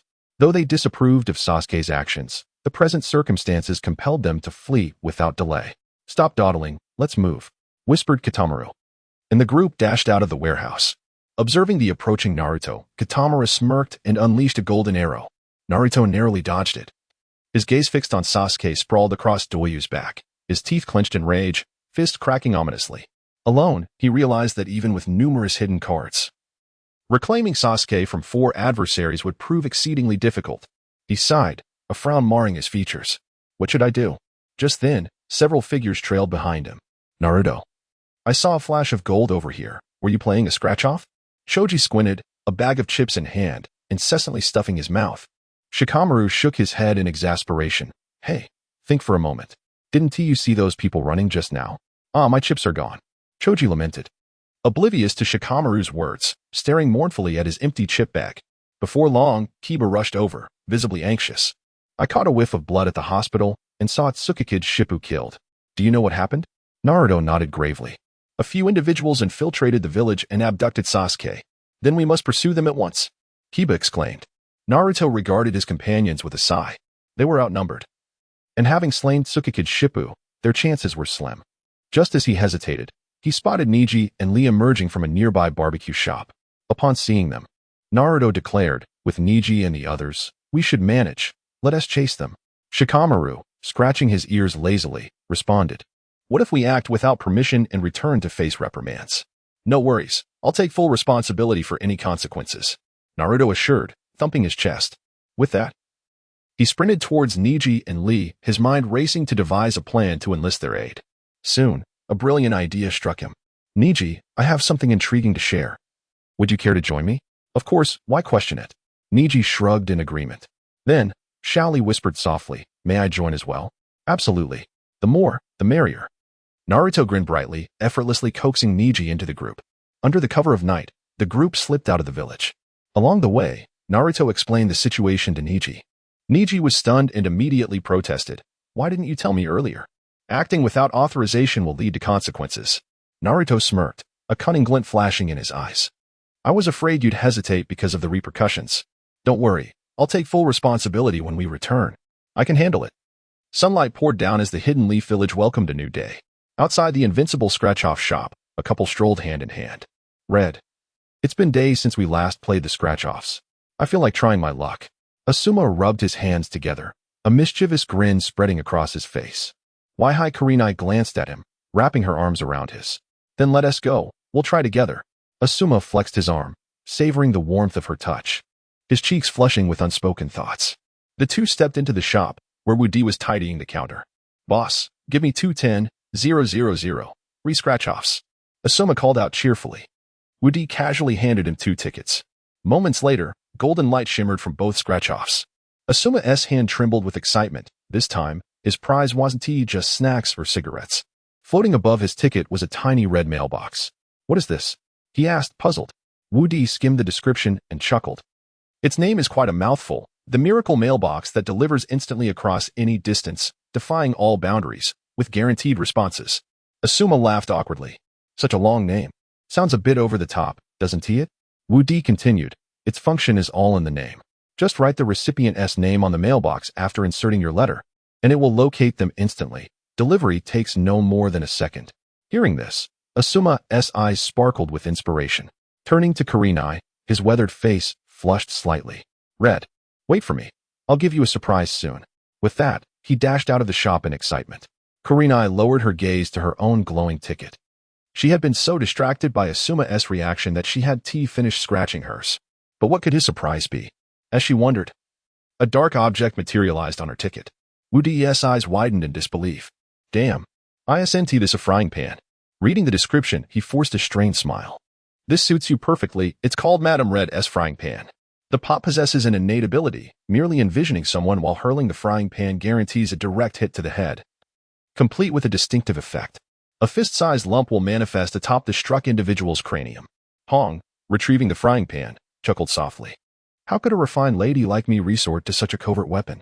It appears this is rather ill-suited for my character." Wudi gently shook his head, remarking, "Perhaps its suitability will reveal itself after your marriage." "Marriage?" The color in Hong's cheeks deepened instantly, her eyes glimmering with a hint of sweetness. Embracing the frying pan, She swayed on her chair, patiently awaiting the surprise Asuma had mentioned. However, after a prolonged half-hour, Asuma had yet to return, and her impatience began to mount. Just as she was about to turn and leave, Asuma rushed back, breathless. "Dearest Hong, did you receive my heartfelt letter?" Hong furrowed her brow, perplexed. "No, I have not received anything." Asuma smirked playfully. "I understand. You must be overwhelmed by the sincerity of my letter, too bashful to admit it." Hong shook her head innocently. "I truly did not receive anything. You can confirm this with the boss." Wu Di nodded in agreement. "Yes, she indeed has not received anything. I can vouch for that." Asuma stood momentarily stunned, bewildered. "This cannot be. I distinctly inscribed Hong's name on the envelope at the mailbox. Why was it not delivered?" He pulled out the mailbox, attempting to pry it open, muttering, "Boss, I am now seriously questioning the quality of this mailbox. Has it passed the 3C certification?" Wu Di, exasperated, rubbed his temples. This was the first instance he had heard someone allege a defect in his products. Just as their confusion deepened, a rosy figure entered, clutching a letter. "Asuma, I have finally found you." Ha ha ha. At the entrance, Danzo chuckled in a sardonic manner. Asuma turned to see the letter in Danzo's hand, taken aback. "How did this letter end up in your possession?"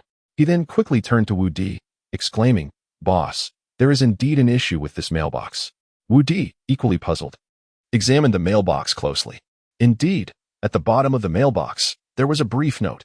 When an envelope bears a specific address, the mailbox defaults to deliver it to that designated location. Wu Di inquired softly, "Asuma, what kind of stationery did you use?" Asuma, appearing quite innocent, replied, "It was the leftover from the last mission in the Umbu. I thought it was unused, so I just used that." Ah, Wu Di understood. The Umbu stationery typically bears the Umbu insignia, which explains how it made its way into Danzo's hands. "Rest assured, my mailbox is functioning perfectly." Upon hearing this, Danzo's face broke into a grin reminiscent of a blooming flower. "I shall assert, you are undoubtedly too embarrassed to admit it. Fear not. I shall maintain a harmonious rapport with Sunset Red. However, considering my shared history with your father, the term treasure in your letter is decidedly inappropriate. Henceforth, before you address me, prep Aunt to treasure, and refer to me as Aunt Treasure." As Asuma sputtered in disbelief, Red beside him could no longer contain her rising fury. Observing the escalating tension, Wu Di hastily interjected, "If you must fight, take it outside.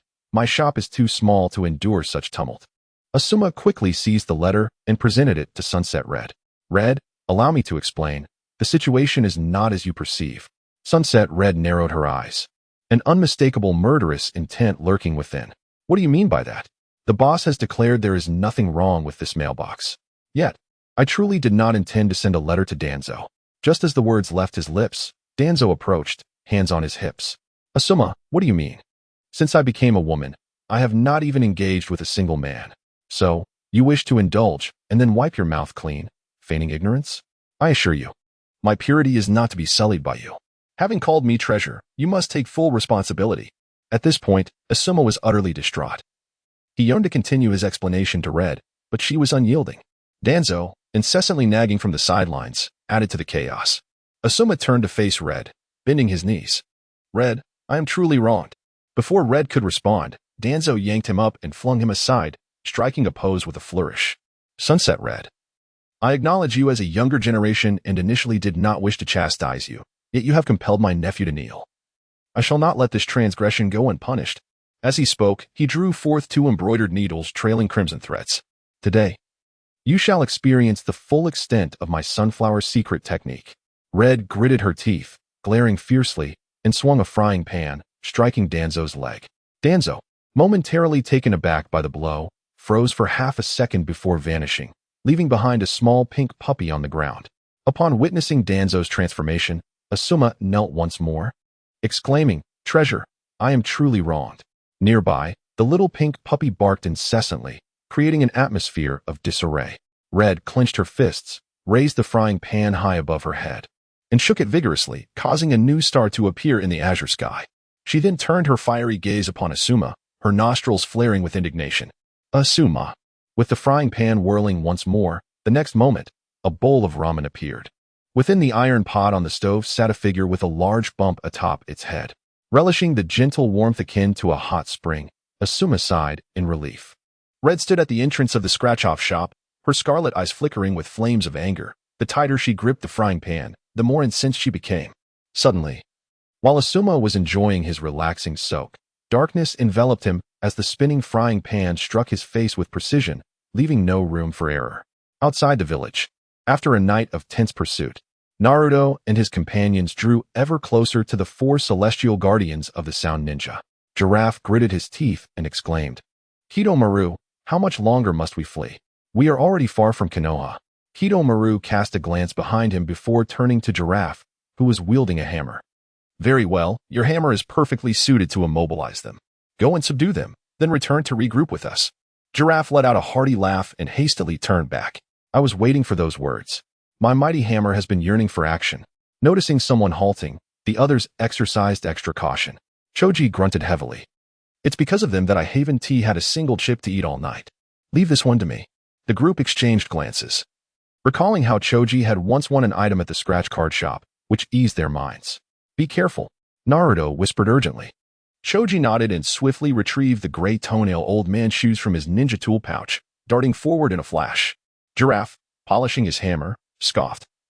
"How foolish of you to come here seeking death. I shall finish you off before pursuing the others." As he spoke, he raised his hammer, only to discover it seemed uncooperative, refusing to descend, and his movements became sluggish. Choji furrowed his brow and, with a gust at his feet, vanished over 100 meters in the blink of an eye. After a full 5 seconds, the hammer finally fell, leaving Giraffe bewildered as he scratched his head. "Could I be using it incorrectly? Is my chakra insufficient? Let me try again." At times, the correlation between intelligence and hairstyle is not always straightforward. The saying goes, "A bustling street does not grow grass. A clever mind does not sprout hair." Yet, Giraffe's head was nearly barren, and he still entertained such foolish thoughts. Did he not suspect the problem lay with the tool itself? He transformed into the first level of Cursed Seal and raised the hammer once more. Feeling the sudden surge of chakra, Choji grew anxious. However, moments later, he found reassurance. Once again, Giraffe's hammer took a full 5 seconds to descend. Choji stroked his chin, sensing a slight issue. He cautiously closed the distance. No, it must be the stance. Or perhaps the chakra. Giraffe gritted his teeth and transformed into the second level of Cursed Seal. Watching Giraffe's chakra swell again, Choji clenched his fists, beads of cold sweat forming on his forehead. The upcoming battle would surely prove challenging. Just as he felt the tension mount, Giraffe raised the hammer for the third time. As expected, it again failed to descend. Seizing the moment, Choji dashed forward, propelling the gray toenail old man shoes to their utmost speed. In an instant, he stood before Giraffe. Utilizing the multiplication technique, his palm expanded dramatically, delivering a resounding slap to Giraffe's lean, wiry face. Giraffe was sent soaring, crashing into the nearby woods, snapping several trees as thick as iron barrels in his wake. Coincidentally, at that very moment, his hammer finally fell. Due to the manner in which he fell, his strike landed squarely upon his own leg. Coupled with the earlier blow from Dingxi that had left him weakened, he unexpectedly lost consciousness. Dingxi was perplexed. Just last night, they had claimed to possess the strength to defeat the Moonlight Gale, yet now he had succumbed to unconsciousness? Was this a jest? With a sigh, he swiftly drew his kunai. As a ninja, he could not allow any foe who threatened the village to escape unpunished. With a decisive motion, blood gushed from Jirbi. Ahead, the traveling Kimaru and his companions were taken aback.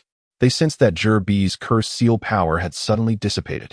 "I must return to check," Zekin exclaimed, unable to resist turning back. Kimaru cast a sidelong glance. Perhaps Jirbi has retracted his cursed seal power on his own. Exercise caution. "Understood," Zekin replied, slowing his pace. Witnessing this scene, Kiba, accompanied by Akamaru, charged forward. "You all continue on. I will handle this individual." Naruto and the others did not linger. They were well aware of Kiba's capabilities. He naturally occupied a more advanced position among these lower-ranked ninjas and possessed his own array of tools. There should be no unexpected complications. Zekin licked his purple lips, a contemptuous expression creeping onto his face. Kiba rubbed his chin and produced a clown's nose. "Hey, are you playing dress-up with me? What purpose does that nose serve?" Zekin scoffed. Kiba smirked. "You'll soon discover my intentions." As he spoke, his hand delved into his ninja tool pouch. Since acquiring this nose, he had only employed it once during his confrontation with Naruto. It was precisely that encounter that had provided him with ample inspiration. In the past, when faced with poor visibility during battle, He had relied solely on his sense of smell to discern the enemy's position. However, he had lacked knowledge of their exact movements or orientation. Recklessly charging in would inevitably heighten the danger. Yet now, with the clown nose affixed, even with his vision utterly obstructed, he could ascertain his opponent's actions through scent. His hand emerged from the tool pouch, grasping 8 or 9 smoke bombs in his palm. Zikin's eyes widened, a flurry of question marks floating above his head. In the next instant, the smoke bomb was released, and the small clearing was instantly enveloped in a thick shroud of smoke. Zikin, feeling a twinge of anxiety, instinctively activated his second curse seal state, his form splitting into 2. Kiba was taken aback. It was his first encounter with such a form of duplication. However, amidst the smoke, who could rival Kiba? He treaded lightly, and when he was merely 10 meters away from Zikin, he suddenly drew his kunai. Clang! The kunai ricocheted, closely followed by Zikin's palm. Kiba stumbled back, retreating into the smoke once more. Breathless, he gazed incredulously at the 2 figures before him. Damn! How can his skin be so tough? Akamaru barked from the side, as if to remind him of something. Kiba nodded. It seemed there was no other choice. He produced a military ration pill and administered it directly to Akamaru. Instantly, Akamaru's fur turned a vibrant red. The secret technique of the Inuzuka clan. The ninja art, 2-headed wolf. A thunderous roar reverberated throughout the land. Zokin and Riken anxiously scanned their surroundings amidst the smoke. Their noses were nowhere near as keen as Kiba's, rendering them unable to detect his precise location. Moreover, the earlier roar appeared to emanate from 2 different directions. They were certain that this roar was related to Kiba. Until they could ascertain Kiba's exact position, they dared not act recklessly. Meanwhile, Kiba stood majestically as the 2-headed wolf, exuding an aura of dominance. However, while Akamaru's wolf head appeared fierce, Kiba's transformation bore an awkward semblance with its bright red clown nose. Go for it, Akamaru, Kiba whispered. The 2-headed wolf then lunged forward, spinning into the smoke. Once again, they targeted Zokin first. The formidable claws descended with astonishing speed, bearing down on Zokin's head with overwhelming force. Zokin attempted to defend himself, but was a fraction too slow. In an instant, blood exploded into the air. Riken sensed something amiss and sprinted toward the commotion. Just as he broke through the smoke, he found a wolf's claw already poised at his chest. A violent churn surged within his chest. Lowering his head, he saw the sharp spikes of the claw piercing through him. He collapsed helplessly, his gaze growing distant. With his opponent vanquished, Kiba instantly reverted from the 3-headed wolf form. Casting a glance at the lifeless body before him, he chuckled softly. It seems I must indulge in some scratch-off tickets upon returning. They truly yield results. As he mumbled to himself, a clattering sound echoed from a distance. He turned abruptly to see a puppet searching through the smoke. A puppet? A sudden recollection struck him. The puppet ninja from the CH9 exams, Kankuro. What business do the Sand Shinobi have here? His anxiety heightened.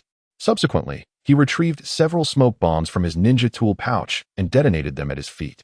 The smoke, which had begun to dissipate, thickened once more. From a distance, Kankuro called out in frustration, "Stop firing, allies." "You son of a..." Kiba cursed vehemently, his form flickering. "We are indeed allies, leaf brethren. Our Kazekage was slain by one known as Orochimaru." Kankuro shouted amidst the swirling mist. "Our previous actions were entirely led by Orochimaru, and we have come here sincerely to apologize." Kiba, still agitated, retorted, "You son of a... I know when you're truly apologizing or just pretending. What can I do to earn your trust?" Kankuro inquired loudly. Kiba's eyes narrowed in thought. "Here's the deal. You first retract your puppet, and I shall decide whether or not to believe you." Kankuro nodded, waving his hand, causing his crow puppet to return to him. "I trust you, you wretched scion." After letting out a shout, he immediately fled. Kanjiro, the puppeteer, could manipulate his puppets from a distance. Even if they were shattered, it would not harm his physical form. However, Yagura was different, relying entirely on close-quarters combat. His smoke bombs had now run out, and should Kanjiro capture him, the consequences would be dire. That fool truly believed I would fall for his ruse. With a self-satisfied sneer, he vanished from sight. In the village of Konoha, the news of the demise of Moonlight Gale spread swiftly. With the 5th Hokage absent, they could only summon the 3rd Hokage to temporarily oversee the situation. The 3rd took a drag from his cigarette and murmured, "No worries, I'll just take a stroll." The nearby ninjas, somewhat perplexed, inquired, "3rd Hokage, what do you mean?" The 3rd, taken aback, waved his hand dismissively and replied, "Nothing." He then shifted his gaze, seriousness overtaking him, and asked, "Has anyone gone missing from the village? Please investigate." Kakashi opened a dossier and reported, "We conducted a sweep this morning. Aside from the death of Moonlight Gale, 7 Genin are also missing. They are Naruto Uzumaki, Sasuke Uchiha, Shikamaru Nara, Choji Akimichi, Rock Lee, Niji Hyuga, and Kiba Inuzuka. Notifications have already been sent to the respective clans in the responsible Jounin." The third nodded and exhaled a plume of smoke. Not far off, Asuma, with a large meat bun atop his head, gazed mournfully at the third. That cigarette pack was his hard-earned reward, and he too longed for a leisurely stroll. After a considerable pause, the third added, "All right, you may return. Since the various clans and responsible Jounin are aware, results should emerge soon. Furthermore, find someone to notify Danzo. He needs to strengthen his oversight of the village. Ever since he became the songstress, he has shown less concern for village affairs." Kakashi nodded in acknowledgement. At the entrance of Konoha, Danzo, with a green leaf atop his head and his face smeared with dirt, returned to the village after a long journey. Clenching his fists in frustration, he muttered, "I refuse to believe that a mere Jounin can outsmart me. Soon, I shall indulge in some scratch-off tickets. Just wait and see what I will do to you, Kurenai." In a moment of tranquility, Woody lounged atop a pile of scratch-off tickets, relishing the peace. With his legs crossed, he swayed back and forth, humming a tune. "Boss, I would like to purchase a scratch-off ticket." A rather awkward voice interrupted, sending a shiver down Woody's spine as he hastily dismounted from the tickets. Within 10 seconds, Danzo lifted the curtain and entered. With a grim expression, he commanded, "Give me a scratch-off ticket. The one worth 10,000. Woody sighed in resignation. If it weren't for the silver notes, he would have preferred to avoid this transaction altogether. Grasping the 10,000 yen scratch-off ticket, Danzo gritted his teeth and began to scratch. As she incessantly murmured, "Why, hi Kurenai, once I unleash my power, I shall annihilate that little minx." Suddenly, a flash of golden light erupted, and a deck of playing cards flew out from the scratch-off ticket. Woody's eyes widened in astonishment. An unprecedented sense of absurdity washing over him. Was this scratch card deliberate? Bestowing such an exquisite prop upon Danzo? Shouldn't such an artifact be reserved for Jiraiya? Danzo pocketed the cards and inquired softly, "Boss, can this prop kill? I wish to eliminate that little minx. Why, hi Kurenai." Woody felt a wave of embarrassment. Wishing he could say, "Auntie, could you at least take a glance at the prop before claiming it?" He then slapped his face, gravely stating, "This prop is known as the 54 styles of self-release playing cards. It contains 54 distinct methods of self-liberation. Before each use, simply draw a card, and the influence of self-release will waft from the cards, providing step-by-step instructional guidance. However, the question remains, can you utilize it? Is it feasible?" Danzo scoffed. "You need not concern yourself with that." With that, he turned and exited the small shop. As he walked, he muttered, "Little minx, with this, I shall see what you dare to contest against me." Wu Di pinched his temples, an overwhelming sense of despair washing over him. He turned, clasped his hands together, and prayed to the heavens, "O Divine One, spare Asuma. I, Wu Di, express my gratitude. If it pleases you, I shall offer a silver note daily for your reverence. If it does not, I shall present 10 silver notes each day to construct a temple in your honor. Meanwhile, outside the village, how bothersome. I shall confront them. You and Sasuke must hasten away. Once we encounter Kimimaro, we shall be safe." Ginkaku furrowed his brow. "Agreed." Doya nodded, lowering his gaze. He noticed Sasuke's hand still resting inappropriately and scolded, "Remove your hand from there." Sasuke shrugged nonchalantly, retorting, "I am a prodigy of the Uchiha clan. You ought to speak to me with more respect." "You." Doya gritted his teeth. "If it weren't for Lord Orochimaru's interest in you, I would have slain you by now. The key point is that he is indeed interested. How can you not be infuriated?" Sasuke replied with a smirk. As the two drifted further apart, Ginkaku activated his second stage curse mark, weaving numerous spider webs between the trees. "You go on. I shall hold him back," Niji shouted, stepping forward to confront Ginkaku. Ginkaku displayed a wicked grin, raising his bow and releasing an arrow. Without a moment's hesitation, Niji vanished into the earth. Ginkaku was momentarily taken aback. Suddenly, 2 shurikens shot from behind him. He swiftly dodged, narrowly avoiding the projectiles, yet his arm was inadvertently grazed, blood oozing forth. Clenching his fist in frustration, he retaliated with another arrow. But Niji, like a slippery eel, vanished once more in the blink of an eye. In less than 3 seconds, 3 shurikens flew towards him from behind. Immediately, a painful cry escaped Niji's lips. Niji had intended to throw the shurikens and then escape underground. But little did he know there was a large rock beneath the surface. He removed his wig and stared at the slightly deformed iron plate, murmuring to himself. Fortunately, my skills surpassed the ordinary. I had the foresight to prepare protective gear. Otherwise, I would be in dire straits. Just as he was muttering, the arrows of Kiyotaka had already arrived before him. His eyes widened, and he hurriedly maneuvered around the rock to evade further underground. Kiyotaka, growing increasingly frustrated, shouted at the spot where Niji had vanished. "You little rascal, don't let me catch you, or I shall shatter you into 1,000 pieces." No sooner had he spoken than he felt an inexplicable grip around his ankle. Looking down, he discovered Niji's hands firmly holding him. He attempted to break free, but found himself devoid of any strength to resist. In the blink of an eye, he sensed his perspective suddenly lowering significantly. A procession of ants was marching past him. It dawned on him that his entire body was buried in the soil, save for his head, not far away. Niji emerged with a cheerful bounce. "What do you intend to do, kid?" he asked, gritting his teeth, a torrent of rage brewing within him. Had they fought openly? He was confident he could reduce Niji to ashes. Yet, that crafty rascal refused to play by the rules, evading him at every turn, rendering him unable to catch him. Niji, without uttering a word, approached him. Upon reaching close proximity, he stood firmly with his feet apart. "Hey, you unseen creature, what do you want?" Hey, Before Kiyotaka could finish his exclamation, he felt a warm, pungent liquid being poured liberally over his face. Niji shivered, tightened his belt, and stepped back a dozen paces before vanishing once more. As Kiyotaka pondered this turn of events, he suddenly felt a tug at his feet, and darkness enveloped him, the very air seeming to dissipate. After waiting for over half a minute, Niji resurfaced, wiping the sweat from his brow. 100 meters underground. The temperature was indeed quite high. He shook off the beads of sweat and continued on his path. Ahead, Moya, carrying Sasuke, felt the absence of Kiyotaka's cursed seal power and gritted his teeth in frustration. He set Sasuke down, stating, "You can walk the rest of the way yourself. The exit is not far. Once you emerge, a person named Kimimaro will take you to meet Lord Orochimaru." Sasuke stretched and quietly remarked, after resting all night, "It's time to get moving." He then tightened his grip and swiftly advanced towards the edge of the woods. "Naruto, Sasuke is now alone. Pursue him," Shikamaru called out, positioning himself in front of Moya. Naruto, fully aware of his intent, waved his hand and summoned a flying broomstick. "Sasuke, you stop right there."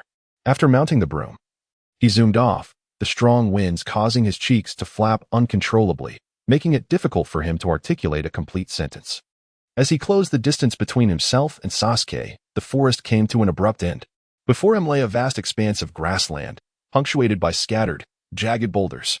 Upon leaping forward, Naruto beheld a figure clad in a light gray robe, standing with hands clasped behind his back, awaiting his arrival. A gentle breeze rustled through, causing the hem of the robe to flutter gracefully. Naruto hastily descended and positioned himself in front of Sasuke, exclaiming, "Sasuke, are you truly certain about leaving the village like this?" Sasuke scoffed dismissively, shoving him aside as he directed his shout toward the figure ahead. "You there? You must be Kimimaro. Come forth and greet the prodigy of the Uchiha clan." The man turned his head slightly, his delicate features reminiscent of a woman's. "So, you were Sasuke?" Kimimaro stated with an expressionless demeanor before waving his hand lightly. "Go on. Lord Orochimaru is awaiting you. I shall handle matters here." "Very well," Sasuke replied, launching himself toward the horizon.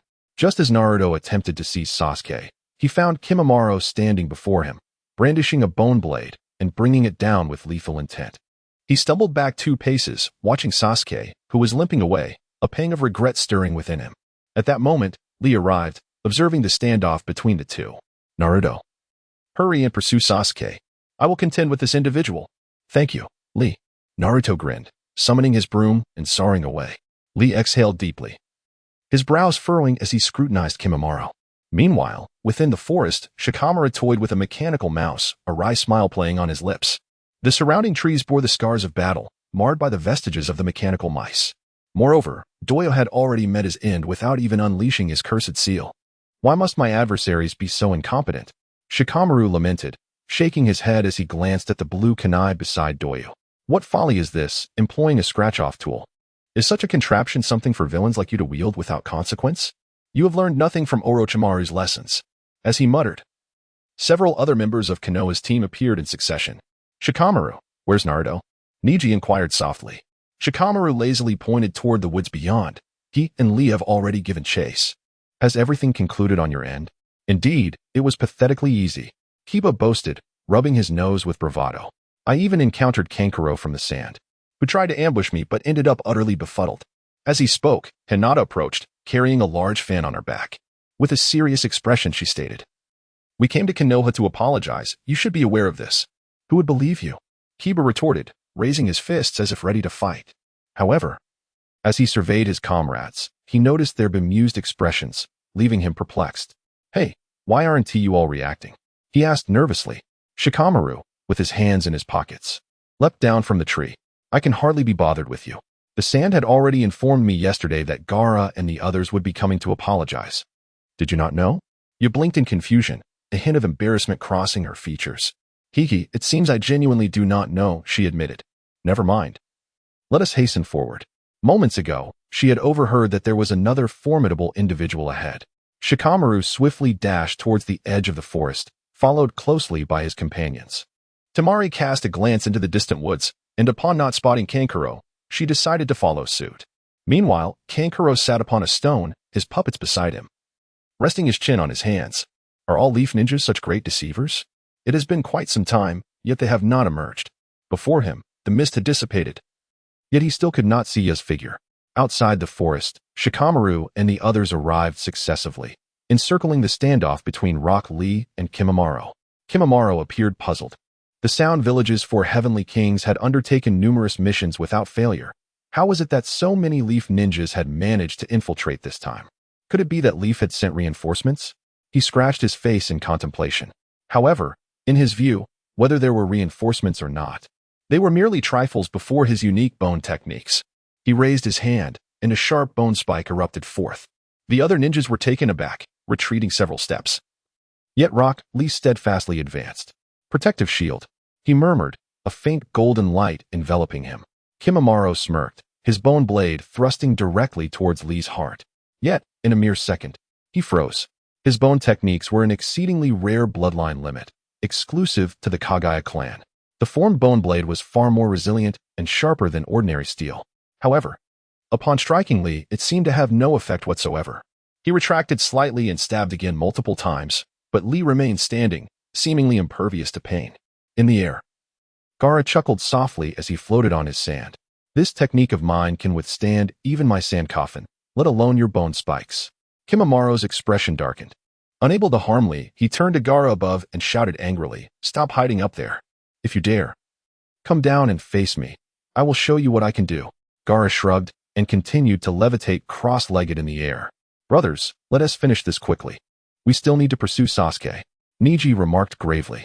Shikamaru twisted his neck. "Just finished one battle, and now we must engage in another. How troublesome." Nevertheless, despite his words, his body moved with unwavering determination. "Mechanical mouse, go," he commanded, releasing the mechanical mouse, which immediately burrowed underground.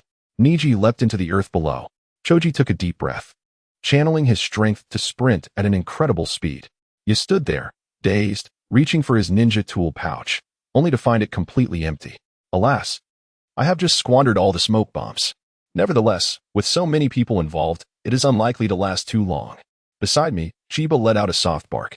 Shortly thereafter, 2 clouds of sand descended, halting before Kiba and Hanabi. Gaara remarked softly, "One must always find a good vantage point to watch the spectacle. Come, let us ascend to the heavens." Kiba felt a twinge of embarrassment as the battle unfolding before him involved his comrades. Was it truly appropriate for him to retreat and merely observe? He scratched his nose and pondered for a moment. Well, I have engaged in such unrefined behavior more than once. What difference does one more time make? With that, he took Chiba and mounted the swirling sand. Under Gaara's control, they soared into the sky. Once they settled, he stretched languidly amused. "The perspective from up here is quite splendid." Below, Rock Lee stood composed before Kimimaro, hands clasped behind his back. Other members of his team gravitated closer. Kimimaro clenched his teeth and, without a moment's hesitation, activated his Cursed Seal's second stage. Upon witnessing his transformation, Rock Lee's fist tightened. 8 gates, opening of the injury gate, activate. In an instant, a vibrant green aura enveloped his form. Choji rushed forward. "Allow me to demonstrate my latest technique, Wild Boar Charge. Multi-size technique." With those words, his shoulder expanded to an immense size. A resounding thud echoed as Kimimaro was sent hurtling away, unable to muster any resistance. Before he could regain his footing, hands shot up from the ground, seizing him and dragging him beneath the earth. He swiftly rolled over, his sharp tail striking downward. However, being underground, despite the force behind his attack, his speed could not match Niji's. Niji effortlessly evaded. Kimimaro summoned all his strength, bursting forth from the surface, brandishing his sharp bone blade at Choji. Rock Lee darted in, positioning himself between them, unwavering, as he absorbed the blow from the bone blade. Kimimaro gritted his teeth and retreated once more, inwardly lamenting the peculiarities of the Leaf Ninjas, who possessed such an array of bizarre techniques. What on earth had they undergone? Unbeknownst to him, he was completely oblivious to the lottery shop incident, as he had been recuperating from his injuries when Orochimaru mentioned it. Shikamaru stood at the periphery, sensing the tunnel opened by the mechanical rat, and let out a soft hum. Just a little longer, and it shall be my turn to perform. At that moment, Rock Lee charged forward, engaging Kimimaro in close combat. Several bone spikes erupted around Kimimaro, yet under the influence of Lee's protective aura, they seemed ineffective. After 2 minutes of grappling, Kimimaro felt increasingly frustrated. This battle was truly vexing. When had his clan, the Take-Dorai, ever endured such indignity? Especially now that he had unlocked the second stage of his cursed seal. Compared to ordinary bone manipulation ninjas, his bones should be sturdier. Yet, regardless of their resilience, they could not harm Rock Lee. Lee leaped forward, closing the distance, and embraced him tightly. Choji, now's our moment. All right. With a swift clasp of his hands, Dingji invoked the technique of multiplication. Boom, boom, boom. His body surged, expanding to over 20 meters in an instant. The super wild boar charge. He bellowed loudly as he swung his fist with great force, striking the ground. Xiao Li and Junma Lu were propelled into the air.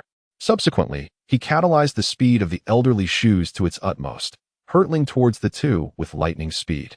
In the wild terrain, chaotic boulders shattered, and the two were sent flying 1,000 meters away. Ningxi emerged from the ground. Dingji, bring him back. He is too far now. We can't be of any help. Dingji nodded, leaving behind a fleeting afterimage on the ground. Ningxi licked his lips, just as he returned underground, only to hear a scream. He surfaced once more, witnessing Shikamaru's mechanical mouse's sharp beak lodged in his head.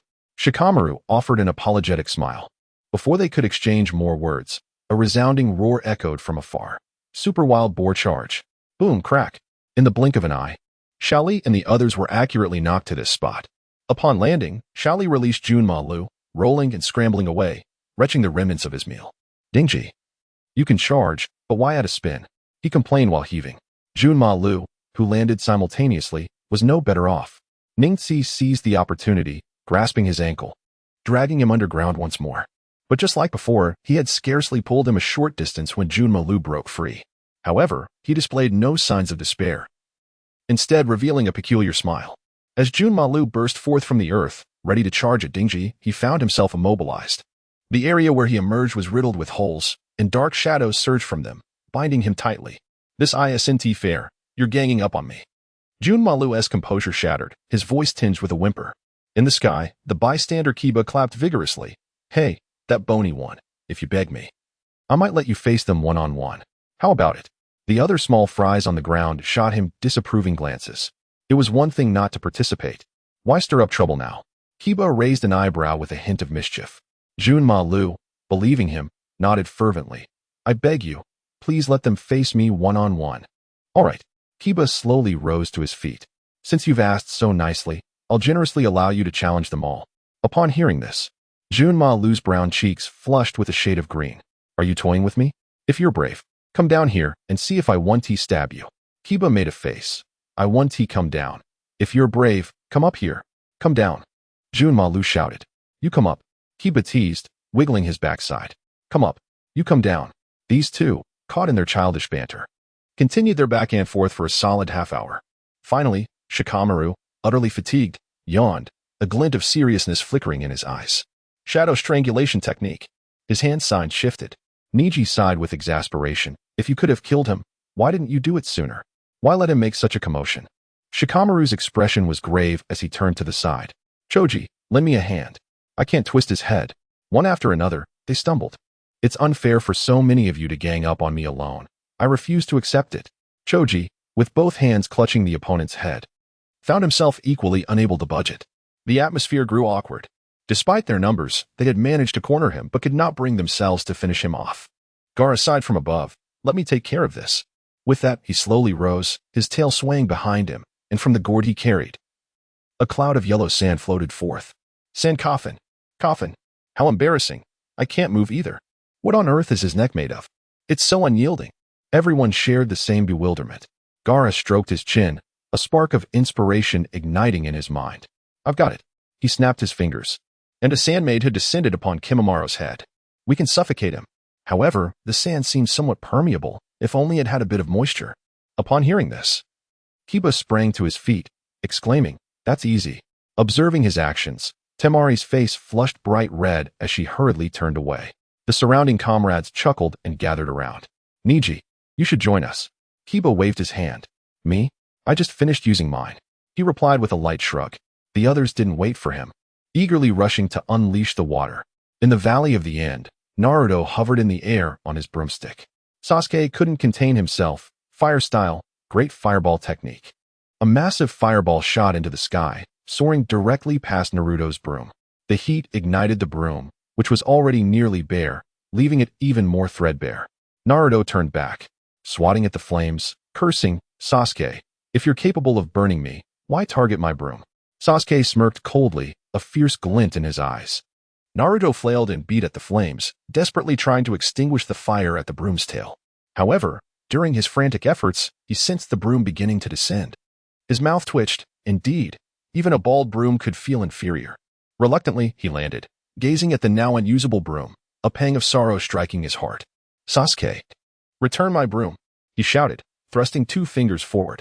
Ever since the upgrade of the sunflower pointing technique, he hadn't had a proper opportunity to utilize it. Today, he intended to test it on Sasuke. Sasuke frowned.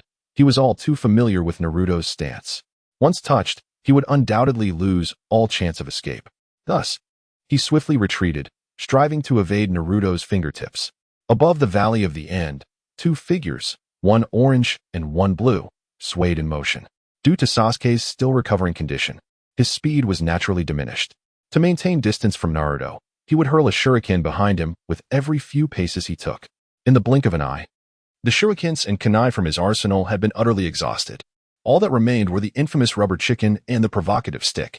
Taking a deep breath amidst a torturous decision, he slowly retrieved the rubber chicken. Naruto hastily came to a halt, having witnessed Sasuke employ this technique numerous times. He was well acquainted with the exhilarating sensation it evoked, truly irresistible. He attempted to retreat further, only to be met with a sly grin from Sasuke. His hands tightened suddenly. Oh. The sound of the rubber chicken echoed across the clearing, causing the nearby waterfall to visibly tremble. Shortly thereafter, Sasuke began to sway his body, simultaneously opening his mouth. You're too beautiful. You're too beautiful. You're simply too beautiful. Though there were no speakers, the rhythm of the dance was nonetheless essential. The only voice present belonged to Sasuke. As he sang and danced, he found the melody increasingly catchy and exquisite. 1,000-year-old phlegm lodged stubbornly in his throat, leaving him feeling nauseous and on the verge of choking. Consequently, the effectiveness of his dance technique diminished significantly. Ideally, when unleashed against an opponent of Naruto's caliber, this technique should have left Naruto sprawled on the ground, foaming at the mouth. However, Naruto remained upright, merely retching a bit more than usual. Once Sasuke's dance came to a complete halt, Naruto wiped the corner of his mouth, a glint of fierce determination flashing in his eyes. Sasuke, now it's my turn. He swiftly formed hand seals. Wood release, 1,000-year propagation technique. In an instant, the wood release descended, inflicting a familiar agony that exacerbated the already compromised state of his rear. He screamed in pain, his legs trembling uncontrollably. The rubber chicken slipped from his grasp, landing on the ground and producing 3 distinct thuds. You're too beautiful. Tears of anguish streamed down Sasuke's face as he writhed within the confines of the wooden restraints, the wooden hand emerging from the ground creaking ominously. Since acquiring the rubber chicken, this was his first moment of loathing its attributes. Why must it be a forced effect, uninterruptible? Naruto kept his distance, unwilling to endure such a dreadful melody. After 3 to 4 long minutes, Sasuke's song finally ceased. With hands clasped behind his back, Naruto approached with deliberate steps. Sasuke, let us see what escape you have left from my grasp. he taunted with a wicked grin. Sasuke was in a state of sheer anxiety. A sidelong glance revealed that his ring was just a whisker away from being fully charged. He shouted, "Naruto, you scoundrel! Don't you think it's excessive to treat the genius progeny of the Uchiha clan in such a manner? Our Uchiha lineage is rich with glory and honor. If you dare release me, I will obliterate you in an instant." As he spoke, his gaze remained fixed on the ring, just a hair's breadth from completion. Yet, his declaration as Uchiha genius failed to stir even the slightest ripple of concern. What to do? What to do? Naruto was drawing closer. Once he was drawn close, his fate would be irrevocably sealed. A rogue ninja. The most crucial aspect was that a mere genin had turned traitor. Life upon returning to the village would be fraught with challenges. He still craved power and sought to eliminate Itachi Uchiha. Thus, he had no choice but to seek out Orochimaru. What to do? The sound grew nearer. In a moment of desperation, his expression shifted, and he cried out in a hoarse voice, "Naruto, call me Dad." Suddenly, the ring flashed with golden light. Naruto stood there, bewildered, scratching his head. "Sasuke, when did you develop this quirk? I've always considered you a brother." Observing Naruto's dazed demeanor, Sasuke let out another cold chuckle. "If you dare, strike me down." As soon as the words left his mouth, dense thunderclouds gathered ominously in the sky. The flickering power of lightning roiled within the clouds. Without warning, a bolt of thunder descended, carrying immense force, striking Sasuke directly. The wooden bindings ensnaring him shattered instantly, propelling him backward. He lifted his smoke-tinged head, casting a resentful glance at the heavens. "You really did strike me." Naruto, doubled over with laughter, replied, "Sasuke, look, even the heavens won't aid you. You might as well return to Konoha with me." Just as Naruto jested, an ancient, ethereal voice emanated from above. "Damn it, I missed. Do over." Thunder rumbled again. This time, the lightning did not err, it struck Naruto squarely. He felt a chill run down his spine and took off from the ground, trailing smoke, crashing straight into the woods beneath the waterfall. Seeing this, Sasuke leaned over the cliff, laughing heartily. "That's what you get for laughing at me. Ha ha ha." As the thunder clouds gradually dissipated, Sasuke, clutching his pained rear, began to walk away. "Itachi, I have defected from the village to kill you. Just wait. Once I gain power, you will be my first target." While he muttered to himself, a sudden, intense whoosh of wind surged from behind. Something was hurtling towards him at great speed. He turned to see a slender, pale yellow object soaring through the air. It was his infamous rubber chicken. In the haste of leaving after dealing with Naruto, he had forgotten to retrieve it. The rubber chicken flew faster than his shuriken, leaving him no time to evade. Oh, the rubber chicken smacked him in the face, producing a loud noise before gently landing on the ground and bouncing once more. Oh. Sasuke laughed helplessly, his body uncontrollably twisting. The pain in his rear intensified. "Your beauty is too striking. The forest echoed with cheerful singing, and birds descended one by one. Even the normally robust crows could not escape, crashing directly into Sasuke's smoke-filled hair. After a considerable time, shouts from Shikamaru and others echoed from upstream of the waterfall, calling out for Naruto. At the edge of the waterfall, Shikamaru furrowed his brow upon seeing the balding broom. "Naruto must be nearby. Let us search diligently." Gaara nodded, immediately shaping a sphere of sand that soared through the surrounding woods. A few minutes later, he whispered, "I found him," and leaped off the waterfall. The others followed suit.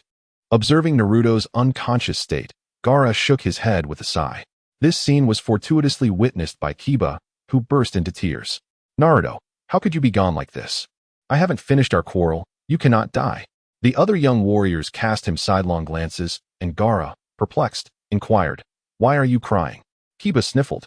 "I saw you shaking your head and sighing. Is he not dying?" Gaara's expression darkened.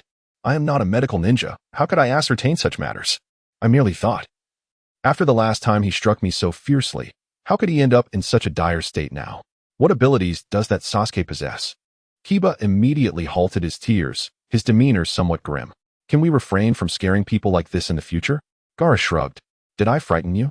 Which of your ears heard me declare he was dead?" He then turned and stroked his chin, gazing at Naruto.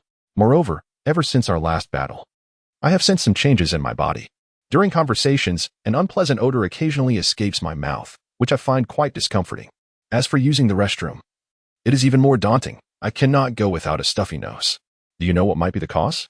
The young warriors shook their heads in unison. Gaara sighed deeply, concluding that he would have to wait for Naruto to awaken to uncover the truth. With a wave of his hand, A bed of sand suddenly appeared beneath Naruto, gently lifting him into the air. Let us return to Konoha for now, Shikamaru murmured. The group swiftly made their way towards the village. In the woods, Kankuro held a wild chrysanthemum, delicately plucking its petals. He is deceiving me. He is not deceiving me. He is deceiving me. He is not deceiving me. Kankuro. Temari called out loudly. Kankuro, somewhat dazed, turned his head toward the source of the voice. His body shifting slightly. The petals covering most of his body parted slightly. I am here, he replied loudly. Moments later, 7 or 8 figures dashed forth from the depths of the forest. Let us go. We are heading to Konoha, Temari whispered. Kankuro shrugged. I am still waiting for a Konoha ninja. Upon hearing this, Kiba coughed.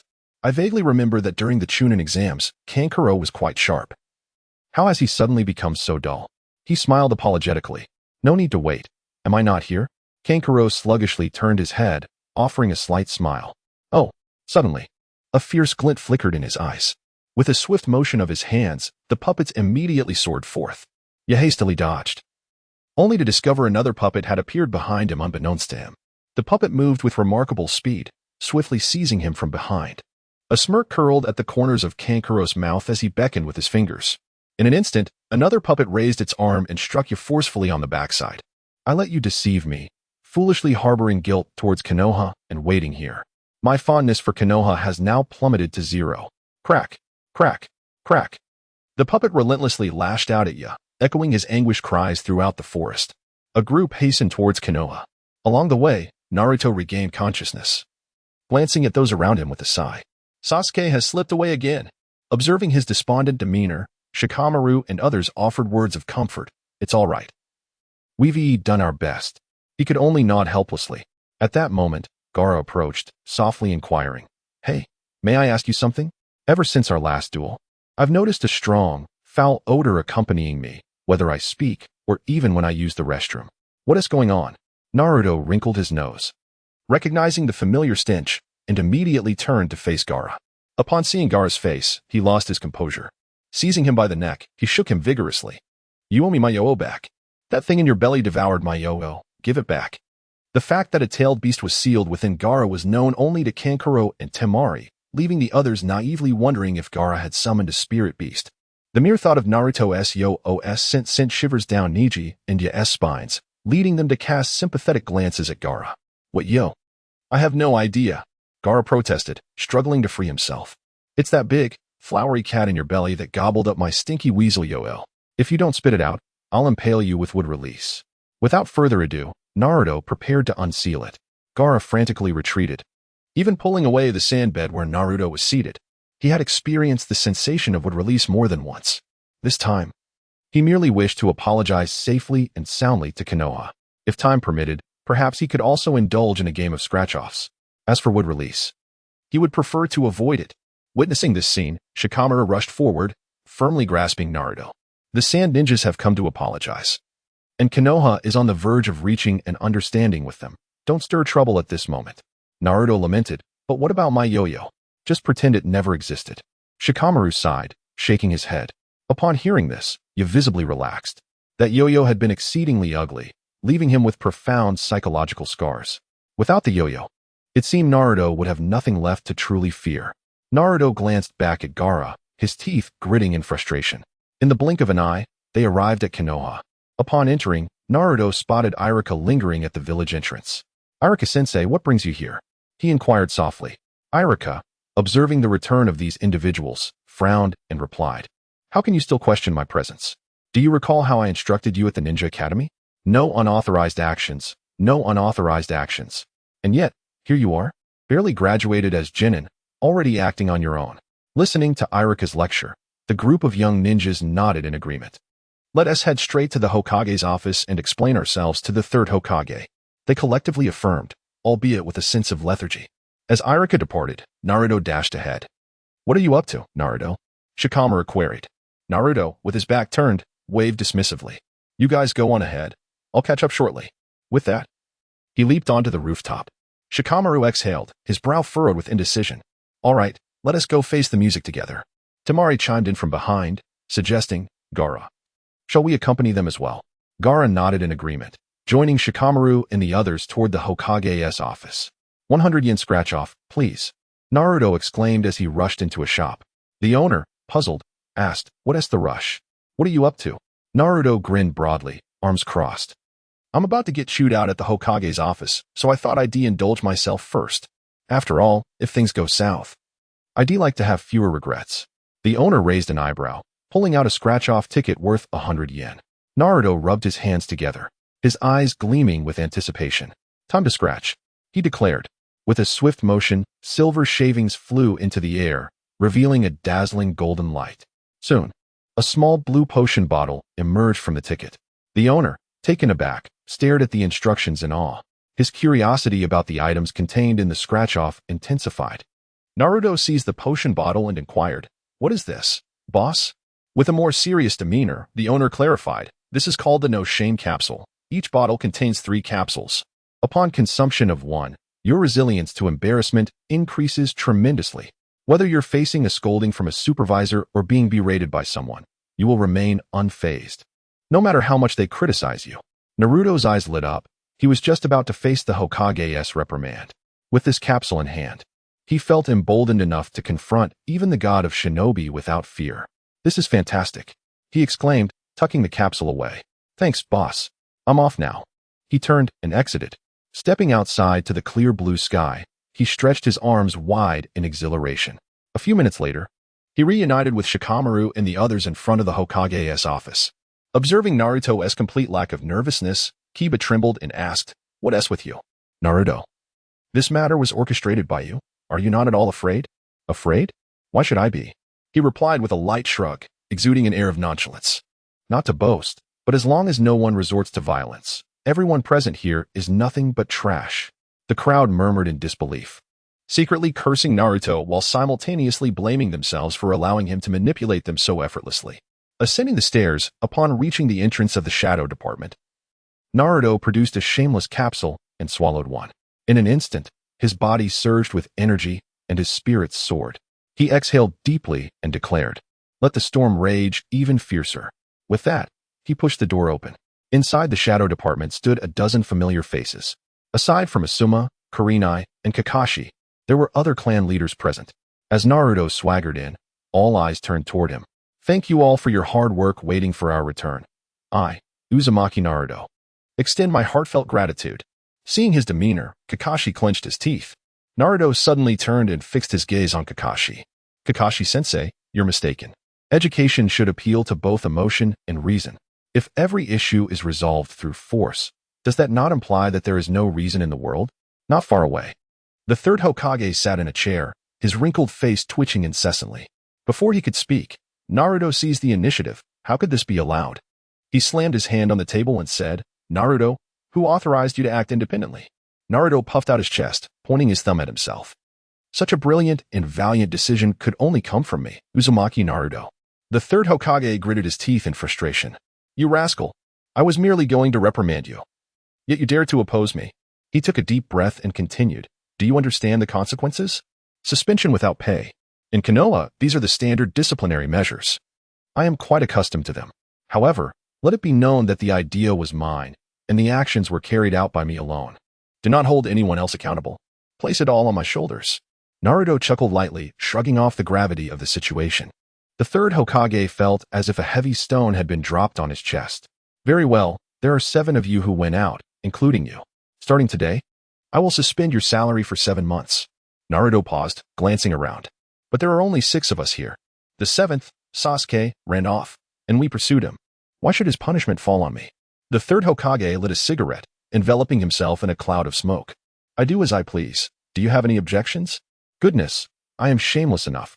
How can you be even more so? You are the third Hokage," Naruto exclaimed, wide-eyed and heedless of the consequences. The third Hokage glared, choking on his smoke, and abruptly collapsed, overwhelmed. Naruto clenched his fist. KO. Winner is Uzumaki Naruto. The surrounding Jonin gathered around, relieved to see that the third Hokage had merely fainted. Just as they were about to reprimand Naruto, the door to the Shadow Division was suddenly flung open. A figure draped in delicate pink stood at the threshold, tossing their pink hair and revealing aged wrinkles. "Asuma, are you still going to run?" came the boisterous voice of Danzo. Everyone present turned to stare at Asuma in bewilderment. With a bitter smile that spoke of despair, Asuma lamented, "This is all a misunderstanding. A complete misunderstanding." "A misunderstanding?" Danzo smirked, swiftly drawing 2 steel needles. "You'd best consider the consequences." "I've already contemplated the consequences. Farewell," Asuma declared, hurling 2 smoke bombs to the ground before making his escape through the shattered window. Danzo, with a powerful stomp, pursued him outside. "Don't run. You belong to me. No one can take you away." Inside, the room was engulfed in swirling smoke, and Naruto's medicinal power began to wane. He recalled the earlier scene and shivered, stealthily using the smoke as cover to flee. As the smoke cleared in the shadow division, the gathered crowd looked around, but Naruto had vanished without a trace. Gradually, the third Hokage regained consciousness, filled with regret upon hearing about Danzo's chaos in the shadow division and his relentless pursuit of Asuma. He realized that Asuma was his only living son, and he must not allow Danzo, that songstress, to bring him harm. At that moment, Tsunade and Jiraiya returned. Supporting himself against the table, the third Hokage slowly stood and said, "You have returned at just the right time. There is a matter of utmost urgency that requires your attention." Jiraiya was taken aback. "Sensei, is there anything more pressing than reporting on Orochimaru's situation?" The third Hokage solemnly nodded. "Yes, it is a matter 1,000 times more urgent." Both Jiraiya and Tsunade felt a shiver run down their spines, their bodies tensing as the gravity of the situation settled in. Their teacher had never been one to create a tense atmosphere without cause. Such a declaration often indicated a matter concerning the very survival of the village. They fell silent, their gazes fixed on the third Hokage. "Now, as your teacher, I command you to eliminate Danzo. That old dog has severely disrupted the harmony of Konoha." The moment those words were uttered, confusion spread across their faces. They exchanged puzzled glances. Kakashi cleared his throat and recounted the earlier events in detail. Instantly, their expressions darkened, a trio of black lines appearing atop their heads. Tsunade chuckled softly. "Jiraiya, I'll handle Danzo. You report to Sensei about Orochimaru's situation." "Understood." Jiraiya nodded. Meanwhile, Gaara, having apologized, entered with Temari and Kankuro. As he gazed at the unchanged shop, a wave of nostalgia washed over him. "How much are we scratching off this time?" Woody inquired softly. Temari rummaged through her wallet and produced 3,000 silver bills. "Let us have 3 tickets worth 1,000 each." "Very well, just a moment," Woody replied, pulling out 3 scratch-off tickets and handing them to them. Not long after, 3 flashes of light appeared in succession. A bell began to sway from the ticket held by Shimaru. Puzzled, she inquired, "Boss, what is the purpose of this bell?" Woody glanced at the description and replied with a smile, "This is a trinket from my hometown, known as Uncle Ying's bell. As soon as you ring the bell, the powers of the supernatural will be bestowed upon you.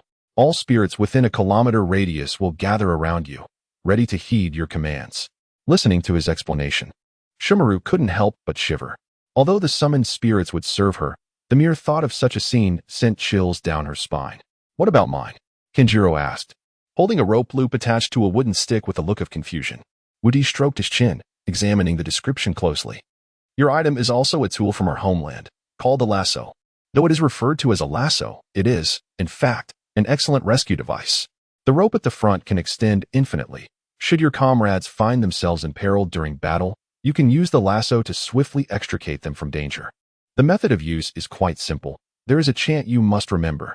The lassoing man is valiant and mighty, and the galloping steed rushes like the wind." After reciting the incantation, you merely need to aim the loop at the person you wish to ensnare. "My goodness, is it truly that magical?" Kanjiro exclaimed, eagerly grasping the lasso in his hands. In contrast to the intriguing tools presented to them, Gaara was far less fortunate. A pair of thick gloves floated above his ticket, resembling the claws of Shikaku to an uncanny degree. "Boss, this must be the Shikaki gloves." Gaara sighed in resignation. Woody snapped his fingers, grinning, "Bingo. You are correct. Those are indeed the Shikaki gloves. Their purpose is to enhance the user's instantaneous explosive power." Before Woody could finish, Gaara expressionlessly stowed the gloves away and walked towards the door. He was exasperated. Why was it that others received wondrous tools while he was only bestowed with items related to Shikaku? Feeling utterly disheartened, he exited the shop. Woody observed his retreating figure, slowly forming hand seals, with style, 1,000-year cutting technique. Instantly, Gaara found himself ensnared, his tail rigidly extending while his fur bristled. The familiar sensation prompting an involuntary roar from him. "Boss, I didn't lose my temper in your store this time. Why are you still using what style? Wudi chuckled softly. I noticed you seemed a bit downcast and thought to offer some consolation. Alas, I miscalculated the hand seals. It was purely an inadvertent slip. Please, take your leave at your own pace. As Wudi dispelled the with style, Gaara, with a sulky demeanor, was supported by Shumaru and Kanjiro, making his way toward the exit. In the office of the Shadow Department, only the third Hokage remained. Tsunade and Jiraiya had been dispatched to search the village for any trace of Danzo. He stood by the window, hands clasped behind his back. Suddenly, the door behind him was kicked open. He decisively turned around, only to see Danzo standing at the entrance with a sinister smile. The loss of the third Hokage's jutsu was known to most of the villagers. As the leader of Root, Danzo was among the first to learn of it. The third Hokage asked softly, Danzo, what do you want? Danzo tilted his head and replied, what could I possibly want? Surely, you can figure it out. Your son has resolutely rejected me for that little girl, Hinata. If I cannot be his wife, then I shall have to become his father's wife. The third Hokage raised his hand and hurriedly said, enough of this. My wife has been dead for 20 years. Isn't that just perfect? You are in need of companionship. And I have never been involved with any man, immaculate indeed. Danzo advanced step by step, reminiscent of a scorpion from a realm of women. The third Hokage retreated until he was pressed against the window sill, exclaiming, don't come any closer. I do not wish to lose my dignity. What are you babbling about? Following you would be the true loss of dignity. In the midst of their banter, Danzo pulled out a deck of playing cards, casually selecting one and placing it on the table. Instantly, a vivid projection appeared on the card. Now, for the lesson, the so-called old man. The third Hokage was momentarily stunned, a wave of heat surging within him. What do you think of this? Do you want to? Danzo winked suggestively. The third Hokage's heart jolted violently, feeling as though he had suffered a catastrophic blow, and he collapsed into darkness. With a sinister chuckle, Danzo seized the third Hokage's legs and began to drag him toward the door. The third Hokage clung desperately to the ground, crying out, help, help. Just as Danzo was about to succeed, two figures abruptly burst in from outside. In the corridor of the Shadow Division, Jiraiya and Tsunade flanked Danzo, surrounding him. Do you two want to test my secret technique? Danzo's expression darkened as he drew two silver needles tied with red threads from his waist. Seizing the opportunity, the third Hokage stealthily slipped out through the back door. Jiraiya and Tsunade leaped forward, engaging Danzo in a fierce struggle. It was said that the prizes from scratch-off tickets were indeed extraordinary. With the Sunflower Secret technique in hand, Danzo fiercely battled both Tsunade and Jiraiya without losing ground. With two thunderous sounds, the fiery emblem atop the Hokage building crumbled. Danzo, poised with his embroidered needles, sat firmly atop a pinnacle.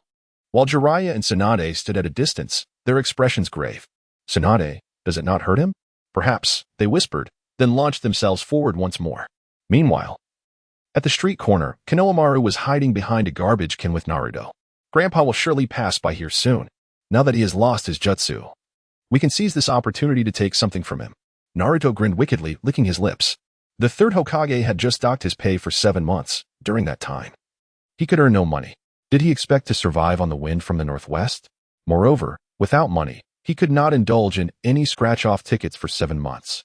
For Naruto, who has tasted sweetness in the scratch-off lottery, enduring this is utterly intolerable. Konohamaru, are you certain your grandfather will tread this path? Absolutely certain. Konohamaru beamed, revealing a gap where a tooth had fallen out, a gentle warmth emanating from it. As he approached the end of the street corner, he indeed spotted the third Hokage. He hurried forward, occasionally glancing back. After running a considerable distance, he finally exhaled, relaxing momentarily. As he drew nearer, despair would engulf him. Naruto smirked, raising his hands. Yet, the third Hokage at that moment was oblivious to their presence, his mind consumed with thoughts of how to deal with Danzo. Currently, only a handful of individuals had emerged from the lottery shop with secret techniques, and the only one capable of contesting Danzo seemed to be his own space-time ninjutsu. However, he could not use ninjutsu at this moment. Otherwise, this hard-earned opportunity to uncover the hidden machinations would be squandered in vain. Just as he was lost in melancholy, a ripple of chakra suddenly surged beside him. Turning his head, he noticed several wooden stakes had appeared out of nowhere. Before he could resist, the stakes descended instantaneously, pinning him down. The 1,000-year stake technique. Thud. With a muffled sound, the third Hokage's face turned beet red from the pressure. Behind the trash bin, Konohamaru joyfully emerged, Grandfather, you've finally fallen for it this time. Haha. Alongside him was Naruto. Licking his lips, Naruto stepped closer. Grandfather Third Hokage, after you docked my wages for 7 months. Today I shall reclaim it all with interest from you. The Third Hokage clenched his fists, a relentless fury simmering within. He yearned to employ his space-time ninjutsu to transfer the wood release onto these two, but for the sake of his grand hidden scheme, he could only choose to endure. Konohamaru rummaged around and found the Third Hokage's wallet. Master Naruto, look, there are 50,000 Ryo. 50,000 Ryo. Naruto's eyes sparkled as he pulled out the bills, counting them eagerly.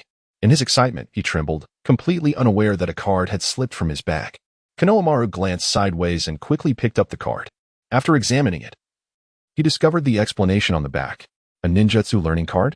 To learn any ninjutsu, simply write the name of the technique on the card, and one would instantly acquire it. Incredible. A glimmer sparkled in Konohamaru's eyes. He couldn't help but recall a particular ninjutsu often employed by Ebisu during his attempts to capture him. This technique was quite unique, with just a raincoat. One could blend seamlessly into the environment. Thus, it bore a rather grandiose name, the Raincoat Concealment Technique. Unbeknownst to Konohamaru, the Raincoat Concealment Technique was merely a basic ninjutsu for novice ninjas. His inability to discern this stemmed solely from his youth. He rubbed his forehead. If I write Raincoat Concealment Technique on the card, will I be able to learn it? At this moment, a glimmer of triumph flickered at the corner of his eye. Subsequently, he retrieved a pen from his tool pouch and began to inscribe ornate characters on a card. Just as Naruto was joyfully counting his banknotes, he suddenly froze, sensing an unfamiliar presence in his mind. Closing his eyes to discern, he realized it was a ninjutsu. The Cloak of Invisibility? An F-rank ninjutsu? Why would I bother learning such trivial techniques? He muttered under his breath and continued counting the banknotes. After tallying just 2, his movements abruptly halted. Turning to look at Konohamaru, he noticed that the ninjutsu learning card in his hand had vanished into thin air. Konohamaru, still somewhat puzzled, exclaimed, "Where's the card? I haven't finished learning yet." "Ah!" Naruto screamed, seizing Konohamaru by the collar. Though he considered the ninjutsu learning card rather useless, he could not allow such wastefulness. Even if there was no immediate application, acquiring an S-rank ninjutsu could save considerable time. Konohamaru, I will make you pay." Naruto was frantic, reaching for his tool pouch. Indeed, at that moment, he found an additional 1-meter square cloak within it. Realizing the gravity of the situation, Konohamaru took flight. Naruto bellowed, "You scoundrel, don't run away." The two dashed away, leaving the Third Hokage standing amidst the bustling street, observing the crowd while feeling the pangs of despair. Who will come to my rescue? The invincible scratch-off ticket. Tsunade stormed in, accompanied by Shizune, fuming with anger. That damn Danzo. Was it here that he had scratched out a forbidden scroll? His strength had surged to the point where he could contend with both me and Jiraiya simultaneously. It infuriates me. Observing her ire, Woody approached cautiously, inquiring, "Lady Tsunade, how may I assist you?" Tsunade rubbed her temples and coldly replied, "Shizune, bring me 10 million Ryo. I need a scratch for that scroll." Shizune sighed, genuinely wishing to caution Tsunade. Through prolonged observation, she had noted that Tsunade's success rate in acquiring valuable items was rather dismal. However, given Tsunade's current demeanor, she refrained from voicing her concerns, merely sighing as she reluctantly retrieved Kakuzu's pouch from her tool bag. In the Rain Village, a hushed whisper floated through the air. Darkness enveloped the surroundings. Conan, Toby. Who dares to steal my money? I shall not rest until I make you pay." Kakuzu thundered as he burst through the door, heading straight for the rooftop. "Wasteful woman. Squanderer. I vow to not be a man until I have dealt with you today." At the top of the Iron Tower, in a spacious room, Conan was engaged in a card game with Deva Payne, Toby, and Haydn. Kakuzu kicked the door open, and his voice echoed before he even entered. "Conan, you wasteful woman. Have you stolen my money again?" Conan looked up innocently, a pile of papers in hand, and replied, "No, I haven't.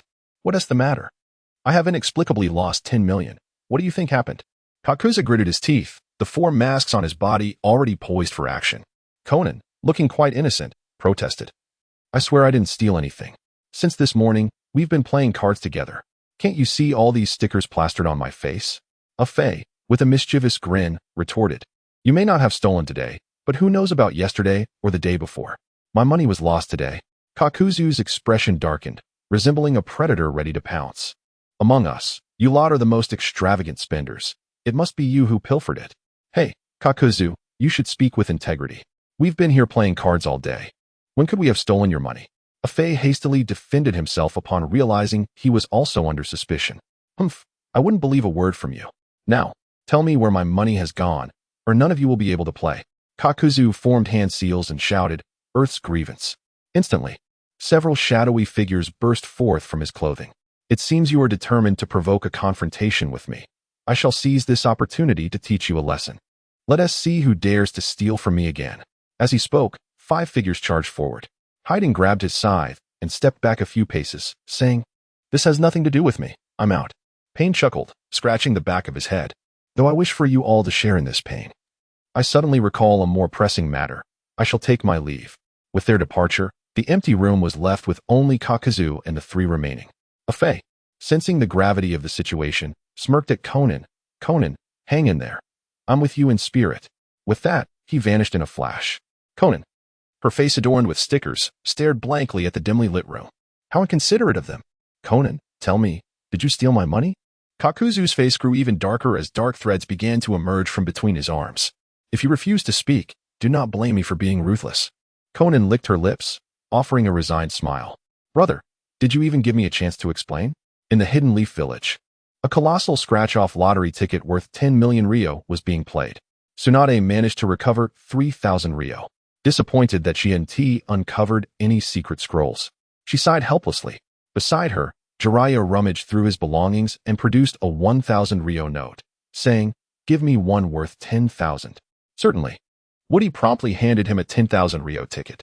Moments later, a brilliant flash of gold erupted as a green scroll flew out from the ticket. Tsunade's eyes widened with envy.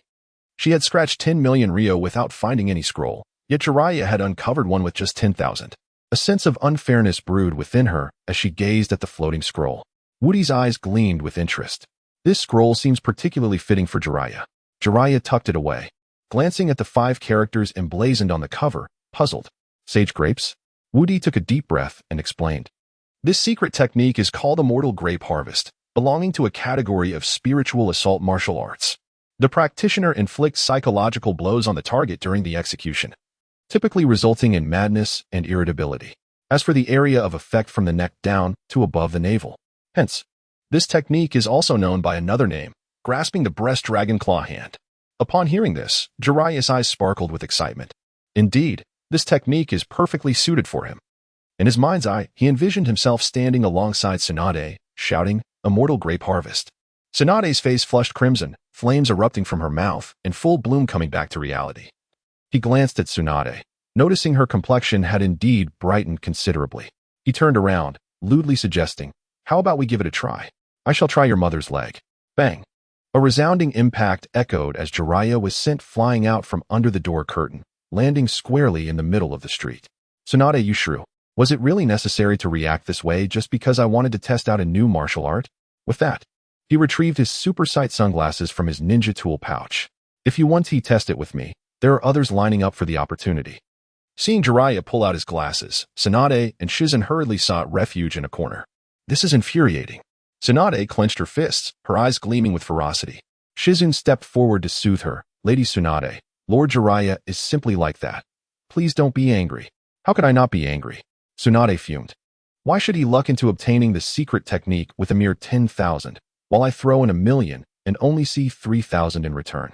Shizen awkwardly twitched her mouth. Actually, 3,000 is quite a sum. Tsunade abruptly turned her head, her expression grave, startling Shizen into silence. Give me another 10 million. That last time was clearly due to your bad luck affecting my performance. Shizen had intended to argue, but, seeing Tsunade's current demeanor, thought better of it. With a sigh, she retrieved another 10 million from Kakuzu's pouch. Meanwhile, in the Rain Village, Kakuzu, engaged in battle with Conan, suddenly froze. Wait, my wallet feels lighter by 3.141592654 grams. He swiftly withdrew from the fight and opened his wallet, exclaiming, What on earth is happening? Grasping his hair in frustration, he howled, smashing everything around him in a frenzy. I've lost another 10 million. Who did this? Who? His voice rang out loud and clear, alarming all members of the Akatsuki organization. Except for Itachi and Kisame, who were on a mission outside, everyone else gathered around. Kakuzu, what is the matter? Haydn. Wielding his scythe, peeked through the door crack and inquired softly. Someone has stolen my money. I'm going insane, absolutely insane. Jiang-do continuously released chakra, inadvertently pushing the door open, causing Fei Duan's head to tumble down like a ball. Hey, you can't play like that. I haven't stolen your money. Just hurry and put my head back. Fei Duan grumbled. Jiang-do paid no heed, lifting a table and placing a wallet in the center. Everyone, gather around and see how the money in this wallet has vanished. Anyone who dares to ignore this will find their funds cut off and their provisions severed. Given Jiang-do's financial authority, everyone reluctantly approached. Fei Duan shouted from the ground, Hey, don't step on my head. It can only be stepped on by Xiaonan. Pain, the leader of Akatsuki, cast him a sideways glance and declared, Shinra Tensei. Fei Duan's head was instantly propelled away, bouncing around the room several times before landing precisely next to Jiang-do's wallet. A pair of ordinary eyes seemed on the verge of transforming into Rinnegan. Jiang-do slammed the table. Everyone stay here and figure this out. No one is allowed to leave until we do. Nagato sighed in resignation. Despite being the leader of Akatsuki, he had little involvement in the financial matters, which had always been managed by the accountant and treasurer, Jiang-do.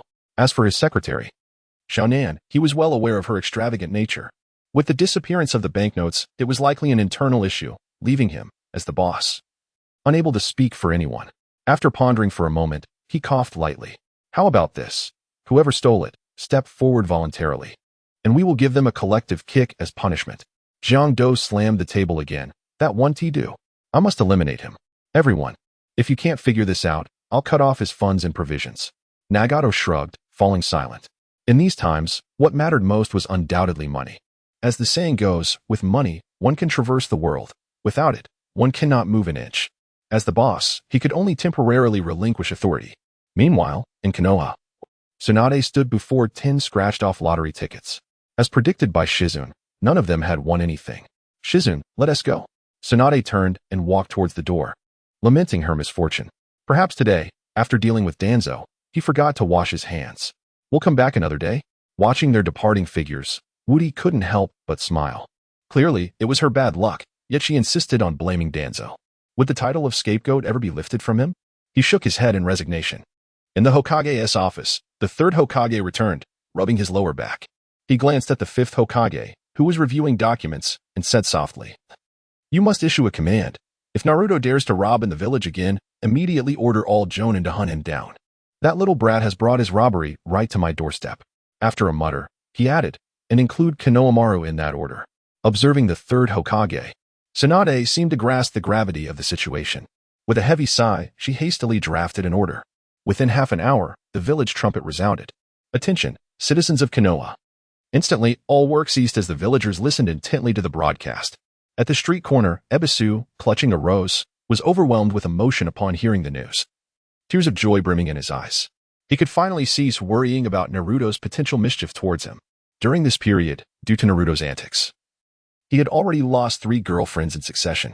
He feared that if this continued, he would inevitably face a life of solitude. Now, with the command issued by the Hokage, would Naruto dare to rob him in the village again? Hiding around the corner, Naruto leaned conspiratorially with Konohamaru. Your grandfather is truly insufferable, Naruto muttered to himself. He barely registered the change in Konohamaru's expression, who glared at him in irritation. You mustn't speak ill of my grandfather. What makes him insufferable, anyway? He's decidedly insufferable.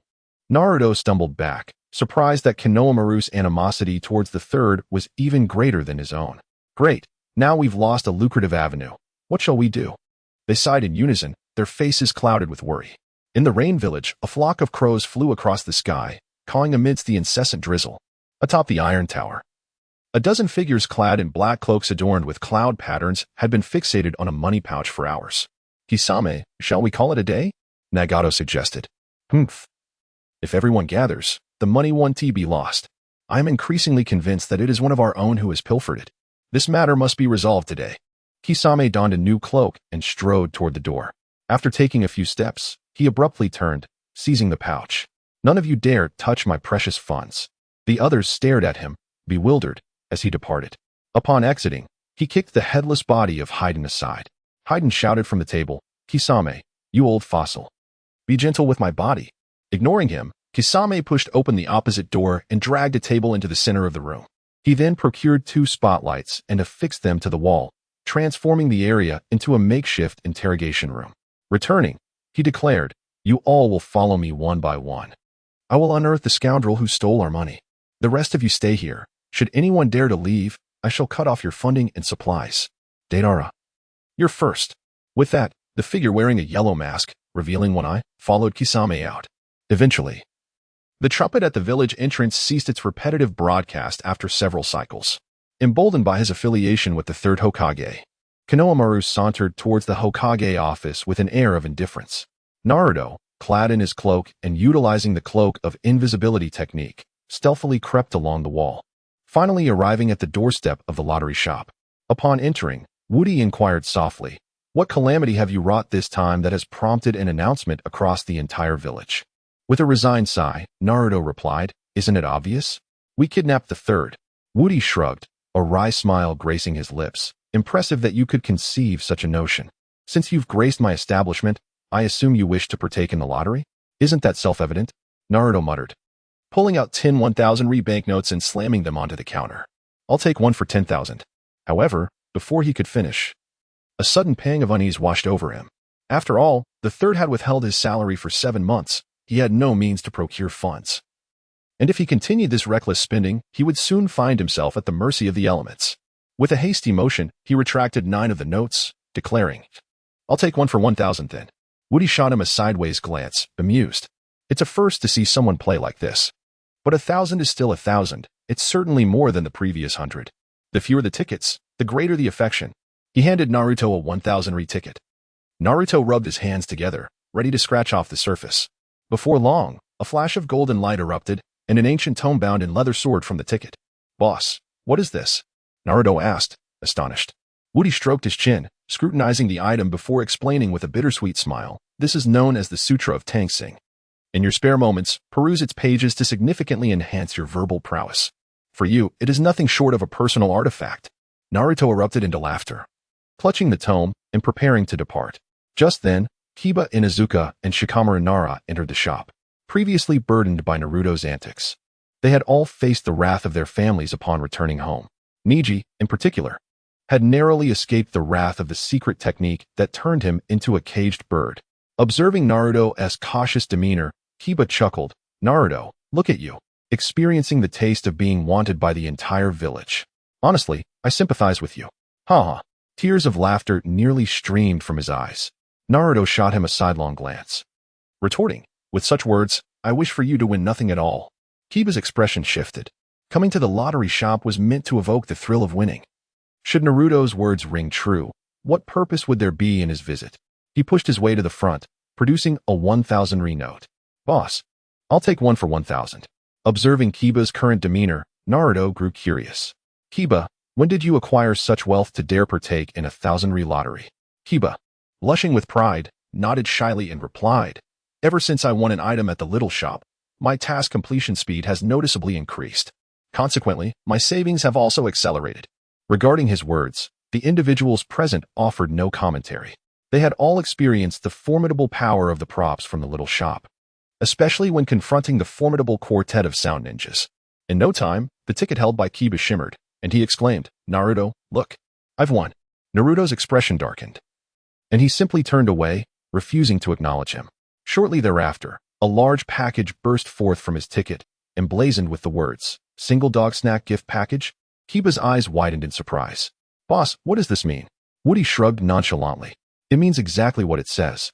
Upon reflection, it appears that among the many strong ninjas of Konoha, only a select few are truly single. And among them is you, Kiba. He recalled that his companion seemed to share a similar solitude. Noticing Kiba's vexed demeanor, Woody continued, "This item is far from the disgrace you imagine. There are indeed advantages to being single. The snacks in this grand package primarily originate from my world. Consuming them will significantly enhance your aura of dominance. Just think back to the spicy strips Asumo once unveiled."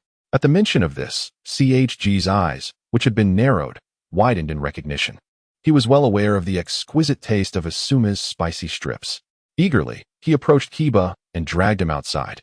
Initially, he had intended to scratch off a few more tickets, but the allure of the snacks compelled him to halt his endeavors. Seeing them depart, Shikamaru stepped forward and said, "I'll take a 1,000 yen ticket as well." As he scratched, a golden shimmer appeared, revealing a large-headed doll. He asked, somewhat disdainfully, "Boss, what is the purpose of this large-headed doll?" Woody perused the accompanying description. This is known as a body switch doll. When you embark on missions or engage in combat, you can place the doll at a distance. If danger arises, you can swiftly exchange bodies with the doll. Essentially, it operates on principles similar to the body replacement technique, with the distinction that the body replacement technique can only be executed over short distances, whereas this body switch doll allows for limitless range. "Ah, I see." Shikamaru nodded, carefully stowing the doll away. In comparison to Kiba's extravagant gift package, his prize was decidedly more practical. Furthermore, it could indeed prove invaluable during perilous missions. The others looked on with envious glances. Even Naruto felt a twinge of envy. If only he possessed such a body switch doll, he mused. He could escape a robbery without fear of capture. Feeling somewhat dejected, he watched as Shikamaru stepped back, and Niji requested another 1,000 yen ticket. The item that emerged from his ticket was particularly intriguing. In Woody's original world, this prop bore a fascinating name, AK-47. In this realm, its title had been slightly altered to AK Chakra Physical Exorcism Gun. The compartment meant for the magazine had been replaced with a chakra receptacle. As long as the host possesses chakra, they can continuously fire bullets. He hurriedly explained this to Niji before returning to the back room. In his original world, he had always held a particular fondness for firearms. Unfortunately, his country prohibited guns, making them a lifelong aspiration. Now, with Niji having crafted a firearm, he too possessed one. He quickly opened the treasure chest of rewards and retrieved an AK. With the weapon in hand, he emerged, a broad smile gracing his face. Upon realizing the purpose of the AK, Niji was filled with a rare sense of admiration. Although firearms had never been present in the world of Naruto, the allure of such weapons was undeniably irresistible to men. Like a prized possession, he clutched the gun and dashed away. Inside the room, only Lee remained.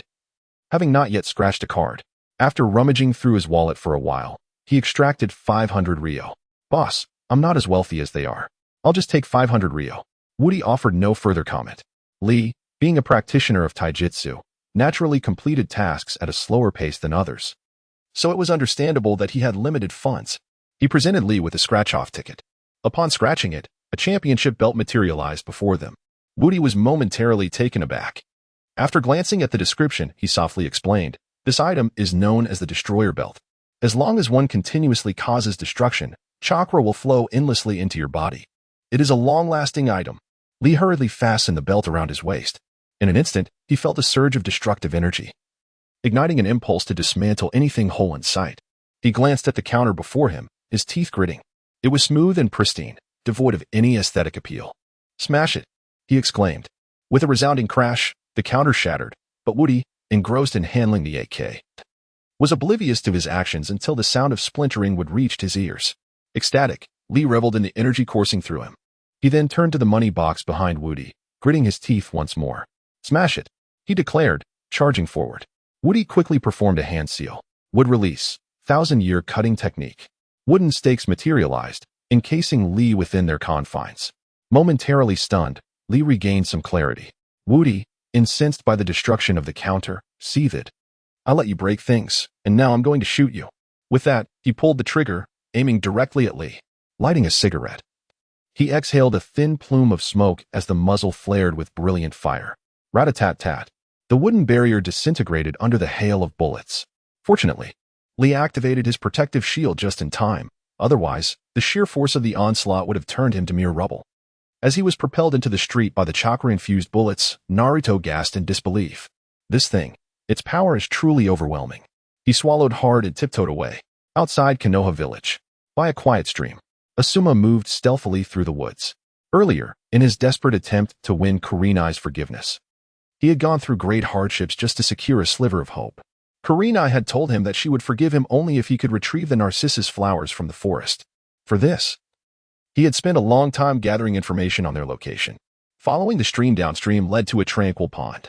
An elderly man sat by the water's edge, peacefully fishing. Asuma tiptoed closer. Wasn't that his own father, the third Hokage? He hurried over eagerly. Hearing footsteps, the third turned his head and smiled. "So it's you, Asuma. Come, sit here." Asuma nodded and settled onto a nearby rock. "Father, why aren't you at the Ninja Academy today?" The third exhaled deeply, stroking his chin. Children these days, school is far too harsh. Teachers assign senseless homework without reason, bending their backs under the weight at such a young age. And so, with a heavy heart, I dismissed the headmaster. 3 dark lines of exasperation appeared on Asuma's face. He couldn't help but recall who had once issued the decree that all ninja must reach Genin-level proficiency before graduating. And now, when it was his turn to attend, he simply fired the headmaster. Could such a person even exist? The third let out another slow breath, his fishing rod steady in his grasp. At that moment, a single leaf drifted down from the trees. Watching it float upon the water's surface, the third sighed once more. Asuma, how much do you truly understand of the will of fire I once spoke to you about? Asuma stiffened slightly, his expression growing solemn at his father's grave tone. Perhaps it means perseverance? The third chuckled softly, his eyes suddenly deepening with wisdom. At different stages of life, one comes to understand it differently. Recently, while teaching at the academy, observing the children around me, I've come to grasp the will of fire more profoundly. For someone of my age, the youth are Konoha's hope. We of the older generation must trust them, protect them. And in that trust and protection, we gradually fade away. Listening to these heavy words, Asuma exhaled slowly. He didn't understand why his father was speaking like this. But when he glanced at the third's profile, he saw in his eyes an unwavering, resolute light. I see. He nodded quietly. Then, the third released another breath. Once you return, ensure you properly guide the Genin under your care. Do not let them perish before they've had the chance to grow. Yes, Asuma affirmed firmly. As he stood, he noticed the fishing float trembling upon the still lake. It's biting, he called out. The fish, it's taken the bait. However, once he finished speaking, the fishing float suddenly became still. The third Hokage turned his head slowly and inquired, do you understand why the fishing float is motionless? Asuma, taken aback, shook his head. The third Hokage chuckled. It's quite simple. The stillness of the float signifies that the fish has fled. Oh, in that case, I shall take my leave. Enjoy your fishing. Asuma replied, turning away and walking into the distance. Observing his retreating figure, the third Hokage murmured softly, it seems I haven't taken the time to care for you in quite a while. Asuma paused momentarily, only to hear the familiar phrase from the third Hokage behind him. 5 elements. Great escape technique. Asuma felt a sudden, inexplicable force propelling him from behind, lifting him off the ground and into the air. He was thrust back 100 meters, landing amidst a thicket. As he regained his footing, he noticed a cluster of daffodils nearby, shimmering with a gentle glow. Oh, my dear father, you truly are the best father in the world. Wiping the dust from his face, he hurriedly plucked the flowers. However, before he could secure them, he heard a rustling from the woods. Turning his head, he beheld a wild bear, singed and hairless, charging towards him with 2 kunai embedded in its back. Oh dear! He cursed silently, swiftly darting out of the forest. Upon returning to the village, he presented the somewhat wilted daffodils to Kurenai. She scrutinized them for a moment and sighed softly. Beside her lay the frying pan belonging to Lady Tsunade. With a sharp clang, the sound echoed, followed by Kurenai's fierce reprimand. Asuma, are you utterly useless? You can't even pick a single daffodil correctly. Go, and fetch me another. At the Hokage building in the Hidden Leaf Village, on the rooftop, thick clouds obscured the sun. 2 figures stood atop the stone pillars on either side. One had a full head of white hair adorned with a forehead protector, while the other, clad in pink, delicately twirled a decorative needle. Below, a crowd gathered, eager to witness the spectacle. Tsunade, struck by inspiration, corralled the onlookers. Come one. Come all. The showdown between Jiraiya and Danzo atop the Hokage building promises to be a grand affair. Tickets are 1,000 ryo. The crowd felt disdain for such blatant money-making tactics. Nevertheless, who would dare oppose the current Hokage? In mere moments, Tsunade amassed over 100,000 ryo in currency notes. The rich aroma of the bills intoxicating her senses. Jiraiya, what are you implying?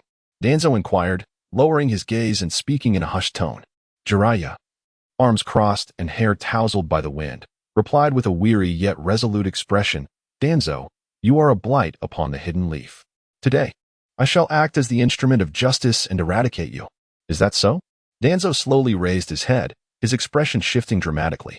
He placed his hands on his hips and retorted, Tell me, did that old fool, the third Hokage, send you to deal with me?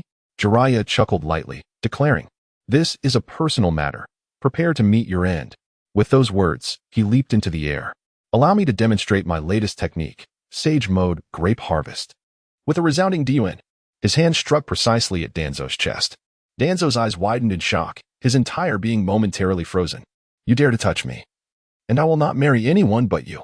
Danzo shrieked in a panic. Then, he noticed a sly smile flicker at the corners of Jiraiya's mouth as his hands clenched into a dragon claw shape. Danzo, increasingly bewildered, hurriedly stepped back, covering his face as he fled. Jiraiya, poised on the edge of the Hokage building, gazed at the hasty retreat of the pink figure and called out, "Don't run away. I haven't had my fun yet." Below, Tsunade cleared her throat, commenting, "One-hit KO? Perfect." The crowd, feeling disheartened, began to disperse. They had anticipated witnessing a fierce clash among Konoha's elite, yet it concluded in such a melodramatic manner. Had they known it would unfold this way, they would have refrained from spending that 1,000 ryo. If they had merely endured for a minute or so longer, they could have saved their money. Alas, the ryo had already found its way into the 5th Hokage's pocket. Escaping that fate now seemed a mere fantasy. Danzo, clutching his chest and fuming, stormed inside. "I want a scratch-off worth 100,000. Bring it to me now." Noting his tone, Woody drew an AK and aimed it at Danzo's head. "You'd best speak to me with a modicum of respect." Upon seeing the unfamiliar weapon, Danzo tempered his demeanor. "Boss, please bring me a scratch-off worth 100,000. I apologize for the trouble." "Much better," Woody replied with a light hum, turning to retrieve a ticket worth 100,000. Danzo gritted his teeth as he scratched it vigorously. Soon, a porcelain bowl emerged from the ticket, exuding a faint medicinal aroma. Woody swallowed hard, his expression turning contemplative. "This item has considerable historical significance. Even in my homeland, it would be regarded as an artifact." Hearing Woody's appraisal, Danzo became increasingly excited. During this time, he had witnessed the prowess of the items from Woody's homeland, and if the boss himself praised this one, it must be extraordinary. He inquired softly, "What is this item?" Woody raised a hand, saying, "Do not rush. Allow me to explain. This is known as the Golden Lotus Medicine Bowl. When used to feed someone, there is a high probability they will perish. However, should they survive, they will develop an unwavering affection for you. Is that true?" Danzo asked, eagerly cradling the bowl before him. Woody nodded gently. "When have I ever deceived anyone? I am a conscientious merchant. Just remember, before using it, do not forget to recite the incantation." "There's an incantation as well?" Danzo's expression darkened slightly. Now, whenever the term incantation is mentioned, he inevitably recalls the magic wand. To this day, he remains adorned in a pink ensemble, all due to the spells associated with the wand. Woody scratched his nose and continued, "Indeed, there is an incantation. It goes, Delang, come, it's time for your medicine." Once this phrase is uttered, the effect is immediate. Quickly, Danzo stowed the bowl into his ninja tool pouch, stealthily slipping away like a thief. Upon returning to the umbu, he took out the bowl for a meticulous examination. No matter how he looked at it, the bowl appeared to possess some peculiar qualities. Could it truly wield such power? He pondered. Subsequently, he filled the bowl with water and summoned a subordinate from outside. "Here, drink this bowl of water." The subordinate looked puzzled. Danzo raised the bowl and poured it down his throat, all the while chanting fervently, "Delang, come, it's time for your medicine." As expected, once the bowl was emptied, the subordinate instantly lost vitality, collapsing to the ground motionless. Observing the immediate outcome, Danzo erupted into hearty laughter. "Jiraiya, if you do not marry me, I shall make you end up like him." Ha ha. His maniacal laughter attracted the attention of several other umbu members. Observing his erratic behavior, they conferred and dispatched one to report to the 5th Hokage.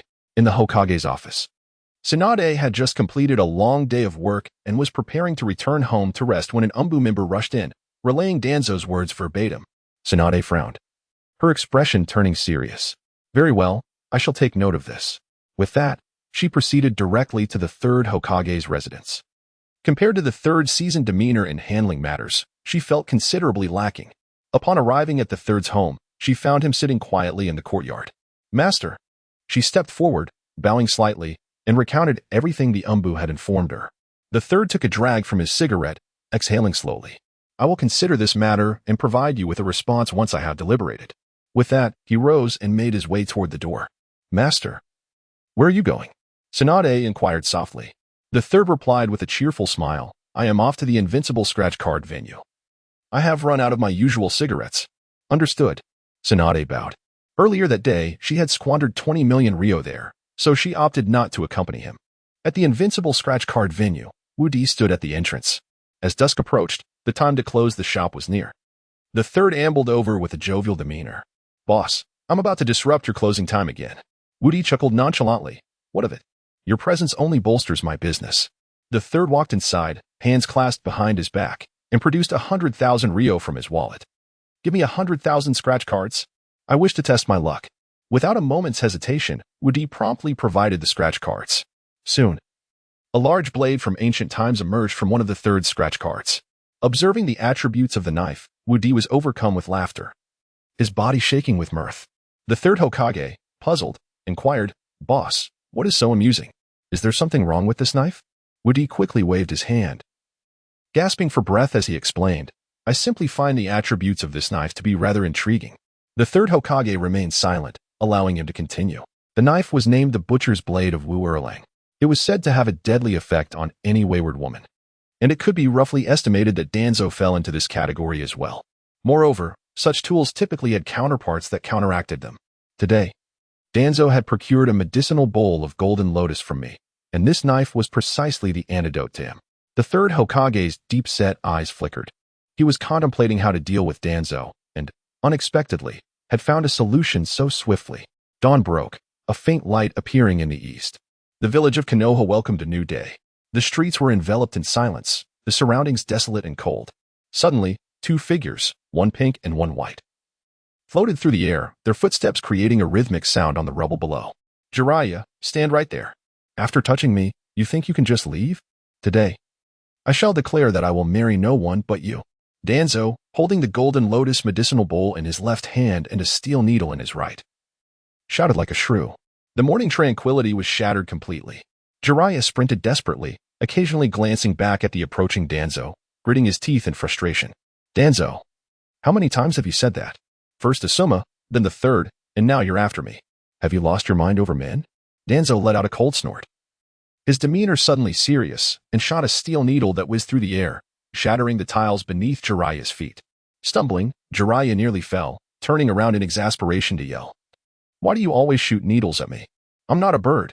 Danzo hoarsely shouted back, firing another steel needle. The two continued to dash through the streets, lights flickering on in the houses they passed. A few irritable souls even threw open their windows, cursing loudly, Can't you let people sleep in peace in the morning? Are you all insane? Paying no heed to the shouts, Danzo relentlessly pursued Jiraiya. Look at you, waking everyone up. Can't you quiet down for a moment? Jiraiya complained furiously, just as a steel needle struck, piercing the sole of his shoe, causing his pace to slow slightly. Sensing this, he leaped into the air, landing on a distant rooftop. With an expression of excitement, Danzo quickened his steps. Delaying. Don't run. Come, it's time for your medicine. Unrivaled scratch-off lottery. Wu Di was lost in dreams, sprawled out in a starfish position. A bubble of mucus expanded and contracted on his nose, and his heavy snoring resonated throughout the small shop, echoing for ages. In a vague realm, he heard a sound akin to tiles clattering and slightly opened his eyes to glance outside. What time is it, and who is being such a nuisance?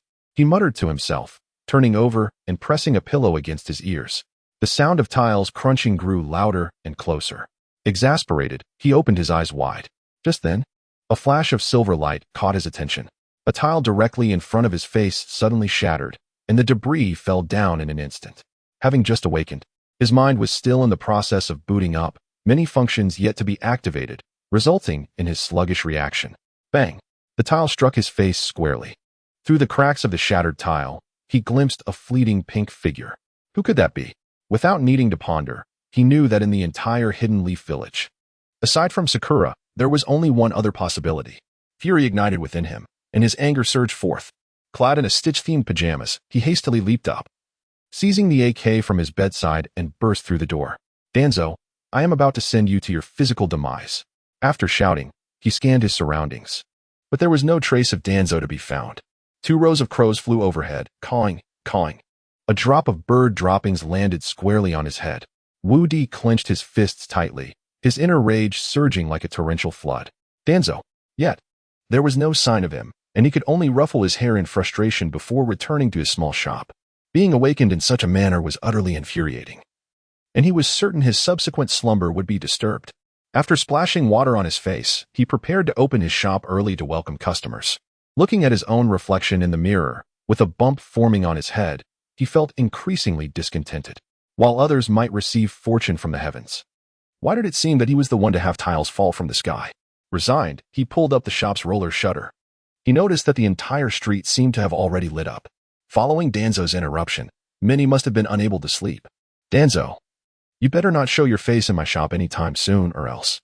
Wudi muttered darkly, a hint of severity flashing in his expression.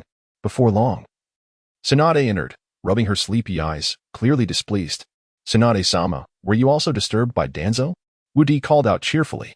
Tsunade yawned, her eyes half open. Who could deny it? This is enough. That old man Danzo, even after his self-castration, still doesn't he know when to stop. She sighed. Never mind, just bring me 10 million in scratch-offs. Shizen, get the cash. Wudi nodded lightly, drawing out 10 scratch-off tickets worth $1 million each. His mood inexplicably lifted. He rubbed his hands together, a glint of mischief flickering in his eyes. Shizun, holding a plush toy, skillfully opened her wallet. Meanwhile, in Rain Village, the interrogation had reached its final participant. After an entire night of arduous scrutiny, Kakuzu had failed to uncover a single piece of useful information. At this moment, he felt an unusual sensation emanating from his wallet. Upon opening it, his expression turned ashen. My money. How could I have lost another 10 million? He lamented, clutching his hair in despair as he gazed at the dwindling wallet, emitting a low, anguished roar. He seized the wallet and, accompanied by the interrogating Xiaonan, made his way to the large room. As they entered, Fadewan's head had just been affixed by Deidara using clay, still somewhat unstable. Turning around, he inquired, Kakuzu, what now? Kakuzu bellowed like a tempest, the shock waves shattering the clay, encircling Fadewan's neck. His head rolled down once more. Who among you has pilfered my money? The room fell into an eerie silence. They had all been present moments ago, and none had departed. They could vouch for one another. Yet Kakuzu's demeanor suggested he had no intention of hearing any explanations. He strode to the center, slamming the wallet onto the table. Everyone show yourselves. If we do not uncover the thief today, I shall sever all your funds and supplies by tomorrow. He shouted in a frenzy. Beside him, Nagato sighed in resignation. Let him tire himself out. After a few hours, he will surely exhaust his energy. In Konoha Village, Tsunade scratched off 10 lottery tickets, yet her luck remained abysmal. Her spirits plummeted further. It's all because of Danzo. He disrupted my dreams today. Otherwise, my luck would not be so dreadful. Danzo, I shall not rest until you face your reckoning. Tsunade cried out, turning to exit. Shizen shook her head in resignation, hurriedly following her. As their figures vanished, Wudi turned back, counting the banknotes in the box, his mood buoyant. Since the last upgrade of his small shop, after a long accumulation, he was finally on the brink of another upgrade. The box now contained nearly 99 million in banknotes. With just a few more customers, he could elevate his shop today. Danzo and Jiraiya were in hot pursuit of one another, swiftly arriving at the third Hokage's residence. At that moment, the third was practicing with Wu Erlang's large blade in the courtyard. Noticing the rushing Jiraiya, he furrowed his brow. Sensei, help! Jiraiya shouted in panic, leaping with one leg outstretched. The third's expression tightened, instinctively brandishing the blade before him. Jiraiya landed and crouched behind the third. After a few breaths, Danzo arrived, holding a medicine bowl in one hand and a steel needle in the other. Sensei, Danzo has gone mad. I implore you, take him in. The third's lips quivered slightly. He was barely able to evade Danzo, and now Jiraiya had led him home. What a colossal blunder! In his frantic state, the third noticed the porcelain bowl in Danzo's grasp, containing a small amount of water. Surely, that must be the medicine bowl for quinine, he murmured, glancing at the blade in his hand. Danzo approached with a wicked smile, leaning in ever closer. Delang, stop running and come take your medicine. Upon hearing the strident tone of his voice, Jiraiya immediately shivered with trepidation. The third Hokage also trembled, goosebumps prickling all over his skin, as the menacing footsteps drew near. The master and his disciple exchanged anxious glances, swallowing hard. Finally, under the relentless pressure from Danzo, the third could no longer restrain himself. Filled with fury, he raised Wu Erlang's imposing blade and brought it down with force. A sharp sound echoed through the cramped courtyard as fabric tore apart. Danzo stood frozen in shock, lowering his gaze to reveal a neat tear cleaving his garment in two. Through the fissure, the aged skin beneath was unmistakably visible.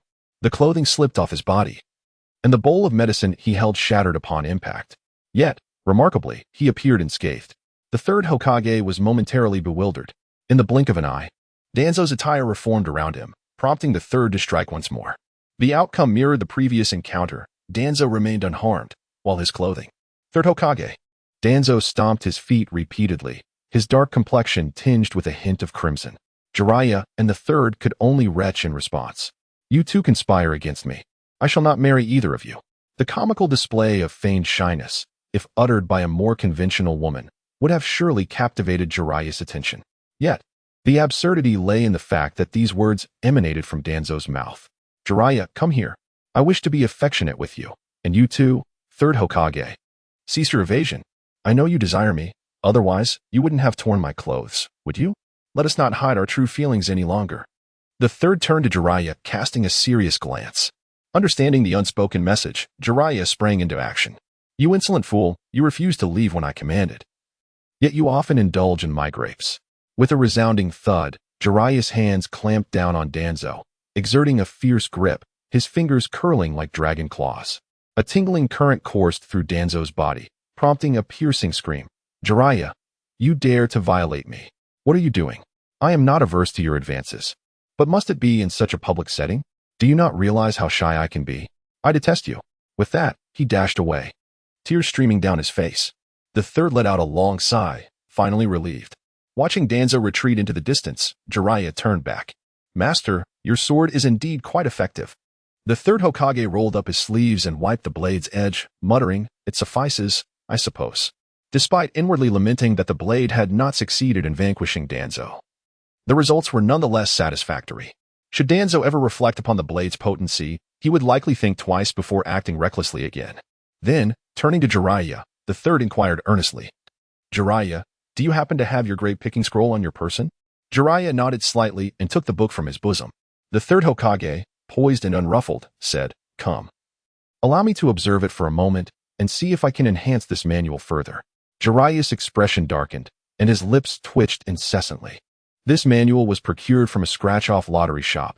How could it possibly be so easily scrutinized for flaws? Moreover, he looked at the third Hokage with a hint of confusion.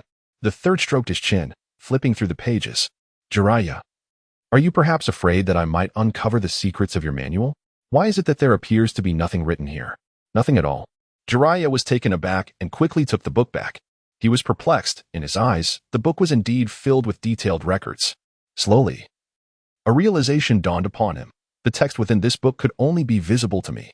Others are likely unable to see it. Is that so?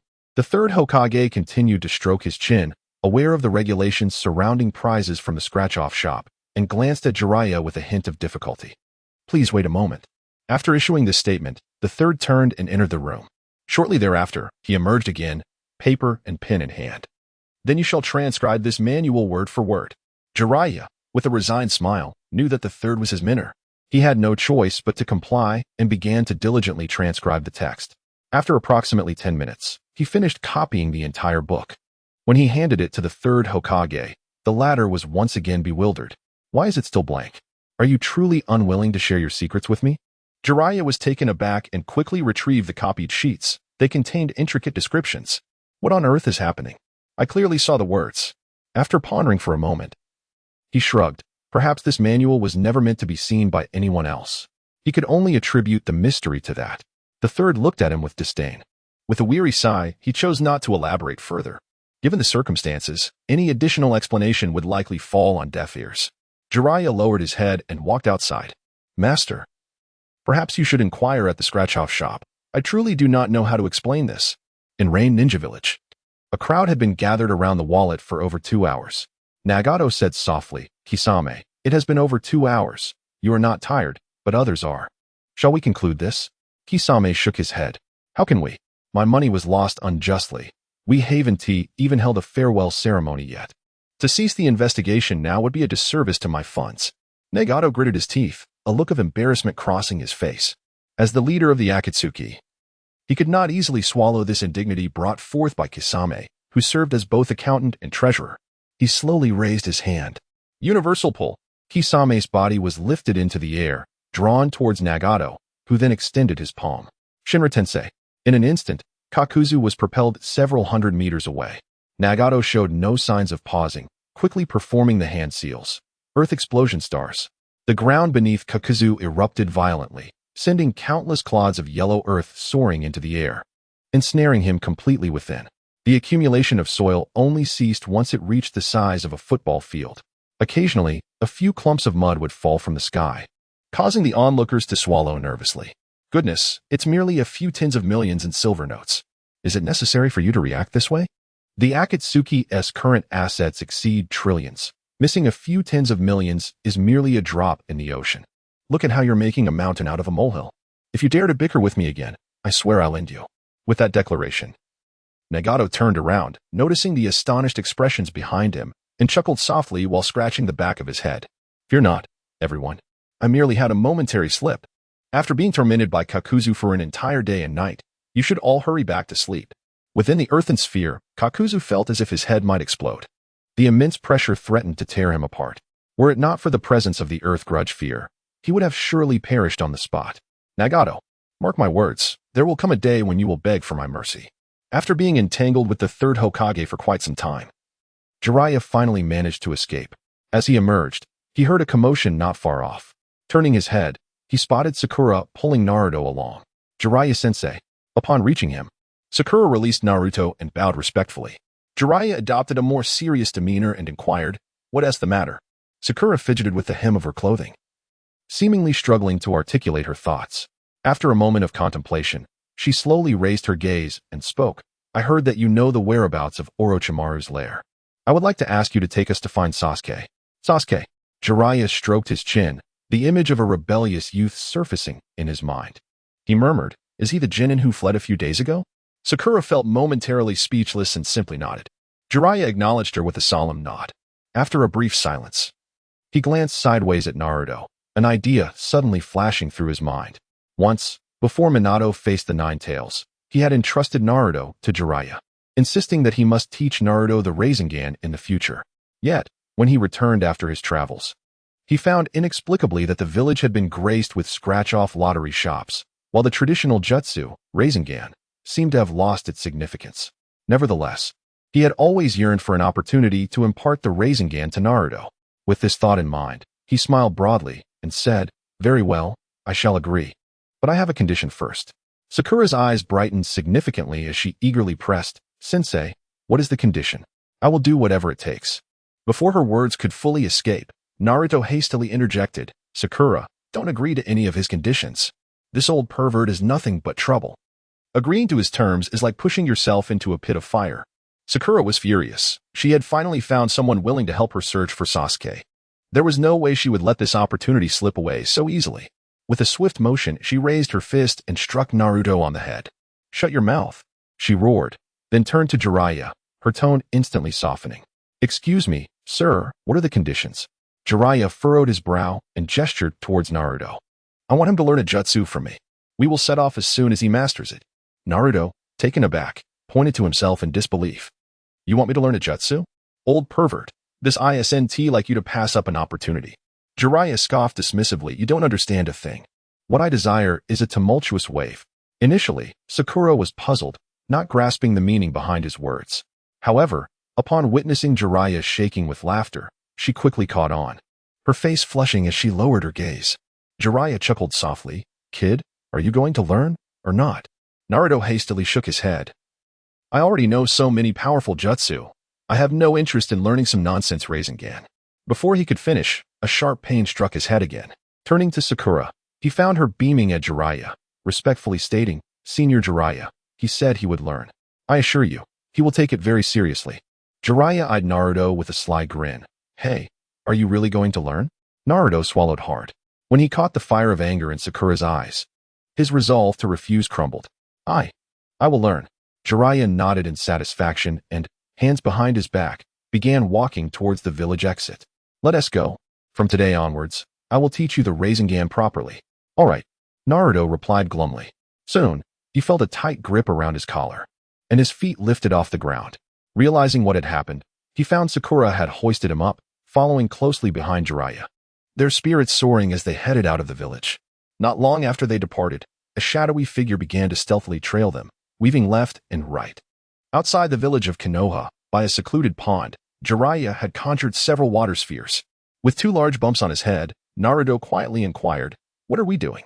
Jiraiya smirked and held a water sphere before Naruto's face. Watch closely. He then concentrated chakra in his palm, causing the water sphere to explode, splashing Naruto with water. Frustrated, Naruto shouted, "You old pervert. If you're going to teach me jutsu, what else with the prank?" With a darkened expression, Jiraiya produced another water sphere. Pay attention to the changes in the water sphere. Bang! Another splash of water hit Naruto's face.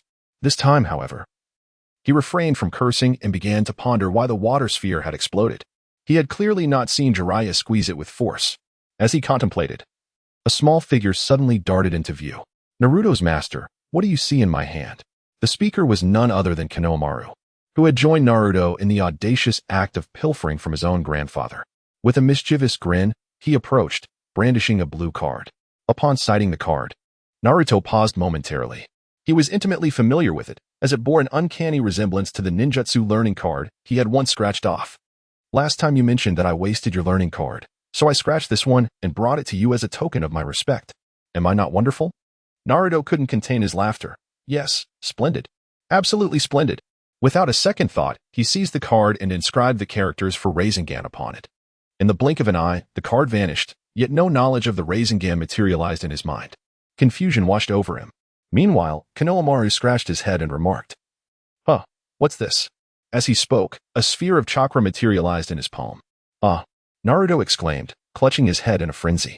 It dawned on him that everything scratched off at the lottery shop was directly bound to the individual. Even if the owner gifted it, there was no way to utilize it otherwise.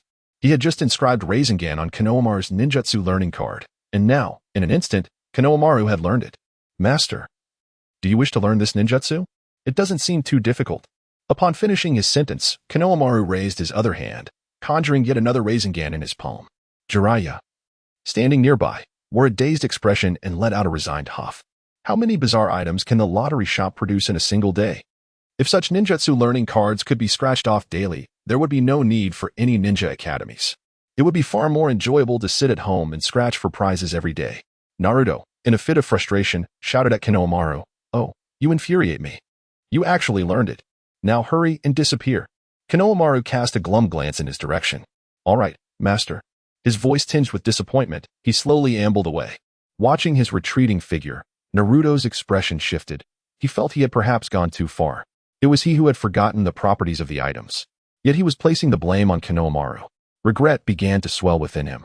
However, before he could offer consolation, Konohamaru turned back, a look of disdain gracing his features. "But honestly, Master Naruto, this ninjutsu is incredibly simple. Don't believe me? Watch." With a casual flick of his hand, a shimmering Rasengan floated effortlessly in his palm. In that moment, Naruto felt utterly defeated. "Get lost." Konohamaru skipped away cheerfully. Once he regained his composure, Naruto exhaled deeply, focusing intently on the water sphere in Jiraiya's hands. Jiraiya patiently explained, "The essence of the Rasengan lies in mastering the flow of chakra at all times, just like this." With a decisive clap, the third water sphere burst, and Naruto's demeanor grew considerably more serious. Sakura stood a short distance away, observing Naruto's earnest demeanor as he slowly clasped his hands together. In her heart, she silently urged him, "Naruto, you must learn quickly." Naruto nodded, seemingly understanding, and directly grabbed a water balloon to attempt to channel his chakra. After numerous attempts, the water balloon finally exhibited a hint of movement, filling him with immense joy. Jiraiya also wore a satisfied smile as he searched for a flat stone and produced his plot editor. As dusk descended, after a day of arduous practice, Naruto had yet to pierce the water balloon, but he could make it sway vigorously. Beside Jiraiya lay countless blood-stained tissues, his complexion pale as a ghost. He turned his head and, in a feeble voice, remarked, "Kid, let's call it a day. I need to head to the Konoha hospital for a blood transfusion. If I don't, I fear for my life." Naruto shot him a disdainful glance, stowed the water balloon away, and slowly followed behind. In the realm of unstoppable scratch cards, after a day of accumulation, he finally amassed 100 million silver notes just before closing time. Upon receiving the notes, a familiar voice echoed in his mind. "Congratulations, shopkeeper. Your establishment has leveled up once more, granting you an invincible range of 10,000 meters.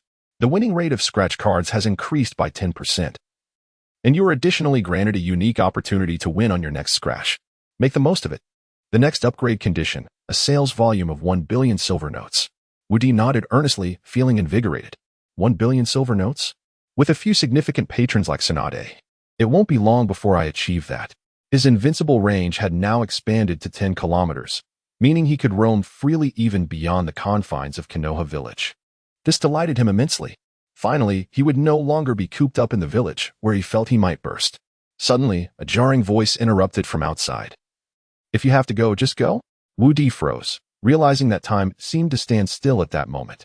Outside the shop, an elderly man clad in white robes, exuding an ethereal presence, entered. The old man stroked his beard, holding a floating dust brush, clearly not of this world. "Who are you?" Wu Di inquired cautiously. "You unfortunate child, I am your ancestor." The old man chuckled, chiding him playfully. He reached over and snatched 2 scratch cards, laughing as he began to scratch them. "Ancestor? The one who granted me this scratch card shop?" Wu Di whispered in disbelief. "Indeed, that is me." The old man laughed heartily, waving the floating dust brush lightly. "So, how fares my great-great-great-grandson in running this little shop?" Wu Di replied cheerfully, "It's going quite well." He then scrutinized the old man and asked, "Ancestor, do you have any instructions for me this time?" The old man squinted slightly and smiled softly. "Instructions may be too grand a term. It's merely a glimmer of hope. Our Wu family has been sparse for 10 generations, ever since my great-great-great-great-grandfather. I did not bestow upon you this shop just for you to idly pass the days. I hope that before your next shop upgrade, you can find me a great-great-great-great-granddaughter-in-law. Otherwise, I might consider reclaiming this little shop and sending you back to your original world." Upon hearing this, Wu Di was instantly bewildered. "Please, great-great-great-great-grandfather, I haven't fully enjoyed my single life yet. Spare me this nonsense." The old man cast him a sidelong glance, his tone suddenly becoming 3 degrees more serious. "This excuse has already been used by your grandfather Wu Fa and your father Wu Tian. Now, I am issuing you a strict command.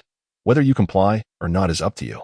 As his words fell, the old man waved his hand and vanished from sight. "No, my great-great-great-great-grandfather, I haven't had the chance to properly honor you yet. How can you just disappear?" As he spoke, he sat down on the ground, pounding his thighs with his hands and weeping uncontrollably. "Oh, my ancestors." Meanwhile, the revered ancestor, traversing through the corridors of time and space, suddenly sneezed and muttered softly, "Have I attained immortality for so long that I can still catch a cold?" With the ancestor's disappearance, Wu Di's previously joyous mood evaporated. He had always believed that being single was a marvelous state of being. If he were to have a girlfriend, this blissful existence would surely be punctuated by a question mark. He sighed, helplessly massaging his temples. What should I do now? After brooding for a while, he straightened up. Since this was a task assigned by my ancestor, I shall reluctantly accept it. With that, he retrieved an empty scroll and began to list all the women in Konoha he could name. This is rather troublesome. He rubbed his chin, a hint of distress evident in his eyes. However, he soon came across a name, Tsunade Senju. No, absolutely not. Though she possesses ample allure and wields significant power, she cannot be my girlfriend. If she were to become my woman, this scratch-off shop. The mere thought sent a shiver down his spine. He decisively crossed out Tsunade's name. As for the remaining names, I shall select them one by one at a later time. He rubbed his head and stored away the scroll inscribed with names. Another dawn approached. The horizon tinged with pale light. Above Konoha village, 2 figures, one pink and one white, reappeared. Hearing the sound of tiles shifting outside, Wu Di sprang to his feet, instinctively grabbing his AK and charging out. However, upon stepping outside, he realized that Jiraiya and the others seemed to have changed direction, not heading his way. He sighed and returned to pull open the roll-up door. Business commenced early once again. Sometimes, the same events yield the same outcomes. Tsunade, as usual, arrived early at the little shop. Having had poor luck the previous day, she wondered how today would unfold. She muttered softly, glancing at Shizen, who instantly understood. Without a word, Shizen produced another 10 million ryo. In the range shinobi village, Kakuzu perched atop a tower, his expression peculiar as he gazed at his diminishing wealth. A wallet now lacking 10 million ryo. Ever since he had been reprimanded by Nagato the previous day, an unsettling feeling lingered within him. Although he yearned to uncover the mystery behind the loss of his money, the lessons learned from his prior missteps prompted him to deliberate carefully before taking any action. What could possibly have transpired? He exhaled deeply, his grayish eyes scanning the horizon. Yes, it must be the wallet's fault. I ought to procure a new one. After much contemplation, this was the only plausible conclusion he could muster. With this thought in mind, he swiftly descended the tower and made his way to the nearby marketplace. In the Hidden Leaf village, Tsunade scratched off her 9th lottery ticket, yet still found herself empty-handed. The final ticket failed to ignite any enthusiasm within her. Udi chuckled. You can't know if you've won until you scratch to the end. Tsunade sighed. Having scratched 9 already, it seems I've been cursed by Danzo once more. I must take the time to properly educate him. With that, she seized the last lottery ticket and vigorously began to scratch. Udi observed her, a subtle smile gracing his lips. Moments earlier, before handing Tsunade the ticket, he had tampered with it, considering her extravagant nature.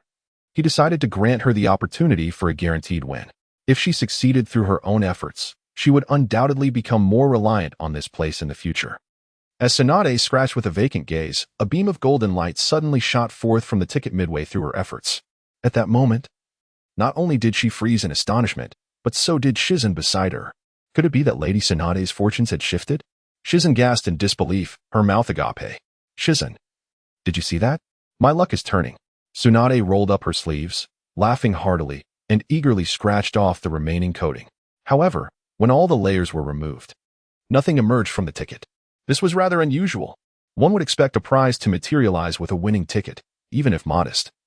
It would typically yield a reward in Rio. Why was it different for her? Tsunade scrutinized the ticket closely and, perplexed, inquired, Boss, what does this mean? She handed the ticket to Udi, who upon inspection, felt his mouth twitch in disbelief. Exchange for 100 Rio? Good heavens. Who designed this lottery ticket that even employed the 1 yen exchange tactic? Udi retrieved another lottery ticket and presented it to Tsunade anew. This ticket offered the chance to exchange 100 Rio for a 1,000,000 Rio lottery ticket. Will you exchange? Of course. Why wouldn't I? Tsunade exclaimed joyfully. Shizen, bring forth the Rio. Let us go for 10 million. Ecstatic, she promptly ordered 10 million Rio lottery tickets. In front of the store in the Rain Shinobi village, Jiao Du gazed at his newly purchased wallet and let out a sigh of relief. With this new wallet, I refuse to believe I can still lose money. As he spoke, he transferred all his banknotes into the new wallet. However, before he could zip it up, he felt a sudden lightness in his hand. Upon closer inspection, he discovered that a staggering 10,100,000 taels was missing. In a fit of madness, he clutched his hair in despair. How could I lose even more money just by changing wallets? My money. In a fit of rage, he tore the new wallet to shreds. Staring at the scattered fragments on the ground, his fury remained unabated as he turned and entered the shop. Fixing his gaze on the shopkeeper who had just sold him the wallet, his fists clenched slowly. With a few blood-curdling cries, the shopkeeper found himself on the ground. Bewildered by the sudden violence, utterly clueless as to why he had been assaulted. After exiting the store, Jiao Du opened the wallet and peered inside, retreating step by step. I refuse to believe this. I can't continue losing money. Yet, after a brief moment, he watched helplessly as another 10 million vanished before his eyes. Taking a deep breath, a knowing expression settled on his face. He leisurely closed the wallet, raised a hand to cover his heart, and fell to the ground, lifeless. One of the 4 masks he wore dimmed significantly. The power of Duan lies in consuming the hearts of others to prolong Jiao Du's life. As one heart perished, a mask would fade and eventually shatter. If Tsunade were to discover that her reckless gambling had cost Jiao Du his life, one could only imagine the turmoil she would feel. The invincible scratch-off. With a flourish of her hand, Tsunade summoned yet another 10 million taels before her. Udi's face radiated with joy, as if he were being supported by a powerful woman. He felt increasingly proud of his business acumen. Initially, Tsunade had only intended to splurge 10 million taels that day, but under his gleaming influence, she had miraculously inflated her expenditure to 40 million taels. As she glanced back at the 30 unglimmering scratch-off tickets, her enthusiasm finally waned slightly. Boss, I had a fantastic time scratching today. Tsunade exclaimed with laughter. Udi rubbed his hands together, equally delighted. Serving you brings me great joy as well. Shall we continue tomorrow? Tomorrow it is. Tsunade waved her hand and turned to exit the small shop. As he watched her departing figure, Udi let out a sigh of relief. Thank goodness I resolutely decided not to let her become my girlfriend. What if we truly got together? Would there be any scratch-off tickets left for sale to the public? They would all be consumed internally. With that thought, he retrieved an abacus from behind the counter. Its origin unknown. 1 billion taels, completed at 4%. Thank you, Brother Jiao Du, for your wallet. If only Jiao Du were present to witness how all his lost money had made its way into Wudi's pockets, he would surely not have lasted a minute. He would have swiftly traversed thousands of miles to eliminate Wudi. Wudi turned around and picked up a brush, erasing the words he had previously inscribed on the wall. He then rewrote them, set a modest goal, first earn 10 billion. In the woods outside the village, Rasengan, Naruto shouted. In an instant, the water sphere burst, scattering radiant droplets. Jiraiya observed with a degree of satisfaction. Naruto rubbed his nose and, with a thumbs up directed at himself, exclaimed, "How about that? I'm a genius, right?" Jiraiya smirked. In comparison to your father, the creator of this jutsu, you still fall a bit short, but it's passable. Naruto shrugged, non-committal to his words. After all, his father had passed away at his birth. Who could truly judge genius? At that moment, Jiraiya retrieved a rubber ball from behind him, resting it in his palm. With a slight manipulation of chakra, the rubber ball exploded. Naruto looked at him in confusion and asked, "What's this for?" Jiraiya tossed him a rubber ball.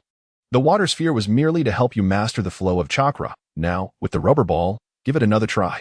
Naruto scoffed. Fine. I'll give it a shot. Rasengan. He exerted himself, channeling all his chakra into his palm. However, the rubber ball merely shifted slightly in shape before falling still. Sakura, who had been observing Naruto's training, instantly lost her hopeful expression. As long as Naruto failed to master the Rasengan, Jiraiya would not take them to search for Sasuke. Just then, a figure about a meter tall approached from outside the woods. Naruto-sensei, you're still practicing hard, Konohamaru said with a grin, hands behind his back. Naruto glared at him, his face darkening. You'd best keep your distance. Naruto-sensei, I came with good intentions. Why are you still angry? Konohamaru chuckled mischievously and unleashed a Rasengan of his own. Look, it's so simple. Naruto grit his teeth and suddenly formed hand seals. Would release. 1,000-year root technique. Konohamaru froze, never expecting Naruto to use that technique against him. Before he could even run away, he found himself under control. A sharp pain surged through his rear, sending him soaring into the sky. Ah! Konohamaru cried out in agony, a sound that tugged at the heartstrings. Naruto Uzumaki. I'm going to tell my grandpa that you're bullying me, that you're using your strength against the weak. I'll make sure my grandpa deals with you. Ah! It hurts so much. Let me down. Naruto approached with a mischievous grin. Didn't you want to watch me train? I'll let you see it up close. But you shouting like that is disturbing my focus. Sunflower pressure point technique. Konohamaru immediately fell silent, seeing him with his mouth agape, tears and snot streaming down his face. Naruto found it utterly hilarious. At that moment, he realized he was simply out of yo-yos. If only the yo-yo were still around. He would today impart lessons to Konohamaru on how to be a virtuous individual. Soon after, he recalled another item, the scripture of Tangsing, which he had once uncovered from a scratch-off lottery ticket. The proprietor of the lottery had claimed that this book possessed the miraculous ability to purify the human soul. With a smile, he retrieved it from his ninja tool pouch. Both Jiraiya and Sakura found it somewhat peculiar. The appearance of this scripture seemed foreign to the village of Konoha, and besides, Naruto had never been one to indulge in reading. Considering all these factors, Sakura was convinced that this book must have been obtained from the lottery shop and undoubtedly held some extraordinary power. As Naruto slowly opened the book and cleared his throat, he began to read it aloud. Laugh at my futile schemes. Love chases the beautiful reflections in the mirror. Fear that fortune may vanish in an instant, enchanted by greed, anger, joy, and hatred. Initially, Jiraiya and Sakura could endure the first few lines, but as he continued, their discomfort grew. It felt as though a diamond had been embedded in their skulls, prompting them to retreat. Observing their reactions, Naruto couldn't help but smirk. Unlike the two, Konohamaru had no choice but to endure. The poor boy was ensnared by the 1,000-year cutting technique. Indulging in fleeting joy, yet the daughter's affection lingers. Buried as the scripture approached its final lines, the duration of Konohamaru's paralysis came to an end. His head drooped, foam escaping his mouth, and his eyes began to glaze over. This was dire. Jiraiya exclaimed in a hushed tone. He was acutely aware that Asuma's training had been rendered ineffective. And now the only hope for the third Hokage lay with Konohamaru. They could not afford to lose him. Without a moment's hesitation, Jiraiya scooped Konohamaru into his arms and dashed toward the Konoha hospital. Naruto tucked the scripture away, satisfied as he clapped his hands together. Indeed, the items procured from the lottery shop were of exceptional quality. With the scripture in hand, his chances of bringing back Sasuke had increased significantly. Naruto, it seems you've stirred up trouble. Sakura approached him, her voice low. Naruto waved his hand dismissively. It's fine, it's fine. If he can't even handle a scripture, how could he possibly be the grandson of the third Hokage? However, Sakura's expression betrayed her concern. That scripture of yours is truly difficult to bear. We should really go to the hospital, she insisted, pulling Naruto along as they made their way to the Konoha hospital. In the realm of unbeatable scratch-offs, Wu Di faced a daunting task. His ancestors had issued a stern edict. He must find a girlfriend before the next upgrade of the little shop. This predicament troubled him greatly. Among the characters in Naruto, nearly every woman he could name already had a partner. Moreover, he was not the type to disrupt someone else's happiness. This left him in quite an awkward position, prompting him to reflect deeply. Within the confines of his knowledge, it appeared that only a handful of individuals were single. If one were to arrange them by age, the foremost would undoubtedly be the venerable Chio, which felt quite awkward. Wu Di scratched his head. He sought a girlfriend, not a grandmother. Next in line would be Tsunade, but that was a matter to be dismissed outright. The thought of her was utterly preposterous. To entertain such a notion would surely lead to insurmountable debt. After all, it was not only her who was depleting Kakuzu's wallet. Following Tsunade, one would find Mei Terumi. Wu Di stroked his chin. Adopting a serious demeanor, could someone of her stature, the fifth Mizukage, ever consider him? After a moment's reflection, he quickly shook his head. Forget it. Her liquid release was hardly amusing. If she were ever in high spirits and decided to dissolve him, it would truly be a delightful disaster. He exhaled deeply and continued pondering the single women available. With Terumi ruled out, the next contender would be Konan from the Akatsuki. Just as he began to articulate this thought, he abruptly halted, shivering at the notion. That extravagant woman with her 600 billion explosive tags. Her prodigality was undoubtedly more ferocious than Tsunade's. Only Nagato could possibly support her lifestyle. After extensive deliberation, he found himself at a loss. Just as he was about to delve deeper into his analysis, a graceful figure emerged from the ramen shop across the street. Of course, she had no rumors surrounding her throughout the entirety of Naruto. Wu Di smacked his lips, scrutinizing intently. The sole daughter of the wealthiest man in the Naruto universe. Otsutsuki Yatsuki, Otsutsuki sh Bu. If he could win her over, his financial prowess would surpass that of any organization. Wu Di secretly calculated, already envisioning his ideal choice. However, a significant obstacle loomed before him. How could he possibly establish contact with SHBU? This conundrum was indeed perplexing. Just as he wrestled with this dilemma, the enchanting figure approached his doorstep. His eyes widened in astonishment. Good heavens, it was as if his thoughts had conjured her presence.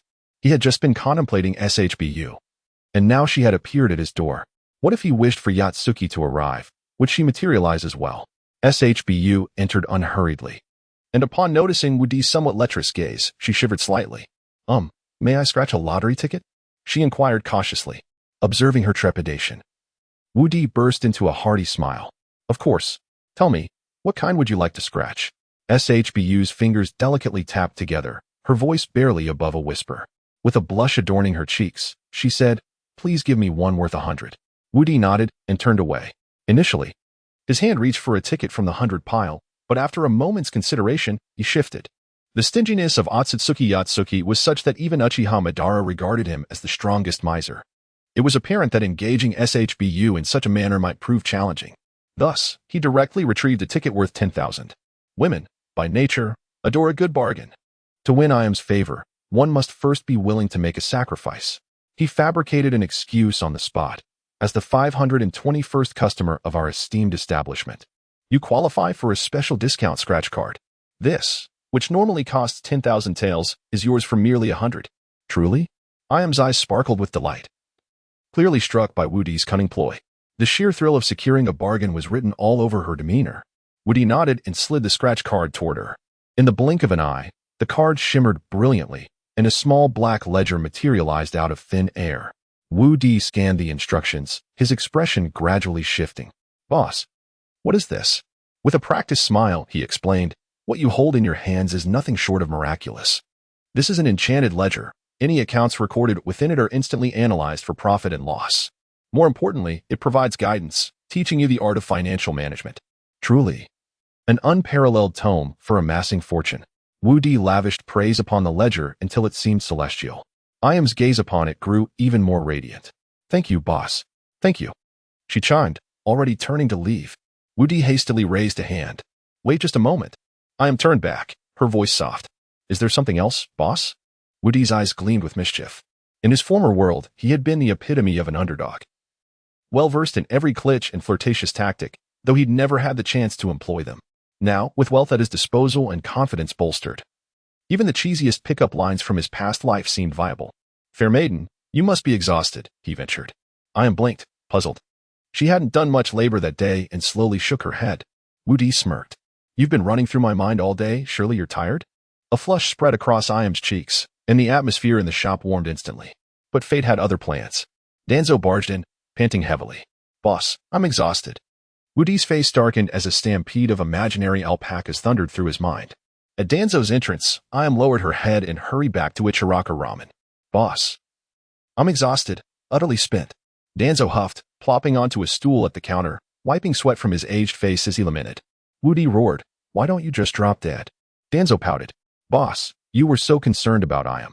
Can't you spare some sympathy for me? I am one of your most loyal patrons. These past days have been wretched. First, that scoundrel Asuma abandoned me, then the third sent thugs to beat me. And now, even Jiraiya.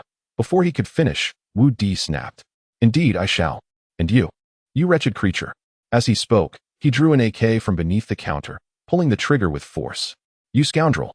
Today I shall eradicate you in the name of the moon. The cramped shop was suddenly illuminated by a chilling light, the gun's muzzle flickering with blue flames. He forcefully pushed Toanzo out, sending him crashing into a ramen shop. One must say, Toanzo's resilience was commendable, had it been an ordinary person. They would have perished under such a barrage. However, Toanzo seemed to have sustained only minor injuries. Reflecting on the past, Wu Di felt a semblance of equilibrium. After all, he was akin to a cockroach that could survive even a tracking bomb. What could a mere AK do to him? Toanzo sat atop the stove in the ramen shop, stars dancing before his eyes, a broad smile gracing his lips. Boss, this sensation is utterly delightful. The owner gazed at him, his expression darkening. Wu Di blew on the gun's muzzle and carefully stowed it away. Contemplating the day's events, Wu Di felt an intense, gnawing resentment, if not for Toanzo's unexpected entrance. Even if he could not immediately grasp SHBU's hand, he could at least have exchanged a few words to deepen their bond. At Konoha Hospital. After a strenuous rescue effort, Konohamaru finally regained a flicker of life. He slowly opened his eyes, and upon seeing Naruto's face, he instinctively recoiled. Elder Vortex. Quickly retract your jutsu. Observing Konohamaru's reaction, the third Hokage sighed, his gaze towards Naruto growing considerably more somber. Naruto shivered, despite having stepped back from the front lines. No one could question the third's charisma. He swallowed hard and addressed Konohamaru. Once you are discharged, I'll treat you to a scratch-off lottery ticket. And we can consider today as events settled. How does that sound? Upon hearing this, Konohamaru's eyes sparkled, as if his ailments had vanished in an instant. He quickly sat up and replied cheerfully, sure.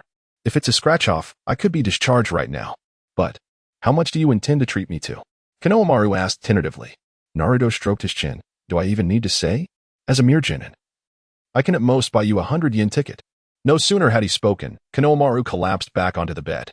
Doctor, it's no use. I feel I require another round of rescue. Seeing him take advantage of the situation, Naruto gritted his teeth, suppressing his heartache. Fine, 1,000 yen ticket it is. The vigor of Konohamaru's struggles noticeably diminished. He weakly uttered, Doctor, no need for rescue.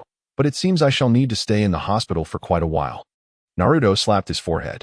This little rascal certainly knew how to choose his moments for extortion. All right, a 10,000 yen ticket. Is that satisfactory? Before the words had fully left his lips, Konohamaru sprang up. Discharge me.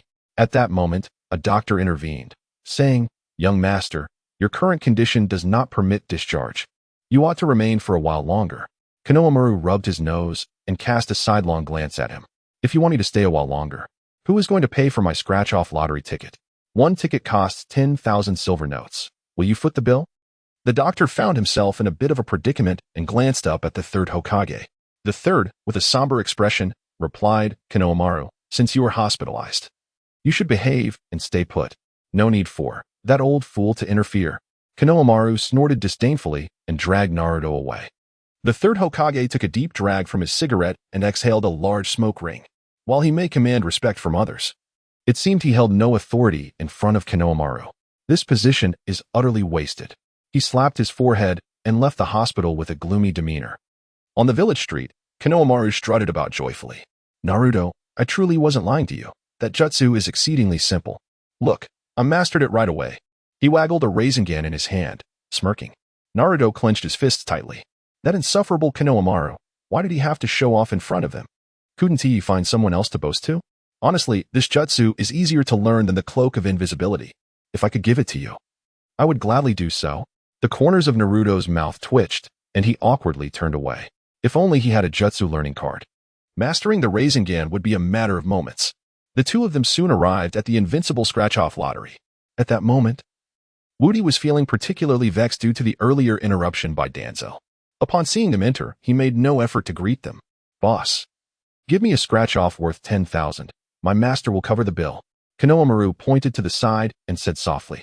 Woody lifted his eyelids to glance over, then saw Naruto nodding gloomily in agreement. "Take it." A scratch-off ticket worth 10,000 taels was placed in Konohamaru's hands. Due to his mood, he didn't even bother to change the odds. Gripping it tightly, he felt as if he had struck gold. This was his first time scratching such an expensive ticket. He certainly intended to cherish the moment. Woody had no doubt that if there were smartphones here, Konohamaru's first impulse would be to take a picture and then ostentatiously flaunt it on social media. After admiring it for a while, he took out a coin. First, he bowed 3 times to the scratch-off, appearing particularly reverent. As the coin swirled, a flash of golden light appeared. Konohamaru's eyes sparkled with excitement. Naruto, witnessing this, felt a pang of heartbreak. In his mind, he lamented, "That's my money. I barely snatched it from the third S pocket." Soon, the golden light dissipated, and a pile of bills floated out from the ticket.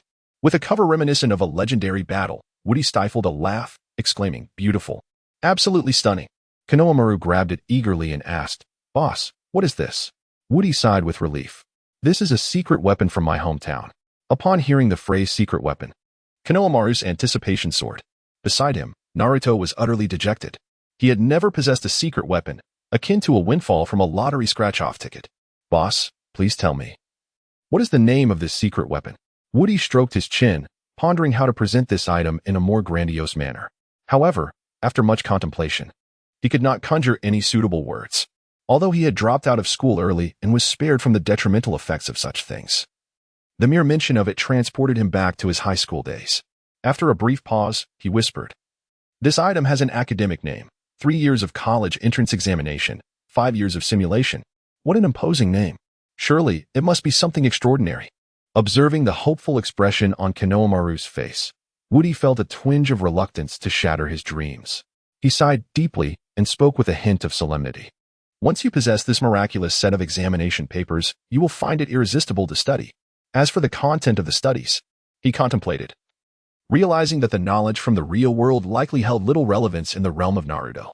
He then quietly remarked, "I'm not entirely sure about the study material, but it probably consists of common knowledge for ninjas. However, I must offer a friendly warning. Upon acquiring the 3 years of college entrance examination, 5 years of simulation, you will be automatically bound to it. Every night before the sun sets, you must complete 1 set of papers. Should you fail to do so, a shoehorn will strike your behind from afar, continuing until you finish." Upon hearing this, Konohamaru's eyes dimmed. He glared resentfully at the 3 years of college entrance examination, exclaiming, "I'm still just a child." Woody nodded earnestly. Education must begin from a young age. "Keep at it, young one." Konohamaru shot a sidelong glance at Naruto, who was laughing uncontrollably. "I absolutely despise you." With that, he tore the examination papers to shreds. "I don't believe that by shredding these, they can still do anything to me." Woody sighed and quietly observed Konohamaru, a peculiar glint in his eyes. Sure enough, less than 3 seconds later, a loud slap echoed, leaving a bright red handprint on Konohamaru's face. "Boss, did you hit me?" he cried, tears streaming down his cheeks. Woody shook his head, explaining, "You're mistaken. It was the examination paper that struck you. This paper possesses a hidden function to urge its owner to study. If the owner dares to destroy it, they will face severe repercussions. This punishment is none other than the beloved ear tug from your mother." Konohamaru ran off, weeping profusely. Naruto, following closely behind, was already exhausted and barely able to stand. As they exited, he shouted, "Konohamaru, where are you going? Come practice the Rasengan with me." With reddened eyes, Konohamaru shouted back, "What do you mean? I'm going home to do the papers. If I don't finish, I'll be punished." Wah! He wept with such profound sorrow that passers-by could not help but feel their hearts ache for him. It is truly unfathomable what torment such a young soul has endured to elicit such heart-wrenching cries. Once freed from Konohamaru's grasp, Naruto felt a wave of tranquility wash over him. With 3 years of rigorous examinations and 5 years of mock tests behind him, his future surely gleamed with promise. The entire shinobi world may soon regard him with reverence. Returning to the woods, Naruto resumed his practice with the rubber ball. Due to a minor mishap earlier in the day, Jiraiya had only just managed to carve out time to indulge in the storyline editor. Naruto remained diligently focused, his chakra flowing ceaselessly, while Jiraiya reclined against a stone, occasionally punctuating the silence with the sound of drool hitting the ground, coupled with his unabashed serenade of spring. Jiraiya's behavior left Naruto feeling quite flustered.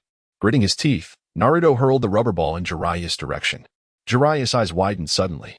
Despite his apparent fixation on the storyline editor, his instinct for danger remained keen. The rubber ball spun through the air, hurtling toward him, prompting an abrupt snort from Jiraiya. With a forceful exhale, a piece of tissue, now tainted with blood, shot forth like a bullet. It collided perfectly with the rubber ball. Bang!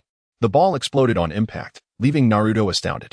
He had never imagined that a mere wad of tissue could possess such striking force.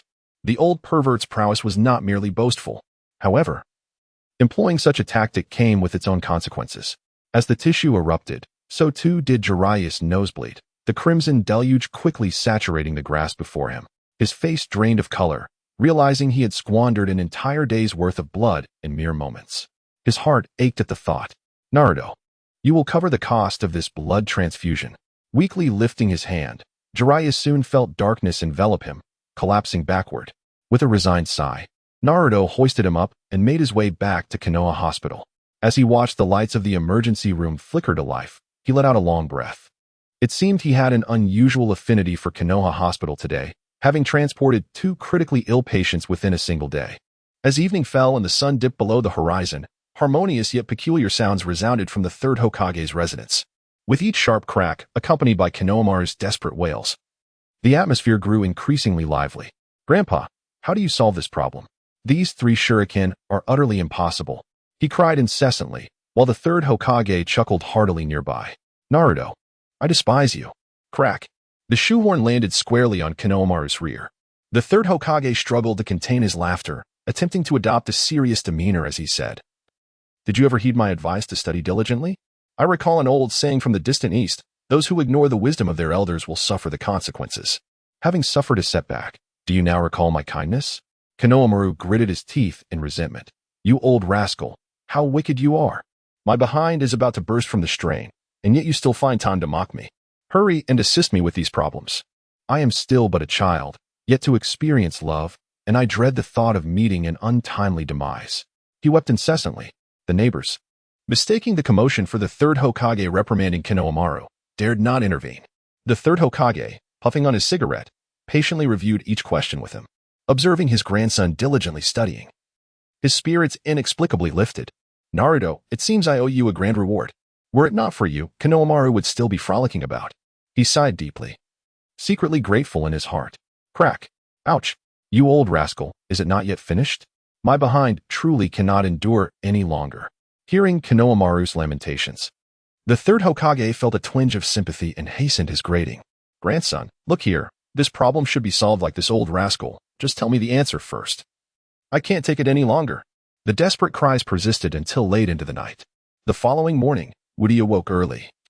Perhaps due to being disturbed by Danzo for 2 consecutive days, his biological clock now set. He opened his eyes, listening to the approaching sound of footsteps on the rubble. Gently caressing his beloved gun AK. AK, what means exist in this world to eliminate Danzo? The AK remained silent. He sighed softly. You do not know either. So what am I to do? The sound of footsteps grew distant. He approached the mirror and noted that the swelling on his head had subsided. Washing his face with ease, upon opening the shop door, he was surprised to see Tsunade had arrived even earlier than usual, her expression betraying no signs of fatigue. Quickly. Let us begin, Shizen. Bring forth the silver notes. Shizen opened the pouch of money from Kankuro, placing it flat on the table. Boss. However much Lady Tsunade has scratched off, just take it yourself. It's quite tedious to settle each bill one by one. Woody nodded, retrieving 10 scratch-off tickets worth $1 million each from behind him. He then extracted 10 million in silver notes from Kankuro's pouch. Though he possessed his own pouch, he had never taken anything from the box since emerging. For him, money was merely a figure. After opening the scratch-off shop, he had come to understand the notion of indifference towards wealth. The magnitude of these numbers held no significance for him. The only thing that piqued his interest was the prospect of upgrading the shop. Today, Tsunade had scratched off a staggering 40 million. The only difference was that today, she did not shine with the usual brilliance. Her demeanor appeared noticeably dimmer. Rain Shinobi Village. Having suffered consecutive financial losses for several days, Kakuza gradually came to terms with a certain realization. Alas, today he lost money once again, and curiously enough, he felt an overwhelming sense of joy, unprecedented joy. Turning to gaze into the mirror, he smiled as tears streamed down his face. After being a miser for over a century, it was only today that he truly grasped the sorrow of such a life. No matter how vigilant one may be, wealth can vanish in an instant. He ascended step by step to the pinnacle of the tower in Rain Village, observing the newly awakened townsfolk below, and let out a despairing sigh. Then, he leaned back. Thud. With a resounding crash, Kakuza fell heavily to the ground. Indeed, he had taken the plunge. His decision to leap from such heights was driven by the weight of 40 million ryo. For a man who had generated countless monetary values for Akatsuki, such a tragic and heroic end was undeniably lamentable. Lying on the ground for what felt like an eternity, yet another mask shattered. He gasped sharply. This leap into oblivion was far more painful than anticipated. As he sat up, rubbing his dislocated back, he muttered softly to himself.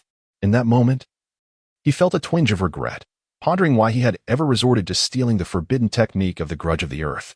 Had it not been for that, he would have likely bid farewell to this world by now. Well, next time I consider ending it all, I shall refrain from jumping. After a considerable period of relaxation, he finally regained his mobility. Outside Konoha Village, Naruto continued his training with the Rasengan.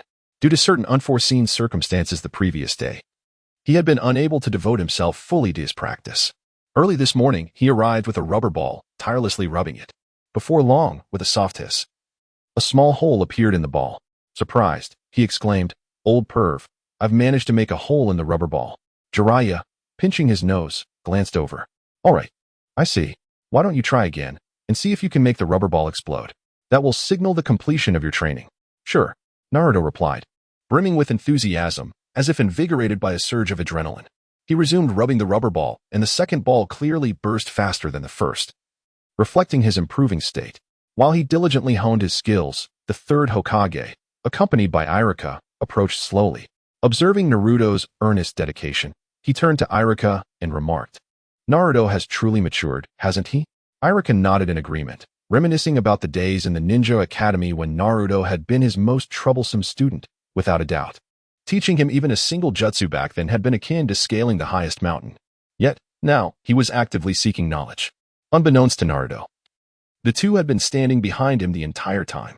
After practicing for a while, feeling frustrated that Jiraiya had not come over to offer guidance, he called out, "Old perv, do you even have time to teach me properly?"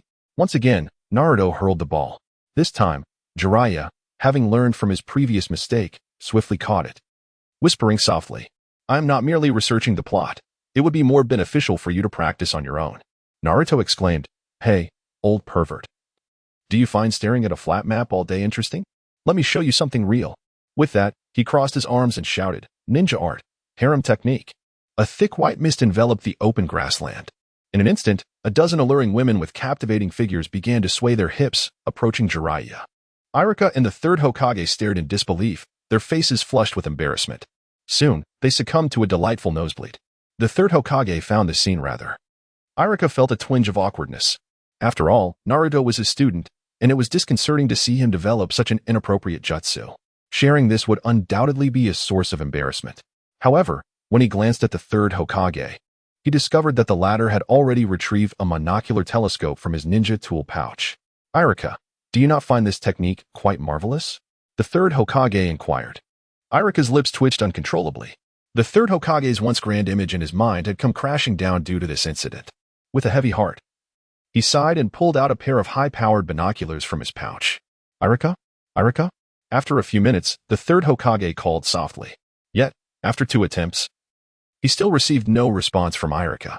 Upon looking down, he noticed that Iruka's nostrils were akin to a fountain, periodically gushing blood. He had lost so much blood that he had fainted. "Damn it. I'm just as much of a pervert. Why must I pretend to be pure?" The third Hokage muttered under his breath, silently picking up the telescope. If those observing from a distance were so affected, how much worse was it for Jiraiya, who was amidst the crowd? Jiraiya pinched his nose tightly, desperate to prolong the blood he had lost the previous day. However, the increasing pressure caused blood to spurt through the gaps between his fingers. "Stay away from me. I will guide you now, all right?" Upon hearing this, Naruto immediately abandoned his technique, and all his shadow clones dissipated, returning him to his original form. Jiraiya let out a long sigh. Although he still savored the earlier sensation, he now possessed the ability to see through things, making such sights commonplace, thus diminishing the urgency of the moment. Meanwhile, the third Hokage stamped his foot in frustration, muttering, "That damn Jiraiya, why couldn't he hold on a little longer?" Subsequently, he angrily kicked Irika, saying, "Get up, stop pretending to be a spicy lobster." The jutsu has already been dispelled. Upon hearing this, Irika slowly propped himself up, brushing off the dust from his clothes, and stood up. "Come, let us go take a look," the third Hokage whispered. Irika quickly wiped his face and followed suit. "As you were crushing the rubber ball just now, your strength was evidently somewhat off, resulting in merely a small puncture in the ball." Jiraiya was in the midst of his explanation when the gentle applause of the third Hokage resonated from a distance. "Well done, Naruto. It seems you have begun to understand the importance of training." Upon hearing the third's voice, Naruto swiftly turned around. Initially fearing that the third had come to settle accounts with him for the incident involving Konohamaru the previous day. However, when he turned, he was taken aback. At that moment, both the third and Irika were stained with large patches of crimson, and their faces appeared unnaturally pale. Naruto took a couple of steps back, attempting to distance himself from the third. The third smiled kindly and whispered, "What are you afraid of? I won't eat you. Besides, I no longer possess any ninjutsu. What is there for you to worry about?" Reflecting on this, Naruto scratched his head and replied, "That's true." Consequently, he relaxed a bit and inquired with a smile, "What brings you here, Grandpa Third?" The third licked his lips, a look of contentment gracing his face. "I have come here to express my gratitude to you on behalf of Konohamaru." Upon hearing this, Naruto's body tensed up suddenly. Indeed, the third had come for vengeance on behalf of Konohamaru. Just as he contemplated fleeing, the third called out to him, "Do not worry. I am not here for revenge, but to thank you. If it weren't for you, Konohamaru wouldn't have taken his study seriously." Naruto seemed to grasp the situation. It appeared that under his guidance, Konohamaru had created a powerful study tool the day before, something called 3 years of exams, 5 years of simulations. Was it possible that the third had witnessed Konohamaru's dedication to studying last night? Chuckling, he rubbed the back of his head and said, "Haha, it was merely my duty." No, the third replied earnestly, shaking his head. "For you, it may seem like a coincidence, but for the Sarutobi clan, it is of utmost significance. Thus, I must sincerely thank you." Upon hearing this, Naruto felt a surge of pride. With his hands behind his back, he declared, "All right. Then tell me how you wish to express your gratitude." The third paused, somewhat perplexed. "I have already expressed my thanks." "Already?" Naruto's eyes widened in disbelief. "Is that all? Just verbal gratitude? Ah, what more do you desire?" The third countered. Naruto scratched his head, his eyes darting about. After a moment's contemplation, he quietly said, "Grandpa Third, I would like you to forgive me once for any mistakes I make in the future, if that is possible." The third stroked his chin, pondering for a considerable time before responding slowly, "Very well, but on one condition, it must not compromise the safety of the village." Naruto nodded happily, affirming with conviction, "It absolutely won't affect the village's safety." Then, taking a deep breath, he asked, "Grandpa Third, are you prepared to forgive me?" The third, somewhat bewildered and still in a daze, watched as Naruto swiftly formed hand seals. Would release. 1,000-year cutting technique? In an instant, several wooden stakes firmly immobilized the third. A familiar pang surged forth, striking the rear with a fierce intensity. The third Hokage, whose previously halted nosebleed now gushed once more, bowed his head in defeat. "Naruto!"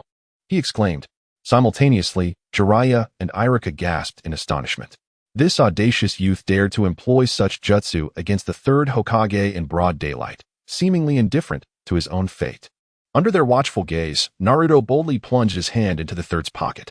"Grandpa Third, you promised me that as long as I do not jeopardize the village's safety, you would forgive me, right?" With gritted teeth and weakened resolve, the third replied, "Is it too late for me to retract my statement?" Naruto shook his head with a sigh. "I fear it is too late."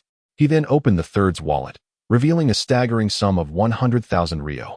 It was the first time Naruto had encountered such wealth, his eyes widening in astonishment. "Third, you truly are rolling in riches. It seems I must educate Konohamaru thoroughly, so I may have more opportunities to relieve you of your bounty." The third's face twitched involuntarily. "Must you speak such unvarnished truths? It is rather hurtful. Furthermore," he added with a grimace, "I must confess, I regretted my decision the moment you began speaking." Naruto recoiled, tossing the emptied wallet atop the third's head. Hey, old man. One does not conduct affairs in such an unscrupulous manner. If this continues, do not blame me for resorting to extreme measures. With that, he retrieved the sacred scriptures from his ninja tool pouch. How foolish of me to squander my cunning, chasing after ephemeral beauty, fearing that fortune may swiftly elude me.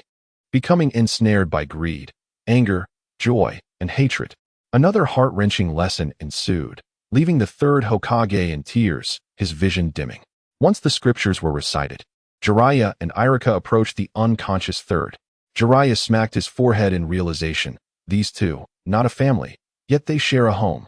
With that, he hoisted the third onto his shoulder, and with Iruka, they made their way to the Konoha hospital. Naruto, focus on your training. I shall return to assess your progress. Jiraiya's voice faded into the distance. Scratching his nose, Naruto gazed at the freshly acquired banknotes, still exuding the scent of copper, brimming with joy. Excellent. Now that I possess wealth, it is time to dedicate myself to training. After receiving treatment, the third consumed a dozen soldier pills, gradually regaining a modicum of strength. Upon leaving the hospital, he made his way to the invincible scratch card shop. Upon entering, his limping gait, hand pressed against his rear, spoke volumes. Wu Di surmised that he had sought out Naruto earlier, only to be subjected to yet another unexpected encounter. However, he chose not to expose the truth, as the third was an elder deserving of respect and dignity. Settling at the counter, the third forced a smile, offering compliments. Boss, I am immensely grateful to you. If it weren't for the magical scratch-off lottery here, Konohamaru would still be oblivious to the importance of studying. Wu Di observed the comforting gaze of the third Hokage, likely deducing the unfortunate state of Konohamaru from the previous night. He shook his head and resolutely declared, educating the next generation is inherently our duty and obligation. That exam paper is studied by millions of ninjas in my hometown each year. If Konohamaru can manage to navigate through it, it must be his fate. Curious. The third Hokage inquired about the location of Wu Di's hometown. Instantly, he felt a deep respect. While guiding Konohamaru through the exam yesterday, he had noted the exceptionally challenging questions, many of which even elite ninjas might struggle to answer. The magnitude of Wu Di's hometown must be remarkable indeed. Wu Di waved his hand and smiled softly. That is all in the past. I shall now settle in Konoha, which has become my true home. Observing his noble demeanor, the third Hokage slowly rose to his feet. Konoha was fortunate to have a person of such caliber among them. Come. He turned and gestured towards the back. Iruka entered, carrying a ceremonial banner. Wu Di chuckled, realizing that presenting such banners was indeed a customary way of expressing gratitude in his hometown. How had it managed to follow him here? The third Hokage carefully folded the banner to conceal the writing and mysteriously presented it to Wu Di. I had suspected you were an outsider from the very beginning. Initially, I held some reservations towards you. However, it is evident now that your heart is undoubtedly with the people of Konoha. This banner not only conveys my gratitude, but also embodies the earnest hopes of the Konoha populace. I hope you remain humble and steadfast, forging a brighter future for Konoha. Listening to such formal words, Wu Di couldn't help but twitch his mouth in annoyance, internally grumbling. Yet, despite his misgivings, he felt a touch of emotion at receiving a banner personally bestowed by the third Hokage. He reached out, accepted it, and upon opening it, his expression turned blank. The banner boldly proclaimed, "You shall forever be the most loyal friend of the Konoha people." Beside the large text, a smaller inscription read, "With respect, Sarutobi Hiruzen." At that moment, Wu Di felt a wave of irritation wash over him. An insufferable old man had treated him like a mere dog. He wished to rid himself of this vexation immediately. However, as a mature adult, especially one well-versed in the ways of the ninja world, Wu Di possessed an extraordinary ability to exercise restraint. He smiled and tucked the banner away beneath the counter. The third Hokage inquired, "Boss, aren't you going to hang it up? I can assure you that with this banner, your business will surely flourish even more. The prospect of expanding beyond the Fire Country will soon be within reach." Wu Di raised an eyebrow, feeling no inclination to display such a banner. He sought a reason to graciously decline. The 3 generations hold me in such high regard.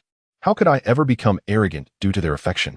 Rest assured, I shall find a prominent place in my bedroom to hang this banner. I will pay my respects at every meal, ensuring that the offerings are never lacking. Regarding Wu Di's last statement, the third generation found it somewhat perplexing. What are incense and offerings? Such concepts have never been heard of in the world of the Hokage. He assumed it to be merely a grand custom from Wu Di's homeland. If the ceremony is too extravagant, I've only crafted a simple banner. The third generation chuckled and waved his hand, saying, since there is nothing more to discuss, I shall take my leave. Very well, take care, third Hokage. Wu-Di bid farewell as he watched the third step outside. Not far from the door, Wu-Di raised his AK. Damn it, he exclaimed. And then the gun erupted with blue flames, unleashing a series of 3 rapid shots. The third Hokage found himself with 3 piercing wounds. Indeed, in this world, aside from Danzo, who could withstand chakra bullets with sheer physicality, no one else could endure such force. Even Lee had to rely on his protective technique to barely resist. Boss, what does this mean? The third shouted, clutching his wounds. None of the shots had struck a vital area, allowing him to retain most of his strength and clarity of mind, though the pain was undeniably vivid. Wu-Di touched the back of his head and softly said, My apologies, third. I accidentally discharged the weapon. The third, seeing the sleek object in Wu-Di's hand, shivered and quickly moved aside. Be cautious when handling that thing. If you hit someone, it would be disastrous. Even if you don't hit a person, damaging flowers and plants is also undesirable. Listening to the third's admonitions, Wu-Di gently pulled back the gun's bolt. Understood, he shouted, then grinned mischievously. Third, I'm going to discharge it again. The third inwardly cursed. Limping away toward his next destination, the Konoha Hospital. Days passed in succession, and Naruto's Rasengan finally showed results. He raised his hand, and the 2 shadow clones beside him grasped his palm with vigor, quickly forming a Rasengan of normal size. Seeing this, Sakura was so thrilled she could almost take flight. Jiraiya exhaled with relief, gazing at the completed Rasengan in Naruto's hand, feeling quite satisfied. The heavy burden in his heart had finally lifted. He had completed the task entrusted to him by Minato. All that remained was to help him control the Nine Tails. However, that task was evidently not something that could be accomplished at this moment. He needed to find an opportunity to take Naruto out for training. Now that you have mastered the Rasengan, I can fulfill my promise, Jiraiya said softly. We shall depart shortly to seek out Sasuke. Sakura jumped up, overflowing with joy. Naruto sighed softly, turning his gaze toward the trees he had destroyed over the past few days, a radiant smile gradually spreading across his lips. Despite the fact that the Rasengan seemed somewhat superfluous compared to the other skills he had mastered, the journey of learning ninjutsu from scratch was indeed a deeply cherished experience. He stepped forward, closely trailing behind Jiraiya and Sakura. Exiting this place would inevitably lead them past the entrance of Konoha. Standing at the village's gate, Naruto glanced back, his brow twitching slightly as he murmured, Wait for me a moment. With that, he dashed back into the village. Sakura, observing his retreating figure, hurried after him, asking, What are you up to? I'm just going to the invincible scratch card, he exclaimed, quickening his pace. In mere minutes, he arrived at the entrance of the scratch card shop. At that moment, the shop had just sent off a batch of customers. Naruto promptly presented 5,000 Ryo bills, declaring, Boss, I'd like 5 scratch cards worth 1,000 Ryo each. Wu-Di turned around and handed them over. Sakura, feeling a twinge of excitement, chimed in, Give me one too, and pulled out 1,000 Ryo. As they were scratching their cards, Jiraiya entered from outside. Wu-Di chuckled softly, Lord Jiraiya. Are you also here for a round? Jiraiya awkwardly shook his head, replying, Not this time. I've used up all my recent earnings on other things. Wu-Di scratched his head, somewhat puzzled by Jiraiya's implication. Just then, Naruto muttered under his breath, Old pervert, if you cut back on those low-budget films, you could save up on scratch cards. Wu-Di instantly understood, secretly admiring Jiraiya's carefree spirit. While others indulged in their desires discreetly, he boldly embraced them. While he pondered, a dazzling light emerged from Naruto's ticket, and a dark, pill-shaped object floated out. Wu-Di frowned and explained quietly, This pill is called the Great Cleansing Pill. It was developed by a supreme human from our homeland. Consuming it can instantly weigh down one's spirits, potentially leading to a complete emotional breakdown. It can be quite effective for influencing hearts and minds. Naruto grasped the Great Cleansing Pill tightly, his eyes fixated on its surface as he softly inquired, With this, can I bring Sasuke back? Wu-Di smiled wryly, I can't say for certain, as I've never used it myself. He scratched off a second card, but regrettably, it yielded no prize. Not long after he finished, Sakura's scratch card also shimmered with golden light, revealing a painting. Wu-Di examined it and exhaled softly. This is called the Enraptured Painting. During battle, if one positions the painting before the enemy, they will be captivated by its beauty, leading to a momentary distraction. The user can exploit this window to deliver a lethal blow to their foe. Upon hearing about the purpose of the lottery tickets, Sakura felt an increasing sense of wonder and hurriedly tucked them away. Next, she inquired about the 3 tickets that Naruto had yet to scratch off. Aren't you going to scratch these 3? Naruto nodded and replied, I won't scratch these. I want to save them for Sasuke. After he scratches them, if he finds power within, perhaps he will return to us. A glimmer of hope sparkled in Sakura's eyes. Jiraiya, noticing this, laughed heartily. All right, let us set off. With their respective rewards in hand, Naruto and Sakura followed Jiraiya out of the small shop. Observing their retreating figures, Udi sighed, they truly are still children. After this reflection, his gaze shifted to the Ichiraka ramen shop across the street, pondering the intricacies of life. The monumental task entrusted to him by his great-great-great-grandfather still eluded him entirely. If he continued at this pace, by the time the shop upgraded again, would he not be thrust back into his former world? A life of mediocrity he wished to avoid at all costs. Just as he brooded over this matter, Shoai cautiously slipped out of the ramen shop, making her way towards him. A unique spark ignited in his eyes as he greeted her. Boss, I'm back, Shobai exclaimed cheerfully, producing a 100-tael silver note. Please give me another scratch-off ticket. Udi, as before, handed her a ticket worth 10,000 taels and slid it across the table. She appeared astonished. Is there some special event this time? Udi, with a twinkle in his eye, replied, You are quite astute. Congratulations on being our shop's 1,314th customer. This scratch-off ticket is a special price just for you. Shobai chuckled. You are quite the joker. Just a few days have passed, and you've suddenly gained so many customers. Who would believe that? Whether others believe it or not is beyond my concern. As long as you do, that's what matters, Wu Di replied with a light shrug. He then watched as Shobai patiently began to scratch her ticket. As she scratched, she remarked, The ledger I won last time was truly remarkable. I merely gathered my scattered pocket money, and following the prompts, I earned 100 taels in just a few days. If I continue at this pace, who knows how much I might earn in the future? Wu Di, intrigued, asked, How did you manage that? Shobai paused her scratching, a joyful smile on her face, and directly explained her method of handling the money. Although her tale lacked any dramatic twists, the exhilaration she expressed from earning through her own efforts resonated deeply. Wu Di felt his emotions rise and fall with her words, as if he were experiencing it all himself. After sharing her story, her fingers resumed their dance across the ticket. Suddenly, a flash of gold erupted, and a bright golden object resembling a basin emerged from the ticket. As Wu Di perused the instructions for the peculiar object, a wave of trepidation washed over him. He could not help but ponder inwardly. Could this calamus be a reincarnation of the god of wealth? The items contained within seemed increasingly ominous, and, most crucially, each one bore an inseparable connection to money. With both hands, Changpu gingerly retrieved the basin, her gaze fixated on its unusual shape as she inquired softly, Boss, what is this? Wu Di inhaled deeply and explained in a hushed tone, This is known as the Wansing Gathering Treasure Basin, a unique possession of a prominent tycoon from my hometown. No sooner had he uttered these words than a glimmer of avarice sparkled in Changpu's eyes. Observing her reaction, Wu Di continued, This gathering treasure basin is indeed a rare artifact. Simply place your money inside, and before long, you shall experience the exhilarating sensation of wealth begetting wealth. At that moment, you will realize that spending money can also become a burden. Is that true? Changpu exclaimed with delight, her delicate feet swiftly touching the ground as she dashed towards a ramen shop. Watching her exuberant retreat, Wu Di called out, I suspect you are quite busy, so just remember the first 3 words. Changpu paused momentarily, her cheeks flushed as she turned back. I will certainly remember. Just then, a hoarse voice pierced the air. Wu Di's sunlit visage abruptly darkened. A pink figure flitted past the entrance of his shop. Boss, I have remembered your words. Now, Jiraiya has taken 2 children out, and I must go find them.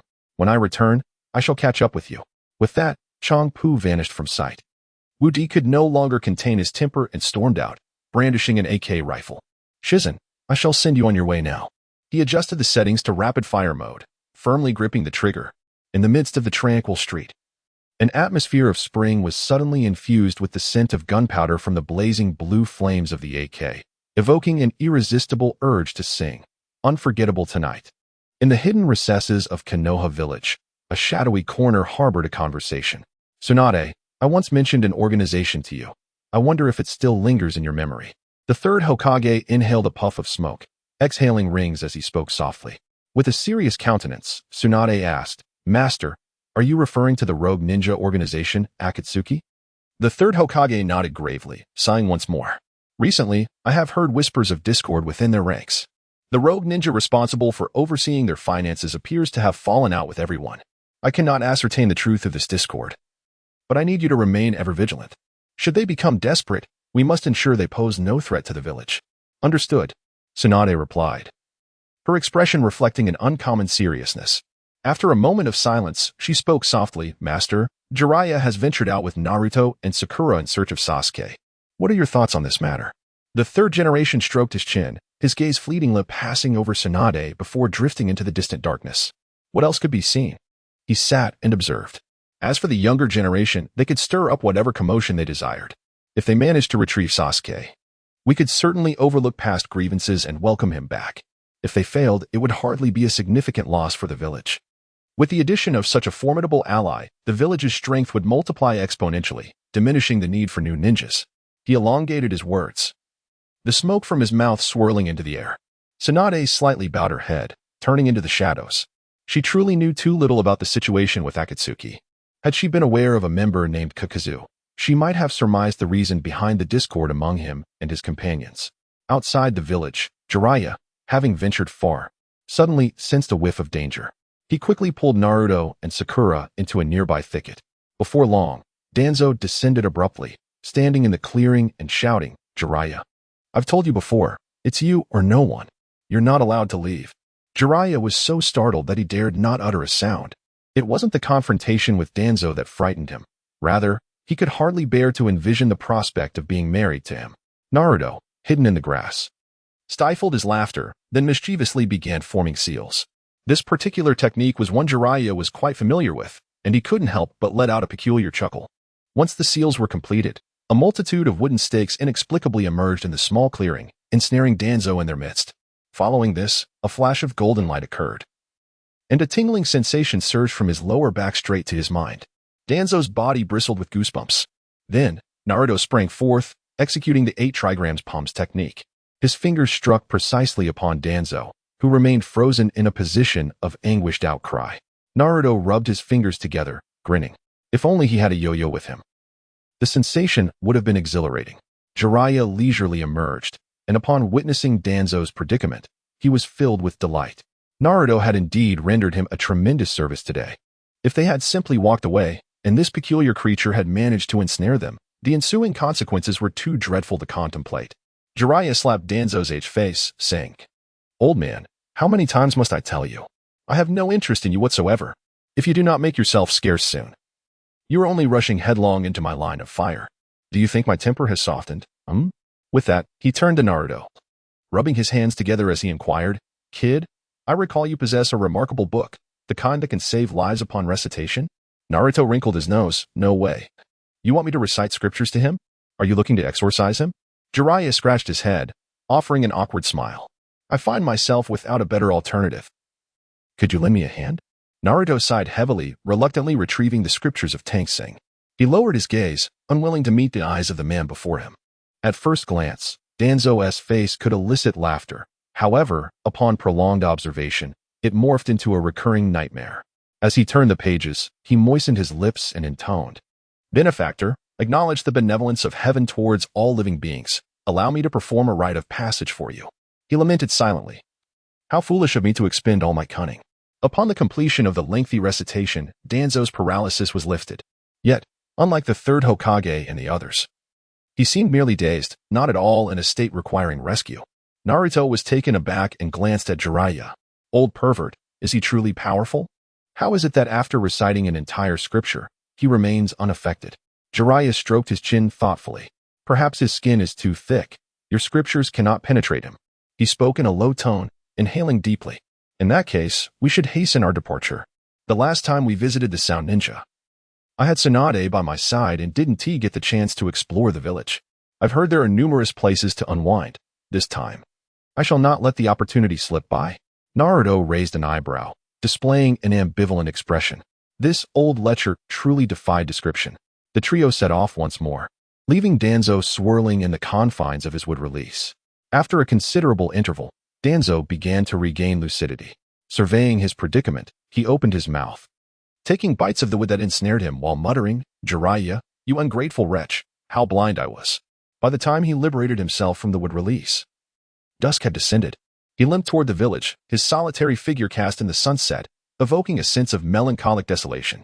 This scene invariably conjured an ancient saying, as the sun sets, the heartbroken wander the earth.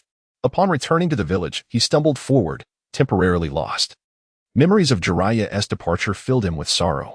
Consequently, his feet unwittingly led him to the doorstep of the third Hokage's residence. Before he could enter, he heard Konohamaru's frantic cries, intermittently accompanied by the sound of slapping. Danzo's face darkened, and he burst through the door. How could the third Hokage educate his grandson in such a manner? The child is so young. What if he gets hurt? He then shouted, "Release that child. Allow me to intervene." Upon hearing this, Konohamaru cried even harder. What unfortunate fate had brought him face to face with Danzo again? Was it not enough that he lacked his grandfather and Asuma, but now he felt targeted by Danzo as well? Overwhelmed by despair, Konohamaru wept uncontrollably, while the third Hokage retreated into the house, startled by the outburst. Before long, Danzo swaggered into the room, but upon entering, he was utterly astonished by the scene before him. There stood Konohamaru, his backside raised, while a long shoehorn, approximately 1 meter in length, incessantly struck him from behind. Before him lay a set of examination papers, already soaked with his tears. This was truly excessive behavior from the third Hokage. Danzo cleared his throat and exclaimed with irritation. Striding forward, he scrutinized the papers one by one, emitting a heavy grunt. How could such difficult questions be expected from a mere child? The third, despite his own academic shortcomings, should not impose such pressures on the young. Turning his gaze gently towards Konohamaru, he caressed the boy's delicate face and declared, "Fear not. Dear one, I shall tear these papers right now and see what your grandfather dares to do." As the words left his lips, before Konohamaru could warn him of the consequences of tearing the papers, the thick stack had already transformed into confetti-like shreds. The sight was so fragmented that it seemed even more pulverized than what a shredder could produce. However, just as he clapped his hands in satisfaction, an unexpected slap resonated through the dim room, landing squarely on his aged visage. Danzo shielded his face, his eyes wide with surprise as he scanned the surroundings. Before he could identify the assailant, another sharp crack echoed. "I refuse to believe this. Who dares to lay a hand upon me? Step forward and reveal yourself," Danzo demanded. "Third, come out and confess. Was it you who?" But before he could finish, a third resounding slap interrupted him. The slaps continued to rain down faster and faster, causing Danzo's head to sway from side to side uncontrollably. The scene evoked an odd illusion in Konohamaru's mind. Could it be that slapping Danzo could yield some profit? Meanwhile, Naruto and his companions had arrived near the Sound Ninja village, specifically within the territory of the Fma clan. Upon entering the small village, they found it shrouded in darkness. Jiraiya, ever vigilant, drew his kunai in preparation for any unforeseen circumstances. At that moment, a young girl burst forth from the village, seemingly fleeing for her life. Jiraiya swiftly leapt forward, shielding the girl behind him. Sakura and Naruto soon arrived, encircling the girl in a protective stance, ready for any threat. Noticing the eerie silence around them, Jiraiya quietly inquired, "Child, what is happening here? Why does it seem as if no one resides in this village?" The girl trembled as she replied, "Yesterday, a group of Sound Ninjas captured everyone. I managed to escape by hiding in the cellar of my home." Jiraiya furrowed his brow. The mention of abduction instinctively brought Orochimaru to his mind. Perhaps he was once again conducting some nefarious human experiments. Turning to the girl with a reassuring smile, Naruto introduced himself. "We are ninjas from Konoha. My name is Naruto. Do not worry, we will ensure your safety." The girl nodded gently, her eyes glimmering with hope. "My name is Kanamaru, and I am a descendant of the Fma clan." Beside them, Sakura's expression darkened significantly. Their primary mission on this excursion was to locate Sasuke. Why did Naruto suddenly develop a fervent desire to protect the little girl? What if she hindered their progress, preventing them from locating Sasuke, rendering their efforts futile? Just as she contemplated sending the child away, the girl's earnest gaze caused her to hesitate. Well, it would only be for a moment, she muttered softly, retracting her kunai.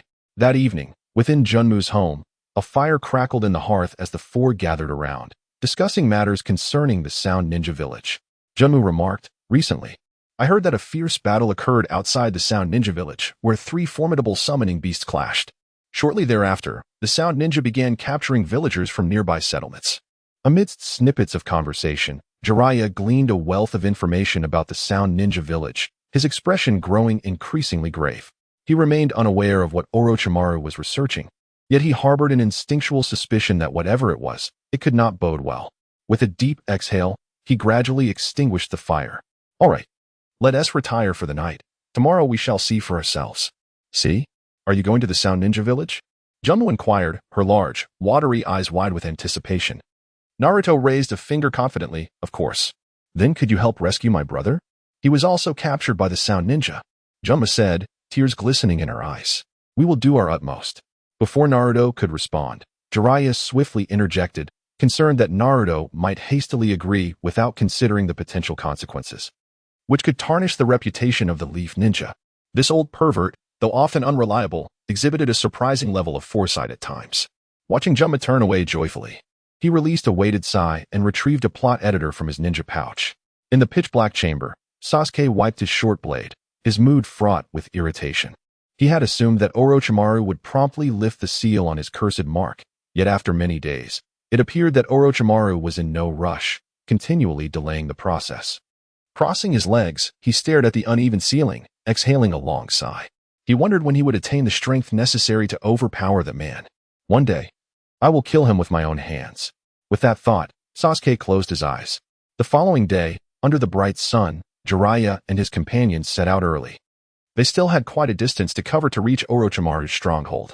Since Jumbo was not a ninja, they had to proceed at a slow pace. Sakura occasionally shot her a sideways glance, filled with frustration. If not for this girl, she would have surely met Sasuke by now. Yet, what could she do? Jiraiya was insistent on bringing her along, and she could hardly oppose him. This quest to find Sasuke would require Jiraiya's assistance further down the line. If I were to provoke Jiraiya now, and he decided to return to Konoha, would not my heartfelt intentions be in vain? She patted her broad forehead, continuously lamenting. Upon entering the village of Sound, Jiraiya instructed Sakura to take Junmu for a casual stroll while he attended to some matters. Sakura, believing his words, indeed led Junmu away. Shortly thereafter, Jiraiya's lecherous demeanor suddenly surfaced. Naruto, standing nearby, nudged him lightly and inquired, "Old pervert, what are you up to this time?" Jiraiya smirked. "I intend to conduct a thorough and in-depth investigation of the village of Sound. You need not accompany me." Naruto raised an eyebrow, as he typically only trusted Jiraiya's words to a limited extent. However, seeing him so earnest, Naruto rolled his eyes and departed. After turning the corner, he concealed himself, peering at Jiraiya in the middle of the street. Jiraiya laughed heartily. "Ha ha ha. Kid, you thought you could play tricks on me? A mere word from me was enough to send you away." With that, he strode off in the distance. Naruto dodged and weaved, keeping a close but discreet distance behind him. Perhaps distracted by his own thoughts, Jiraiya remained oblivious to Naruto's pursuit until some time had passed. Finally, he halted at the edge of the street, confronted by a shop adorned with cherry blossoms, its fragrance wafting delicately in the air. Naruto, startled, jumped out, exclaiming, "Ah, you said you wanted to investigate the village of Sound, and you brought us here." Jiraiya, taken aback, nervously glanced around. Noticing that Sakura and Junmu had not followed, he exhaled in relief. "You little rascal, have you never heard the saying? Beyond the mountains, there are more mountains. Beyond the towers, there are more towers." To truly grasp the essence of a place, one must visit its bustling establishments. I am merely exploiting my charm for the sake of gathering intelligence. Observing his exaggerated demeanor, Naruto scoffed. "I've never heard such a saying. However, are you certain this place will be open so early in the morning?" Jiraiya paused, scrutinizing the shop door. Indeed, the brass ring was adorned with a multitude of glimmering iron chains. He inhaled deeply, savoring the fragrant air, his resolve crumbling. Why? Why does Konoha lack such establishments? Is it a distortion of human nature or a decline in moral values? Without visiting such places, how could he gather more material? Unrivaled fortune awaits. Just as he bid farewell to Tsunade, a figure clad in pink limped into the shop, clutching his rear. He settled awkwardly at the counter, propping his chin on his hands. "Boss, do you still remember what you told me yesterday?" He blinked rapidly, his beady eyes darting about. Wudi felt his stomach churn violently. "Boss." Danzo shrugged his shoulders, adopting a bashful demeanor reminiscent of a shy old tree. Wudi let out a resigned sigh. At that moment, he felt an overwhelming urge to gouge out his own eyes and toss them to the ground like firecrackers. Skillfully, he retrieved an AK from beneath the counter, wearing a grim smile as he aimed at Danzo's head. A frenzied barrage ensued, filling the cramped space with the acrid scent of gunpowder. Amidst the azure blaze, Tawanzo was once again hurled through the air, landing headfirst into a large iron pot at Ichiraku Ramen. Gazing at the frequently shattered wooden door of Ichiraku, Wu Di shook his head lightly. Reflecting on his time in the Naruto world, it seemed he had never truly left the small shop. Now, having developed some feelings for Ayam, it was time to venture out. At the very least, he ought to meet his future father-in-law. With his hands clasped behind his back, he strolled out leisurely. Inside Ichiraku Ramen, Sutsuki Ichiraku yanked Tawanzo from the pot, glaring at him, drenched in noodle soup, teeth clenched in anger. Damn it! How many pots of soup have you ruined? Answer me. He seized Tawanzo by the collar, unleashing a torrent of curses.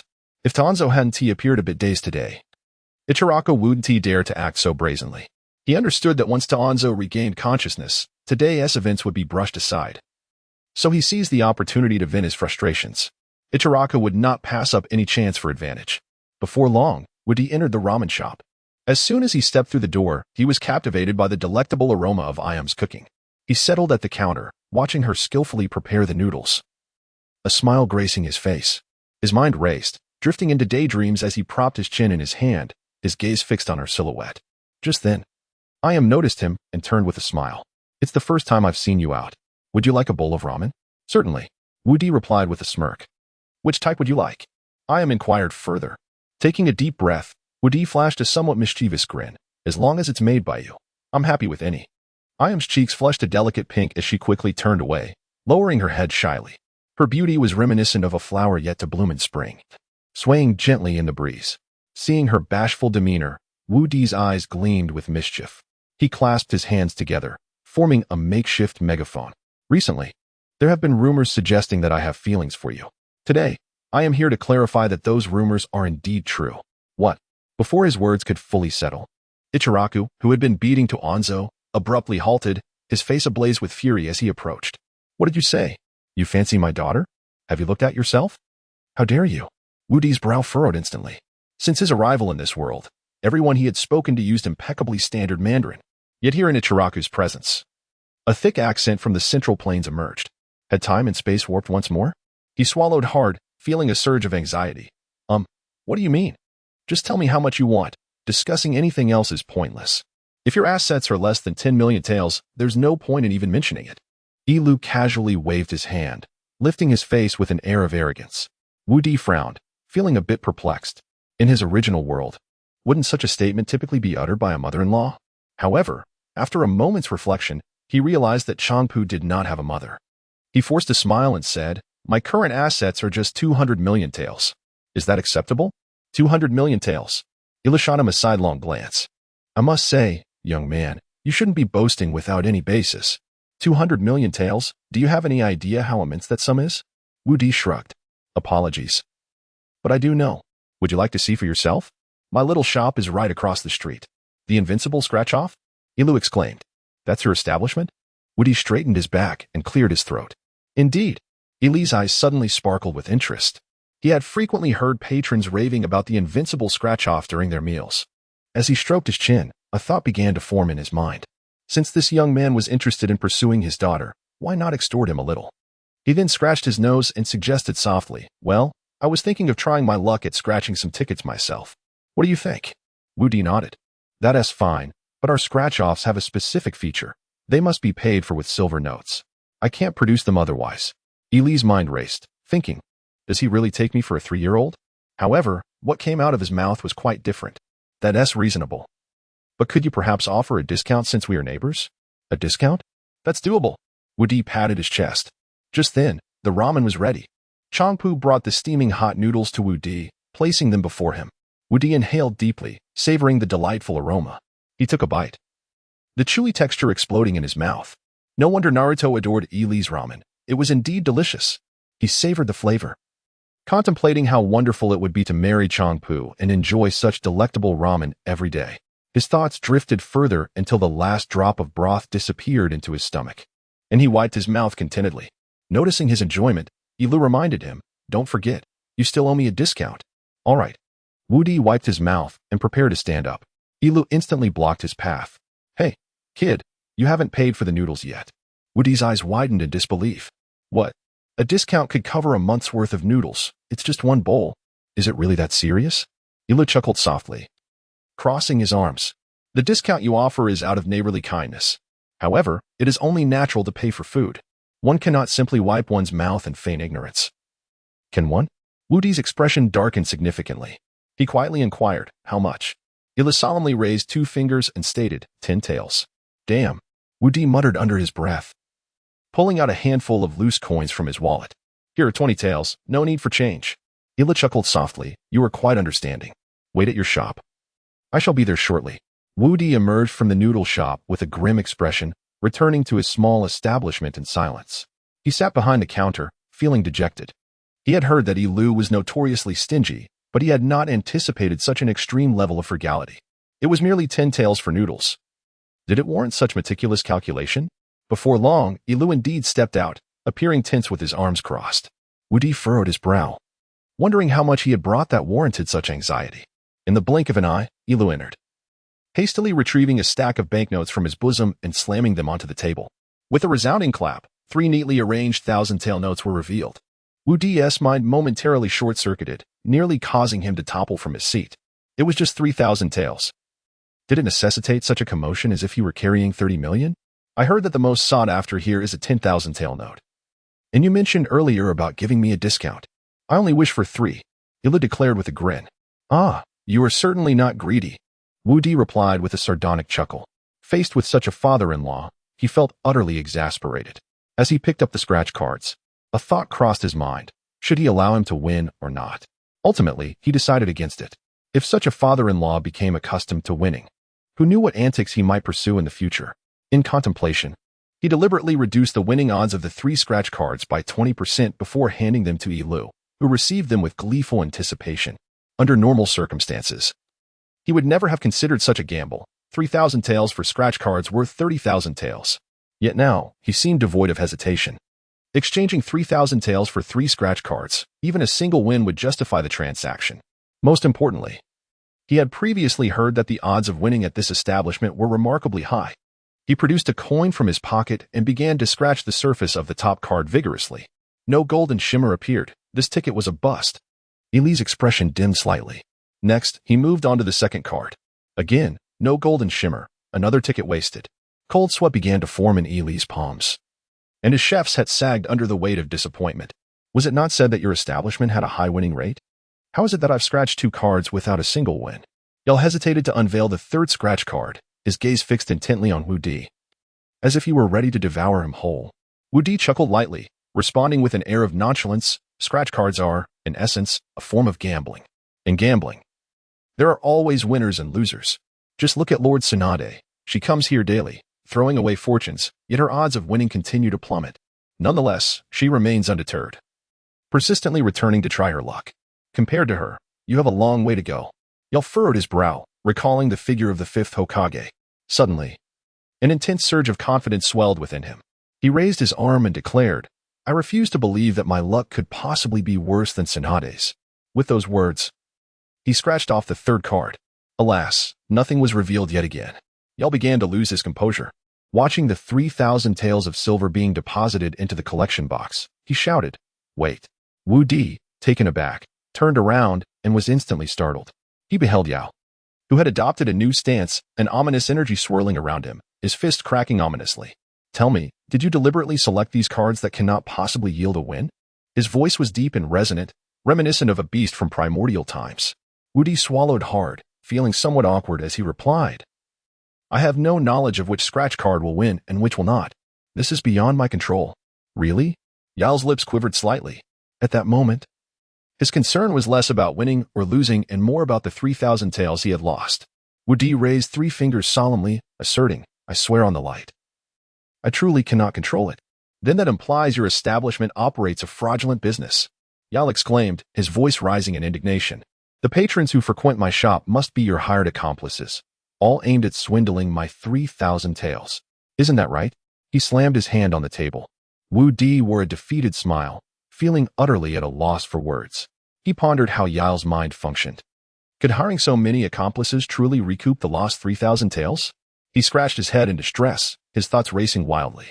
See, you've gone silent, haven't you? I've hit the nail on the head. Yao pointed accusingly at Wu Di, gritting his teeth, as if he wished to tear him apart. Wu Di licked his lips. his expression suddenly transforming into one of calm. He then began to weave hand signs. "What are you up to, boy? Are you planning to resort to violence against me? Let me tell you, a true man stands strong. Even if you were to end my life, I would still expose your vile nature before the masses." Yao raged, his frustration palpable. Yet before he could finish, he noticed a sudden emergence of wooden stakes surrounding him. Instantly, a searing pain erupted from the depths of his soul, radiating through his body. The sensation was so intense it felt as though it would lift the very crown of his head. Ack! Yao threw his head back in a howl, the veins in his neck standing out prominently. "Don't think that inflicting such punishment upon me will make me submit. A true man shall never bow to malevolence. Let my unquenched youth blaze forth, and may fortune favor my endeavors." Upon hearing his impassioned rhetoric, Wu Di coughed twice, utterly at a loss for words. Yilu was not akin to a ninja like Danzo, unable to withstand his physical prowess. Moreover, he was the father of the woman Wu Di held in high regard. If by some unfortunate chance he were to cause her demise, he would find himself in an untenable position. The beautiful visions he had of the future would dissolve into mere illusions. He shook his head with a sigh and retrieved the 3,000 taels of silver from the box. "Mark my words, regardless of the methods you employ today, the reputation of your establishment is irretrievably tarnished. I shall incessantly mutter your name in the shop. I shall create posters to expose you." At that moment, Wu Di approached, placing the 3,000 taels directly into Yilu's hands. With a light chuckle, he inquired, "What more do you wish for?" Yilu, momentarily taken aback, gazed at the silver in his hands and suddenly burst into laughter. "I shall inform everyone that your shop harbors no dark secrets and that the proprietor is rather kind-hearted, always eager to assist the neighbors. I shall craft a banner in your honor." Upon mentioning the banner, Wu Di hesitated for a moment. With a playful smile, he asked, "Have you decided on the wording for the banner? Is that even a question?" Yilu scoffed, casting him a disdainful glance. "I have never seen you before, and I can safely assume you are an outsider. Since you are indeed an outsider, it is simple. The banner shall read, 'You are forever the most loyal friend of the Konoha community.'" With a swift motion, Wu Di clapped his hands together, dispelling the wood release technique, and gently ushered Yilu out the door. "You Konoha folks are truly something. Do you all speak so highly of one another?" Outside, Yilu shouted with both hands raised. This format was taught by the third Hokage. "Damn," Wu Di muttered under his breath, turning back to the little shop. He felt the interior was rather dim. He raised his hand to switch on the light, but it remained unresponsive. With a bitter smile, he mused, "Surely, it's just a pledge I made. Must it be so difficult to comply?" Then, a loud bang resonated. The light had exploded. Outside the Sound Ninja village, on a desolate meadow, a gentle breeze swept through, revealing remnants of a recent battle. Jiraiya, hands clasped behind his back, spoke softly, "We have arrived. Below lies the lair of Orochimaru." Naruto glanced at the ground beneath him and leaped up in astonishment. "You mean this?" Jiraiya nodded earnestly. Sakura surveyed their surroundings and quietly asked, "Jiraiya-sensei, how do we descend?" Jiraiya took a deep breath, a serious expression crossing his face. "I forgot. Damn it, you old lecher. Can you not be a bit more reliable in your endeavors?" Jiraiya shot him a sidelong glance. "Is that not easily resolved?" As he spoke, he suddenly formed a seal with both hands, the art of summoning. Boom. The mist dispersed, and the vibrant green, red-lipped toad leaped forth once more. "Ah, my little companion. We meet again." The toad embraced Jiraiya with its two front paws. "What? Toad, why are you here again? Where's Wenta?" Jiraiya exclaimed, pushing and struggling in surprise. "My dear little one, how long has it been since you returned to Myaboka Mountain? Don't you miss me?" The toad replied. "Wenta declared a few days ago that he didn't wish to be summoned, so I came as soon as I saw the summoning signal. Look how considerate I am." The toad fluttered its luscious lips, casting flirtatious glances at Jiraiya. Jiraiya immediately felt a wave of nausea. He quickly pushed the toad's chin away, continuing to struggle. "Go back and inform Wenta. It's urgent. If he helps me with this favor, I'll show him the plot editor." "Plot editor?" The toad was somewhat puzzled. "Is it a delicious insect?" "Insect, you silly creature. You wouldn't understand even if I explained." Jiraiya retorted. "It's simply something extraordinarily beautiful. Just tell Wenta, and in 1 minute, I shall summon it." Hearing Jiraiya's description, the toad became somewhat excited and asked, "Something extraordinarily beautiful? Can I see it first?" Jiraiya scoffed. "You are unworthy." The toad's expression immediately dimmed considerably. "Oh dear, little one, are you starting to despise me? That makes me so sad." With a loud pop, the toad vanished. Jiraiya let out a sigh of relief, as if he had just escaped the jaws of a tiger. Junma stood behind the three, arms crossed over his chest, looking quite anxious. Seeing this, Naruto gently reassured him, "Don't worry, Junmu. We will surely find a way in." Meanwhile, underground, Orochimaru sensed a slight fluctuation in chakra and murmured, "It seems an acquaintance has arrived." Sasuke, somewhat perplexed, whispered, "What is going on?" Beside him, Kabuto adjusted his glasses and explained, "What Lord Orochimaru means is that your companions from Konoha may have come, along with a particularly unpleasant character." Sasuke frowned at their banter, feeling quite displeased. Within a minute, they suddenly felt the ground tremble beneath them. On the surface, Toad Wenta, pipe in mouth, exhaled a thick plume of smoke and said, "Jiraiya, is the plot editor you mentioned the same one you showed to Manda? Toad complained to me that you wouldn't let it see it, and instructed me to tell it what it is when I return." Jiraiya chuckled. "Of course, the plot editor is unique in the world." He then pointed to the open ground ahead. "However, you must first help me dig this area up. Without doing so, we cannot proceed with our plans. If we cannot proceed, then naturally there will be no chance for you to see the plot editor." Wentai let out a heavy snort, declaring, "None of you ninjas from Konoha are worth a dime. All you do is make me toil like a laborer. Were it not for the sake of the plot editor, I would have dealt with you right now." With that, he drove his large sword into the ground. In an instant, a vertical passageway revealed itself in the earth. Just as he sheathed his weapon, a throng of peculiar-looking individuals surged forth from the tunnel. "My brother is in there," Jun murmured tearfully, pointing at the crowd. Naruto furrowed his brow, his expression tense. The appearance of these people was decidedly sinister, far from that of ordinary folk. "Damn it! Has Orochimaru resumed his vile experiments?" Jiraiya clenched his teeth.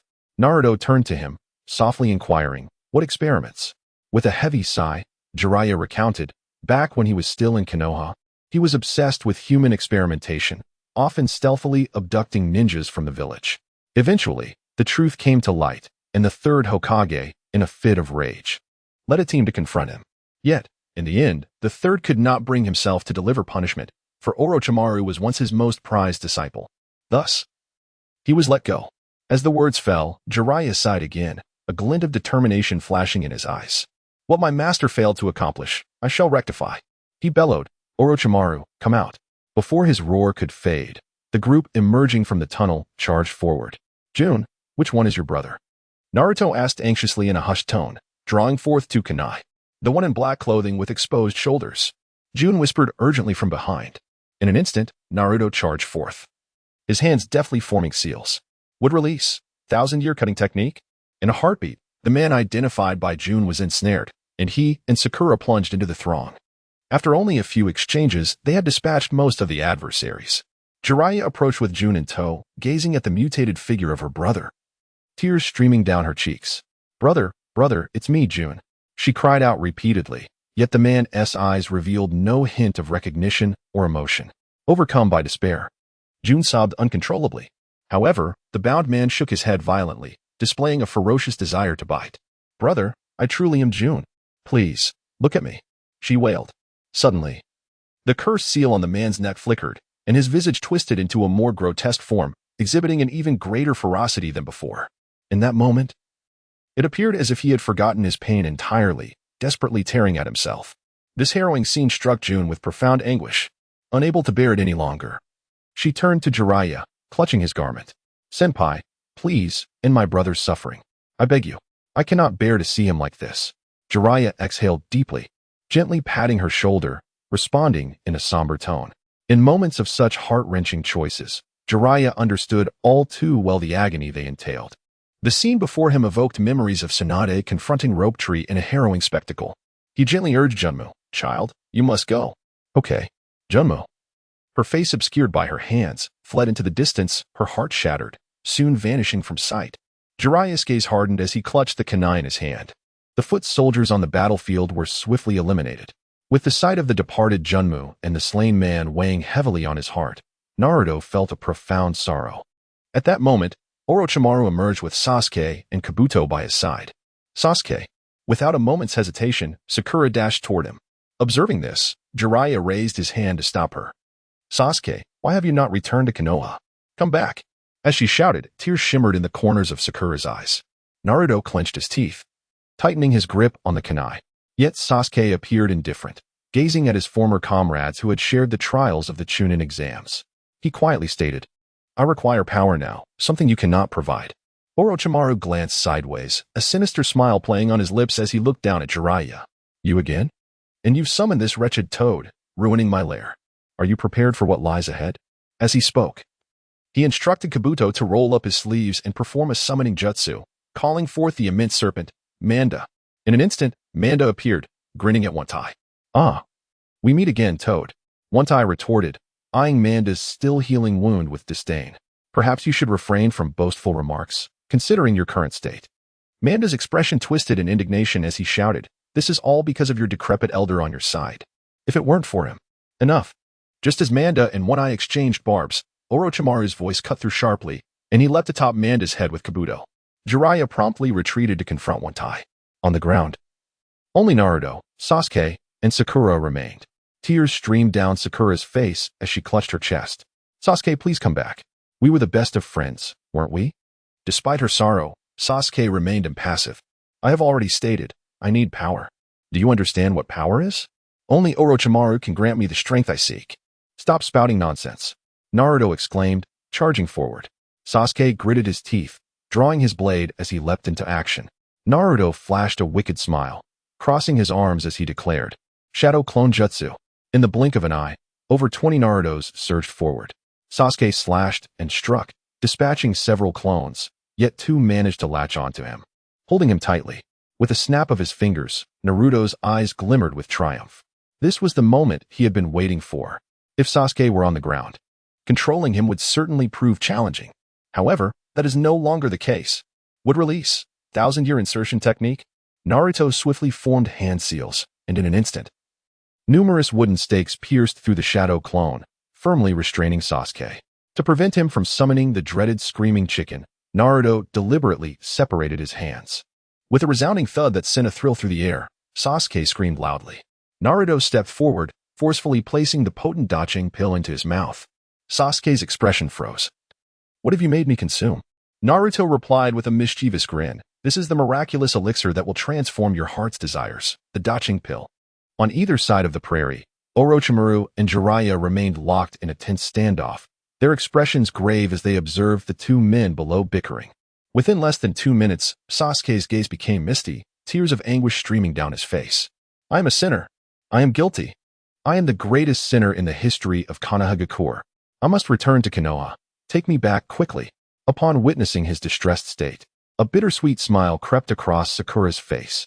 As long as Sasuke could return to the village with them, all her efforts would not have been in vain. Naruto clasped his hands together, releasing the would-release control. Orochimaru clenched his teeth, casting a sidelong glance at Kabuto, who nodded slightly, swiftly forming hand seals.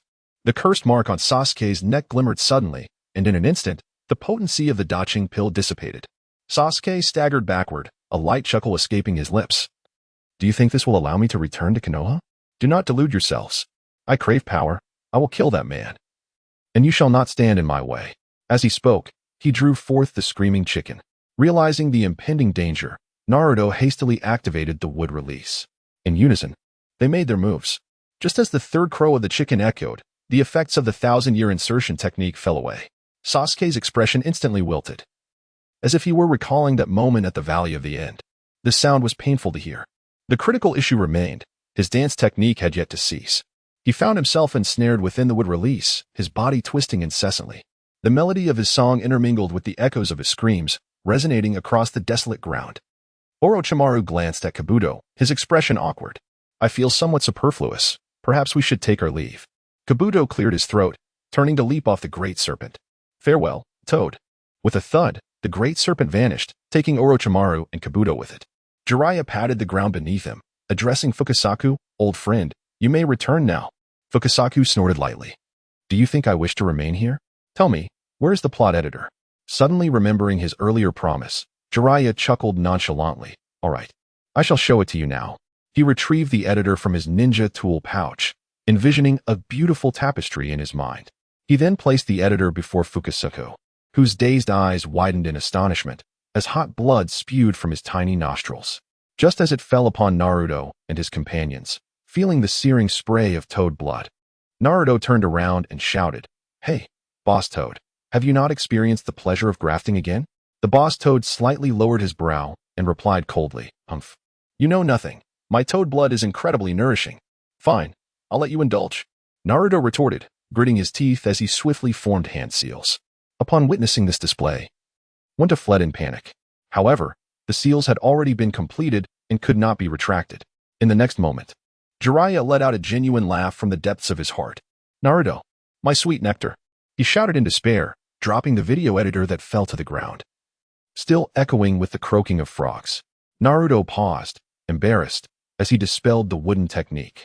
Jiraiya lay on the ground, tears and mucus streaming down his face. Filled with profound regret. I was wrong. I truly was wrong. I should never have agreed to let those two seek Sasuke. If I hadn't brought them along, Wenta would never have been summoned. Without his summoning, the wooden technique would not have been unleashed. Had the wooden technique not been invoked, I wouldn't be in such a lamentable state. He wept, his body twitching intermittently. Turning back, he saw that Sasuke had completed his dance. With a grave expression, Naruto walked over and, upon seeing Sasuke's current demeanor, let out a sigh of relief. He then slowly produced the scriptures of Tang Sing. At the sight of this prop, Sakura suddenly became anxious. She had witnessed the fate of the third Hokage and Konohamaru when ensnared by it.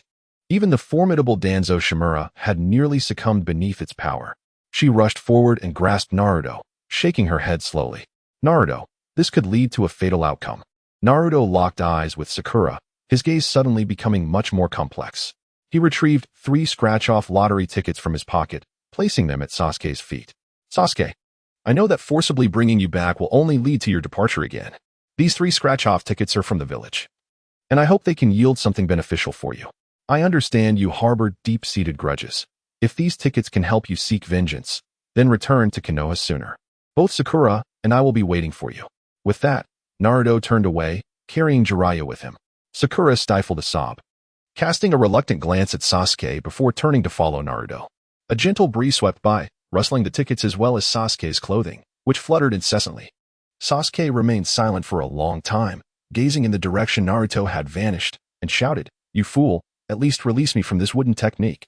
In the Hidden Leaf Village, the invincible scratch-off lottery, Wu Di, who was dusting off the tickets, suddenly froze.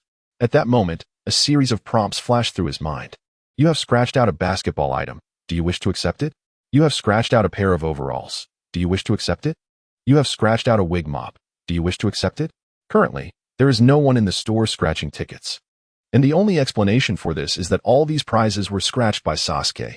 Huh, splendid. They have provided an entire set of items directly. The cloth in his hand did not cease its movement.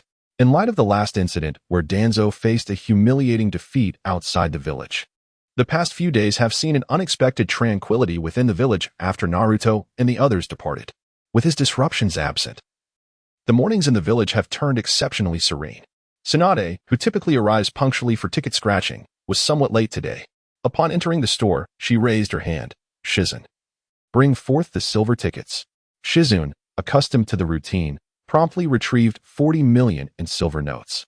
She frantically waved her arms, sending a flurry of shavings into the air. Ever since that fateful day, she has not won a single ticket. Yet, for reasons unknown, she harbors no intention of retreating and continues to clock in here daily.